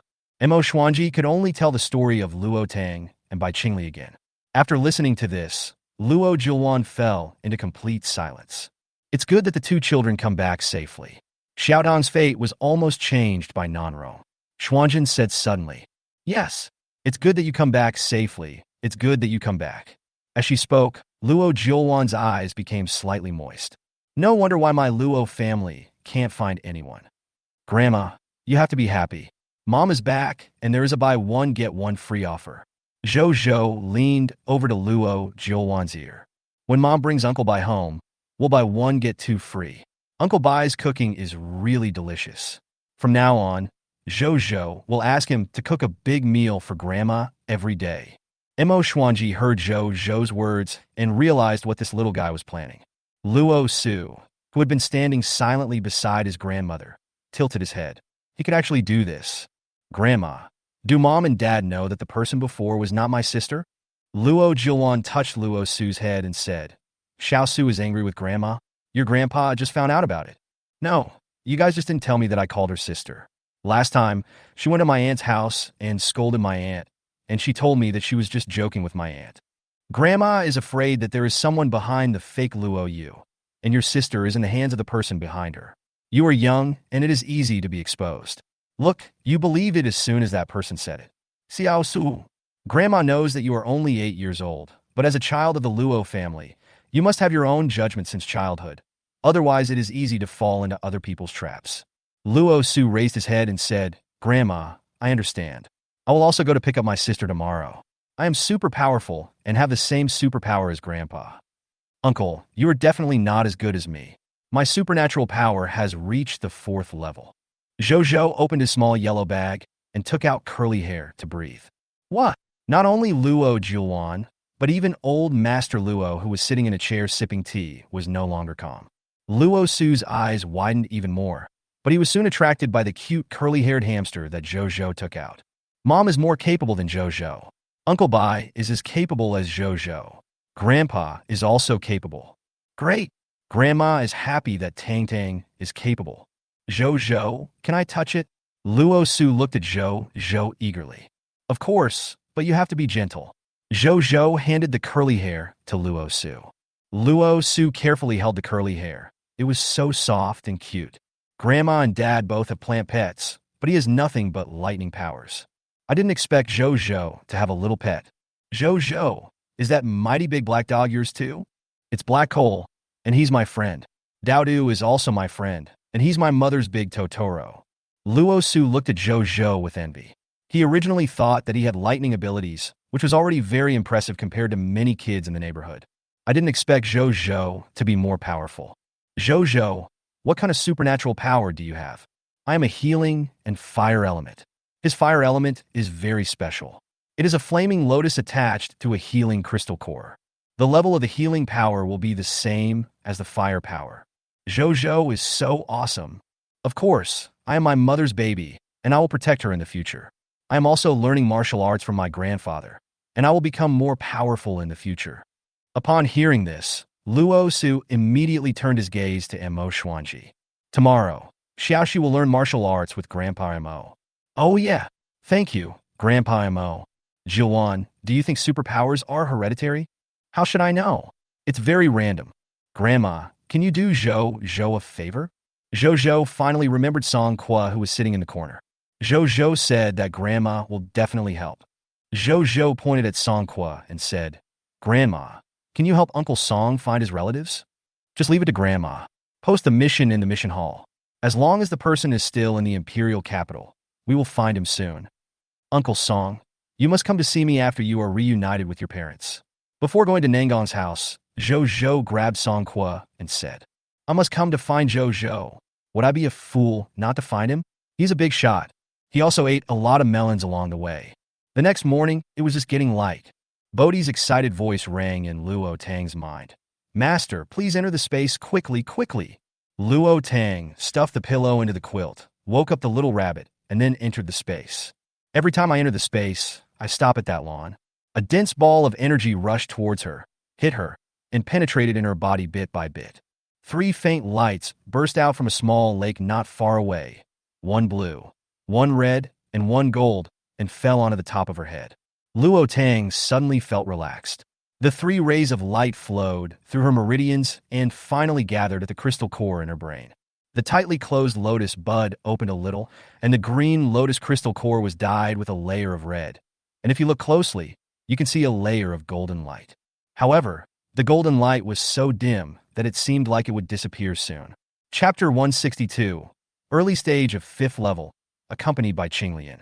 Luo Tang looked at the flaming lotus in the palm of his hand, which looked like Zhou, and felt that his power had soared from the mid-4th level to the early 5th level, and he felt happy in his heart. Could it be that the golden lotus root is the thing in the book that allows Shen Qiyue to advance quickly? That's the lotus root of the golden lotus of merit. Using it directly would be a waste of natural resources. When Luo Tang looked up, the original spiritual spring had turned into a small lake, and the lake was covered with a mist-like veil of water vapor. The clear blue water of the lake gives people a refreshing feeling. The blue waves are rippling, and a huge blue lotus is suspended on the misty gauze in the center of the lake. The green lotus leaves the world alone and has 12 petals. If you look closely under the green lotus, there is a golden lotus bud on the left and a red lotus bud on the right. Luo Tang rushed to the small lake, where the floor was paved with blue crystals. When you step on it, it makes a crisp and pleasant sound. Luo Tang excitedly lay down by the lake and scooped up a handful of water. It was a familiar feeling. Bodhi, so much spiritual water, so much. Luo Tang sautet et siten li. Through the dreamy mist, Luo Tang saw turquoise water flowing out from under the suspended green lotus. It flows down the lake, creating circle after circle of green ripples. Does this mean that I will have endless spiritual water in the future? Of course, Master, but you still have a mission. Someone left a letter for you in that cottage. A pleasant female voice suddenly sounded, scaring Luo Tang. You are the blue lotus. That's me. Luo Tang was dumbfounded, pointing at the 2 small lotus buds next to the green lotus. You still have spiritual intelligence. What about these 2? Not now, and I don't know if there will be in the future. Where are you from? I am your companion plant, a derivative of your supernatural power. Before, I lacked energy and could only squat on your crystal core. The golden lotus bud is the golden lotus root thrown in by you, my master. It is because of its arrival that I have enough energy to advance to the 5th level. The red lotus bud is the red lotus seed you threw in, and it is it that allowed me to advance to the 6th level. It was so happy to be promoted 2 levels in a row. Companion plants? Luo Tang was a little confused. Yes, Master. I come from your bloodline. Your family will basically have companion plants and also companion abilities. Is Fire Lotus also a companion plant? Luo Tang asked. Yes, a fire-type companion plant. Luo Tang finally understood that her son's ability was not fire-related, but his companion ability. The companion power will be attached to other power crystal cores. The more powerful the companion plant is, the more energy is required to activate it. Then why are you at level 6 while I'm not? Luo Tang felt his own abilities again and found that he was only at the initial level 5. Because of your life space, my body is bound to it. That's right, Master. You're in bad shape now. You need to practice quickly.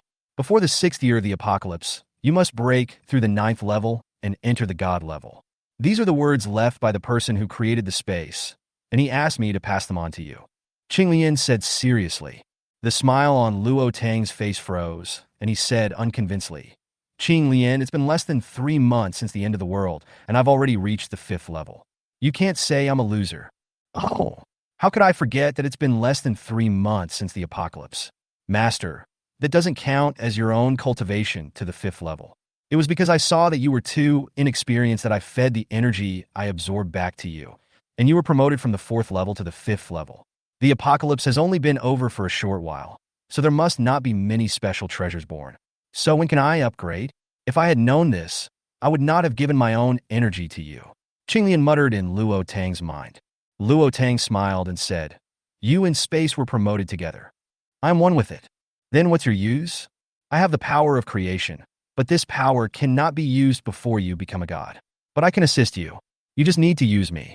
I am now at the 6th level, and I can increase the strength of you and your teammates 6-fold. The little red lotus uses fire, and the little golden lotus can purify and remove any negative effects. But you can't use it more than a few times. Master, although you don't have any sins, you have too little merit. The little golden lotus has no consciousness and can't move on its own like I do. Luo Tang felt that Qinglian had a hint of disgust when he said the last 2 sentences. She was just trying to protect herself. Who could have imagined that she would develop into this after the end of the world?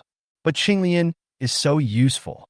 The strength is increased 6-fold, which is much stronger than the amplification of supernatural powers. After her mental power reached the initial 5th stage, she could detect an area within a radius of 650 meters. If we take her as the center of the circle, which is more than 130 square meters, and expand it 6 times, it can completely cover a village. Then she could just use her mental power to strangle all the evil in a village. What is the power of creation? With the creation of heaven and earth, you can rebuild yourself. As long as I have this ability, and you have cultivated your supernatural power to the 10th level, then I can make your martial arts reach the 10th level and have the body of a 10th level warrior. If you give the world the power of creation, you can let others gain certain abilities, but this can only be used once. Luo Tang was stunned. Are you cheating? Yes, the creator of this space has opened a cheat for you. You can take a look at the space now. In addition to the spirit lake, there is also infinite storage space. The storage space and life space are separate, and promotion will only advance the life space. The black soil over there only extends to 1,000 acres, and it could have been extended further. I injected that part of the energy into your body. In the future, I will accumulate energy and increase it slowly. A freshwater lake will appear next to the mountain, and you can raise some things. But you can't put things I don't like into the spirit lake. I will be angry. Although it couldn't come out before, it was conscious. If the owner puts that ugly black fish in a Ling lake, it will vomit to death. Luo Tang smiled. I definitely won't let them go. If I do, I'll have to drink their bathwater. This lake needs to be fenced off. That's not necessary. No one else can get close to here without our permission. Okay, I'll go check out that treehouse. Just as Luo Tang was about to leave, a small green lotus the size of a palm floated out from the center of the lake. Master, please spread some seeds on the mountain later. It doesn't look nice to be bare. Master, plant more mutant plants so that they can enjoy some gifts when I get promoted. Look at that mutant dragon fruit. It could only be upgraded to level 4 at most. My little gift not only allowed it to break through and improve its quality, but also allowed it to directly reach level 5. You were also responsible for the mutant dragon fruit orchard? Of course. One fruit has many seeds, and I planted them all. It would be ugly to have so much bare land. Luo Tang was completely upset when he saw a large patch of mutated lilacs next to the mutated dragon fruit. Isn't this a waste of land? The mutated clove fruit was so embarrassing that she felt embarrassed to give it away as a gift, and she didn't want to eat it a second time after eating it for the first time. Chapter 163, A Great Harvest of Space Resources. I also created that patch of mutant clove fruit. The highest one in that patch is also level 5, but there is only one level 5 plant, and the rest are all level 3. Only one king will be born in a patch of mutant fruit trees. Level 6 mutant plants will have a sense of territory. Otherwise, I will move them to the mountains, one patch of fruit trees per hilltop, and let them grow naturally. These black soils can be used for cultivation or divided into pieces for you to plant other things. Master, you have to bring in more mutant plants. Bring them in whenever you see them. I will take care of them. What do you need so many mutant plants for? Luo Tang always felt that it was not that simple. The mutant plants and I benefit each other. Each mutant plant can provide me with a ray of vitality. Otherwise, the energy absorbed from the void would be too monotonous. I see. It's a pity that I haven't encountered many mutant plants. Otherwise, I'll give it to you. It's also a mutant plant. Manhwa seemed to be still lying under her bed. That won't work. It's moss, and being able to mutate is a great opportunity. It was able to give birth to spiritual intelligence thanks to Bodhi. I also planted peach trees on the hill behind the house. The mutated mountain peach king successfully advanced to the 4th level. It is of high quality and requires a lot of energy to advance, which needs to be accumulated slowly. But there are a lot of peaches there. I just ate one, it was sweet. Luo Tang looked at the little Qinglian floating next to her and said, You can still eat. How can I not be able to? I have a physical body. Unlike the little white wolf's companion fire lotus, it has no physical body. The little green lotus floated above Luo Tang's head and patted her head with the 2 petals under its body. Master, if you have anything delicious in the future, don't forget me. You must leave a portion of the dish for me, and not just give it to the big black dog. Every time it sees its master and the little black dog, Xiao Zhou, sitting around a table of delicious food, it starts drooling. Luo Tang. Can a flower really eat human food? Dowdu only eats grass, not meat. Master, the mutant Polonia tree is next to Peach Blossom Mountain. Now the mountain is full of Polonia trees, and its offspring have mutated. Its fruit cannot stimulate superpowers, but it can enhance superpowers, which is equivalent to the crystal core you use for cultivation. Mutation? Luo Tang's figure flashed and disappeared on the spot. When he saw the small indigo trees of different colors and only 1 meter tall, Luo Tang reached out and touched the one with red leaves closest to him. You are finally here, old tree. I like this place very much. Thank you, human. Grandpa Tree, what's going on? I received a gift from the Azure Lotus, and my seeds mutated and fell to the ground, growing Azure Polonia trees with different attributes. But after that batch of seeds, I could only produce Azure Polonia fruits without attributes. Master, maybe it's because I got the power of golden lotus and red lotus seeds and absorbed a lot of original power of different attributes from the void that I got that gift. The descendants of the mutant mountain peach are also different in attributes. Why is there no dragon fruit? Luo Tang asked puzzledly. Dragon fruit only has fire properties, just like stinky cloves. The mutated cloves smell so fragrant. Although it knew it tasted bad, it just didn't believe it and swallowed one, almost vomiting to death. Will you still receive this kind of gift when you advance to the next level? Master, I have advanced 2 levels this time. I don't know when I will encounter such a great opportunity. There are too few types of mutant plants in your space. Luo Tang suddenly felt that he had missed out on 100 million, but having so much was really great. By the way, I still have a mulberry branch. Luo Tang suddenly remembered. Master, I also planted them, as well as the konjac seeds in your contract. I used all the mutated plants. Behind the Qingtong Tree Hill is the mutated mulberry tree. I just ate a lot of mulberries. They are sour and sweet. Qinglian couldn't wait to take Luo Tang to another hill. Master, the largest mulberry tree here is the mulberry branch. Its fruits and branches all contain lightning energy. Creatures that eat its fruits have a chance to awaken lightning abilities. I can only say that there is a chance, and all mutant fruits have the same chance. It is impossible for everyone to have the chance to awaken abilities. Luo Tang frowned and thought of Meng Liyun. Is it useless to eat as many fruits as possible if you can't awaken? The mutant fruit only opens up the hidden power domain in your body, thereby stimulating your power. Different people have different powers. It is possible that if you eat a lightning mutant fruit, it will be useless, but if you eat a fire mutant fruit, it will be useful. But if that person does not have any attribute power domain in his brain, then it will be useless no matter how many kinds of mutant fruits he eats. So that's how it is? Then is there a probability for the mutant fruit? Luo Tang asked again. Of course it's a matter of probability. The higher the level of the mutant fruit, the greater the possibility of opening the supernatural domain. If the first one you ate didn't open, then the second one might have opened. But if you've eaten tens of thousands of them and still haven't opened, then maybe there is no hidden supernatural domain. Qinglian himself was a little uncertain. It's really hard to imagine that someone could eat tens of thousands of them and still not be able to open them. That would be really miserable. If that person happens to be of the gold type, then how many mutated clove fruits should he eat? Qinglian, if I eat 2 fruits with different properties, will there be a chance that I can awaken different abilities? It's possible, with a 1 in a billion chance, that the energy domain stimulated by the mutant fruit will soon become fixed, and it will be difficult for 2 crystal cores to be born. While chatting with Qinglian, he checked the changes in his space. Not only was there a bumper harvest of mutant fruits, but even the pangolins received gifts, and their strength was further improved. The giant pangolin even advanced to the 4th level. If Daodu and the others knew about this, they would definitely feel that they had suffered a great loss. And her energy mine has produced a lot of energy stones. The mountain-like energy stone was upgraded from level 3 to level 4. Master, energy stones are special things. You should not use that big energy stone. Find a way to upgrade it. When it reaches the 6th level, it can form an energy domain and absorb energy from the void by itself. Then you won't need space energy to feed it. The quality of the output energy stones will improve, and the speed will also increase. If you encounter other minerals, put some into the space. Qinglian chattered in Luo Tang's ear. Okay, after I meet up with Daodu, I'll introduce you two to each other. Both of them like to shovel things from outside into the space. Okay, I like that big ball of fur very much. I want to nestle on its head in the future. Qinglian's voice was filled with joy and excitement. Luo Tang. It's not enough for Daodu to have a bunch of grass on his head. He also wants a flower?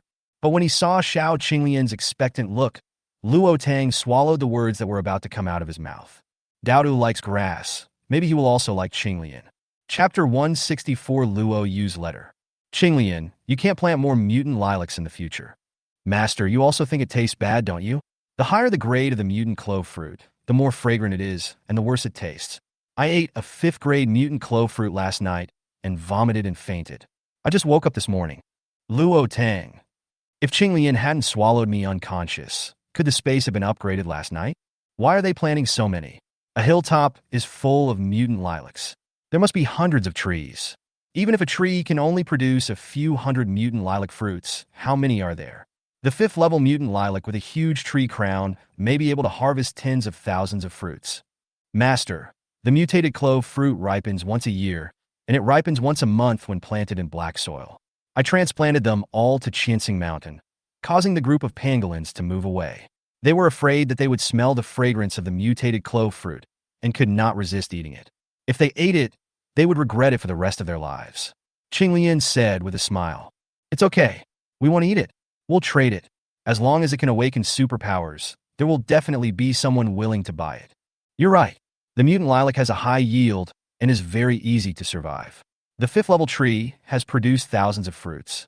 The top of the tree is golden, and its leaves are no longer visible.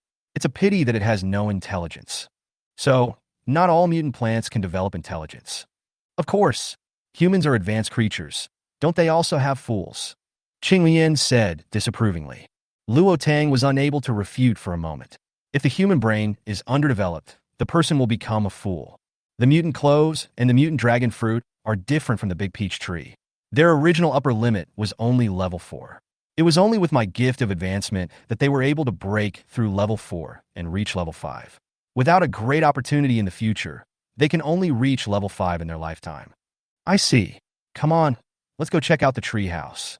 The tree house is on the left side of the house, 10 meters high. The hanging wisteria flowers are like a dream. The wooden ladder extending from the tree house has no support and is suspended in the air. Stepping onto the stairs and parting the wisteria flowers and lotus flowers, Luo Tang couldn't help but sigh. What a nice view. The tree house and the ancient wisteria tree are connected as one, and the whole house looks like a small castle sitting on the ancient wisteria tree. The rooftops are covered with glowing mushrooms, and the windows are filled with warm lights. That's a luminous stone, polished into a mushroom shape, Qinglian explained. How do you know? I saw it in the notes left by the owner of the treehouse. As soon as Qinglian said that, Luo Tang quickly pushed open the door. There was no dust in the room. There were bookshelves along the walls, filled with all kinds of books. Luo Tang's heart suddenly became hot. Could this be the book left to her by her ancestors? I picked up a book at random and was dumbfounded. High school history. What's going on? The cover of the book is very old and seems to have been flipped through countless times. I opened it and took a look. His pupils shrank, and the two words Luoyu were written in neat handwriting. Master, look at the note on the table. Luo Tang looked down and saw a small notebook on the table. I sat down, picked up the notebook, and opened it. I saw that the beginning was written personally from the descendants. Luo Tang suppressed the thoughts that popped up in his heart and read word by word. The fact that you can see this letter means that you are a descendant of my Luo family.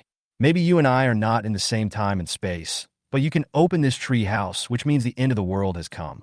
The divine jade space is the chance of survival I left for you by sacrificing and trading with the heavenly Tao.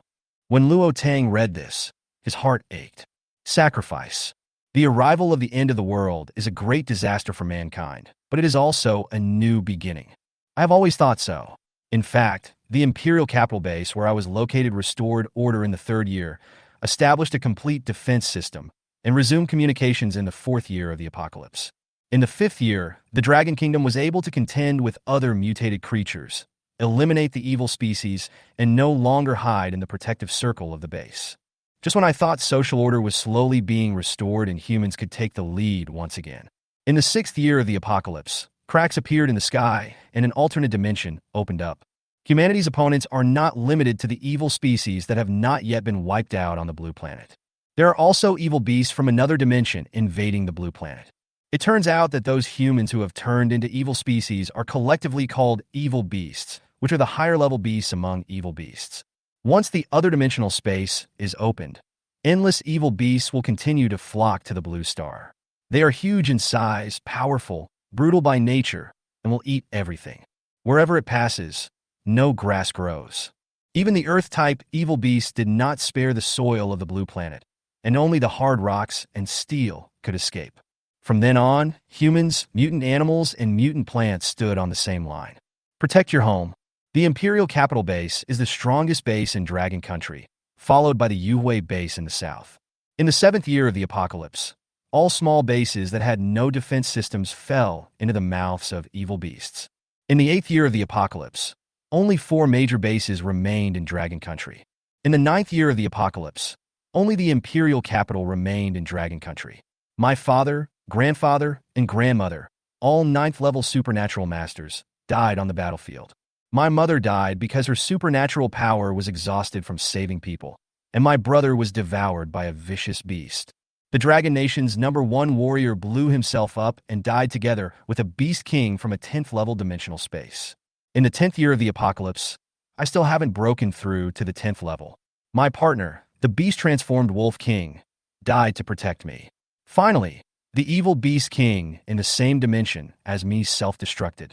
When Luo Tang read this, tears couldn't stop flowing down her face. She felt like she was the one who wrote the letter. Luo Yu, the one whose fate was not disturbed and who grew up in the imperial capital. When I self-destructed, the compass grandpa, Xin, left me shattered, leaving me in the world of immortal cultivation. From the day I arrived, I wanted to go back. I wanted to stop the flow of history. I want to save my family and my country. Practice hard and don't stop for a moment. But when I stood at the pinnacle of the world of immortal cultivation, the way of heaven told me that the world of immortal cultivation I was in was a submerged era in the history of Blue Star, the era of cultivation. Even if I go back, it may not be the original time and space. It is very likely that what you return to is just a parallel universe. What's more, I can't go back. Once I go back, cracks will appear in the rules of the cultivation world. So I thought of a way, since I had accidentally entered the era of cultivation. This era will eventually pass away, but I can leave something behind. The sacred jade is a gift I leave to the descendants of the Luo family. I have sacrificed my life to the way of heaven, and I am determined to return this item to the hands of myself in that time and space. I know that the divine jade will definitely lose a lot of energy in the torrent of history. When I was creating the divine jade, I integrated the Karma Fire Red Lotus into it. Integrate the essence of Green Lotus and Lotus of Destruction into the Luo family's bloodline. As long as the end of the world comes, even if the divine jade is only at the first level, it can be gradually restored as long as something with energy is put into it. So that's how it is. It turns out that the so-called awakening is a warning from the divine jade. But Luo Yu, a 9th-level warrior, is dead, so how should they fight against the evil beasts in the 2nd dimension? Luo Tang turned another page. Before I died, I discovered that there was a secret in the dimension. Luo Tang's heart was in his throat. Chapter 165. The Dragon Kingdom after the end of the world. Humans cannot just think about killing the evil beasts that emerge from the dimensional space, but must enter the dimensional space. There is an origin egg in each dimensional space. As long as the egg is taken out, the dimension will be closed. If a psychic power user and the origin egg establish a connection, then the things cultivated by the origin egg can be used by the power user. After I self-destructed, the egg in the other dimension also followed me to the cultivation world and became a helper for my rapid growth in the cultivation world. If you see this letter, you must go to the other dimensional space near the imperial capital in the Taihang Mountains to get the egg. The evil beasts that come out of the dimensional space also have different functions, and some are edible. But they're different from the mutant beasts on the blue planet after all. Unless you can control them, you must kill them. There is a map in the drawer, which is the location where the dimensional space of Blue Star appeared in the last 10 years of the world, as I remember. When the evil beasts in the dimensional space were opened, the Dragon Kingdom was defeated step by step. This was due to the gap in strength and the wrong methods. If you can be prepared from the beginning, after killing the evil beast, break into the dimensional space and take out the egg of origin. Then that dimensional space will disappear, instead of closing, and then opening again after a certain period of time, and endless evil beasts will continue to pour out. If possible, please call on the Dragon Kingdom to build a defense base to protect my family. I don't know whether the end of the world will come at this time in that world, but I still resolutely choose to make a deal with the heaven in order to retain a glimmer of hope. I hope you won't let me down. I hope my family can survive the apocalypse. I hope the Dragon Kingdom will be safe, and I hope the blue planet will not be occupied and devoured by evil beasts. Pomelo. By the time he finished reading the letter, Luo Tang was already in tears. She knew that in another time and space, Luo Yu, who stood at the pinnacle of the cultivation world, was already dead. But Luo Tang in this time and space is still there. Luo Tang opened the drawer. which was full of drawings with neat handwriting. The map of Dragon Country was clearly visible on the paper, as well as the major bases. Luo Tang knew that this was drawn by Luo Yu based on his memory, stroke by stroke. The overall map of Dragon Kingdom in the 10th year after the apocalypse. The moment he saw the map, Luo Tang was stunned. Qinglian, am I seeing things? How did this become the Dragon Country continent? Yes, that's right. Isn't this continent divided very well? Xiao Qinglian used her supernatural power to pull out Luoyo's high school geography book from the bookshelf. You see, not only has the territory of Dragon Country not been reduced, but a piece of it has been separated from the largest country to the north, becoming an independent continent. As for the small countries near Dragon Country, they must have perished before Dragon Country. Maybe the big earthquake started them to slowly separate, and they drifted, but you just don't know about it. Luo Tang thought it made sense and touched the Himalayas on the map, which was also the westernmost end of the Dragon Kingdom continent. After reading, take out the map below. There are a total of 36 maps, which are also the 36 regions of the Dragon Kingdom after the apocalypse. Master, isn't Blue Star expanding? I feel that the Dragon Kingdom in the 5th year has expanded 3 times more than it is now. And those white areas on the map are marked as new areas that appeared when space debris melted into Blue Star. Luo Tang raised the corners of his lips. It would be great if it became the Dragon Country continent. That's right. Qinglian agreed. Qinglian, there are too many metaspaces this time. Luo Tang looked at the densely packed dots marked on the map of each area. It's okay. As long as we are strong enough, we can develop the dimensional space into a resource for national development. I'm here, and I'm super powerful. It's less than 3 months before the end of the world, and it is not worried at all. Without any help, Luo Yu and her family can become 9th rank warriors. Master, Luo Yu has paved the way for you. In a sense, she is you and you are her. You can't be worse than her, right? Qinglian said again. That certainly won't happen. Then let's focus on the 10th order different dimensional space first and destroy these dimensions first. The evil beasts in these dimensions are the strongest. Okay, according to Luo Yu's idea, she divided the Dragon Kingdom into 36 regions and built 36 main cities. Outside the defense line of each main city, a dimensional space will be opened. I will find a way to implement this idea. Thinking of what his aunt said, Luo Tang believed that as long as Song Qua could overcome the communication problem, she can ask her father to give suggestions to the country and implement the main city construction plan. In the 6th year of the apocalypse, we will definitely be able to build and prepare a good defense line. Master, your cousin is calling you to have breakfast. The little rabbit's voice suddenly sounded. Luo Tang looked at his watch and didn't expect it was already 8 o'clock. Just as she was about to leave the space, Qinglian fell on her head with a snap. You want to go out with me? Of course, what are you afraid of? You are a 5th level psychic and even cannons can't kill you. With my assistance, who dares to bully you? Qinglian said confidently. Okay. I'll take you out. You're the boss. Isn't that right? From now on, we will be a strong team, and we will beat up anyone who doesn't obey us. I'm afraid you'll be captured, and you won't be able to fight. That's impossible. This is my clone. My real body is in space. As your companion plant, I will not die until you die. Wherever you are, I can always come back to you. Let's go.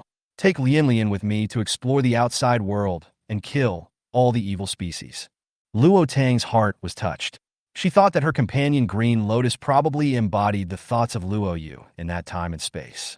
Nangong Yin was a little confused when he saw Luo Tang going out with the little rabbit in his arms and a green lotus on his head.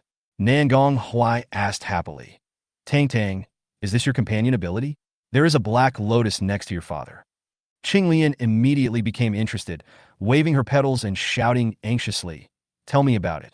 Nangong Huai pointed at the green lotus floating above Luo Tang's head in surprise. Can it speak? Luo Tang didn't expect Qinglian to be able to speak human language directly. She always thought that only she could understand it. Well, I'm a companion plant with thoughts. Why can't I speak? That black-hearted lotus can't speak. Nangon Wai Nadi. Then I have no interest in it. What are you and your son doing standing at the door of Tang Tang's room? Why don't you call Tang Tang to come for breakfast? A thin old man walked in with his hands behind his back. Grandpa, I'll be right there. Tang Tang, can your lotus really eat grilled fish? Nangong Chuanbai saw Qinglian lying on the grilled fish that Luo Tang took out and was worried that something might happen to Luo Tang's companion plant. Luo Tang coughed lightly. Grandpa, nothing will happen. It's a foodie. My cousin went out so early. Yeah, Too busy. Chapter 166. Mom, I'll take Grandpa and Grandma to take you home. In their whole family, perhaps only Xiaoyan's supernatural power has strong combat effectiveness. He is a water-based person, his son's is a gain-enhancing power, and his eldest grandson has a healing power and has no combat effectiveness at all. Fortunately, this special ability is extremely valuable, but it is also the busiest during this period. My daughter is the same. She is busy like a top in the hospital every day. Nangong looked at the small green lotus. It was surprising that the companion plant was so magical. He only saw the fish disappear, but he did not see it grow roots. Its body was still the beautiful, light, and crystal clear green lotus. Not a single stain. Why are you looking at me? Do you want to study me? Good. You were so honest. Nangong smiled and said, You are quite entertaining, Xiao Qinglian. You have a wood-type ability, so why not create a mutant plant? Of course, I will in the future. Grandpa, yesterday I heard from my aunt that this area is planned to be built with houses. Yes, intact ancient buildings should be avoided. Those people just felt that it was unbalanced for us to live in such a large place with just a few people. Luo Tang not dead. Most of the people around him live in one room. Your family occupies more than 1,000 square meters, and there is such a large open space. Some people will set their sights on your house, then find ways to bully you. I plan to buy the hill in the northwest of the imperial capital. Grandpa, when I have planned the place there, would you like to live next to me? I can move the Nangong family's house there. Tang Tang, you didn't get enough rest last night. Why are you talking nonsense so early in the morning? Grandpa, Tang Tang's idea is very good. She also wants to set up a research institute. I will join him then. Xiaoyan, you don't have a fever? Nangong Huai also felt that the two children were not normal this morning. Grandpa, as long as you agree, I can definitely help you move the ancestral house. Don't force yourself. Grandpa will take you back to the Luo family later. Don't worry, it won't happen. As Luo Tang finished speaking, Do shouted in her mind. Big boy, we're here to pick you up. Luo Tang quickly finished eating the meat bun and said, Grandpa, my grandma and the others are here. What about Zhou? Nangong Chuanbai asked with a smile. He also wanted to see his great-grandson. I'm here too. Xiao Xian, Xiao Huai, collect the leftovers and see if there are any snacks at home. Bring some over. Grandpa, no need. I have everything here. Xiao Xian and Nangong had just cleaned the table. Luo Tang took out melon seeds and candies from the space, and even picked some mutant dragon fruit and mutant peaches. As soon as the mutated fruit appeared, several people instantly smelled the tempting aroma. However, now is not the time to ask why. Several people hurried to the gate to meet people. As soon as the door was opened, Zhou rushed over. Mom, my great-grandmother, grandparents, and uncle are here to take you home. As Luo Tang stepped out of the door, his eyes instantly fell on the old man standing behind Zhou with a straight back, gray hair, and wearing a cheongsam. For some reason, she thought it was her grandmother at first sight. Luo Zhouwan's eyes were slightly moist, and she hugged Luo Tang tightly. I'm glad you're back safely. Little Yuzi was just a little kid when you left home, and you could only walk with Grandma's support. There was a comforting warmth in the old man's embrace. Luo Tang's voice was unconsciously choked with sobs. Grandma, I'm home. From now on, I'll be called Luo Tang, okay? Luo Yu is the Luo Yu that belongs to that era. Okay, all good. Your grandfather Xian said that your name is more auspicious. The moment Nangong Qin saw Luo Tang, she grabbed Luo Yun's hand tightly, and her eyes turned red instantly. Come in first. Nangong Chuanbai greeted them when he saw a group of people outside. Seeing the closed door, someone asked, Wasn't that General Luo Yun's Luo just now? Could it be that the girl that Nangong Yin brought back yesterday evening was General Luo's missing daughter? Wasn't his daughter found? Who knows? That woman is really pretty. Everyone was talking about it, and the news quickly spread throughout the imperial capital. When Luo Yu heard the news, she was so angry that she put down her chopsticks. How can you throw your chopsticks while eating so early in the morning? Mom, look at Grandma and the others and what you said yesterday. The little boy is already 3 or 4 years old. 4 years ago, I was by Qingli's fiancé. How could he do this to me? Luo Yu cried. My mother and I don't even have superpowers. Your father is also a loser. He joined the army and there is no news yet. Your uncle is the commander-in-chief of the military region, but he hasn't promoted your father. I can't guess what Luo Zhouwan is thinking now. The right to be the head of the family is not in your grandfather's hands now. You'd better not mess around. Why am I being so reckless? It's clearly Luo Yu and Bai Qingli. How come my father isn't Luo Yunze? Luo Yu picked up the chopsticks. Although she has the title of the eldest daughter of the Luo family, what's the use? If the person in charge of the Luo family in the future is not her father, then she will have nothing in the future. Mom, since the end of the world, I haven't eaten well and I don't have new clothes to wear. Every morning I have porridge and side dishes which make me want to vomit. I want to eat lobster and steak. Grandma and my uncle have so many supplies, but I don't see any of them being shared with our family.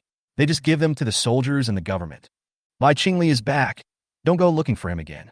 If he knew what you did back then, he would definitely scold you to death. If you hang around in front of him, then, Mom, how could he know? I have found out that Bai Qingli is a 4th-level psychic, even more powerful than Luo Yunze. The Bai family may be even more powerful. They already have a 3rd-level Bai Qingling, and Aunt Mo's father is also a powerful figure. I secretly saw the leader personally receive him and an old man this morning. Really? A 4th-level expert. Zhao Xian was delighted. Her husband is of little use if her daughter can. Of course, Mr. Bai boasted to old man Zhang himself. Wasn't his son's ability a pot before? Now that his grandson has become a 4th-level ability user, he went to show off early in the morning. Xiaoye, Bai Qingli doesn't like you either. Zhao Xian was clear about this. My daughter was pushed into the cesspool by that guy. Every time he saw Xiaoye, he had a cold face. Every time Xiaoye went to find him, she would be hurt. Even Cheng Ye's fiancé was just something her husband and Mr. Bai mentioned casually. As she spread the story, it became a fixture in the circle. Mom, you don't understand this. Bai Qingli definitely likes me. He doesn't even look at other girls in the compound. Is that so? Zhao Xian asked uncertainly. It's normal that you don't understand the affairs of us young people, Mom. Zhao Xian thought about it and felt that Luo Yu was right. If Bai Qingli knew what Luo Yu was thinking, he would definitely vomit to death. Luo Yu used to like to bring his dog to bully Murong Yin.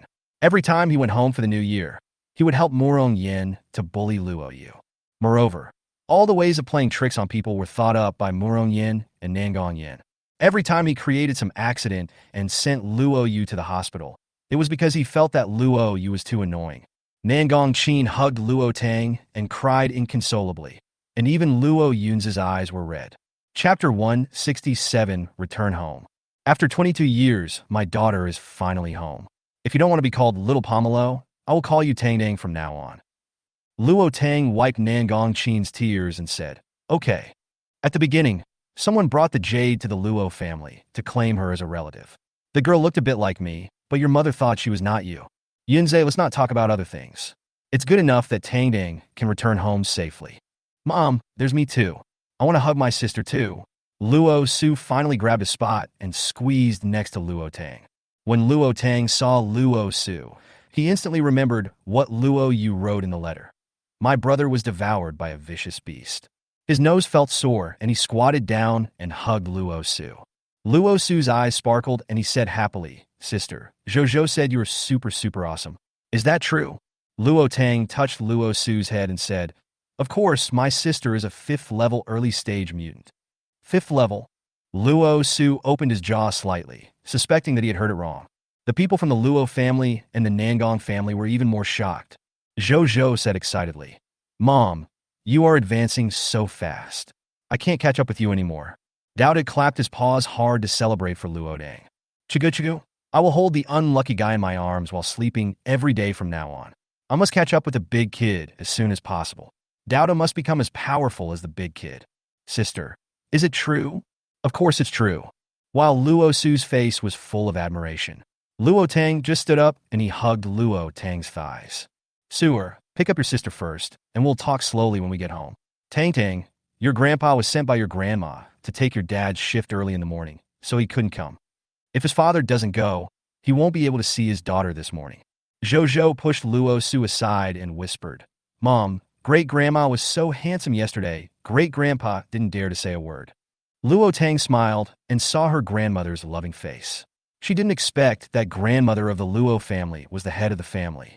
Dowdu was about to jump to Luo Tang when he smelled a refreshing fragrance. A green lotus floated in front of it. Dowdu was instantly attracted and reached out to grab the green lotus with his little claws. Chigu, big cub, come quickly, there are good things. Hello, Dowdu. Let me introduce myself. I am the master's companion plant, Qinglian. Dao stared at Qinglian suspiciously, and Luo Jilwan's attention was diverted when he heard the voice. Tangang, is this your companion pet? Grandma also has a companion ability. Yes. Grandma's companion power is a black rose, and your father's is a black lotus. My sister and Zhou both have companion plants, but I don't. Luo Su felt a little disappointed. Uncle, don't worry. I didn't have it before, and it only appeared after I was promoted to the 4th level of Little Fire Lotus. Really? Certainly. Tangang, someone is here to pick up Grandpa. There are patients who need urgent medical treatment. Grandpa and Uncle have to go to work. Grandpa will come to see you when he has time. When Luo Tang saw her grandfather's thin back, even if the Nangong family didn't say anything, she knew that the government was re-expropriating the land. Even with the help of the Luo family, the Nangong family will definitely not be happy if they stay here. All groups hope to be poor together and rich together. If you spread your wings alone, they will become jealous and want to break off your wings. Before the end of the world, this was a wealthy area. After the end of the world, all wealth vanishes into thin air, and everything has to start all over again. Many people's extra houses were taken away by the government. So why can the Nangong family enjoy alone an ancient house of more than 1,000 square meters? Grandma, I want to buy the mountain northwest of the imperial capital. I have enough crystal cores and energy stones. Can you help me introduce someone? I'll help you buy the land, but the mountains in the northwest are connected to Tang Mountain.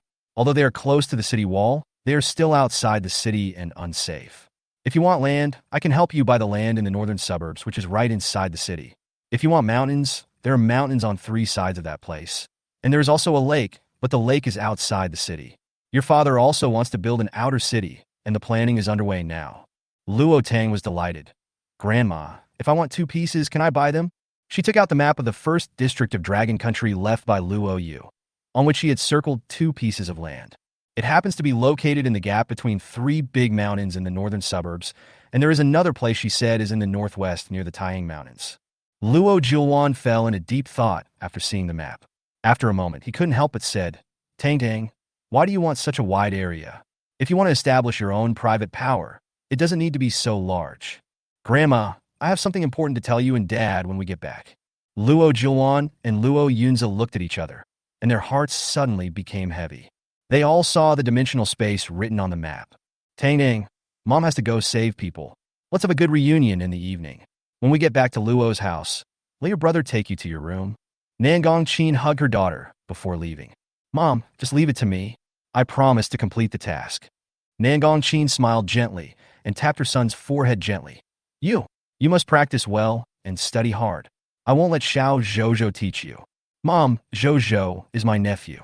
I am 5 years older than him. Mom, I know. No matter your status, if you don't know how to do it, you should humbly ask for advice. Mom, don't worry. I will help you take care of Xiaoxiu in the future. Luo Tang felt a pain in his heart when he saw the haggardness in Nangong Qin's eyes.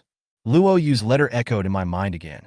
My mother died because her supernatural power for saving people was exhausted. Mom, your superpowers are almost used up, so take a break. This is the mutant fruit juice I made. Drink some when you're tired. Luo Tang took out a bottle of peach juice from the space. The light pink peach juice is very tempting. Mom knows. Mom won't tire herself out. Mom will grow old with my Tangdang and watch little Zhou grow up slowly. Mom will always be young. Luo Tang smiled brightly. Good. Before leaving, Luo Tang held his aunt's hand and said, Aunt, you must ask Grandpa again if he is willing to live next to me. Okay, sure. Xiao Xian said with a smile. At first, the people of Nangong family didn't expect that Luo Tang was actually a 5th-level mutant. The Luo family is located in the most central location of the Imperial Capital Base.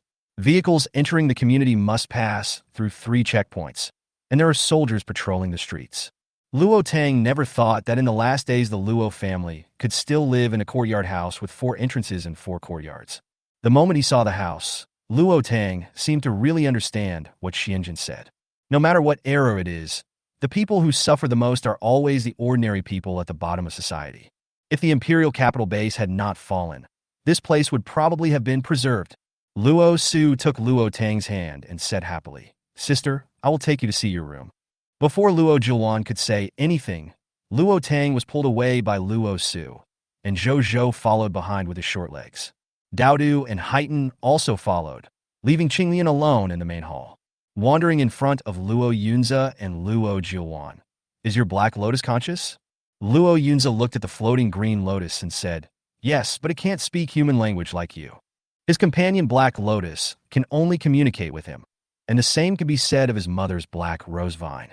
When Luo Tang saw his room, he liked it instantly. Chapter 168 Grandma, do you know what jade is? Not only is there an independent courtyard, there is also a stream behind the courtyard. The furnishings in the house are a combination of Chinese and Western styles. Just seeing the big princess bed in the bedroom, Luo Tang felt a little uneasy.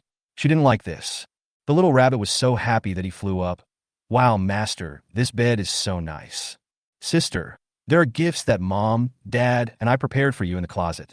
You can take your time to look at them at night. Grandma and Dad will definitely call you now because they need something. Luo Tang nodded. She did have a mission to do today. Xiao Su, can you take Zhou Zhou and Shadow out to play? Zhou Zhou hugged Luo Tang's legs and said, Mom, I don't want to go out to play. I want to listen to you talking to Grandpa. Give the little rabbit to my uncle and ask him to build a little nest for the little rabbit. Luo Su noticed the black and white rabbit following Luo Tang early in the morning. He wanted to hug it but felt that the timing was not right. After hearing Zhou Zhou's words, he was in a dilemma. I want to listen to my sister and dad talking, and I also want to hold the little rabbit and build a nest. Until Zhou Zhou handed Curly to him. Uncle, Curly and the little rabbit are in your hands. I will tell you what I heard later. Luo Sun agreed immediately and slipped out the door, carrying Little Rabbit and Curly. Zhou Zhou held Luo Tang's finger, tilted his head upward, and said with a smile, Mom, look, I've done it. Zhou Zhou took Luo Tang to Luo Jiuwan's study. As soon as they entered the room, Luo Tang noticed that there were several maps on Luo Jiuwan's desk. Grandma, Dad, Tang Tang, come and sit down and tell Grandma about your plan. Luo Jiuwan took out a pair of glasses from the drawer. Luo Yunza closed the door of the study and even released his Black Lotus. He turned around and saw the confusion in Luo Tang's eyes and said, Tang Tang, you have an uncle who has the same father as your father, but different mothers. He is the child of your grandmother's ex-wife. Your uncle is not a bad person, but his wife is confused and always wants to use the resources of the Luo family to help her family. He also has a daughter named Luo Yu, who is your cousin and was the fiancé of the boy from the Bai family. I know more about this matter than you do, so let me tell you to avoid unnecessary misunderstandings. Luo Jiuwan felt choked up when she thought of what Mo Xuanji said yesterday. But no one can be blamed for that. It was originally just a joke between your uncle and Grandpa Bai, but it was spread through messages and became true. Bai Qingli used to not do his job properly, and he was always thinking about being a mercenary. Your Grandpa Bai thought that he could use the engagement to pressure him, and Luo Yu's background naturally matched the Bai family. Luo Yu was an obedient child at the time, and the Bai family had a good impression of her. As for the real event, I, Grandma, can find it out clearly with just a check. Even if she didn't pay attention to her, she knew everything Luo Yu had done since she was a child. When Yuzi was lost, Zhao Xian saw that she missed her granddaughter very much. She also expressed her willingness to let Luo Yu be raised by her side. She was thinking about her Yuzi, the little Yuzi who would smile and call Grandma as soon as she spoke. What did she have to do with Luo Yu? Some things can never be replaced. As a grandmother, she also taught Luo Yu. Just when she got better, she followed her mother and changed again. What happened in Los Angeles was the biggest warning to her. From then on, she no longer cared about the affairs of the Luo family's eldest wife. Child, there are some things we need to figure out ourselves. If you really like the boy from the Bai family, Grandma will naturally respect your opinion. Zhou Zhou sat beside Luo Jiuwan and grabbed her sleeve with her little hand. Grandma, didn't you say last night that you would give me some advice and let Mom marry Uncle Bai home? Luo Tang's mouth twitched. Baby, Mommy heard everything. We'll talk about your dad and I later. It's not about who will marry who. Mommy wants to start her own business in the future. Mom, the people in the Bai family don't have as normal brain circuits as those in the Luo family. If you marry her, you'll spend the new year at the Bai family. If you marry her, you'll spend the new year at the Bai family.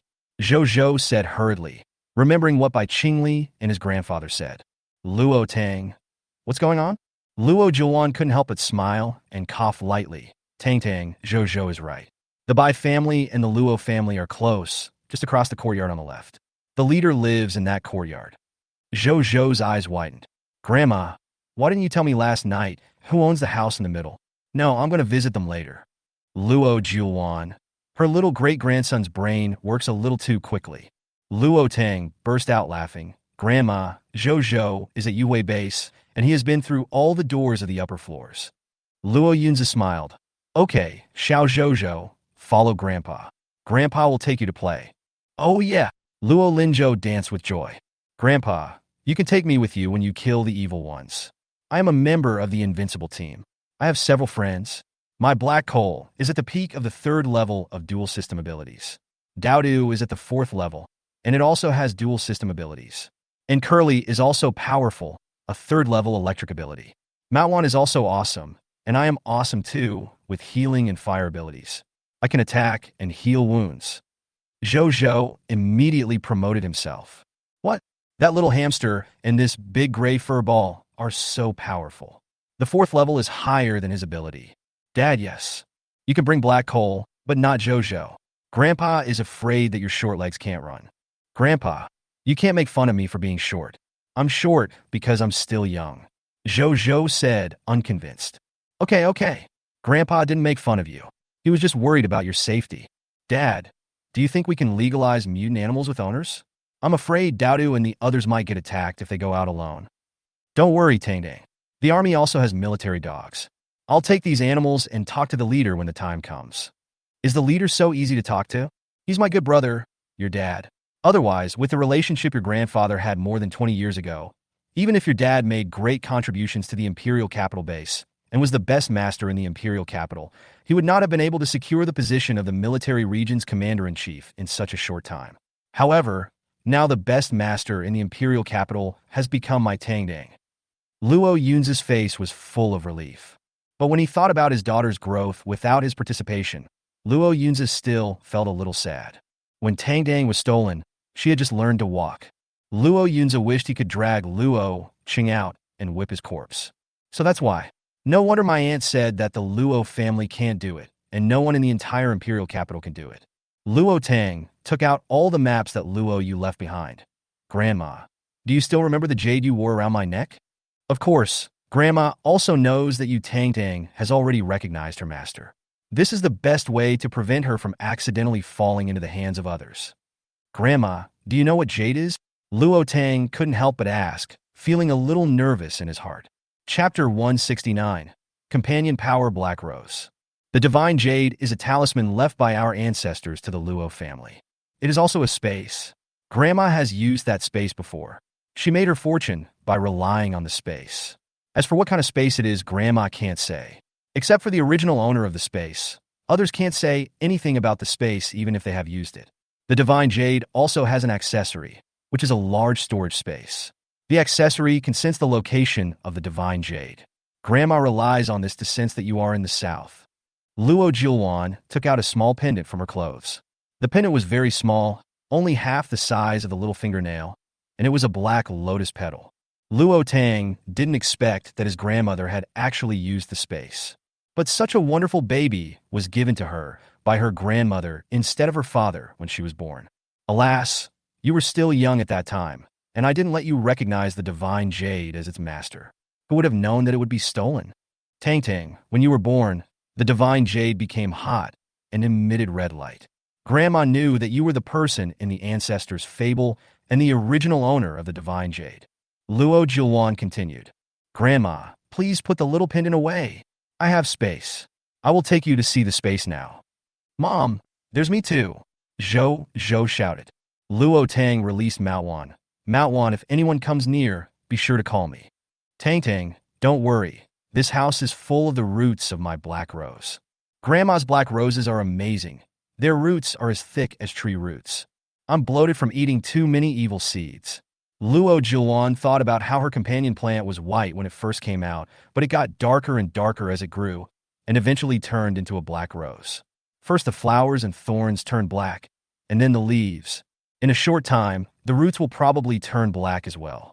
Qinglian immediately became interested. Can you show me your black rose? Luo Jiuwan opened her palm, and an elegant black rose appeared in her palm. It turns out to be a dark system. Mom, we have the same supernatural attributes. Xiaoxiu is like Dad, and Zhou and Qiner both have light-related supernatural powers. This supernatural power may really be hereditary. Then why don't you say that Bai Zhua's ability is a pot? Luo Tang almost spit out the tea he had just drunk. Grandma, Dad, I'm going to take you to my place first. As soon as they entered the space, strands of vitality penetrated into their bodies, and they immediately felt relaxed physically and mentally. Zhou looked at everything in the space in surprise. Dodo and Haiten were running on the grass and running to the side of Linghu Lake. This Tangdang, is this really the inside of the divine jade?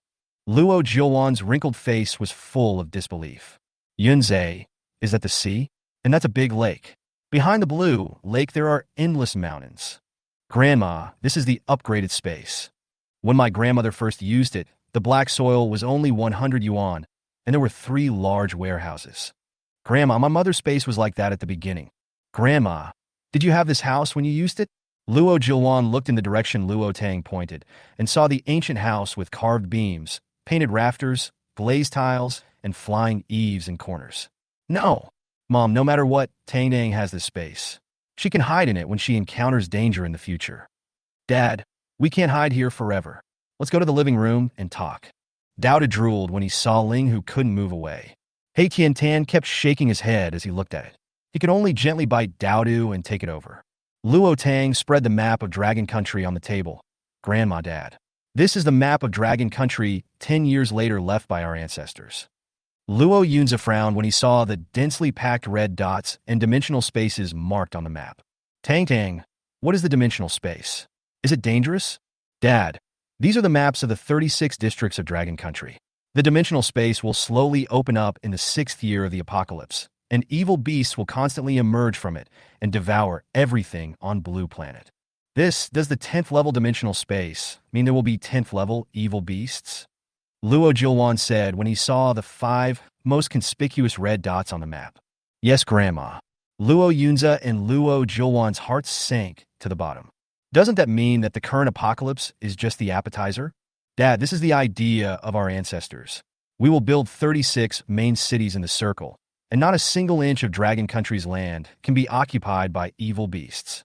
Luo Yunza flipped through the 36 maps, looking at them one by one. The last picture is the first district of the imperial capital Dragon Kingdom. There are 2 big red dots. One is the northern suburbs, and the other is the northwest connected to Taiyang. At this moment, Luo Yunza and Luo Jilwan finally understood why Luo Tang was obsessed with the lands in those 2 places. Grandma, Dad, the dimensional space is not unsolvable. As long as we take out the origin egg inside, the dimensional space will slowly close. Dad understands. The capital can do all the defense work, and I can do my best to lead the army to improve its strength and encourage all the people in the capital to practice martial arts. But other places have to do a good job of defense within 5 years to prepare for the tide of evil beasts in the 6th year. It is difficult under such conditions. The communications department still has no clue. Luo Yunza was very melancholy. If the leader knew about this, he would lose more than half of his hair. There was no news from other regions. Dad, don't worry. The communication problem will be solved soon. You and the leader should go to the capital first. There will be a severe cold wave in more than a month, and the temperature will not rise until August next year. Also, you must encourage everyone to learn martial arts. I must take over those 2 plots of land. I have the supplies. If the military region is short of food, come to me and your daughter will plant it for you. She now has a large piece of black soil and does not have to worry about the space energy being exhausted. Naturally, she can plan as much as she wants. Dowdu and Jojo leaned against the black hole in silence. The little guys never imagined that there would be such a big disaster. Your grandpa Xian reminded me about the cold wave. I was making arrangements, and your grandpa left today. It seems that the Imperial Capital base still needs to be carefully planned, and we can recruit some Earth and Gold-type psychics when the time comes. Dad, that's right. I still have a lot of mutant fruits that can give ordinary people the opportunity to awaken superpowers. When Luo Tang took out the mutant peaches and mutant dragon fruits, Dodo's eyes lit up instantly. But after seeing a large pile of golden mutant lilacs with an alluring aroma, it was dumbfounded. What happened to Big Cub? Why are there so many mutant clove fruits? Among the 3 kinds of mutant fruits, Luo Yunza was attracted by the 5th-order mutant lilac fruit first, before Luo Tang had time to say anything. He picked up a mutant clove and put it in his mouth. The smell of rotten eggs wrapped in decayed meat exploded in the mouth and instantly rushed straight to the top of the head.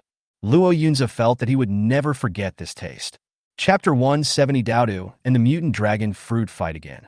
Luo Yunza vomited in shame, and the thoughtful Daodu brought a trash can the moment the mutated clove fruit appeared. Luo Yunza felt like he had vomited out the undigested dinner from last night. Luo Jilwan frowned when seeing this. You are an adult. How can you eat fruit and vomit? I want to try how bad this fruit tastes. Mom, please don't. Grandma, you'd better not try it. Luo Jilwan waved her hand. No defense. Daodu sighed and took out another garbage bag from somewhere. Sure enough, as it expected, both mother and child vomited. Luo Tang knew that people always wanted to try it themselves because of the tempting aroma of the mutated clove fruit. If you don't try it yourself, you'll always feel that what others say is false. The 5th level mutated lilac is much more powerful than the 2nd level one given to Meng Liyun. After rinsing his mouth, Luo Tang always felt that his grandma and dad looked at the mutant lilac with a hint of hostility. Dad, mutant cloves produce the most. A tree can produce at least a few hundred, while mutant dragon fruits can only produce 10 at a time.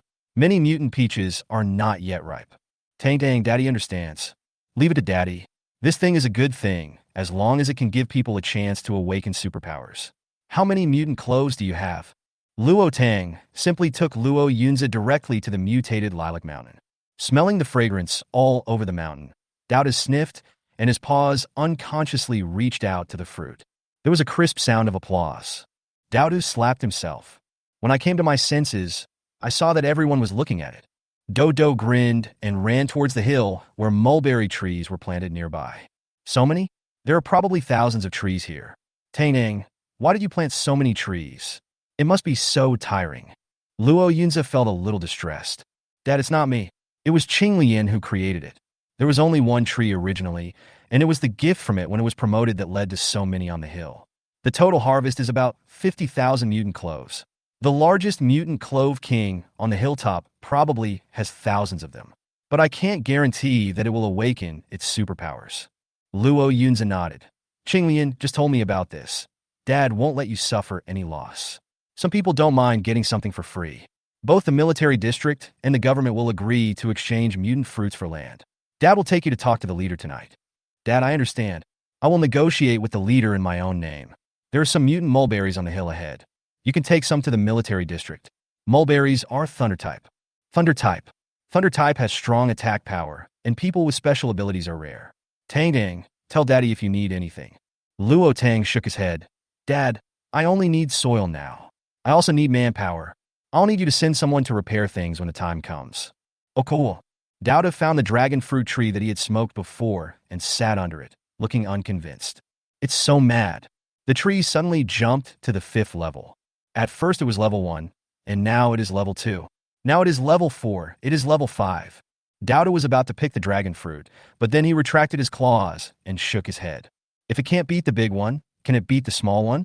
There is only one 5th level dragon fruit in this area.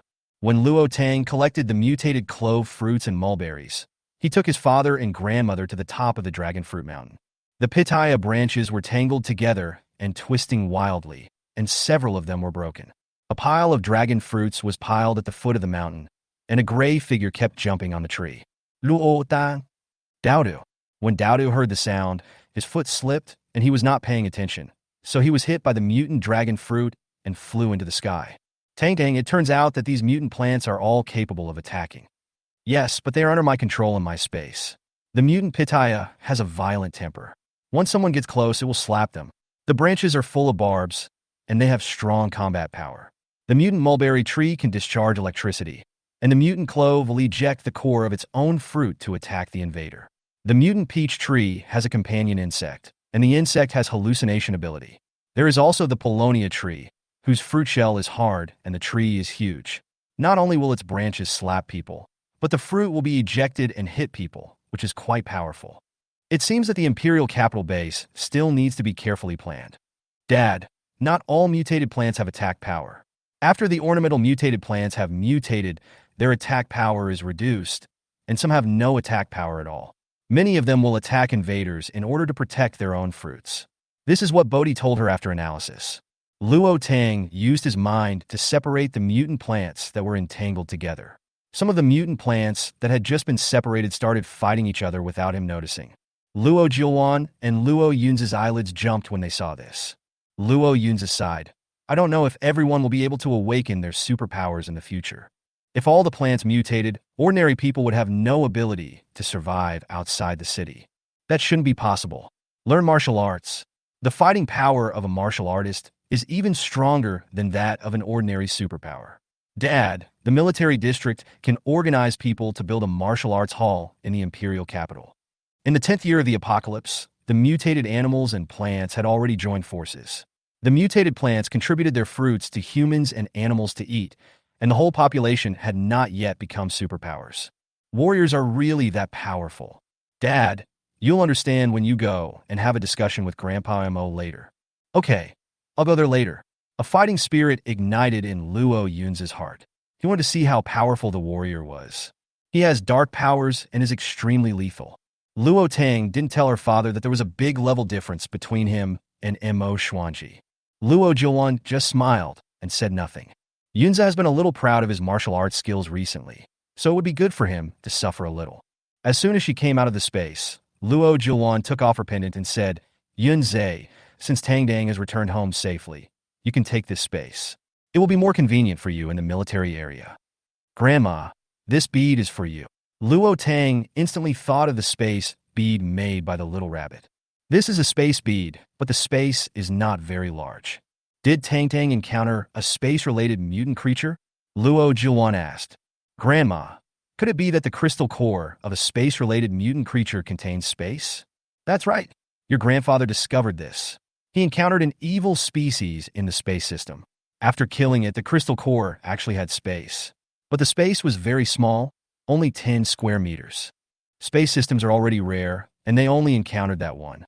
Mom, Shinchi US seems to be from the space system, but Aunt Tingwan thought she was unlucky and fed her body to Luanyu. It seems that different crystal nuclei have different functions. After Bai Qingli finished his martial arts practice and took a shower, he happened to meet his grandfather slowly walking home, humming a little tune. Dad, why are you so happy? Let me tell you. Bai Zhua prepared the family's breakfast and served it to the table. Bai Qinglong's hand shook as soon as he touched the chopsticks, and he raised his eyes and glanced at the old man sitting on the chair with the embarrassed look on his face. He slowly started eating noodles. After finishing the meal, he still had something to do. As for Grandpa, his younger brother would take care of him. Chapter 171 Gongsun Dynasty. Grandfather. Old Master Bai felt the pressure from behind him, turned around, and saw his little grandson looking at him with a dark face. Shaoli, Grandpa praised you today. Everyone laughed at you in previous years. Last year, you even laughed at me about what happened when you were 4 years old. Let me get back at you today. After I take Xiao Zhozhou home, Grandpa will take him to play with the other kids in the community. Grandpa Bai took the noodles brought by Bai Zhua and said with a laugh. Bai Qingli's face became darker and darker. No wonder that woman Luo you wanted to stop me early this morning and teach me martial arts. Then what? Bai Qinglang asked curiously. I used my psychic powers to throw her against the big pine tree in the park. Grandpa Bai coughed violently, and Bai Zhua immediately rubbed the old man's back. No wonder someone was shouting for help when I just came back. It was so early in the morning, I thought I encountered a ghost. Mo Geeky said. Bai Qingli sat next to Grandpa Bai. Grandpa, don't you have Earth-related abilities? The construction of the Imperial Capital Base needs talents like you. I see that you are in good health. Uncle Luo said last night that our community needs to repair some things. I will go and sign you up now. Bai Qingli didn't even eat the noodles and followed his brother Bai Qingling out the door. Grandpa Bai, who had just recovered from his breath, was almost angry to death. He pointed at Bai Qingli's back and cursed. Unfilial son, you only know how to irritate me all day long. When I was a child, you took off the tiles on my roof, and when I grew up, you pushed me out to work as a plasterer. Is it so difficult for me, an old man, to enjoy my old age? Old man, I've also seen people with Earth-type abilities repairing houses. You just need to stand nearby and use your abilities. It's definitely a good job that Xiaoli has found for you. You can also earn some points. Murong Qingzhu said. Mr. Bai felt that the noodles his son made this morning didn't taste very good. Luo Yunza was just about to go out when he ran into Bai Qingli. Ever since he found out about the affair between his precious daughter and Bai Qingli, Luo Yunza couldn't stand Bai Qingli anymore, especially his silver hair, which is not as pretty as his son Zhou's hair. Uncle Luo, aren't you recruiting Earth-type mutants? I'll sign up for my grandfather. Luo Yunza had some doubt on his face, but he immediately nodded and agreed, as he was in great need of Earth-type mutants. Shaoli, I heard that you're a 4th-level psychic. Uncle Luo needs your help with something. How about you come with me to the military district? Seeing Bai Qingli's eyes glancing into the house, Luo Yunza said, Shaoli, my Tang Tang is now a 5th-level supernatural being. She plans to buy 2 plots of land in the imperial capital and build what she wants. You can't just do nothing, right? What you mean is, you're not planning to live off my daughter, right? Military region? Yes, your brother works in the government. Wouldn't it be great for you to join the military? It just so happens that you are also a warrior. Bai Qingli thought for a while before saying, Okay, I'll go for a walk first. He had no idea about joining the army, as it offered many benefits but also many restrictions. Once you enter, you become a citizen of the state and must strictly abide by state orders. After Luo Tang took Zhou for a stroll in the northern suburbs of the imperial capital, it was almost dusk when they returned home. As soon as Zhou got home, he walked towards a neighbor's house, holding the black coal and curly hair, followed by Dodo, who was as fat as a ball. Luo Tang looked at Daodu's back and always felt that the little guy had grown bigger after his fur grew back. Now Daodu was only a head shorter than Zhou. Could it be that it has grown bigger because it has eaten a lot of mutant fruits? Gongsun Tong had just returned home from school. He saw a big black dog running past his door and was so scared that he dared not go into the house. Then his eyes quickly fell on Daodu, who was standing next to him. He had big semicircular ears, white fur on his chest, and soft silver-gray fur on his back that was blown up into a ball. He looked round. He was leaning against a big tree, with sleepy eyes. His furry head moved down a little and then raised up, then down a little and then raised up again. Under the tree, a fair-skinned little boy was feeding grass to a cow rabbit. Gongsun Tong's eyes lit up when he saw Zhou. Wow, he has so many pets. How come she has never seen him before? Zhou turned around and saw Gongsun Tong hiding behind the flowers, looking at Dodo with sparkling eyes. Only when Zhou stood up could Gongsun Tong see Zhou's appearance clearly. The little boy with silver curly hair was holding a cute little hamster with a creamy yellow complexion and gave her a sweet smile. What a cute little brother. She really wants to stroke his little silver curly hair. His eyes are also silver, so beautiful. Gongsun Tong walked up and poked Zhou's chubby cheek with his hand. Little brother, are you new here? Zhou saw the small school bag behind her and asked in confusion, Sister, why are you alone? My mother said it's not safe for children to go out alone.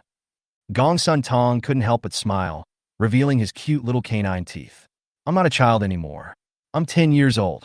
This is the door of my home. My mother will be home soon. Zhou suddenly realized. So you are the little sister next door that Grandpa mentioned. I live next door to you. Daodu was awake now, staring at Gongsun Tong with his eyes rolling around.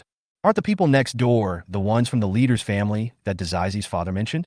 Although it didn't know what the leader was, it sounded very powerful just by hearing him.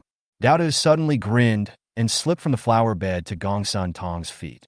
He pulled at her sleeve and rubbed her with his furry body. Gongsun Tong screamed like a groundhog in her heart. She reached out to hug Daodu and buried her head in Daodu's soft fur. It's so cute and big, and it will rub against her actively. She also wants to have one. Chief, this is the latest topographic map of the Imperial Capital Base and its surrounding areas.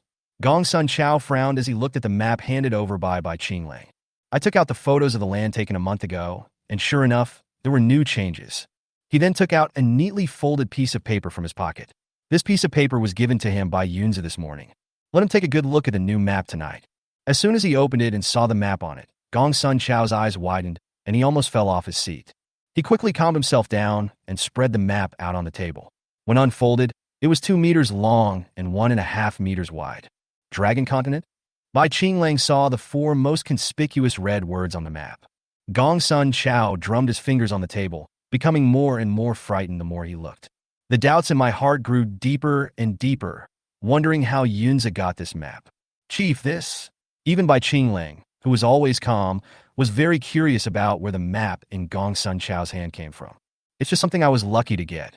Today, when I compared the terrain near the Imperial Capital Base with this map, it's almost the same. Your grandfather came to me this morning and left the task of promoting martial arts to you. The establishment of a martial arts school is urgent. Gong Sun Chao ordered.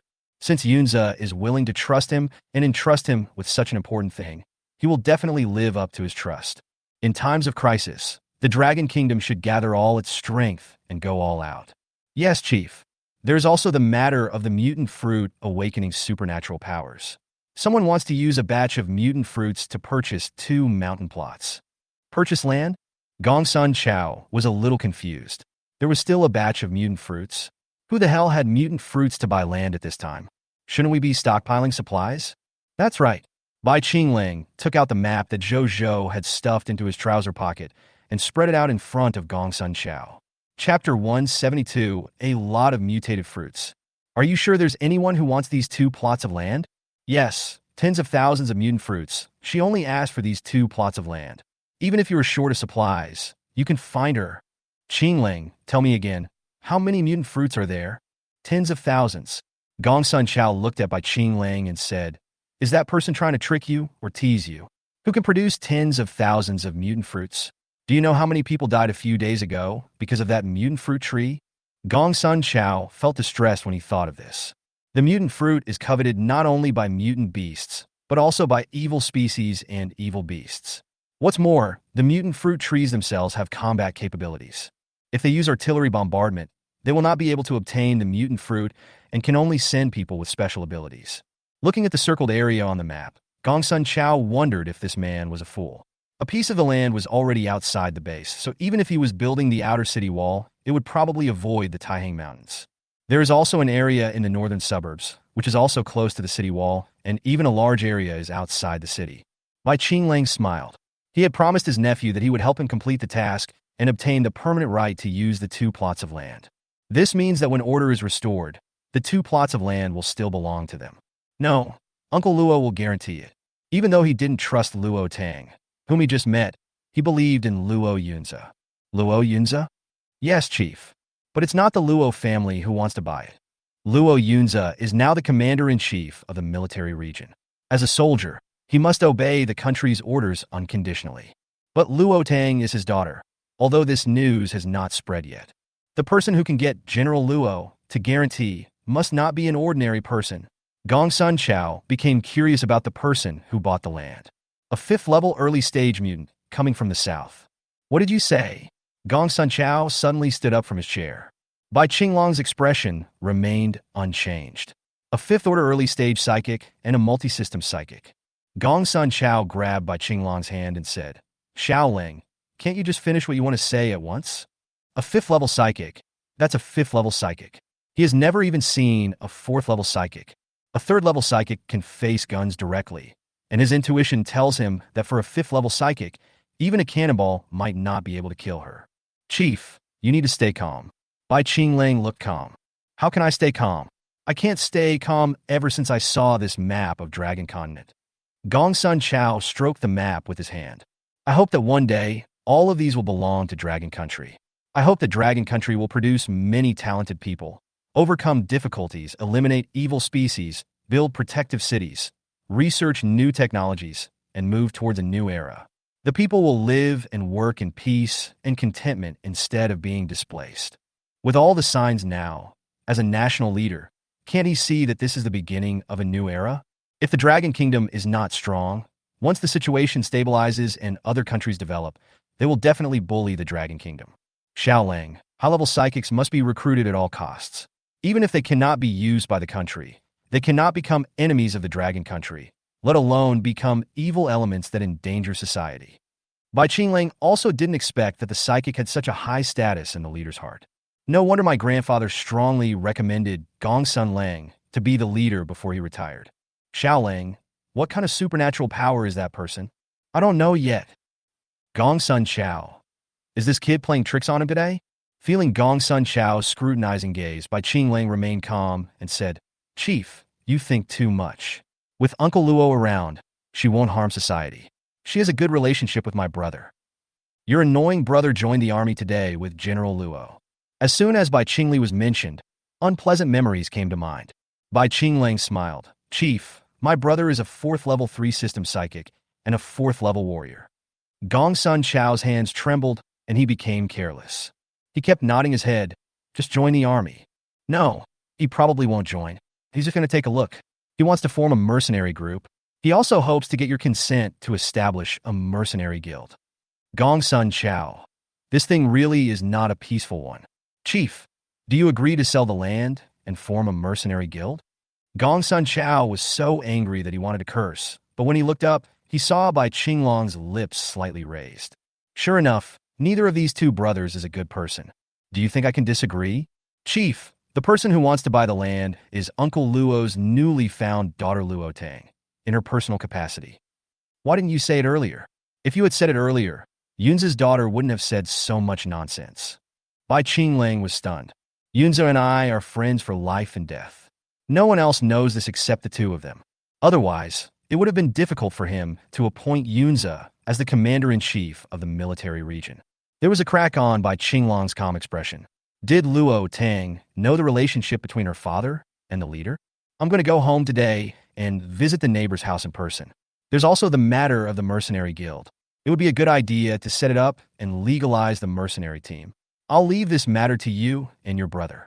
Luo Tang didn't expect that the leader would come to her house to find her in person. She was truly flattered. Chief. As soon as he arrived in the living room, Luo Tang saw a middle-aged man about the same age as his father, and Bai Qinglang sitting next to him. Xiaodang, just call me uncle. Luo Tang was not reserved and said with a smile, Uncle Gong Sun, I just happen to need something from you. I heard Qinglang mention it. I wonder if the mutant fruit you mentioned, Xiaodang, is real. Now that the times are changing, as the head of state, I naturally hope that the country can train more talents and even establish an education system faster. Of course. Luo Tang took out a basket of mutant peaches, a basket of mutant dragon fruits, a basket of mutant dragon fruits, and a basket of mutant mulberries from the space. As soon as the fruit came out, the living room was instantly filled with fruity fragrance.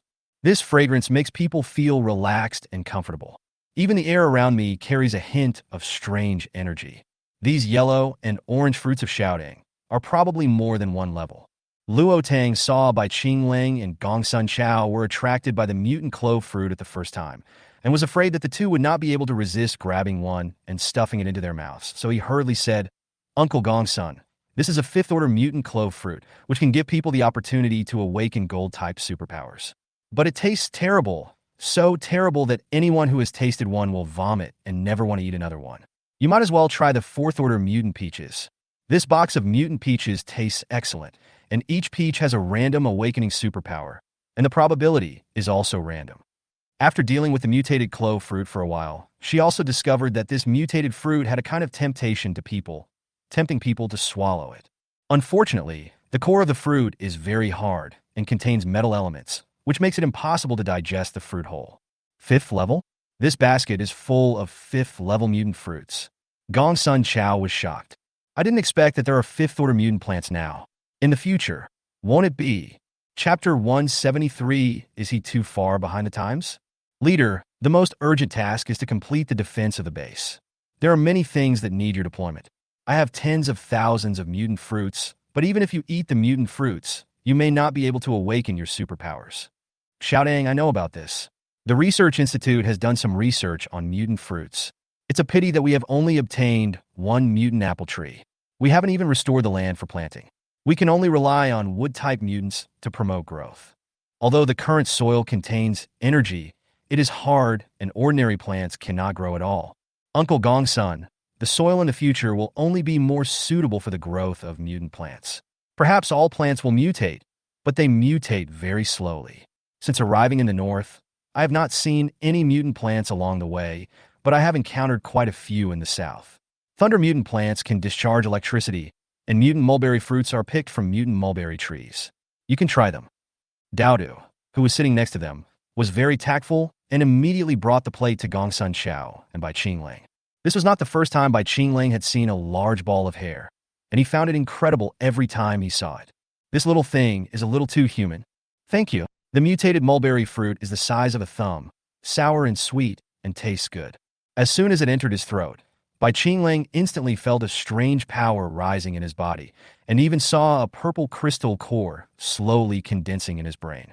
The mutant fruit is so magical. It's incredible. Chigu, you woke up. Gongsun Chao naturally noticed the shocked expression on by Qinglong's face.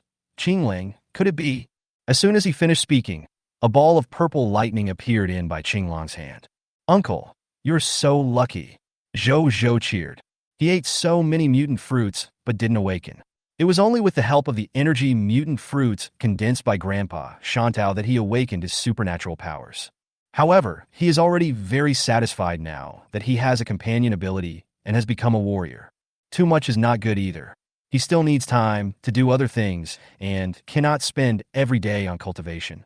Gongsun Chao suppressed his inner excitement and looked at Zhou. The little boy was fair and tender, and there was a big black dog standing next to him. This is Grandpa Gongsun. My name is Luo Linzhou, my mother is Luo Tang, and my father is Bai Qingli. Gongsun Chao cast a scrutinizing look at Bai Qingli. He was wondering why the secretary was concerned about Yunzi's daughter today. It turned out that there was this kind of relationship. Grandpa Gongsun, can my mother buy land with mutant fruit? Of course you can. Shouting, the two plots of land you have circled are not very good. They are both in the mountains. One is even outside the city, close to Tying Mountain. There are many mutant beasts there. It's better to change to another place. Luo Tang didn't expect Gongsun Chao to say that. It seems that the relationship between his father and the leader is really extraordinary. Uncle Gongsun, I just need those two pieces of land. There are lakes, mountains, and plains. Only places like that are suitable for mercenary garrisons. They can also be used to plant mutant trees and raise mutant animals. Gongsun Chao felt that he could hardly keep up with Luo Tang's thinking.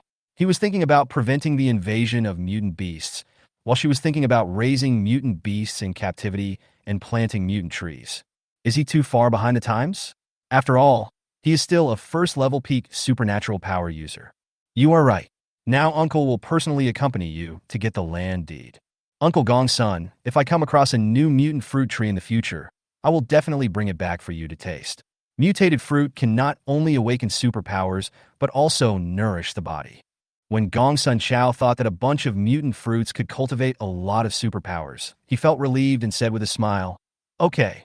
After getting the land deed, Gongsun Chao took Luo Tang to the military area in the middle of the night. When everyone saw Luo Tang taking out piles of mutant fruits from the space and piling them casually on the ground, they became nervous, shouting, what if these fruits are damaged? Qingling, quickly send someone to get more baskets. Gongsun Chao ordered hurriedly. Uncle Gongsun, I don't have many baskets. They are all piled up in my space. My space is large and can keep the fruits fresh. I didn't even consider the problem of the fruits going bad. Gongsun Chao, could you please not be so Versailles? The country got a large number of mutant fruits, and Luo Tang obtained the permanent use rights of 2 pieces of land, and everyone was happy. The land in the northern suburbs, not counting the large lake, is a full 30,000 acres, and the land in the southwest is 100,000 acres. Luo Tang even exchanged some ordinary food for points. Seeing the points on his ID card increase from 0 to 10,000, Luo Tang was in a good mood. When they returned home at daybreak, Luo Tang took out Zhou from the quilt with 2 land deeds. Baby, you will be the landlady's child in the future. Zhou rubbed his sleepy eyes, and his eyes suddenly lit up when he saw the land deed. Mom, are you going to start your plan? Uncle Bai is setting up a mercenary group, Uncle Nangong is setting up a medical research lab, and there's also Uncle Song's lab. Let's do it all. Dowd has said that he wants to grow a large field of mutant fruits to work for him in the future. Of course, I've already contacted your father. We'll live in the land in the northern suburbs, and I'll keep the land in the southwest for my baby to start a business in the future. The northern suburbs are in the inner city, and there are lakes and mountains. If it can be turned into a paradise, the effect will definitely be great. Really, countless thoughts popped up in Zhou's mind in an instant. Of course, Mom has already contacted you, Qingli, regarding recruiting. I don't know if it can be done today. Ever since knowing by Qingli's reputation in the circle, Luo Tang was a little worried that he wouldn't be able to recruit anyone. She had just arrived in the imperial capital and didn't know much about the place. Apart from her own family, she didn't know anyone else. Mom, is Uncle Bai okay? Luo Linzhou's face was conflicted. Mom, why don't I go with Dowda? Sister, my cousin and Uncle Song are here to see you. Luo Su was woken up by Mo Xuanji to practice martial arts early in the morning, and he had just returned home after running. Sister Luo, you really bought the permanent use rights of these 2 pieces of land. Song Kuo looked at the map on the table a little bit unbelievable. I've only been in the capital for a few days. How come things are going so fast? These two plots of land, plus the lake, cover at least hundreds of thousands of acres. There are tens of thousands of acres of land, even within the city walls. A total of 100,000 mutant fruits, many of which are fifth-level mutant fruits, and tens of thousands of second-level energy stones. At this time, these are what the country needs most. Luo Tang said, 100,000 pieces. For the first time, Songqua felt that his brain was not enough. Was he really in the same world as Luo Tang? Sister Luo, what is an energy stone? Luo Tang was about to tell Songqua about this when a white stone appeared on the table. As soon as the energy stone appeared, Songqua instantly felt the extremely strong energy fluctuations of this stone. This is the energy stone. The energy contained in a first-level fingernail-sized energy stone is equivalent to 10 first-level crystal cores. What? This stone? Songqua took the energy stone. As soon as the energy stone was in his hand, abundant energy penetrated his skin and rushed into his body. Chapter 174, Legal Mutant Animals. It seems that this thing will soon become a new energy source, but I don't know if it will be non-renewable like oil. Songqua, you don't need to worry about energy and laboratory matters. You just need to solve the communication problem and study the smart bracelet. The supernatural molecules around you can establish a connection with a mental power, which will definitely become the key to communication like electromagnetic waves. Oh, and here's this. Luo Tang put the space bead on the table again. This is the space bead. What's strange to me is that as long as a person wears this thing, they can form a connection with the space bead just like a psychic. Do you think that everyone has hidden psychic power? Songqua took the bead in his hand, and as expected, he felt a cubic space in the bead as Luo Tang said, and his breathing became rapid. Energy stones, hidden spiritual powers, space beads, and even various energy waves that are everywhere after the end of the world.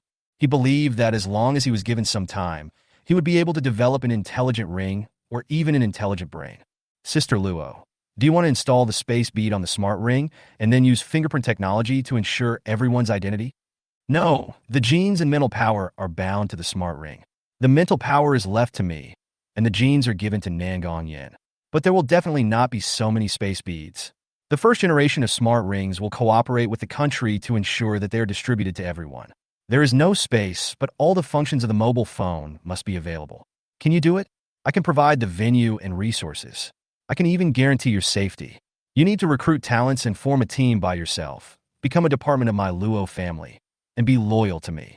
Just like we agreed at the beginning, once it develops, you will own 10% of the shares, and the rest will belong to me, Luo Tang. Songqua suddenly stood up and said seriously, Sister Luo, I will live up to your trust. Let alone 10%. Even if it's only 1%, it's still my profit.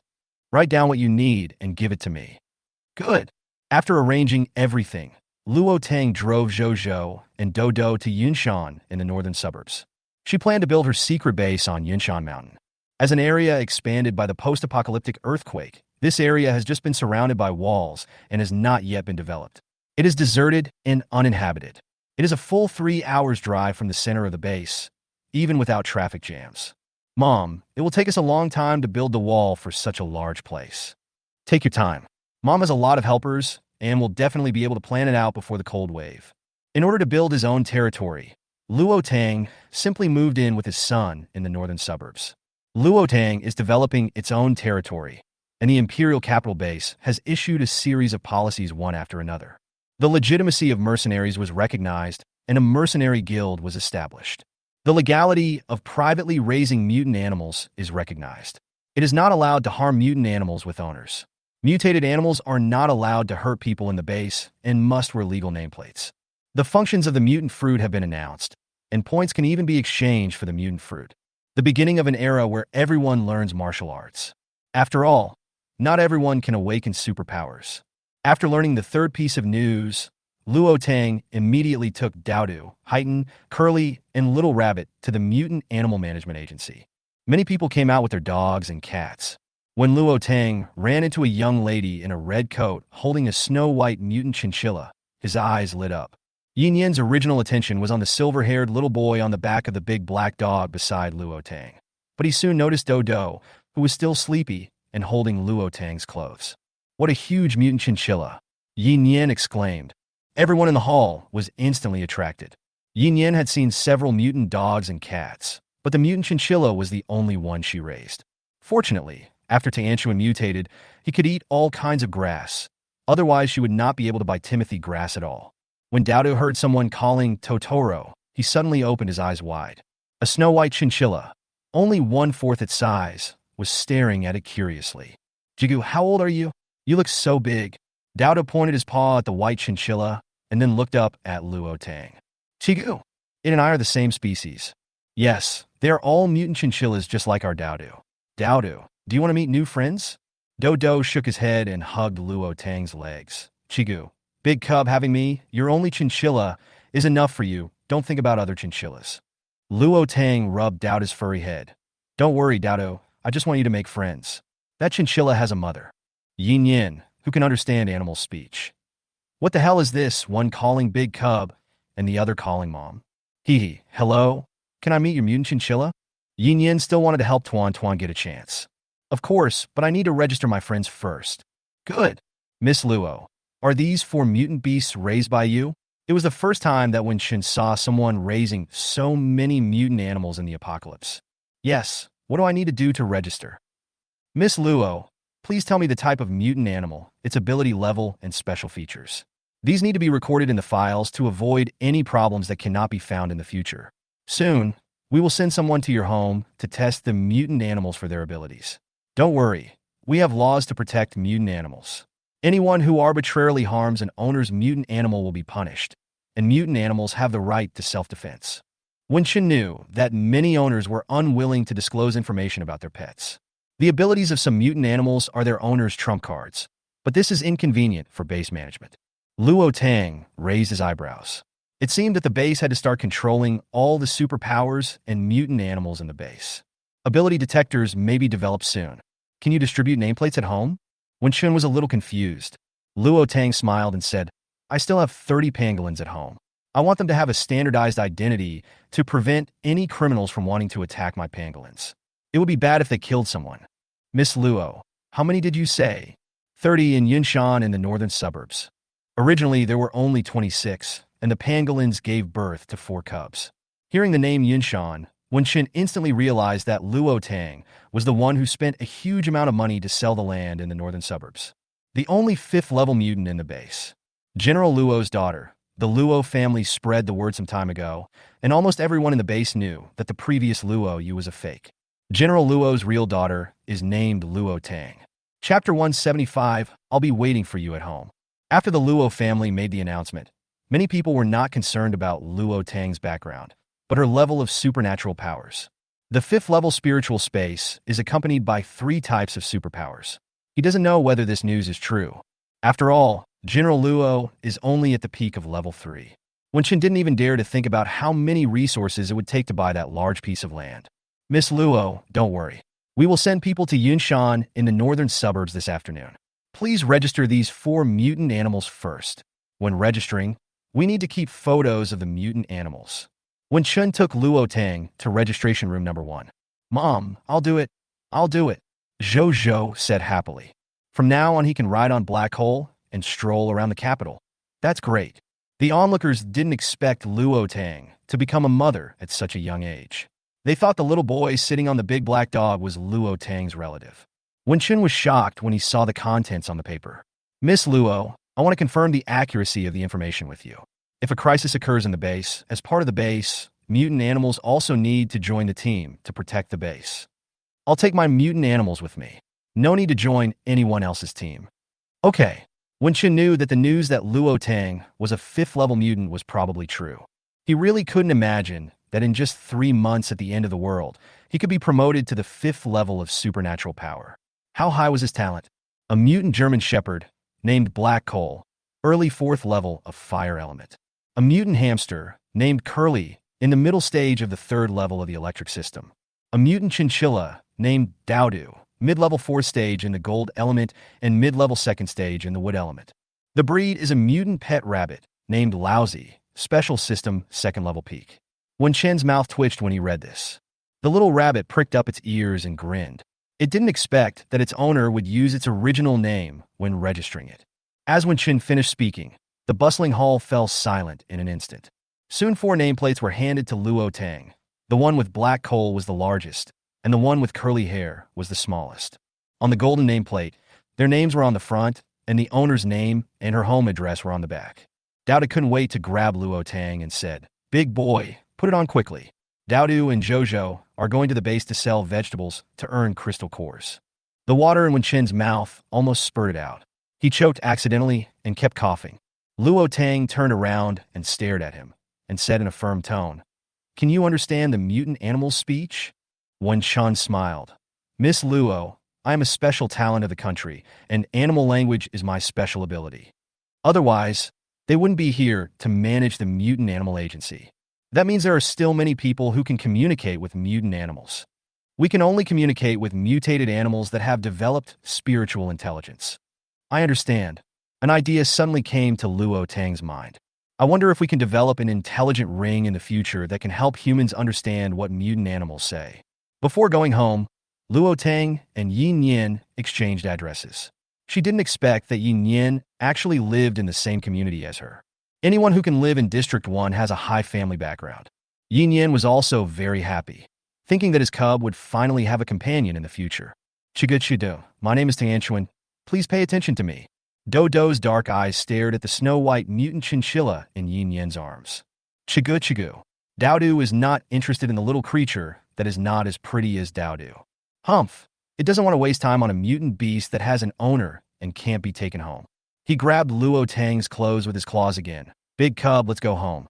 I want to grow a mutant apple tree." Not long ago, Dazaizi got a mutant apple and gave it to it. It dug out the apple seeds and planted them on the black soil in space.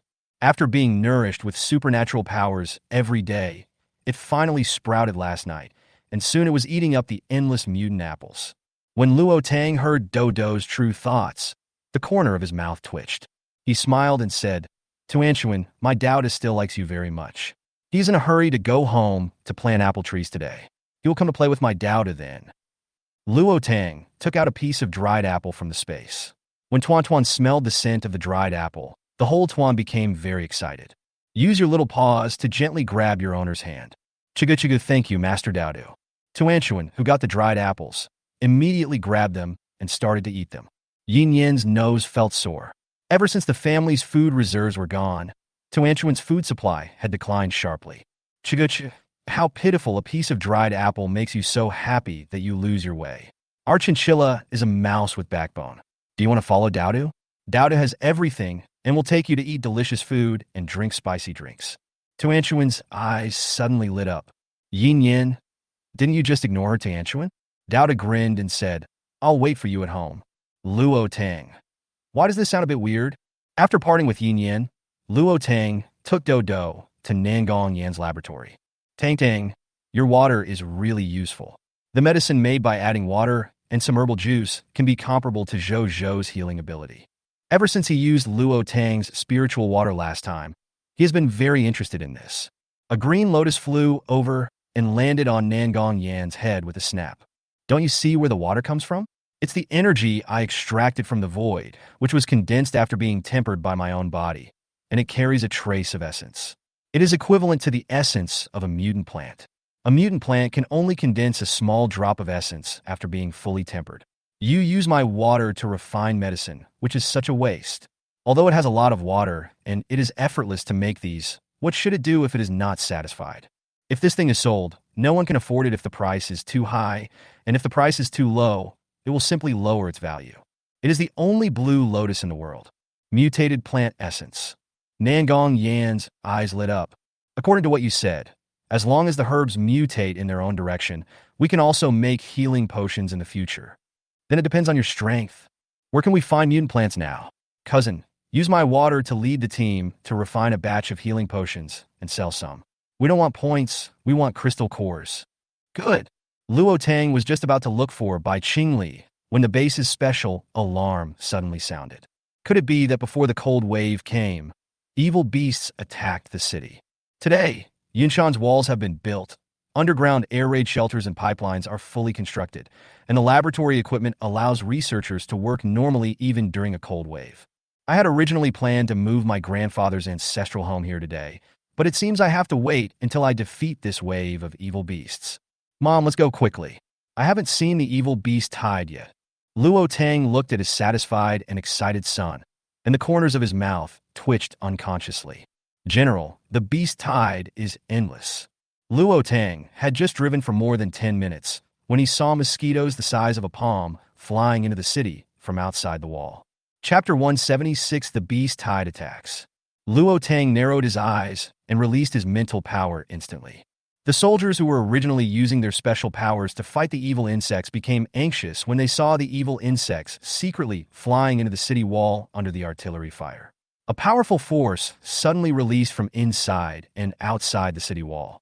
The mutant insects that rushed up were strangled instantly. Luo Tang took out the protective suit given by his father from the space and gave a set of customized protective suits to Zhou Do, Heightened Tan, and Wan Mao respectively. Put it on. We'll climb up the city wall later. The city wall is 8 meters high and 3 meters thick. Flying insects can fly in so quickly, and there is no telling how many evil beasts are outside. The distance she detected with her mental power was pitch black, with no end in sight. Zhou, Mom will take you home. Mom, I won't go. I will use my healing power to save people. Okay. Luo Linzhou hugged Luo Tang's legs and refused to let go. No, I'm not leaving. Master, let Zhou use his healing ability in the back. With some enhancements, he can heal many people at once. His healing ability is at the 4th level. I can say that there is no one in the entire base who has a higher healing ability than him. Qinglian said. Luo Tang didn't want his child to go to the battlefield at all, let alone Zhou was only 3.5 years old. Even though Zhou usually acted like a little adult, he was only 3.5 years old. When the captain saw the evil insects suddenly disappear, he covered his injured arm and immediately said, Xiao Jiang, go see who did it just now. As soon as I lay on the wall, I saw a woman wearing a white special combat uniform, a big black dog wearing a black vest squatting next to her, as well as a big hairy ball and a little boy. Comrade, was it you who released the supernatural power just now? Zhou raised his head, his little face full of stubbornness. Mom, just take him away. Bang, bang. Bang! The deafening sound of artillery fire continued to ring out, and black smoke filled the air outside the city walls. Mom, please let me follow my great cousin. My great cousin has healing powers, and he will definitely go to the rear of the battlefield to save people. Please let me go. Luo Tang took a deep breath, his eyes slightly moist, and without saying anything, he hugged Zhou with one hand. He took out a rope from the space, threw it toward the city wall, and the iron hook got stuck on the wall. I am Luo Tang, a 5th-level psychic. Jiang Hui was startled. Seeing that Luo Tang was carrying a child, he immediately said, Comrade Luo Tang, I'll put the ladder down for you to climb up. Qinglian was dumbfounded when she saw what Luo Tang did. Master, why don't you use your mental power to send yourself up? You can control other objects to move, so of course you can control yourself. Luo Tang, who had just grabbed the rope, she was too stupid. With me here, you don't have to worry about running out of energy. I can transfer the pure spiritual water directly into your body. Luo Tang's mental power enveloped the black hole, Daodu, Wan Mao, Zhou, and himself. Jiang Hui had just taken out the ladder from the watchtower when he saw 3 mutant beasts, one big and one small, rising into the air from the ground and appearing in front of him in the blink of an eye. Bang, a series of bomb sounds rang out, and Luo Tang hugged Zhou tightly. Crazy woman, bringing a child to the city wall. Get down quickly. Qin Qianfeng scolded. He then ordered Xiao Jiang, put down the ladder quickly. Zhou stared at the dark mass in the distance with wide eyes, and even took out a telescope from the space bead. Luo Tang fell silent when he saw the telescope in his child's hand. Even Qin Qianfeng fell silent. Is this kid well equipped? I wonder if he can hold such a big telescope steadily with his little hands. Mom, there are so many evil beasts, and behind the evil beasts there are evil offspring. It turns out that the big mosquito that rolled into the defense line was lucky enough to sneak in.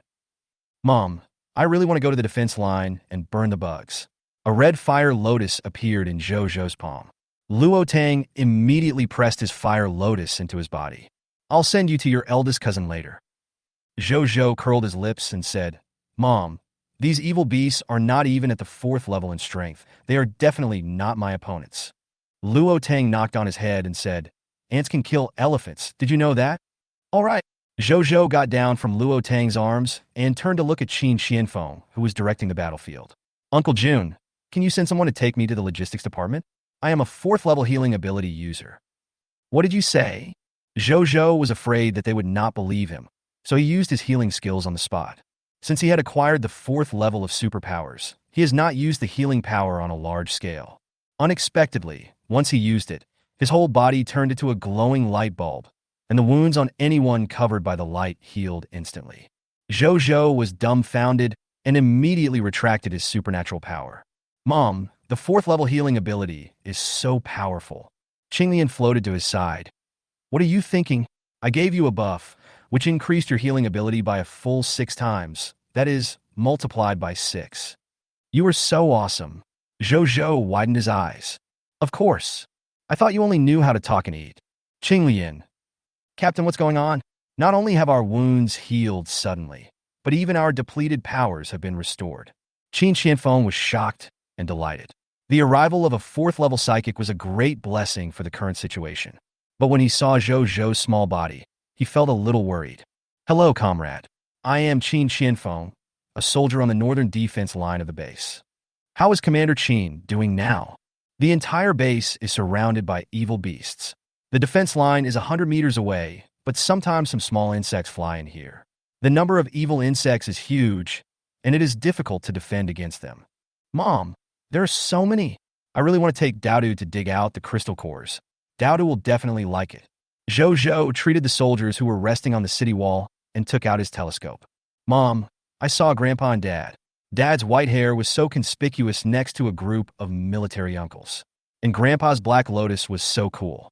It could kill evil beasts. A red lotus popped out from Zhou's palm, ready to move. Luo Tang took the telescope from Zhou's hand, and as expected, he saw his father and Qing Li at the forefront. Why is Dad outside the northern city wall? Qin Xianfeng heard the conversation between the two and saw the lotus in Zhou's palm. So he asked, Comrade Luo Tang is General Luo's daughter. My father is Luo Yunze. No wonder she is so gifted. It turns out she is General Luo's daughter. He had been training for some time and missed the big news. The northern and northwest areas have the most evil beasts, so the main gate will have less attacks. So, what are you doing? You have exhausted your energy. Step back and rest. You can continue after you have rested. Luo Tang saw the area below and saw many medical staff rushing over and setting up tents on the open space next to the city wall. Luo Tang used his mental power to scan the crowd and saw his elder cousin Nangong Jingma hurrying behind him. Chapter 177, Fighting Against the Evil Beast Tide. Who will save them? Zhou, Mom will take you to your great cousin's place. Zhou's face wrinkled into a bitter gourd in an instant. Mom, I can use my healing ability to instantly heal the injured Uncle Jun. You are small, and a bigger beast can kill you with just one kick. Luo Tang still didn't give in. Zhou, what should I do if I suddenly want to turn into a little white wolf? If his martial arts skills were not only at the 1st level, he would have rushed forward. Zhou couldn't resist Luo Tang and was sent to Nangong Jingma's side. Nangong Jingma was surprised when he saw Luo Tang bringing Zhou over. Tang, why did you bring Zhou to the battlefield? Zhou's face showed that he was unhappy. Uncle, I wanted to go to the battlefield with Mom, but she wouldn't take me. Zayazaza people are small and timid. You are not allowed to go. It's safer here with your uncle. Cousin, Zhou has a 4th-level healing ability. He is full of energy. When you are tired, just direct him to do the work, but you must not let him out of your sight. Tang, don't worry. Xiaoyan will be here soon, so you have to be careful. If possible, he didn't want Tang to take risks outside. But as a person with healing abilities, he has no fighting ability at all. If no one protects him, a 1st-level evil beast can kill him. If he wasn't too busy, he would also like to learn martial arts from Grandpa Mo. Curly, Zhou hasn't come home yet, so you can't sleep? Okay? Squeak, squeak, squeak, Mom. Don't worry, Curly will take care of his brother. Curly patted his chest and said. As Luo Tang walked out of the tent, Nangong Yin came towards him. Tang, why are you here? Is Zhou here too? Luo Tang patted his shoulder and said, Cousin, please be careful and keep an eye on Zhou so he doesn't run around. Her child has become more and more restless since he gained the ability to attack. Nangong Yin instantly thought of what Bai Qingli had done since he was a child, and nodded quickly. Don't worry, I will let everyone pay attention. Zhou is a 4th-level healing ability user, and he is the only child here, and he has silver hair. No matter where he is the focus of the medical team, and there are people watching him wherever he goes. Luo Tang finally felt relieved. Her son was now fearless, and his personality was becoming more and more like his father. She was afraid that something might happen to him. General, this is not a solution. There are too many evil beasts. The evil insects alone are more than 100 times the population of the base, not to mention the evil species in the rear. Luo Yunza looked haggard and had an untidy beard. Ever since he discovered the abnormality outside the Imperial capital base, he has been leading people to clear out the evil beasts, but the number of them is simply too large. Many insects hide underground, reproduce very quickly, form a nest for each lifetime, and grow very quickly. As long as they have something to eat, they will grow big in a few days and can devour their own kind. Unless they are completely eradicated, it is impossible to kill them all. The cold wave is coming, and these things must have sensed the crisis. The Imperial capital base is the largest base in the north and also the base with the largest population. Even if we do nothing, it will still be a fatal attraction to the evil beasts. A black lotus floated beside him. Luo Yunza picked up the telescope and squinted at the humanoid creature with black scales behind the giant cockroach. What made him most curious was how the evil species mobilized these evil insects and mutant beasts. A scream was heard. Luo Yunza turned his head and saw an arm-sized mosquito with a metallic luster rushing into the defense line. Its sharp, needle-like mouth pierced into the body of a logistics worker who was lifting a wounded soldier. In just a few seconds, the man instantly shrank, leaving only bones and flesh. A black light flashed, and the 3rd-level gold mutant mosquito was instantly turned into ashes, leaving only a golden crystal core. Earth-type Esper can create an earth wall to protect others. No one is allowed to step outside the safety line without protective clothing. Shells from the city gates continued to be thrown far away, but many vicious beasts still managed to approach the safety line despite the artillery fire. Earth-type mutants, watch your feet. The special ability teams instantly formed a circle to resist the evil beasts. People in the Imperial capital base were in a panic. Since the base was established, there had never been such a large tide of beasts. All the security teams went to the battlefield, and many looting incidents broke out in the city. Prices in the supermarket soared, and a steam bun that cost 1 point increased to 3 points.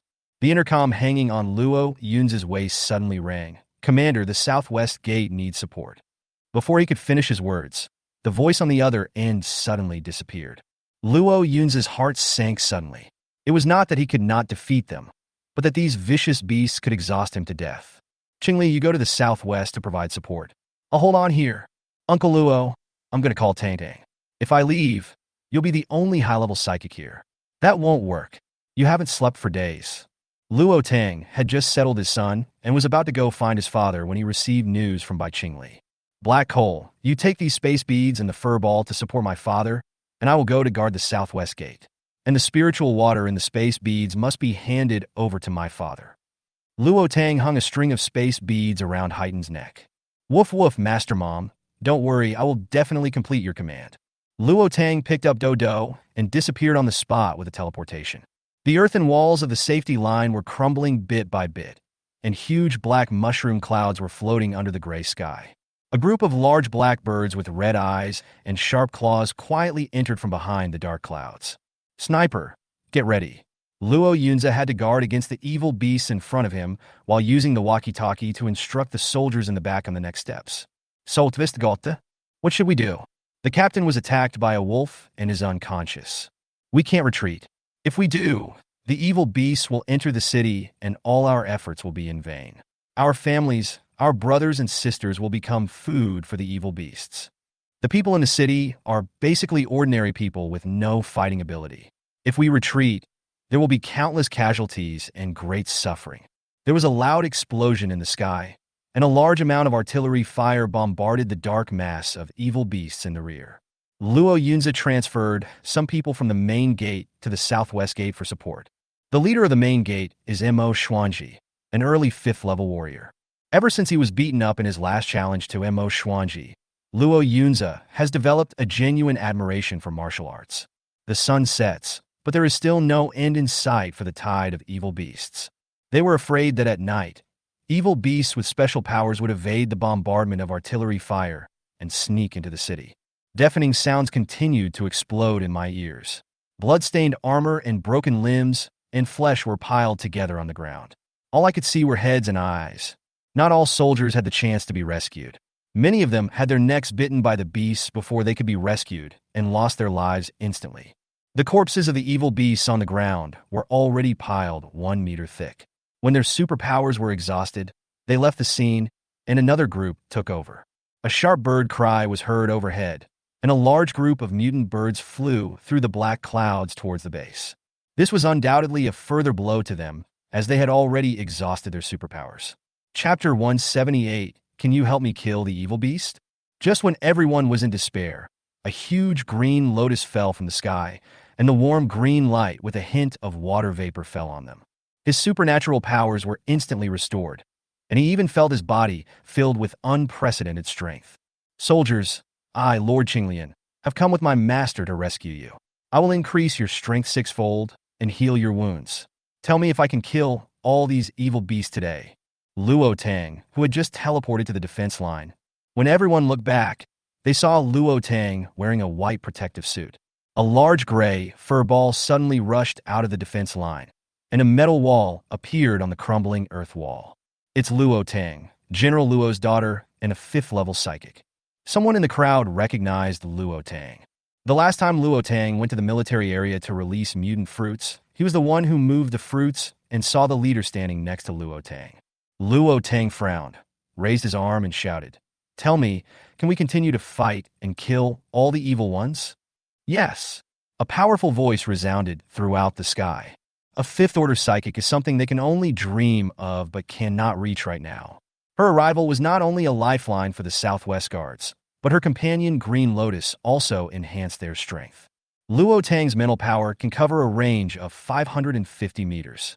Within this range, any evil beast with lower supernatural powers than her and without special protective abilities can be strangled by her. With the enhancement of Qinglian, her strength can be increased sixfold. However, killing many evil species at once would directly drain her supernatural powers. She used 5 times her strength, leaving only 1 time to protect herself. When Qinglian injected spiritual water into her body and restored her superpowers, she started a new round of strangling. Wherever Luo Tang went, the evil beasts in the sky, on the ground, had their brains crushed instantly and died. Those who were not dead foamed at the mouth and were stepped on by the soldiers and died. Oh my God! Is this a 5th-level psychic power expert? As soon as Luo Tang moved, the evil beasts within a radius of more than 2,000 meters were killed instantly, forming a vacuum zone on the dark battlefield. The soldiers looked at each other in bewilderment as they saw the evil creature rushing towards them from more than 1,000 meters away. Doesn't this make them seem useless? Luo Tang was able to form a line of defense by herself and strangle so many evil beasts, and she could even stand up and wait for the next wave of evil beasts to arrive as if nothing had happened. If it were any other psychic, he would have had a splitting headache and fainted long ago. It's Miss Luo's Blue Lotus. She is worthy of being the General's daughter. The General's Black Lotus carries the power of dark destruction, while Miss Luo's Blue Lotus is a healing and buffing power. It increases strength sixfold and comes with healing and restoration mana bars. It's simply a cheating artifact in the team. The soldiers firing cannons on the city wall looked at each other, and they were wondering whether they should continue firing cannons. With Luo Tang's joining, the evil beasts at the southwest gate could no longer get close to the defense line. The first time Dao had picked up a crystal core, his claws cramped. Zhou can heal a person in seconds, but he cannot help those who have injured their internal organs, need surgery to reconnect severed limbs, or need to reposition displaced internal organs. He can only wait until the doctor has completed the operation before using his healing ability. There was a lot of spiritual water in his space bead, so he would store up some and drink it when he was tired. After drinking too much water for a while, Zhou started to feel unwell. Looking left and right, he was the only one with the least time in the entire medical area. Zhou saw Nangong Yin and Nangong Jima were both in the operating room and said to the nurse who suddenly came over, "Sister, I drank too much water and need to pee. Where is the toilet?" "Xiaonan, your skills are better than mine, so go and do your work. I'll take Zhou to the toilet." Yunan was about to take Zhou to the toilet when he was interrupted by Lin Ruo, who was walking over. Zhou nodded. "Sure, sister. Take me to the toilet quickly. I need to pee urgently." The sleepy Curly woke up instantly. He did not forget the task his mother assigned him, which was to keep an eye on Zhou. It quickly climbed onto Zhou's neck. As soon as he walked out of the tent, a pair of eyes in the crowd instantly stared at him. The toilet is very remote, and at this time when everyone is busy, there are really not many people coming to use the toilet. Zhou, can you really do it alone? Lin Ruo asked with a smile. No matter how powerful Zhou is, he is still just a 3-year-old kid and a 4th-level healing psychic. Don't worry, sister. Zhou is an independent child. After saying that, he stepped into the bathroom with a heroic and confident step. Curly lay on top of Zhou's head. Maybe it was because of animal instinct, but it always had a bad feeling. Curly, you can't go into the bathroom with me. Please just watch outside, okay? Squeak, good. My brother only has healing and fire powers, so he definitely can't escape. It's just watching outside. Curly was lying on the sink, and there was an unpleasant smell of cigarette smoke in the air. His little nose twitched, and when he looked up, he saw that the white smoke was coming out of toilet number 1. Curly is a mouse with a low curiosity. He has also seen people smoking. It just feels that the smell of smoke today is weird, and it suddenly feels very sleepy. Curly shook his body, thinking about the effect of the spiritual water. He took out a special water bottle from the space bead hanging around his neck and drank the spiritual water. Curly, who was drinking water seriously, did not notice that a pair of eyes in toilet number 1 were staring at him greedily through the gap. Seeing it take out a water bottle from the bead, its eyes became even more greedy. Zhou naturally also smelled the dizzying smell of smoke, and he felt that the smoke was even targeting his healing abilities. If he hadn't just drunk too much spiritual water, he would probably have slept in the toilet after smelling the smoke. Zhou's brain was working fast, he just wanted to pee. Even if he is a child who takes his time, he can still get out of the toilet in 3 minutes. I looked at the watch on my hand, and it was exactly 3 minutes, but there was no sound of the nurse outside. The nurse who just interrupted him and called other nurses must be in cahoots with the person who emitted the strange smell of smoke. Could it be that he is a perverted scientist who wants to capture him for research? He has special healing abilities, and he's a child, so he's the easiest to catch. Grab it, throw it in a small suitcase, close it, and take it anywhere avoiding crowds. He had encountered this situation in his previous life, and fortunately his uncle rescued him quickly. Zhou sniffed. His father, mother, grandparents were fighting on the front line, and so many of his brothers and sisters died in the mouths of evil beasts. The purpose is to protect this city, but these criminals are still thinking of causing destruction. Zhou immediately contacted Haiten and Luo Tang. Fortunately, my mother had a contract position and immediately contracted him. This contract is great. I can contact my mother anytime and anywhere. After talking to Haiten and his mother, Zhou called out, Curly. The bathroom was filled with his baby voice, but there was no Curly's voice. Chapter 179, Where is his little curly hair? Zhou's heart sank suddenly. Where was his little curly hair? As he stood up, a spider fell from above his head and a sharp needle pierced his arm. Zhou felt something injected into his body. His head sank, and he fell asleep instantly. The spider suddenly turned into a sinister man with a blood-red spider the size of a palm lying on his shoulder. He lifted Zhou with one hand. This kid is not afraid of the special smoke. He really deserves to be a 4th-level healing ability user. Luo Tang had just finished clearing out a large number of evil beasts when he received his son's words. In 2 hours, she led the guards at the southwest gate to fight back against the evil beasts and advanced more than 2,000 meters outside the city. It was getting darker, with only the last ray of sunset left, and Luo Tang was also having a headache. I'm afraid that some high-level evil beasts will use their supernatural powers to sneak into the city. Zhou. The voice of her son, who was just whispering in her ear, suddenly disappeared. Luo Tang's face instantly turned cold, and a low pressure filled her body. She was killing the evil ones here, and was worried that some of them would break into the city and harm the people in the city. However, someone in the city attacked her son. Isn't this stabbing her in the back? The people around Luo Tang naturally felt Luo Tang's low pressure and asked hurriedly, Miss Luo, what's wrong with you? Luo Tang crushed a mounted beetle and said, My son has been captured. Luo Tang turned around and looked at the city gate with cold eyes. Who is this? How dare you do such a backstabbing thing? Luli immediately picked up the walkie-talkie, but Luo Tang snatched it away. I cursed into the intercom. Luo Tang, was killing evil people outside the city. There are also people in the city who attacked my mother and my son. Very good. When I catch you, I will hang your head on the city wall." What Luo Tang didn't know was that the operator was in the studio at that moment, repairing the equipment that had been interfered with. The repair had just been completed when she answered the phone, so that all the residents in the base knew that Luo Tang's son was missing. Gong Sun Chao was busy dealing with the chaos in the city. He had a headache when he heard the news. He immediately ordered people to call on the residents of the base to find a little boy with silver hair, silver eyes, and a small yellow bag on his back. There is a large reward once found. The Bai family and the Luo family naturally received the news first and began to take action.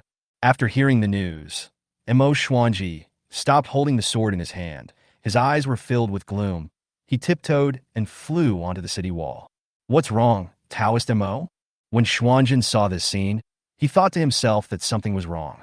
Damn it, the thing was cut into pieces. He had to persuade Xuanji all the way until he finally agreed to teach martial arts to the world. He was on the front line resisting the beast tide, and the people behind him kidnapped other people's great-grandson and stabbed him in the back. It was even more heartbreaking than those people who killed Xuanji's parents and wife. It was forced by the times. Xianjun had a cold face and told Zhou Zhou about his fortune. Avec danger. He was instantly relieved. Someone kidnapped Taoist Mo's great-grandson. Who is so vicious? This person should be cut into pieces. Master Xian, could Master Mo's great-grandson be Luo Linzhou? Xuanjin nodded. "Don't be distracted. I'm here." "Then, Master Xian, do you have any solution? We have been killing evil beasts for a whole day, but there is still no end in sight. Why do so many evil beasts suddenly gather to attack the city? If we kill the evil species behind the evil beasts, will the tide of evil beasts stop?" "Yes, but who can break through the beast tide and go thousands of miles away to destroy this beast tide?" Xianjin naturally knew what was going on. The figure of Luo Tang suddenly appeared in his mind, but even he was a 5th-level mutant. He was also afraid that his energy would run out halfway through the journey, and without absolute certainty, he couldn't let Xiaodang take the risk. A superpower who has exhausted his superpowers is no different from an ordinary person. He will eventually fall into the sea of beasts and be devoured by the evil beasts. Once the corpse of a 5th-level mutant is devoured by evil beasts, a higher-level evil beast may be born among them. Then the situation they will face will be even more terrifying. There was a lot of discussion in the city. Isn't Luo Tang the daughter of General Luo? Isn't her son the grandson of General Luo? Who is so bold as to kidnap someone at this critical moment? No, why would they kidnap someone? Is there an internal fight in the base? Someone wants to threaten General Luo. That person is really vicious. Even ordinary people know what the current situation is. General Luo is the god of war in the hearts of the people. What's more, his daughter is even more powerful than him. She is a 5th-level psychic and leads the guards at the southwest gate to fight back against the evil beast tide. Luo Tang then told his father to notify the base to look for a 3-year-old boy with silver hair, a 4th-level healing ability user. Tang, I suspect Zhou Zhou was captured by illegal researchers. Dad, just help me spread the word. I'll come find Zhou Zhou, and you protect the base. We need to establish our authority today. Otherwise, someone will target Zhou Zhou in the future. With Zhou Zhou's current playful personality, Luo Tang knows very well that he might be a troublemaking child in the future. Okay, Dad, got it. Luo Tang returned the intercom to Lu Li. "Captain Lu, I'm leaving for a moment." Lu Li had just taken the intercom and was about to speak when Luo Tang's figure instantly disappeared in front of him. What kind of supernatural power is this? "Captain, it's teleportation." A space ability user felt the space fluctuations in the air. They are exhausted. 3 types of superpowers are not enough. They also need a special superpower of teleportation. What Luo Tang didn't know was that the entire base was helping her find her child. Silver hair and silver eyes, he's indeed a very nice person, whose child dyes his hair at the age of 3 or 4. Zhou Zhou's photo was even pulled out and put on the task hall. Zhou Zhou, who was lying in the underground laboratory at this time, never thought that after being kidnapped, he would become a celebrity in the base. Some people may not know the base commander, but they definitely know him. Zhou Zhou opened his eyes and saw all kinds of strange instruments in front of him. His eyes widened. He moved his little body and found himself tied to an iron bed. He looked around and saw all kinds of mutant beasts locked in iron cages. There were even several people trapped in the iron beds like him. A big orange cat attracted Zhou Zhou's attention, but there was nothing he could do as his little curly-haired cat was locked on top of its head. "Doctor, this child is really different. He woke up in just half an hour." Zhou turned around and looked at the so-called doctor, and his pupils shrank when he saw his face. Jiangqi frowned. Why did the child look like he knew him? Zhou not only knew him, but he had been captured by him in his previous life and almost died in his hands. But that was a year and a half later. It turns out that this person was in the imperial capital at the beginning of the apocalypse. So, was he conducting human experiments, was discovered by people in the imperial capital base, and then escaped to the Yue base? Zhou wanted to use his special powers, but he couldn't. No way. What kind of brain does this guy have? It took only 3 months in the end of the world for them to develop a superpower inhibitor. Little ghost, don't struggle in vain. You can't move. I didn't expect that a little ghost like you also has a companion ability, and it's a fire lotus. You are a psychic, Zhou affirmed. Chapter 180 Underground Laboratory. Jiangqi gave a strange smile. Guess. Little boy, you are quite interesting. You are not afraid at all. Or, do you know your uncle? Zhou tilted his head. Tell me about the companion superpowers. What have you researched? I am a person with healing superpowers. No, kid. Your blood is different from other psychics. Jiangqi took out a test tube filled with red blood. When he looked closely, he saw a little golden light in the red blood. There is the wolf's genetic code in your genes. I'm curious about how humans and wolves merge together. Jiangqi stared at the tube of blood glowing with golden light, his eyes full of curiosity. Zhou sniffed and said with a smile, guess. Jiangqi was stunned for a moment. Then a big smile appeared on his face. Zhou twisted his body and looked at the equipment around him with wide eyes. Uncle, you have such a complete range of equipment here. It would be great if I could bring it home to Uncle Nangong. Who is the one who arrested me? My great-grandfather said that my ancestor is very powerful and is the descendant of the wolf and the fox. Uncle, do you know who my great-grandfather is? Jiangqi was obviously very interested in Zhou's words. Heavenly wolf and heavenly fox. Yes. My great-grandfather is Mo Xuanji, and my maternal grandfather is Luo Yunze. My maternal grandfather also has a companion ability. He is very famous in the base. His companion ability is a black lotus. Do you know him? Kid, now that you are here, you are my experimental subject. No matter what you say, it's useless. Your whole family can awaken accompanying superpowers. There must be a secret. Your blood is the best proof. As long as I break through this point, maybe I can control the code for awakening superpowers. Jiangqi looked at Luo Linzhou with eyes as warm as love. Zhou felt goosebumps all over his body. Uncle, can you tell me how you found out there's something wrong with my blood? Why did you capture me? If you came here just to see my blood, you'd be at a huge disadvantage. My mother is a psychic like you, and she's a 5th-level psychic. Oh, my mother is standing behind you, Zhou said, blinking his eyes. Little boy, this is 10 meters underground, and there's a laboratory made of isolated materials. Your mother will never find this place. As long as you cooperate with Uncle in the experiment, we will definitely be able to research a treasure that can awaken everyone's superpowers. Then we will be great contributors to the entire human race. Really? Of course. Tell your uncle what your blood has merged with, and why it contains such a powerful unknown power. The descendant of the heavenly wolf and heavenly fox. Does he think he is a 3-year-old child? This little ghost bloodline seems to be one, but they are independent of each other. It's like the genes of a human and a wolf fused together, but strangely, they don't interfere with each other. In the medical field, this is simply impossible. Originally, I just wanted to capture this child to study his healing and companion abilities, but I didn't expect to make other surprising discoveries. If this technology can be used on humans, can it allow humans to possess the abilities of mutated animals? It's like my brother's supernatural power, able to merge briefly with a mutant beast and possess the abilities of that mutant beast. Uncle, can you please return my little curly to me? It must be tired after being hung by you for so long. Zhou looked eagerly at the little hamster that was hung on the head of the big orange cat. Ha, little brat. You will only suffer if you don't listen. Jiangqi's eyes instantly fell on the top of the big orange cat's head. He himself was startled by the glance.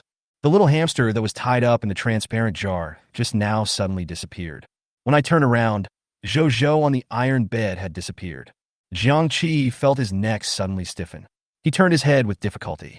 A needle pierced into his aorta, and a potion that suppressed his superpowers was injected into his body. A pistol was pressed to his head. Then, sirens sounded, and the sound of rocks breaking was heard overhead. Ah, I'm very curious about your ability. You can enter my laboratory quietly without being discovered by me. After all, he's a third-level psychic. Luo Tang didn't reply, but took out a rope from the space and tied the man up. Zhou pouted and said, "There are so many superpowers you don't know about, and you still want to study them. Superpowers are innate. Only people with superpower domains can have superpowers." These were all words Qinglian told him. Eating mutant fruit to awaken superpowers is to open up the hidden superpower domain in the body. Luo Tang's eyes were on the big orange cat that was chained. The size of the big orange cat was comparable to that of a Siberian tiger, and its orange fur was like the sunset in the sky. Very beautiful. It is obvious that this big orange cat is an important research subject of Dr. Jiang. Otherwise, he wouldn't be imprisoned in his laboratory. The entire laboratory covers an area of 3 acres, and the room she is in is only about 100 square meters.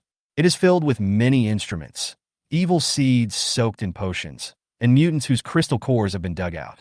What made Luo Tang curious was why the senior management knew nothing about such a large laboratory that had been established for so long. Either this laboratory already existed at the beginning of the apocalypse, or it was protected by high-ranking officials. Luo Tang was more inclined to the latter. Zhou had been spotted by someone less than an afternoon after he left her sight. There must be a lot of spies behind the scenes. Before Luo Tang's hand touched the big orange cat, the big orange cat suddenly opened its golden eyes and let out a low growl from its throat. The iron chains collided with each other, and the crisp sound was piercing throughout the huge laboratory. Luo Tang took out his cell phone and recorded everything he saw in the laboratory. Jiangqi saw this scene and was about to say something, but Luo Tang turned around and hit him with a stick. A big bump was hit on his head, and he lay straight on the ground, unconscious. Zhou's eyes widened. "Mom, what if someone gets beaten to death?" Luo Tang had a cold face. "He talks a lot and is too noisy if you don't knock him out. Mom will collect evidence first. We can't keep this kind of researcher who conducts illegal human experiments. After the beast tide is over, we will inform the base and hang his head on the city wall to make an example of him. A bunch of lunatics under the banner of scientific research, who knows what they will come up with." It was just like the big orange cat in front of her. It had no crystal core in its brain at all. No one knew what had been injected into its body, and its body had become bigger than a tiger. The big orange cat is not scary. What is scary is the smelly and bubbling black liquid on the shelf next to it. She smelled the scent of evil in the liquid, and a terrible thought came to Luo Tang's mind. People or animals who are injected with this fluid will deteriorate, become an evil species or an evil beast. "Mom, I saw a spider before I passed out, and I was here when I woke up again." Spider. Her mental power could cover the entire laboratory. When she arrived, dozens of people in the laboratory had been knocked unconscious by her mental power. Suddenly, Luo Tang remembered the man at the door of the laboratory, who was carrying a mutant spider the size of a palm. Chapter 181, The Big Tiger, One Mouth, One Foot. Luo Tang swept his mental power and found that the person who was supposed to be lying on the ground had disappeared, and an unconscious spider was lying on the ground. The spider's entire body is dark red, and its limbs emit a crystal luster. Luo Tang was sure that it was not dead. Use your mental power to wrap the spider and slowly transfer it to your side. Zhou immediately recognized the spider as the one he encountered in the bathroom. "Mom, that's it. It must be its owner who caught me." Luo Tang touched and felt a transparent silk thread, and his brows furrowed. This thread is not spider silk. What is strange is that her mental power cannot cut it. Luo Tang's mental power followed the transparent thread all the way out of the laboratory. A tunnel appeared in her mind, and the area beyond it was no longer within the range of her mental power. "Zhou, your captor has escaped. Summon your fire lotus and burn this thread." A flaming petal fell onto the transparent silk thread, instantly catching fire. The corners of Luo Tang's lips curved slightly, and she knew that Huolien's fire was different. When the transparent silk thread broke, Luo Tang finally saw the crystal core in the mutant spider's brain. The crystal core was dark red like its body, strange and peaceful, like a witch's crystal with magical power. "Mom, this spider monster is so pretty. It's as big as my face. Unfortunately, your mother and I don't know what kind of mutant spider this is. Its ability is not high. It is only in the early stage of the second stage." "Then why didn't I notice it when it approached me?" Zhou was confused. Meow, a cat's meow sounded behind me. Zhou turned around and looked into the big orange cat's golden vertical pupils. Big cat, I can understand what you said. When were you captured? I was just captured. Meow, let go of the little spider. Luo Tang turned around and saw the big orange cat looking at her warily. Big cat, this is my mother. She came to save me and can save you too. Zhou really wanted to reach out and touch the big orange cat, but was afraid of being bitten by it. The big orange cat shook his head. You guys take the little spider away. Little spider is an accomplice. Zhou couldn't understand why the big orange cat wanted to save little spider. It's not. The black liquid will turn ordinary animals into evil beasts. It will also turn two-legged beasts into evil beasts. The evil beasts turned from two-legged beasts are also very smart as me. Luo Tang was shocked. It was as smart as the big orange cat. Isn't that the IQ of a normal person? Could it be that the evil beasts that attacked the city this time were the evil species that escaped from the laboratory? As a human, he suddenly turned into an evil species and gained the ability to command evil beasts. This is an attempt to compete with humans. Luo Tang took out the intercom from the space and said, Chief, I have something very important to report. Zhou stroked the big orange cat's soft fur and said, Big cat, why don't you want to follow me? Zhou will protect you. The big orange cat shook its head. As an experimental subject with high intelligence, it knew that it would not live long. What it wants is to destroy this place. While Luo Tang was reporting, Zhou had already become friends with the big orange cat. Not only did he burn its chain, he also turned into a little white wolf and slept on the big orange cat. Luo Tang. It was the first time that the big orange cat saw someone transform into a beast. Zhou, change back. Mom, the big cat is so comfortable. Can we take the big cat home? If the big cat agrees, we will take it home. It is not allowed to turn into a little white wolf again. The search team will be here soon. I won't live long. Can you kill that two-legged beast? The big orange cat suddenly spoke in human language. After seeing Zhou turned into a little white wolf, the big orange cat no longer hid himself. Zhou was dumbfounded and got a slap on the head from his mother. Zhou said aggrievedly, Mom, I will never turn into a little white wolf again next time. There will be a next time. In this strange apocalypse, you really can't underestimate anything. Absolutely not. Sorry, Daiju, not yet. The big orange cat's eyes dimmed instantly, and he rubbed its head. Don't worry, it will be soon. Mom, the spider is awake. Luo Tang turned around and saw the red spider trapped in her mental cage, struggling constantly. What was the special ability of the man you were with before? She was very curious about how a living person could escape from her mental scan. By fusing superpowers, he will transform into a different mutant animal and possess the abilities of that mutant animal. As long as he controls me by his side, he can use his superpowers to transform into a spider at any time and possess my abilities. Fusion. Luo Tang's mental power swept across every corner of the laboratory, where dozens of mutant animals of various kinds were imprisoned. No wonder this guy wants to study the fusion of mutant animals and humans' genes. When Mo Xuanji opened the door of the laboratory, he saw the person soaked in the jar and became angry instantly. He drew the sword from his waist and was about to take action when he was stopped by Luo Tang. Grandpa, I'll wait for my cousin to come over. I don't know what the potion in the lab does. A big orange cat said that there is something here that turns ordinary people into evil species. What? The captain of the law enforcement team was about to save someone when his hand stopped in midair. Detain all researchers and interrogate them severely. There is such a large illegal underground laboratory on the edge of the base, but it is unknown. They even developed a drug that can turn people into evil. There must be someone behind this. All 15 researchers were detained, and Jiang Qi was detained by Mo Xuanji himself. Mo Xuanji's sword was placed on Jiang Qi's neck. Blood was oozing from the neck, but the law enforcement officer turned a blind eye. He was sure that if Luo Tang had not said that he would make Jiang Qi's crimes public and then behead him as a warning to others, Taoist Mo's sword would have already cut off Jiang Qi's neck. Master Mo, we still need you outside the city. We will definitely be able to take good care of the prisoners. Mo Xuanji didn't believe it. Xiao Zhou had just reminded him to keep a close eye on Dr. Jiang. Dr. Jiang has an accomplice who can transform into different mutant animals. Mo Xuanji thought for a moment. The sword flashed, and a scream rang out. Jiang Qi felt pain and woke up unexpectedly. He looked at his feet that were separated from his body with red eyes. Old man, I am a great researcher. I will soon be able to study the secrets of superpowers and mutant animals to benefit all mankind. If you cut off my legs..." The next second, his words got stuck in his throat. Mo Xuanji glanced at the tiger imprisoned next to him, then kicked both of his legs into the cage.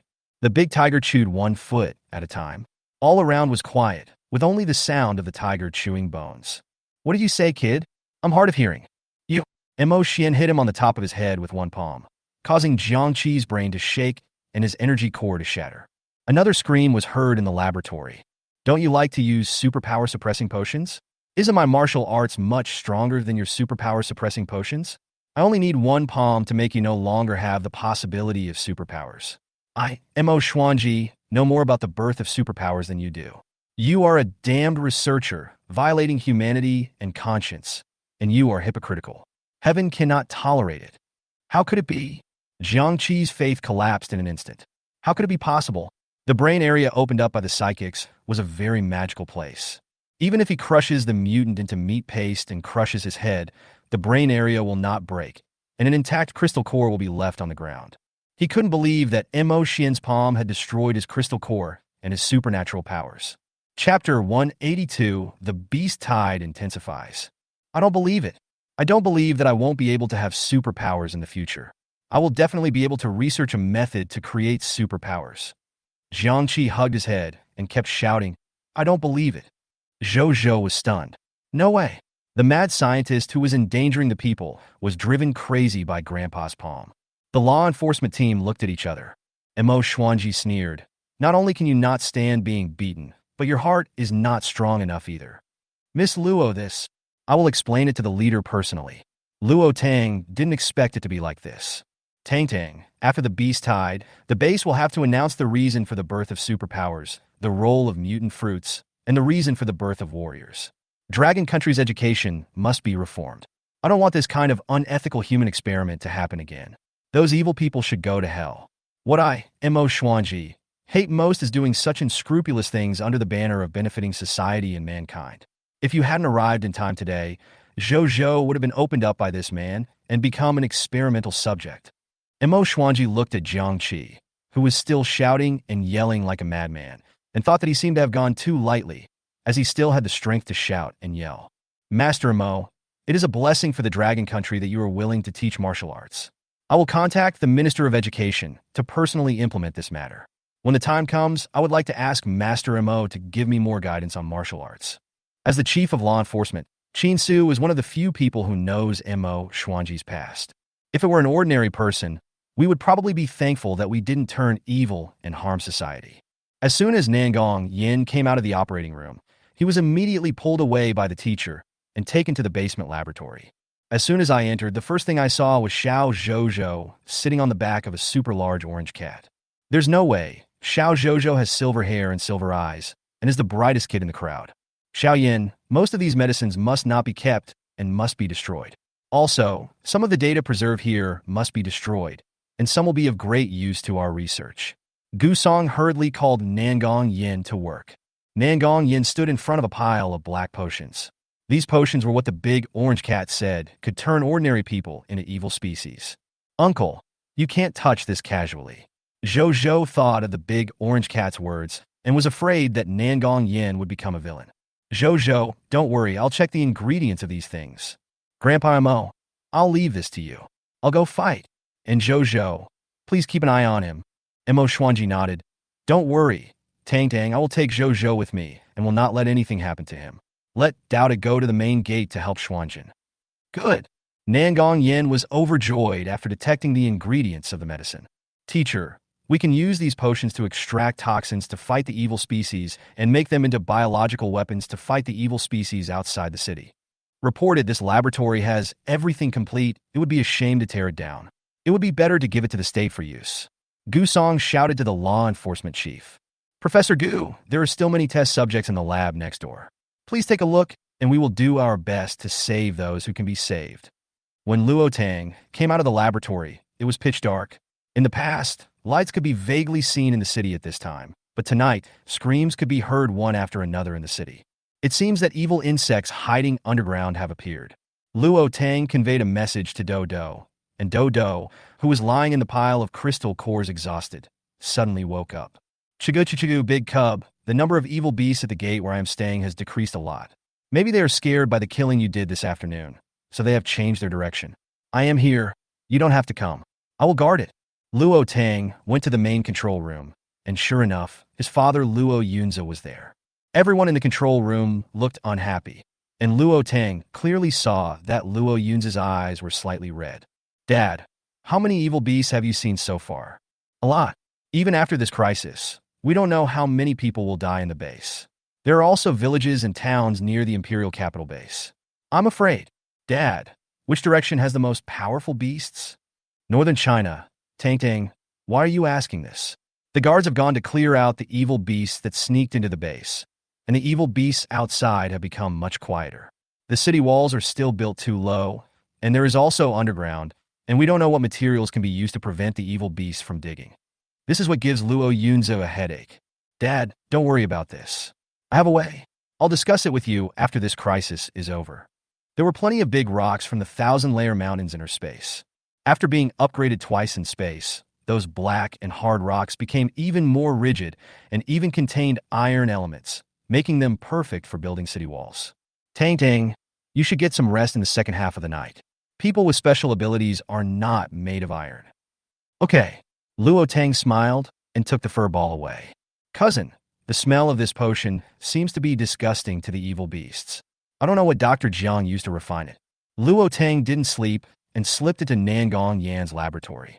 Little Tang girl, you come and go so freely you scared me. Luo Tang smiled. Professor Gu, sorry to bother you. I'm here to ask for this potion that the evil beasts hate. It's just that the evil insects hate it, not all evil beasts. If I'm not mistaken, it should contain a lot of mutant onions. I just don't know where to find the mutant onions. Take this thing to deal with the evil beasts. It can make the evil beasts comatose for a short time. The effect is different for evil beasts of different levels. Luo Tang held the small balls handed to him and said, Cousin, yours is not still in the experimental stage, right? Drugs are useless against evil beasts. Nangong Yen smiled softly, pointed to the black beetle in the cage next to him, and said, It has been tried, but the specific effect of using it outdoors remains to be verified. I'll come back and tell you the results. As Luo Tang just left the laboratory, the sirens at the base sounded. The spirits of the people in the entire base were instantly tense, and the fight against the beast tide once again entered a white-hot stage. Dark clouds covered the city. At noon, the sky was unusually silent, and there seemed to be no light at all. The beast today is more powerful than yesterday. Yesterday, most of them were level 1. Today, most of them were level 2, and one soldier after another fell to the ground. Luo Tang took several steps back and saw this scene with his mental power. He felt very uncomfortable. She wrapped a dead teenage boy in her mental power and sent him to the top of the city gate. The child just said with a smile that after the beast tide, he would be able to get a lot of crystal cores and go home to buy some good food for his mother. She is only a 5th-level psychic, not a god, and cannot protect everyone. Chapter 183 Breakthrough, Southwest. Luo Tang looked at the dark mass in the distance and made a secret decision in his heart. If there were only humans transformed into evil beasts, they would not be a big deal for the base. But the current situation is that all the evil beasts have united to fight against humans. But humans cannot unite all the mutated animals. Luo Tang didn't believe that there was nothing controlling the evil beast. It felt as if Bai Qingli had ordered the mutant beasts around him to fight for him. The level of evil beasts is more strict than that of mutant beasts. Only by killing the hidden evil beast king behind them can the joint siege of the evil beasts be disintegrated. Otherwise, as long as the hidden evil beast king wants, he can consume the lives of all the evil beasts in the Imperial capital base. How to consume the Imperial capital base? The Imperial capital base had a population of only a few million, but there were millions of evil beasts alone, not to mention that they didn't know exactly how many groups of evil beasts there were. If we don't kill the evil beast commanding from behind, we'll probably be hit by a cold wave if we keep wasting time. When the cold wave comes, the evil beast will retreat automatically. Although Luo Tang didn't know the current situation of the Imperial capital base in his previous life, judging from the situation, it was probably after fighting the evil beast for 10 whole days and facing the cold wave. It is the dawn of the Imperial capital, but also a new disaster. Qinglian, let's go to the southwest. Master, why don't you go to the north? The beasts there are stronger, and your father is there too. Luo Tang lowered his eyes slightly. Qinglian, the evil beasts over there were almost killed by my father and Qing Li, but they are still coming one after another. Only in the southwest where I was yesterday afternoon, they stopped after killing for a while. Okay, call the big whale out. It's in the middle stage of the 4th stage now, and you don't even know how to fly a plane, and I can't take you flying. If you can get the fusion power that the big orange cat mentioned, it will be like adding wings to a tiger for you. You can become like me, and you can also become like the big white wolf. All the mutant beasts around you can change. We are all your contracted beasts, and you don't need our blood. You only need to use the power, and you can get all our abilities in a period of time. Ever since Qinglian heard the power that Red Spider mentioned, he has always wanted his master to get it. Just then the master was promoted to the 5th level and opened a petal. Qinglian, with so many evil creatures, the defense of the big whale may not be enough. An ant can kill an elephant. Luo Tang was still considering what to do with the follow-up situation after summoning the big whale. Master, what are you afraid of? The entire Dragon Kingdom is no match for you. Feed the big whale with the gold-type mutant fruit produced by the mutant peach tree, and then we will make it an earth-type mutant fruit and feed it with it. Let it have the 4 superpowers of gold, earth, wind, and water. Feed it more crystal cores and energy stones, and train it well. It will be your mobile battle fortress. Riding it will be so cool. Qinglian was already imagining the feeling of sitting on the big whale's head and calling the wind and rain. Luo Tang looked forward through the telescope, thinking about the shortest route. Qinglian was still whispering in her ear, Master, you can't ride the big white wolf, can you? This is even more outrageous. Yours is just a contract ability. A contract space was born in your body. Not to mention that you can also contract mutant beasts and mutant plants for others. Qinglian suddenly found the key point. Master, let me tell you, the contracted beasts you contracted for others will obey your orders. Why don't we set up a super strong army and call it the Luo family army? In the future, you will be a majestic general, more powerful than your father, and I will be your first protector. Let's kill all the evil species in the Dragon Kingdom. Qinglian sighed when she saw Luo Tang hadn't moved. Master, your conditions are much better than Luo Yu's. She is... Okay, I'll put on an extra set of protective clothing and set off soon. I've already told Dying where to fly with the wind power, and I've also fed it the mutant peach that has 100% awakened gold power. It tried to wrap itself with the gold power, and with its original thick flesh, its skin can resist the 2nd level evil beast, which is enough. The petals of the green lotus moved. Master, you were planning the route just now. I thought. By the way, what did you just say about Luo Yu? Xiao Qinglian, you know a lot about her. It's nothing, Master.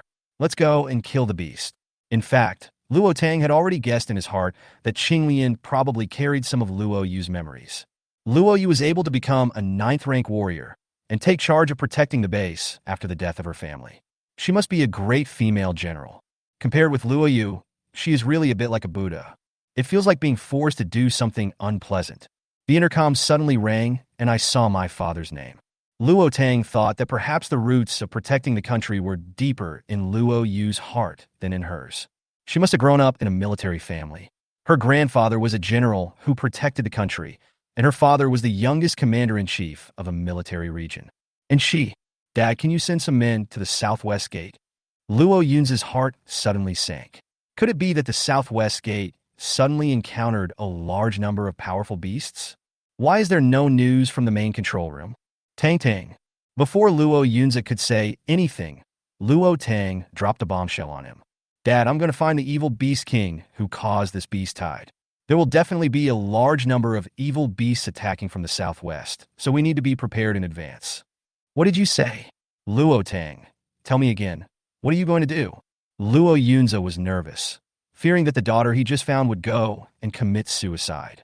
Dad, trust me. I'll contact you later. Hearing the cursing voice on the intercom, Luo Tang immediately pressed the hang-up button. Luo Tang, you stay at the city gate for me. Luo Yunza let out a loud roar, and everyone, even the evil beasts that rushed up, stared at him. Luo Yunza. A 2-meter-tall black bull rushed up, and black lotus petals exploded in midair. Half of the black bull's body was blown off, and the bull's brain disappeared. The smelly black blood splattered all over Luo Yunza's face. Uncle Luo, pay attention. Was it Tang Tang who spoke to you just now? Luo Yunza smiled, thinking of what Luo Tang said. Qingli, there was an accident over there. Uncle needs to go there. Although Bai Qingli was a little confused, he still nodded. Uncle Luo, don't worry, leave this to me. Luo Yunzi rushed towards Luo Tang at a rapid speed. The soldiers following Luo Tang discovered that Luo Tang suddenly became like a chicken with its blood pumped up. He killed the beasts more and more fiercely, and even rushed into the pile of beasts. In just a few dozen minutes, she reached 1,000 meters away from the safety line, and the evil beasts were rushing towards her from all directions. Hurry, follow Miss Luo. The guard captain Lu Li ordered. Chapter 184. The beast is angry, and corpses are scattered all over the place. You guys retreat, don't follow me. I'm going to find the evil beast king. Lu Li thought he was hallucinating until a powerful mental force blocked their progress. Luo Tang, please return to the safe defense line and do not disobey military orders. Lu Li was at a loss. If the general's daughter died and the beast tied and no body was left, how would their Southwest Army explain to the general? They are too brave. Even a 5th-level psychic will run out of energy when facing such an overwhelming tide of beasts. Captain Lu, I am from the masses. The guards looked at Luo Tang's back as he was about to be submerged by the beast tide, and their expressions froze. Miss Luo, please turn back quickly. Otherwise, when your power is exhausted, you will be devoured by the evil beast. Lu Li immediately took out his intercom and said, Sir, Luo Tang is alone in the southwest and deep into the beast herd. Please stop the bombardment in the southwest and send a rescue team. The officer who was analyzing the battle situation in the main control room gradually began to have a serious expression on his face, and he immediately gave the order to stop the artillery bombardment in the southwest direction. The base alarm sounded, and the horns could be heard almost 10 miles away. Luo Tang, the 5th-level psychic at the southwest gate, is here to name the base. You must return to the safety line of the base immediately. Do not go alone to the rear of the beast tide to look for the evil beast king. Southwest gate. Southwest gate. Everyone in the base heard the angry voice coming from the playback room. Zhou, who was treating a patient, was dumbfounded. Huh? His mother went behind the herd without him. Daodu, who was happily picking up crystal cores, became nervous too. He sat down on the pile of beasts, threw the crystal core in his paws, slapped his legs with his paws, and his big eyes instantly became moist. Woo, the older cub actually didn't take it. The soldiers around thought it was worried about its master Luo Tang, and they all comforted the little guy. Bai Qingli paused with his knife in hand. He was fooled by Luo Yunzi. He can't leave now. If he leaves, the north gate will probably be lost. Then it would be meaningless for Tang Tang to go alone to find the evil beast king. Bai Qingli became furious at the thought of not being able to fight alongside Luo Tang. The officer who was analyzing the battle situation on the city gate and directing the release of artillery shells startled his eyes, fearing that a madman might come and advance alone. If the base loses 2 high-level psychics in succession, it will be a huge loss. Luo Tang naturally also heard the horn sound coming from the base. The voice was full of energy and carried strong anger. She really feels both heartwarming and socially dead. Suddenly, I heard my father's roar from behind. Luo Tang, get back here. Big whale, are you ready? I don't know how long we'll be flying, so don't let me run out of oxygen. Roar Master, don't worry, I'm ready, let's go soon. I, dying, can finally return to the arena after many days. Seeing Luo Tang's figure getting farther and farther away and being surrounded by the tide of beasts, Luo Yunzi could no longer sit still and got on the helicopter himself. Suddenly, a strong green light burst out from Luo Tang's direction, illuminating the entire sky. The roar of the giant beast shook the entire world. The sky and the earth changed color, and the tide of evil beasts trembled. A giant beast about 70 meters long, with a blue back, a horn on its head, a white belly, and several green waves appeared in the green light. When the giant beast gets angry, corpses are scattered all over the place. Luo Yunzi's words to scold his daughter were stuck in his throat. He pointed at the giant beast in the sky, and his eyes instantly became moist. Up there! General, it's a lady, your daughter. The general next to him looked very excited. My daughter has made great progress. She can even summon a divine beast. General, your daughter has a promising future. Luo Tang was sitting on the green lotus, with a small green lotus floating next to him. She was sitting on the body of Qinglian. As the owner of Qinglian, she could sit on the body and use the abilities of Qinglian. Gain. Looking at the piles of evil beasts that were killed by the earthquake on the ground, Luo Tang felt the horror of the giant whale for the first time. With a roar, the flying beast that was close to it was shocked to death and fell to the ground. Is this the racial gap? A mid-stage 4th-level whale might be comparable to hundreds of 4th-level mutants. Luo Tang hugged the horns on the whale's head and gave it a big kiss. Big whale, I love you so much. The big whale's big blue eyes narrowed slightly, forming a beautiful blue crescent. It wagged its tail and made a long, melodious whale cry. This voice undoubtedly served as a reassurance to the Imperial Capital's guards. Luo Tang, we'll wait for you to return safely.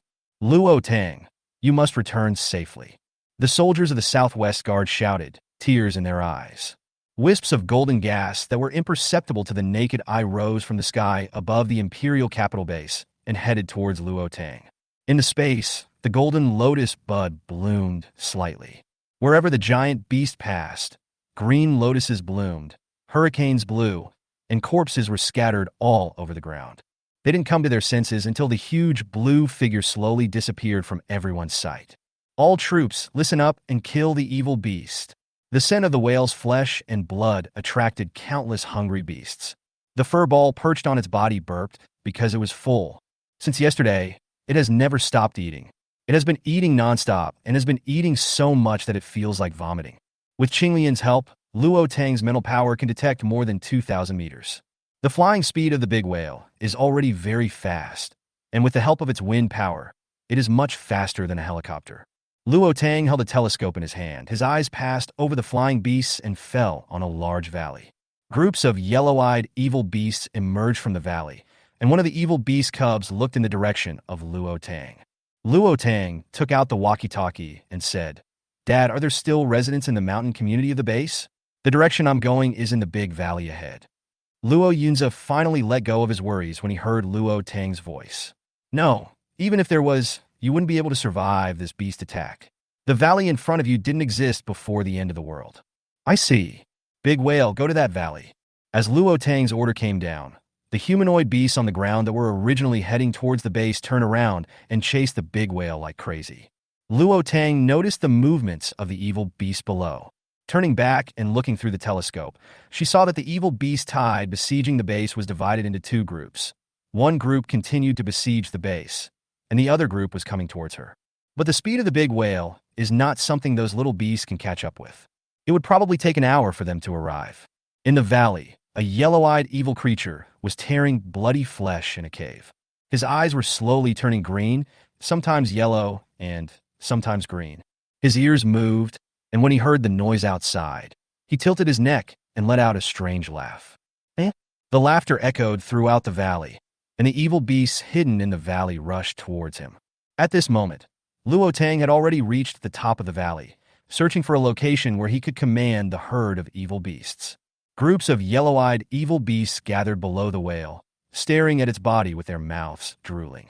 Luo Tang knew that if these evil beasts could fly, they would have already flown into the sky and grabbed the whale to bite it. During the flight, there was not a single mutant animal near the Imperial Capital base. I guess all of them ended up in the stomachs of the evil beasts. Big whale, please stay here to attract the firepower. I will teleport over and kill the evil beast. Chapter 185 Water Strike, 3,000 miles. Roar Master, go ahead. These little guys are no match for me. I also want to eat crystal cores. I want to eat lots of crystal cores. I also want to eat peaches. Peaches are so delicious. Big whale has never eaten anything so delicious. Luo Tang. Why did she have a bad feeling? Before, she had never given the big whale crystal cores or mutant fruits to eat. She had just let them roam free in the ocean of space, and at most gave them some energy stones for their cultivation. Crystal cores can be profitable, but as for mutant fruits, 1,000 mutant peaches would probably only be enough to fill the gaps in big whale's teeth. Luo Tang thought silently, and his teleportation speed became faster and faster. She passed the group of yellow-eyed beasts and hid among them, but none of them discovered her. Her body was transparent, and she could even pass through the bodies of evil beasts. The evil beasts were completely unaware, and their eyes were greedily staring at the giant whale flying in the air. This is the supernatural power she obtained from Tang Chun. Hidden. It is because of this special ability that he can hide himself in the crowd and no one can detect him. Tang Chun is only at the 1st level, and her concealment ability is at the early 5th level. can turn his entire body invisible, and even pass through entities like a ghost. Luo Tang thought of the supernatural powers he had obtained: teleportation, shadow, and invisibility. I always feel like I'm developing into an assassin. It seemed that all the flying beasts in the valley were out to besiege the whale, hoping to kill it.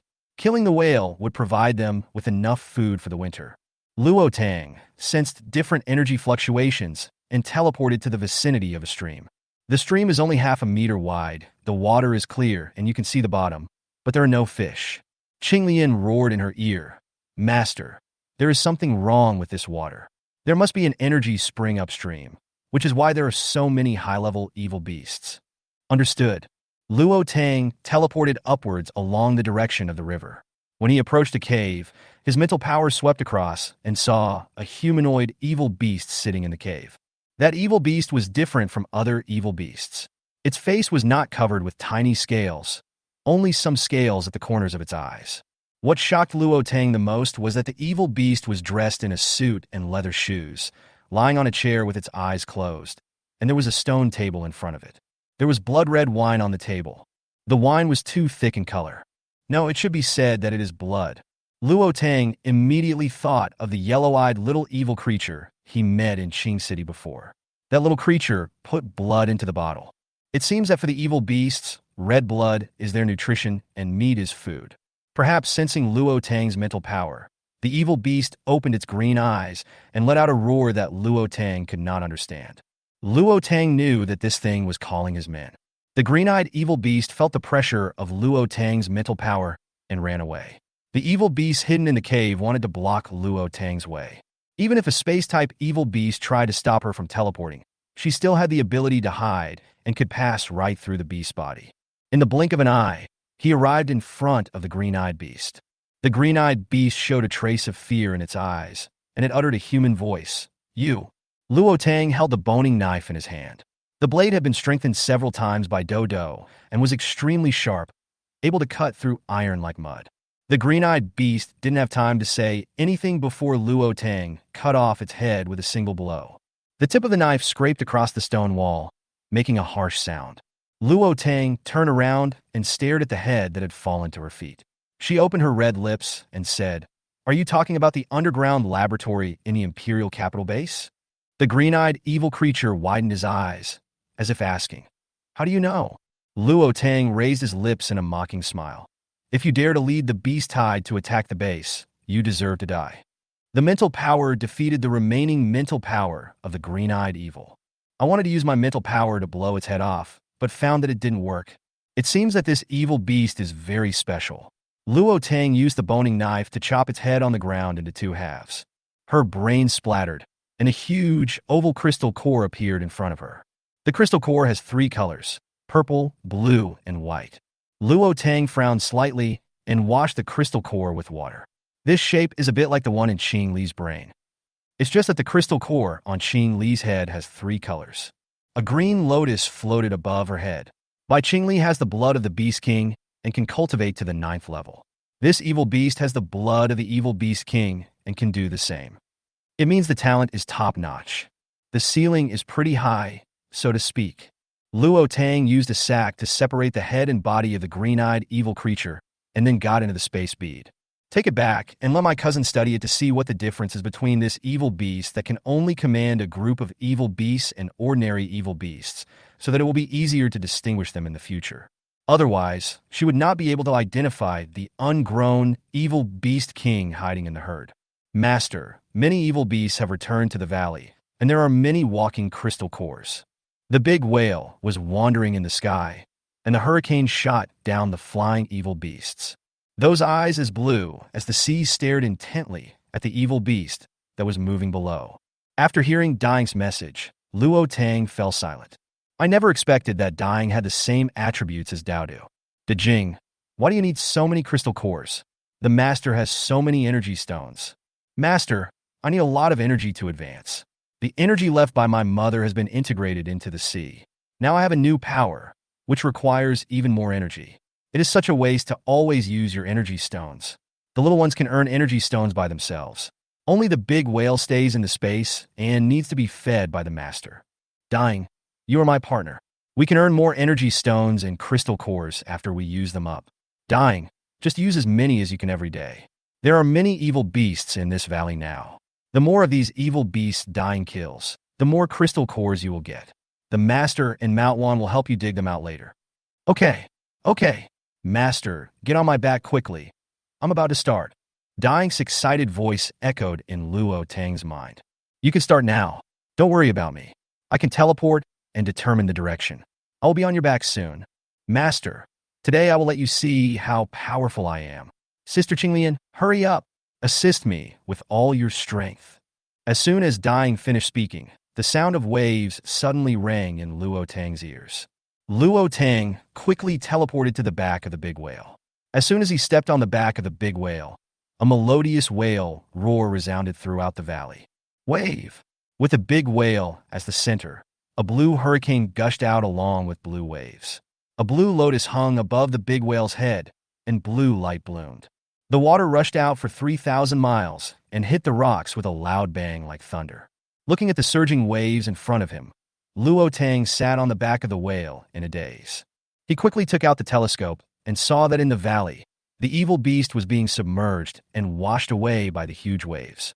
The hurricane tore them apart and blew them away, and a large group of evil beasts piled up under the rocky peaks at the edge of the valley. The following pilot team filmed this scene and were so shocked that they almost dropped the things in their hands. What a terrifying power. Chapter 186 End. Big whale, I love you. You are my big baby. Fortunately, I found you when you were still an egg. The big whale also loves its master. If the master hadn't picked me up, I might have been swallowed by the mutant beasts on the seabed before I even hatch my shell and become their food. The big whale narrowed his big blue eyes. Master, my powers are exhausted and I need to rest. I will leave it to you from now on. Good. Luo Tang knew that the big whale was huge in size and its crystal core was also very large. It needed to digest a lot of spiritual water in order for the big whale's supernatural powers to recover quickly. This will take some time, and it can't be done in just a few minutes like she did. Luo Tang took out a bright national flag and waved it towards the fighter pilots in the distance. A helicopter suddenly flew from a distance and landed on the back of the whale. Tang Dang, come up quickly. The cabin door opened, and a familiar silver hair appeared in front of Luo Tang. Luo Tang smiled, grabbed by Qingli's hand, and climbed onto the helicopter. The big whale disappeared in the air in an instant and was taken into the space by Luo Tang. Luo Tang drew spiritual water from the spiritual lake to feed the big whale. The big whale rolled happily on the sea, with water spewing out from its head. Dad, the problem has been solved. Please send someone to the valley later. The valley is now filled with seawater, and it will take a while for it to drain out. Let's first eliminate the nearby evil beasts. By the way, I want the crystal cores of all the evil beasts in the valley for my whale. Okay, come back when you're tired. Dad is here, and we'll give it all the crystal cores hunted by the whale. Thank you, Dad. Tang Tang, manhwa can advance by eating evil beasts. Do you think that all mutant plants can absorb the blood and flesh energy of evil beasts and advance quickly? The mutant mountain peach in your space cannot absorb crystal cores, but you see that manhwa's roots can swallow the evil beasts cleanly. Luo Tang turned to look at Qinglian, and Qinglian's body trembled. Master, don't look at me. I'm not a real plant, and I can't be compared to a hairball. These evil beasts stink, but you can try to bury the bodies of the evil beasts under the roots of mutant plants. Most mutant plants can't have roots that can move freely like a hairball. I'll ask Grandpa Shantao. If the evil beast was thrown into the space and was not swallowed, she would vomit to death. Doesn't that dirty her space? Evil beasts? Are they those mutant creatures that like to devour flesh and blood? Yes, Grandpa Shantao. Those things are violent, bloodthirsty, and murderous. Any flesh and blood is their food. They can even eat mutant plants that contain energy, but evil beasts are still beasts. I have encountered them before. The original peach forest is connected to my roots. The peach forest absorbs the energy obtained from the flesh and blood of the evil beasts and can feed it back to me. Luo Tang was delighted. So, your mutant plants can absorb the blood and flesh of evil beasts. Yes, those can become my fertilizer, allowing me to grow faster. The higher the level of the evil beast, the more energy it will gain after absorbing it. However, our mutant plants are rare now, and we are alone, so we are no match for the groups of evil beasts. Once the roots are eaten by the evil beasts, we will not even survive. It just so happens that there are many corpses of third-level evil beasts in this valley. Luo Tang quickly took out the intercom and said, "Dad, you don't need to come here. I have dealt with them all. You should hurry up and eliminate the fleeing beasts." Luo Tang collected the corpses of all the evil beasts killed by the big whale in the valley. The most numerous were third-level humanoid evil beasts, a total of 3,000. Before the end of the world, these humanoid beasts were all her kind. There are nearly 8,000 bodies of various races, all of which are third-level evil beasts. She did not count those below level 3. As the largest base in Dragon Country, the Imperial Capital Base has only a dozen third-level psychics so far. But there are so many third-level evil beasts in this valley. No wonder they could send so many evil beasts to overwhelm the Imperial Capital Base. At dawn, the sky, which was originally a little dull, suddenly burst into golden light, and the rosy clouds spread out, melting gold for thousands of miles. The first battle between the Imperial Capital Base and the evil beasts ended with the Imperial Capital Base's complete victory. In this battle, the losses of the Imperial Capital Base were greatly reduced because Luo Tang acted in time and defeated the beasts in the rear. But a total of 16,352 soldiers died.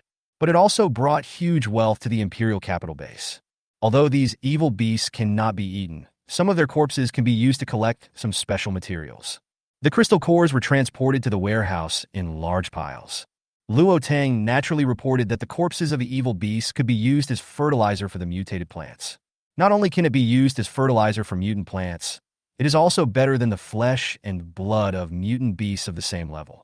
She hopes that after the plants mutate, the base will be able to master the methods of breeding the mutated plants and restore agriculture.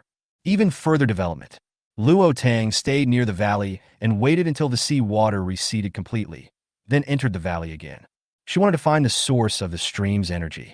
In the valley that was washed by the water power of the big whale, all the land seemed to have been washed. The tall trees had already been destroyed, broken, and piled up at the edge of the valley. She could no longer see the creek. If this wasn't a circular valley, the whale's water power might not be able to kill those evil beasts. Tang Tang, go north. There are mountains in the north and the terrain is high. The stream you mentioned is likely to flow down from there. Sure enough, at the northern edge of the valley, there was vast smoke and fog, and the mountains were covered with rain and mist. Between the mountain peaks, a turquoise stream pours out, falls into the rock pool below, and splashes white water. The water splashes into pearls, seeps into the cracks in the rocks, and then gathers into a stream, flowing down the stone wall. Luo Tang's spiritual power probed into the mountains and found that this piece of rock could gather the energy in the air. The water in the mountains was condensed from the clouds and mist, and after being filtered through the rocks, it contained special energy and gathered into a stream of energy. Drinking this water for a long time is beneficial to health, strengthening the body and enhancing supernatural powers. The closer the water is to the spring, the greater its effect. To a certain extent, it is similar to her spiritual water, but her spiritual water contains a trace of original power and can heal wounds, but this stream water cannot. Qingli, what do you think about turning this valley into a military base for the Dragon Nation? Tang Tang, don't you want this water? Luo Tang shook his head. I already have the Spirit Lake. If I want it, wouldn't I have to move the entire mountain? This valley is an opportunity for the Imperial Capital Base. Building it into a military base will not only prevent the valley from being invaded by evil beasts again, but also allow the strength of the Imperial Capital Base to be further improved in a short period of time. Only in this way can the Dragon Kingdom gain the upper hand in the fight against the evil beasts. Master is right. We can't destroy the evil beasts by ourselves.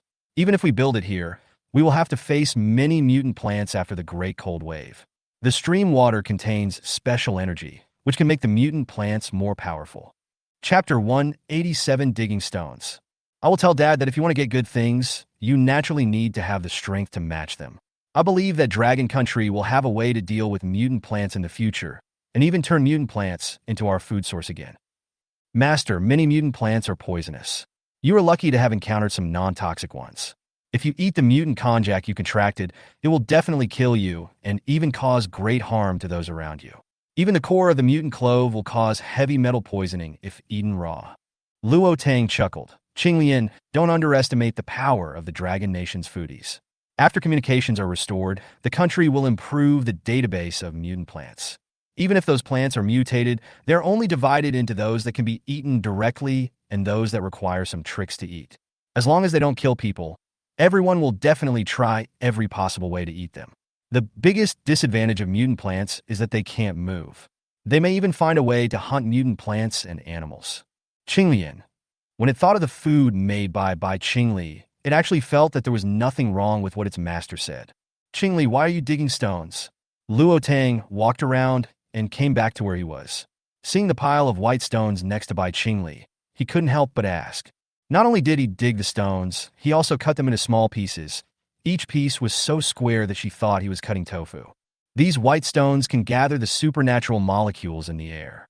I'll take them back to set up an array for Grandpa Xian. It will be easier for Grandpa Xian to use them if they are cut into small pieces. Tang Dang, do you want to collect some? I don't need it. The energy gathered is not as dense as the energy in my space. Bai Qingli dug stones, while Luo Tang and Mount Wan began to clear out all the evil beasts in the valley. With the hairball around, she killed all the eggs that the evil insects had laid and buried underground. Each and every one of them became nutrients for the mutated plants and fur balls in her space. Since many corpses of evil beasts were piled up in the space mountains last night, those mutated plants actually grew larger at a speed visible to the naked eye in just one night. Many mutant plants have been upgraded, with first-level mutant plants becoming second-level and second-level mutant plants becoming third-level. It's a pity that the upper limit of the mutated cloves and mutated dragon fruits is not high. Qinglian said that the upper limit of the mutated mulberry tree is only level 6, and the mutated Polonia can only reach level 8 at most. Of all the mutated plants in her space, only Grandpa Shantao has the highest upper limit and the highest quality. Daodu followed Xuanjin, urging him to hurry up. Daodu, stop rushing me. The helicopter can only go this fast. It's no use rushing me. You have to hurry the guy who's flying the plane. Chu, my eldest baby, said, she found a big treasure. You will definitely like it. Okay. Daodu turned his head and stared with his dark eyes at the pilot who was wearing a hat and flying a plane. The pilot saw the big furry ball looking at him and smiled at it. Then, the big hairy ball took out a ball of white cotton from the beads hanging around his neck. The claw pressed hard on the button, and the helicopter door opened. The big fur ball jumped out of the plane and said, "Big cub, here I come." Xianjin stretched out his hand and grabbed a mouthful of hair. The pilot was scared to death because this big furry ball was Miss Luo's pet, and his hands moved extremely fast. Xianjin next to him exclaimed, "So cotton can fly." The pilot looked down and saw the big ball of fur sitting on a white cloud, floating down and flying towards Luo Tang on the ground. Luo Tang had a bad feeling. Daodu's size was not as small as before. She was knocked back 3 steps by Daodu before she could stand still, and her hands that were holding Daodu were still shaking. Daodu, you should consider losing weight. You've become really fat as a ball. Daodu glared at Bai Qingli. Big boy, I'm not fat at all. I just have a lot of hair. Yes.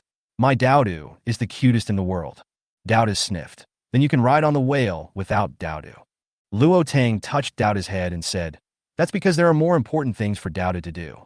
Daodu has protected many people and is their hero. But Daodu doesn't want to be a hero. Daodu wants crystal cores. I heard from your father that dying killed a lot of third-level evil beasts and has a lot of crystal cores. Daodu can only pick up the garbage that dying doesn't want to eat. Daodu said aggrievedly. Luo Tang. There are still many evil beasts that have not been killed, and Daodu is too late to pick them up. Daodu needs to pick up 10,000 first-level crystal cores to match the 1/3 level crystal core of the big whale. Mom, look at Daodu's claws. They are bleeding. Daodu buried his head in Luo Tang's arms, and his whole body was trembling slightly. Luo Tang suddenly felt distressed. When Bai Qingli saw Do acting pretentiously, the corners of his mouth twitched slightly. I don't know who was digging crystal cores excitedly just now, and even asked Uncle Luo for crystal cores. Uncle Luo promised it and gave it 1 million second-level crystal cores. Don't worry, Daodu. Mommy still has a lot of crystal cores and energy stones. You can use as many as you want. Daodu wants to eat peach petals and drink peach blossom juice. Okay, Mom will make it for Daodu. It just so happens that Qinglian collected a lot of peach petals some time ago. Xiaodang, this is a precious land. Call your father over. If this land is put to good use, it will be a boon to the imperial capital base. But if the evil beasts occupy it again, it will be a new disaster. Grandpa Xian, there are less than 10 days until the cold wave arrives. Given sufficient supplies, can the military base and the outer city be repaired before the cold wave arrives? With the efforts of the whole city, it will be possible. The outer city of the imperial capital has been planned, and even part of it has been built. However, it was originally planned to be 10 meters high. Now it seems that 10 meters is not enough. Grandpa Xian, I want to discuss with my dad about building a 100-meter high wall. I have the stones, and we also need to do a good job of defense underground. Xian Zhen's voice suddenly increased. By me, you have stones? What kind of stones? Luo Tang took out a 3-meter-long black stone from the space. The moment Xian Zhen saw the stone, his eyes lit up. Grandpa Xian, these are all stones like this, and there are even bigger ones. Isn't this the stone on the mountain range north of Yuhui Base? Yes. This stone is good. It will become harder and harder when nourished by energy. A 100-meter-high wall with ready-cut stones can be built very quickly by Earth-type mutants. The foundation of the outer city was almost dug. Tang Dang, get all our pangolins out. The base's losses in this battle have been minimized. We'll transport the materials and cut them piece by piece. We just need them to build it. If we divide the work and cooperate and organize it well, maybe we can do it. I'll go discuss it with the officer who's organizing the city repair. Okay, I'll wait here for my father to come over and discuss the planning of this valley. You can take this big stone as a sample. I have a lot of this kind of big stones. Not long after Bai Qingli left, Luo Yunzi led a group of people into the valley. Chapter 188. Building a base and returning to your own territory. Seeing his sullen-faced father rushing towards him, Luo Tang immediately put on a smile. Dad, you see this valley is the site for your military base that I helped you build. This place is good, but if something goes wrong, it will be a waste of my daughter. But I only have one daughter. Luo Yunzi said angrily. Dad, what are you talking about? I'm safe, don't worry. And your son, fearless as he is, rides into the battlefield on black coal. I was afraid he would be thrown off the dog's back and trampled to death. Luo Tang's eyelids twitched. Very good, Luo Linzhou. Dad, don't worry, I'll pack up Zhou when I get home. He also said that you rode the big whale to kill the evil species and didn't take him with you. Tang, Zhou is not even 4 years old yet. He can't learn from his father. In the future, you'd better not let Zhou stay with Senior Mo. I'm really afraid that he will be like his father. His father was also lucky when he was a child. He was a kid who climbed into someone's chimney for no reason, but luckily he was rescued. Otherwise, you might not have met him. Luo Yunzi seized the opportunity to flatter Bai Qingli. Luo Tang. Dad, Qingli won't commit suicide now. Zhou is very smart and well-behaved. I will go back and teach him a lesson. Don't say nice things to him. I haven't settled accounts with him yet. Last time I tried to recruit that kid into the army, he ran away and founded a mercenary guild. Then his mother chased him out of the house with a 2-meter-long stick. Dad, I think it's a good idea to establish a mercenary guild. Mercenary teams are now legal. And the matter between Qing Li and me is not his problem, but mine. I was kidnapped when I was 18. The more Luo Yunzi listened, the more incredible it seemed to him. Tang, are you saying, Dad, I really can't blame him. Dad understands. Luo Yunzi suddenly felt fortunate that Bai Qingli had gone to save Tang. Tang, do you want to join the army? Without you, I don't know if we can repel the beast tide this time. Dad, I don't want to join the army. I belong to the Dragon Nation. I can help the Dragon Nation when it is in danger, but I am free. I have the power of contract. Not only can I contract mutant beasts and plants myself, but I can also contract with others. Luo Yunzi's expression changed again and again when he heard this, from surprise to seriousness, and then to worry. Tang, your ability is too powerful. He is a soldier of Longwa, so he naturally knows the advantages and disadvantages of being a soldier. His wife is now a military doctor. As a soldier, sometimes you have no choice. Dad also thinks that it would be better for Tang to become a free mercenary. Mercenaries do not receive any benefits from the country and have to rely entirely on their own strength to fight for resources. Many people join the army so that their families can enjoy benefits, but Tang doesn't need that. The army only needs him and Qiner. At worst, when Xiaoxu grows up, Tang will have a younger brother. Dad, my ability upgrade can increase the number of contract positions, but others can only contract 1. If I have 2 crystal cores, I can contract 2. But there are also disadvantages. Once the contracted beast dies, The crystal core of their contracted mutant beast will be damaged. How much damage? I don't know now. Luo Yunza laughed when he heard this. Tang, this is great. It's also a good thing for mutant creatures, so that some people won't abuse mutant animals. Luo Tang also smiled. Dad, you are right. She couldn't guarantee that the master would always be nice to the mutant beast after she helped to sign the contract. Once a mutant beast is contracted, it cannot actively harm its owner. Master, after hearing what you said, it seems that the disadvantages are greater. They cannot have a contract space like you do. When the pet encounters danger, it can be directly put into the contract space. Contract space? Xianzhen immediately became interested when he heard it. Xiaodang is talking about a small space connected to the spiritual brain area. That kind of small space can only be used by mutant creatures that have made a contract with it. Yes, could it be that Grandpa Xian has a solution? Since it is possible to establish a connection with mutant creatures, a contract space will inevitably be created. Just like everyone has spiritual power, if you try to contract a mutant beast with Qi Yang, maybe he will also create a contract space. Luo Yunza looked at his daughter. Tang, I seem to understand something. Everyone has mental power, which is equivalent to their brain waves, but their mental power cannot be transformed into mental power like a psychic power user. Luo Tang was overjoyed. I'll share this news with my cousin when I get back. Dad, find someone to build a military base quickly. When she arrived at Nangong Yan's laboratory, she remembered that Nangong Yan had given her several smoke bombs that he had developed to target evil beasts. She seemed to have forgotten to use it. After all the evil beasts that had sneaked into the base were wiped out, the survivors more or less obtained some crystal cores, and the residents of the Imperial Capital Base thought they would have a peaceful life. The base suddenly issued an order, except for special groups, children under the age of 15, and people over the age of 65. Everyone in the Imperial Capital Base must participate in the construction of the base. All those with special abilities, regardless of age, were sent to work in the construction sector. Being forced to do hard labor is bad news for the wealthy, but it is good news for most people in the base. Help build the base, get high points, and get free food. The pangolin team is coming, make way. Zhou rode on black coal, followed by a group of pangolins. Everyone stopped what they were doing and looked sideways with envious eyes. Someone else exclaimed, "Oh my God, there are so many pangolins. I wish I could have one too." Commanding the pangolins to dig a foundation 10 meters deep is not difficult for the mutant pangolins. Hardened soil cannot be compared with energy or. As the crowd watched, the Nangong family's house rose into the air, leaving a big hole on the ground. The people underground looked up at the woman sitting on the back of the giant beast. She is Luo Tang, so amazing. That blue beast looks so cute. It has horns on its head, and its eyes are like a deep blue sea. I wonder if I will have a chance to touch it. I heard that it was it that led Luo Tang to the lair of the evil beast king and wiped out a large number of high-level evil beasts. What's so great about that? It's just that I have a powerful beast. If I had one, I would be just as powerful.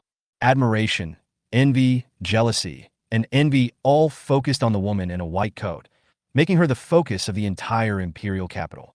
After Luo Tang moved out of the house, he glanced at the people below. Seeing those young, youthful, admiring faces, I smiled.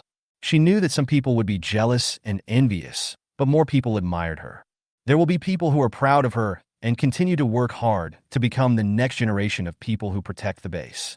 She is not a crystal core, so not everyone will like her.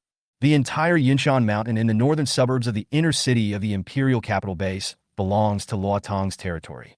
The infrastructure here is systematic and complete. The energy she uses is energy stones. Luo Tang teleported from the big whale to his own home, and then put the big whale into the space. Chapter 189, A Flash of Inspiration, figured out the key. As soon as he arrived at the space, Dying became unhappy instantly. It was not easy for it to go out with its owner, but after going out, it didn't want to go back to its nest. Its nest has been visited by it, and there is nothing new there. Master, it's so much fun outside. I could take you for a tour over the base every day. Big whale, you are too eye-catching. Your body is so huge that if you accidentally hit a tall building, the building will be broken in an instant. If not everyone in the base knew that Big Whale was a hero guarding the base, they would probably be scared to death to see such a giant beast wandering over the Imperial Capital Base. Master, I think it's great. My name, Great Whale, is known throughout the Imperial Capital. Look at the shiny plaque hanging around my neck. How beautiful is it? The corner of Luo Tang's mouth twitched. He didn't know which guy came up with the idea of making a huge golden sign for dying. It was engraved with the word Whale of Glory, and she even received a medal of special merit made of gold, which was so big that it blinded her eyes. Hanging on its head, it treasures it very much. Dowdu was extremely envious when she saw it, but she was the only one who thought it was childish. She also has one, and after getting it, she put it in the space warehouse and never took it out. Master, I really want to go out and play with Dowdu. I am the only intelligent creature in the ocean. If you all go out, there will be no one to accompany me. Isn't there still Grandpa Shantao? Grandpa Shantao ignores me. Dying said aggrievedly. Do you always run around watering people's plants? Dying's big eyes were full of doubts. Master, it never rains in that mountain. I heard that plants need the care of rain. Luo Tang gritted his teeth and said, but your water is sea water. It's strange that they would care about you. If they weren't mutant plants, they might have been drowned by you. The whale's round blue eyes were full of disbelief, and he whispered, why don't they tell us? Because you're cute, and I don't want to make you sad. Luo Tang originally wanted to say it was because you're stupid, but changed his mind when he was about to say it. De Jing smiled with his eyes curved. I knew it. I'm the group's favorite. Luo Tang. Did you learn this from Dodo? Then will the master let me out? Big whale, didn't you get a lot of crystal cores yesterday? Have you absorbed them all? The big whale has not yet reached the point where it can escape from the sea water, and its body is so huge that it is simply a flying aircraft carrier. Master, you must take me out for a walk in a few days. Okay. I'll take you there. I can also help you carry the rocks. Okay. He agreed to it anyway. It was impossible to let the whale carry the stone. It would take more time to move the stone off its back. Time is urgent now, so it would be better for her to drive to each location one by one.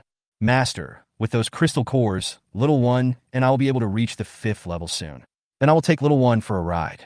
And Sister Qinglian likes me very much. Luo Tang didn't expect that dying would be such a chatterbox.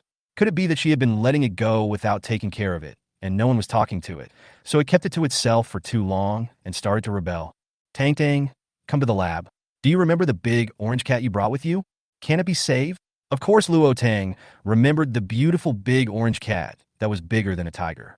When Luo Tang arrived at the laboratory, he did not see the big orange cat, but a very small mini orange cat. Nangong Yin was wearing a white robe with a small red spider lying on his shoulder. It has awakened a very special ability, which allows it to grow larger or smaller, but there is no crystal core in its brain. Luo Tang frowned slightly. How could it be? The water you gave it before is good for the body. Let it follow you. If it follows you, it may die of old age and reach Cat Planet naturally. Luo Tang picked up the mini orange cat. Its originally huge body became as big as its curly hair, and she could hold it up with one hand. His weight also became extremely light, which Luo Tang found incredible. Will you follow me in the future? I will support you until you are old. Luo Tang knew what Nangongyan said. The lifespan of mutated animals may be increased, but although Big Orange has the ability to grow bigger or smaller, its lifespan has not increased. Even because he was an experimental subject, he might still have some problems with his body.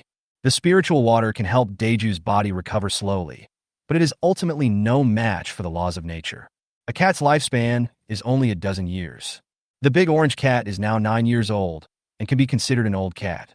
Meow, the big orange cat stretched out its tongue and gently licked the palm of Luo Tang's hand. Well, if it weren't for you, I would probably die soon. No, Daeju will be fine from now on. Cousin, I'm going to help. Nangong Yin nodded, and a red spider jumped from his shoulder to Luo Tang's head. Luo Tang's mental power wrapped around the spider and sent it into space. Although the spider was pretty, she really didn't feel comfortable with a bug sitting on her head.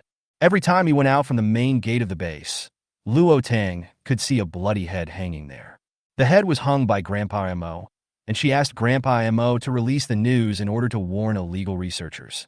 Unfortunately, after observing for several days, she didn't see anyone take Dr. Zhang's brain back. In such a large base, it is indeed difficult to find people with fusion abilities. There are also people behind Dr. Jiang. Apart from the 4th level evil beast that turned into an evil beast and caused the beast tide, no one is known to be involved. There was no news from the laboratory. It seems that everything was done by Dr. Jiang. He built the laboratory and recruited the researchers. His younger brother is responsible for capturing people and transporting supplies, and he is the one with the ability to fuse mutant beasts. Luo Tang looked at the head again. She didn't know why she always felt that Dr. Zhang's brother was more terrifying. Why he could help his brother find the things to set up a laboratory, and why he could capture so many researchers accurately. Zhou was left unattended and was immediately taken away. What made her most curious was how the fourth-level evil beast that caused the beast tide escaped from the base. She could only report it to the base and ask them to conduct a thorough investigation. The hazard base already knows that if there are still people who want to die at this time, they are really stupid. Who the hell wants to be one of the evil beasts? Originally, evil beasts were not contagious. If humans made them contagious themselves, Luo Tang really didn't know what to say. Luo Tang slammed on the brakes and suddenly remembered something. Contagious? It is impossible for something to be contagious. Since the world has changed, people will not turn into evil beasts no matter they are bitten or injected with the blood of evil beasts. According to Dr. Zhang's medicine and experimental results, there should be conditions for a person to turn into a vicious beast, and the conditions may even be harsh. Dr. Zhang said that the wolf genes and human genes in Zhou's body are independent and harmonious, so Zhou can have both human and wolf forms. If the evil beast is like this as well, can the human form and the evil beast form be independent of each other? Bodhi said that in ancient times, although humans were not as strong as monsters, they could integrate the blood of monsters. Luo Tang tightened his grip on the steering wheel again and again. Despite the cold weather, a thin layer of sweat continued to appear on his forehead.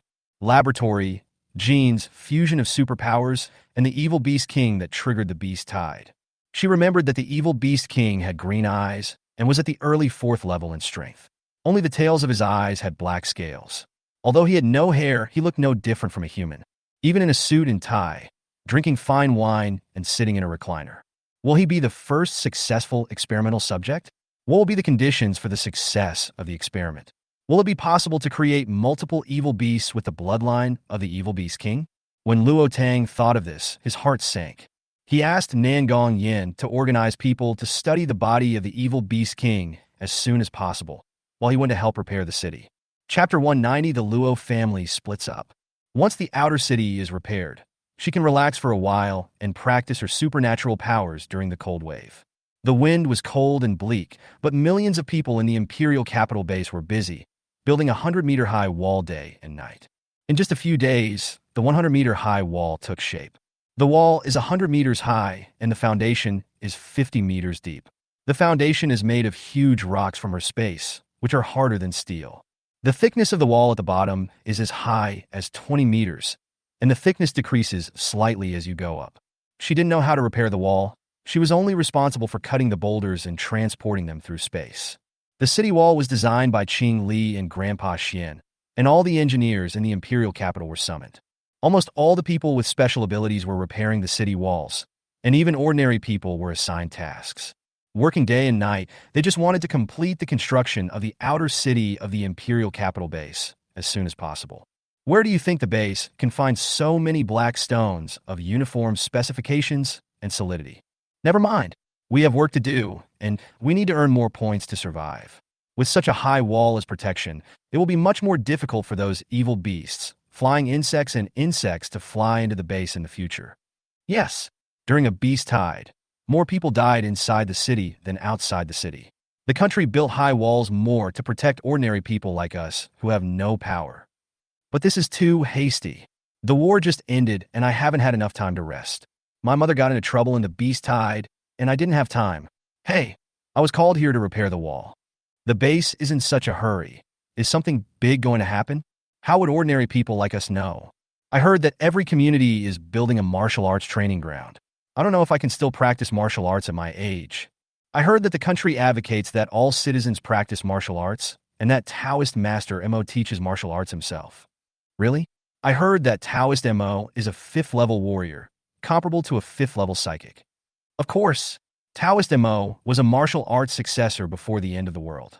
I heard that warriors are not only comparable to people with special abilities, but some people with special abilities are even less powerful than warriors. So, why don't those people with special abilities learn martial arts? Brother, for a superpower to awaken, learning martial arts also requires a strong foundation. Only those with good talents can learn quickly. Moreover, martial arts cannot be learned overnight. No one can grow as fast as a superpower. Whether I have talent or not, I'm going to give it a try. Yes, we all think so. Even if we work hard for a lifetime, we may not be able to afford the mutant fruit that can awaken superpowers. And eating the mutant fruit may not necessarily awaken superpowers. It's better to try martial arts. When Luo Tang just arrived at Luo's house in the evening, he ran into a woman in a light pink coat. Zhou stared at her curiously. Mom, who is she? Why has Zhou never seen her before? Luo, you snorted coldly. Luo Tang, this is your little bastard. He doesn't look like Bai Qingli. Maybe he is someone else's child. Pa! A crisp slap sounded, and Luo Yu's face instantly swelled up like a pig's head. Luo Tang, you dare to hit me? I am your cousin. Keep your mouth shut. I'm not only going to hit you, I'm also going to take your life without you even noticing.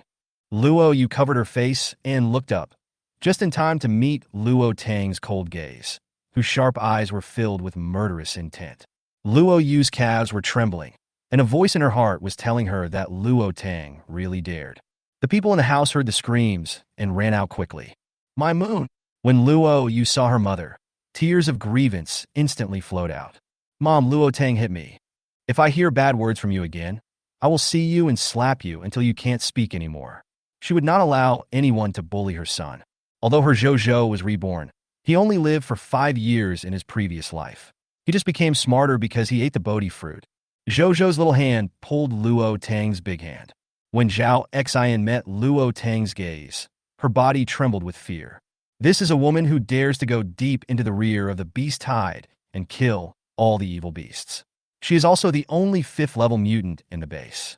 Everyone in the base knew that Luo Yun's daughter killed evil beasts in large numbers at a time, and she also specialized in exploding their brains, and those crystal cores would automatically fly into her hands.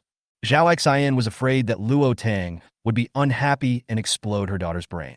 The sound of a cane hitting the ground rang out. Call Devin back tomorrow and divide the house up. With a bang, Zhao Xian pulled Luo Yu and knelt directly in front of Luo Jiuwan. Mom, yeah, is also talking without thinking. Zhao Xian knew very well that her family in the first branch was dependent on the family in the second branch, and if they separated, they would probably have an unstable life. It would be difficult to explain to my mother's family. Let's split up.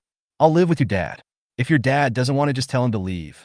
It just so happens that I'm going to Yinshan in the northern suburbs with my Tang Tang. Mom, what about this house? Luo Jiuwan smiled.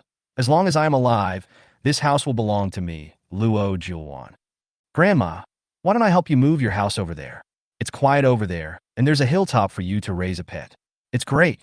Living here, Grandma has no place to raise Black Rose. The Black Rose is not like her and her father's lotus, which is just a flower. We must take advantage of the cold wave to improve our strength. Grandma, why don't you and Zhou go over there? Zhou has made 2 new friends. One is a big orange cat. Zhou can ride it to go hiking. If Grandma feels it is inconvenient to move, I will ask Dad to make a sedan chair for you. From now on, wherever you want to go, my pangolin team will carry you. Zhou said happily. Okay. Grandma, please follow Zhou. Oh yeah. Mom, if we really split up, only Ye and Xiaoxin will be left in the house, and the 2 of them. Luo Duan hurried home. Unexpectedly, as soon as I stepped into the door, I heard my wife say that my mother wanted to separate him. You mean you want me, an old woman in my 70s, to help you take care of your wife and daughter? Luo Duan hurriedly explained. Mom, that's not what I meant. Except for Xiaoye and Xiaoxin, our whole family is out during the day, and we don't separate the family. Xiaoxin can still take care of you.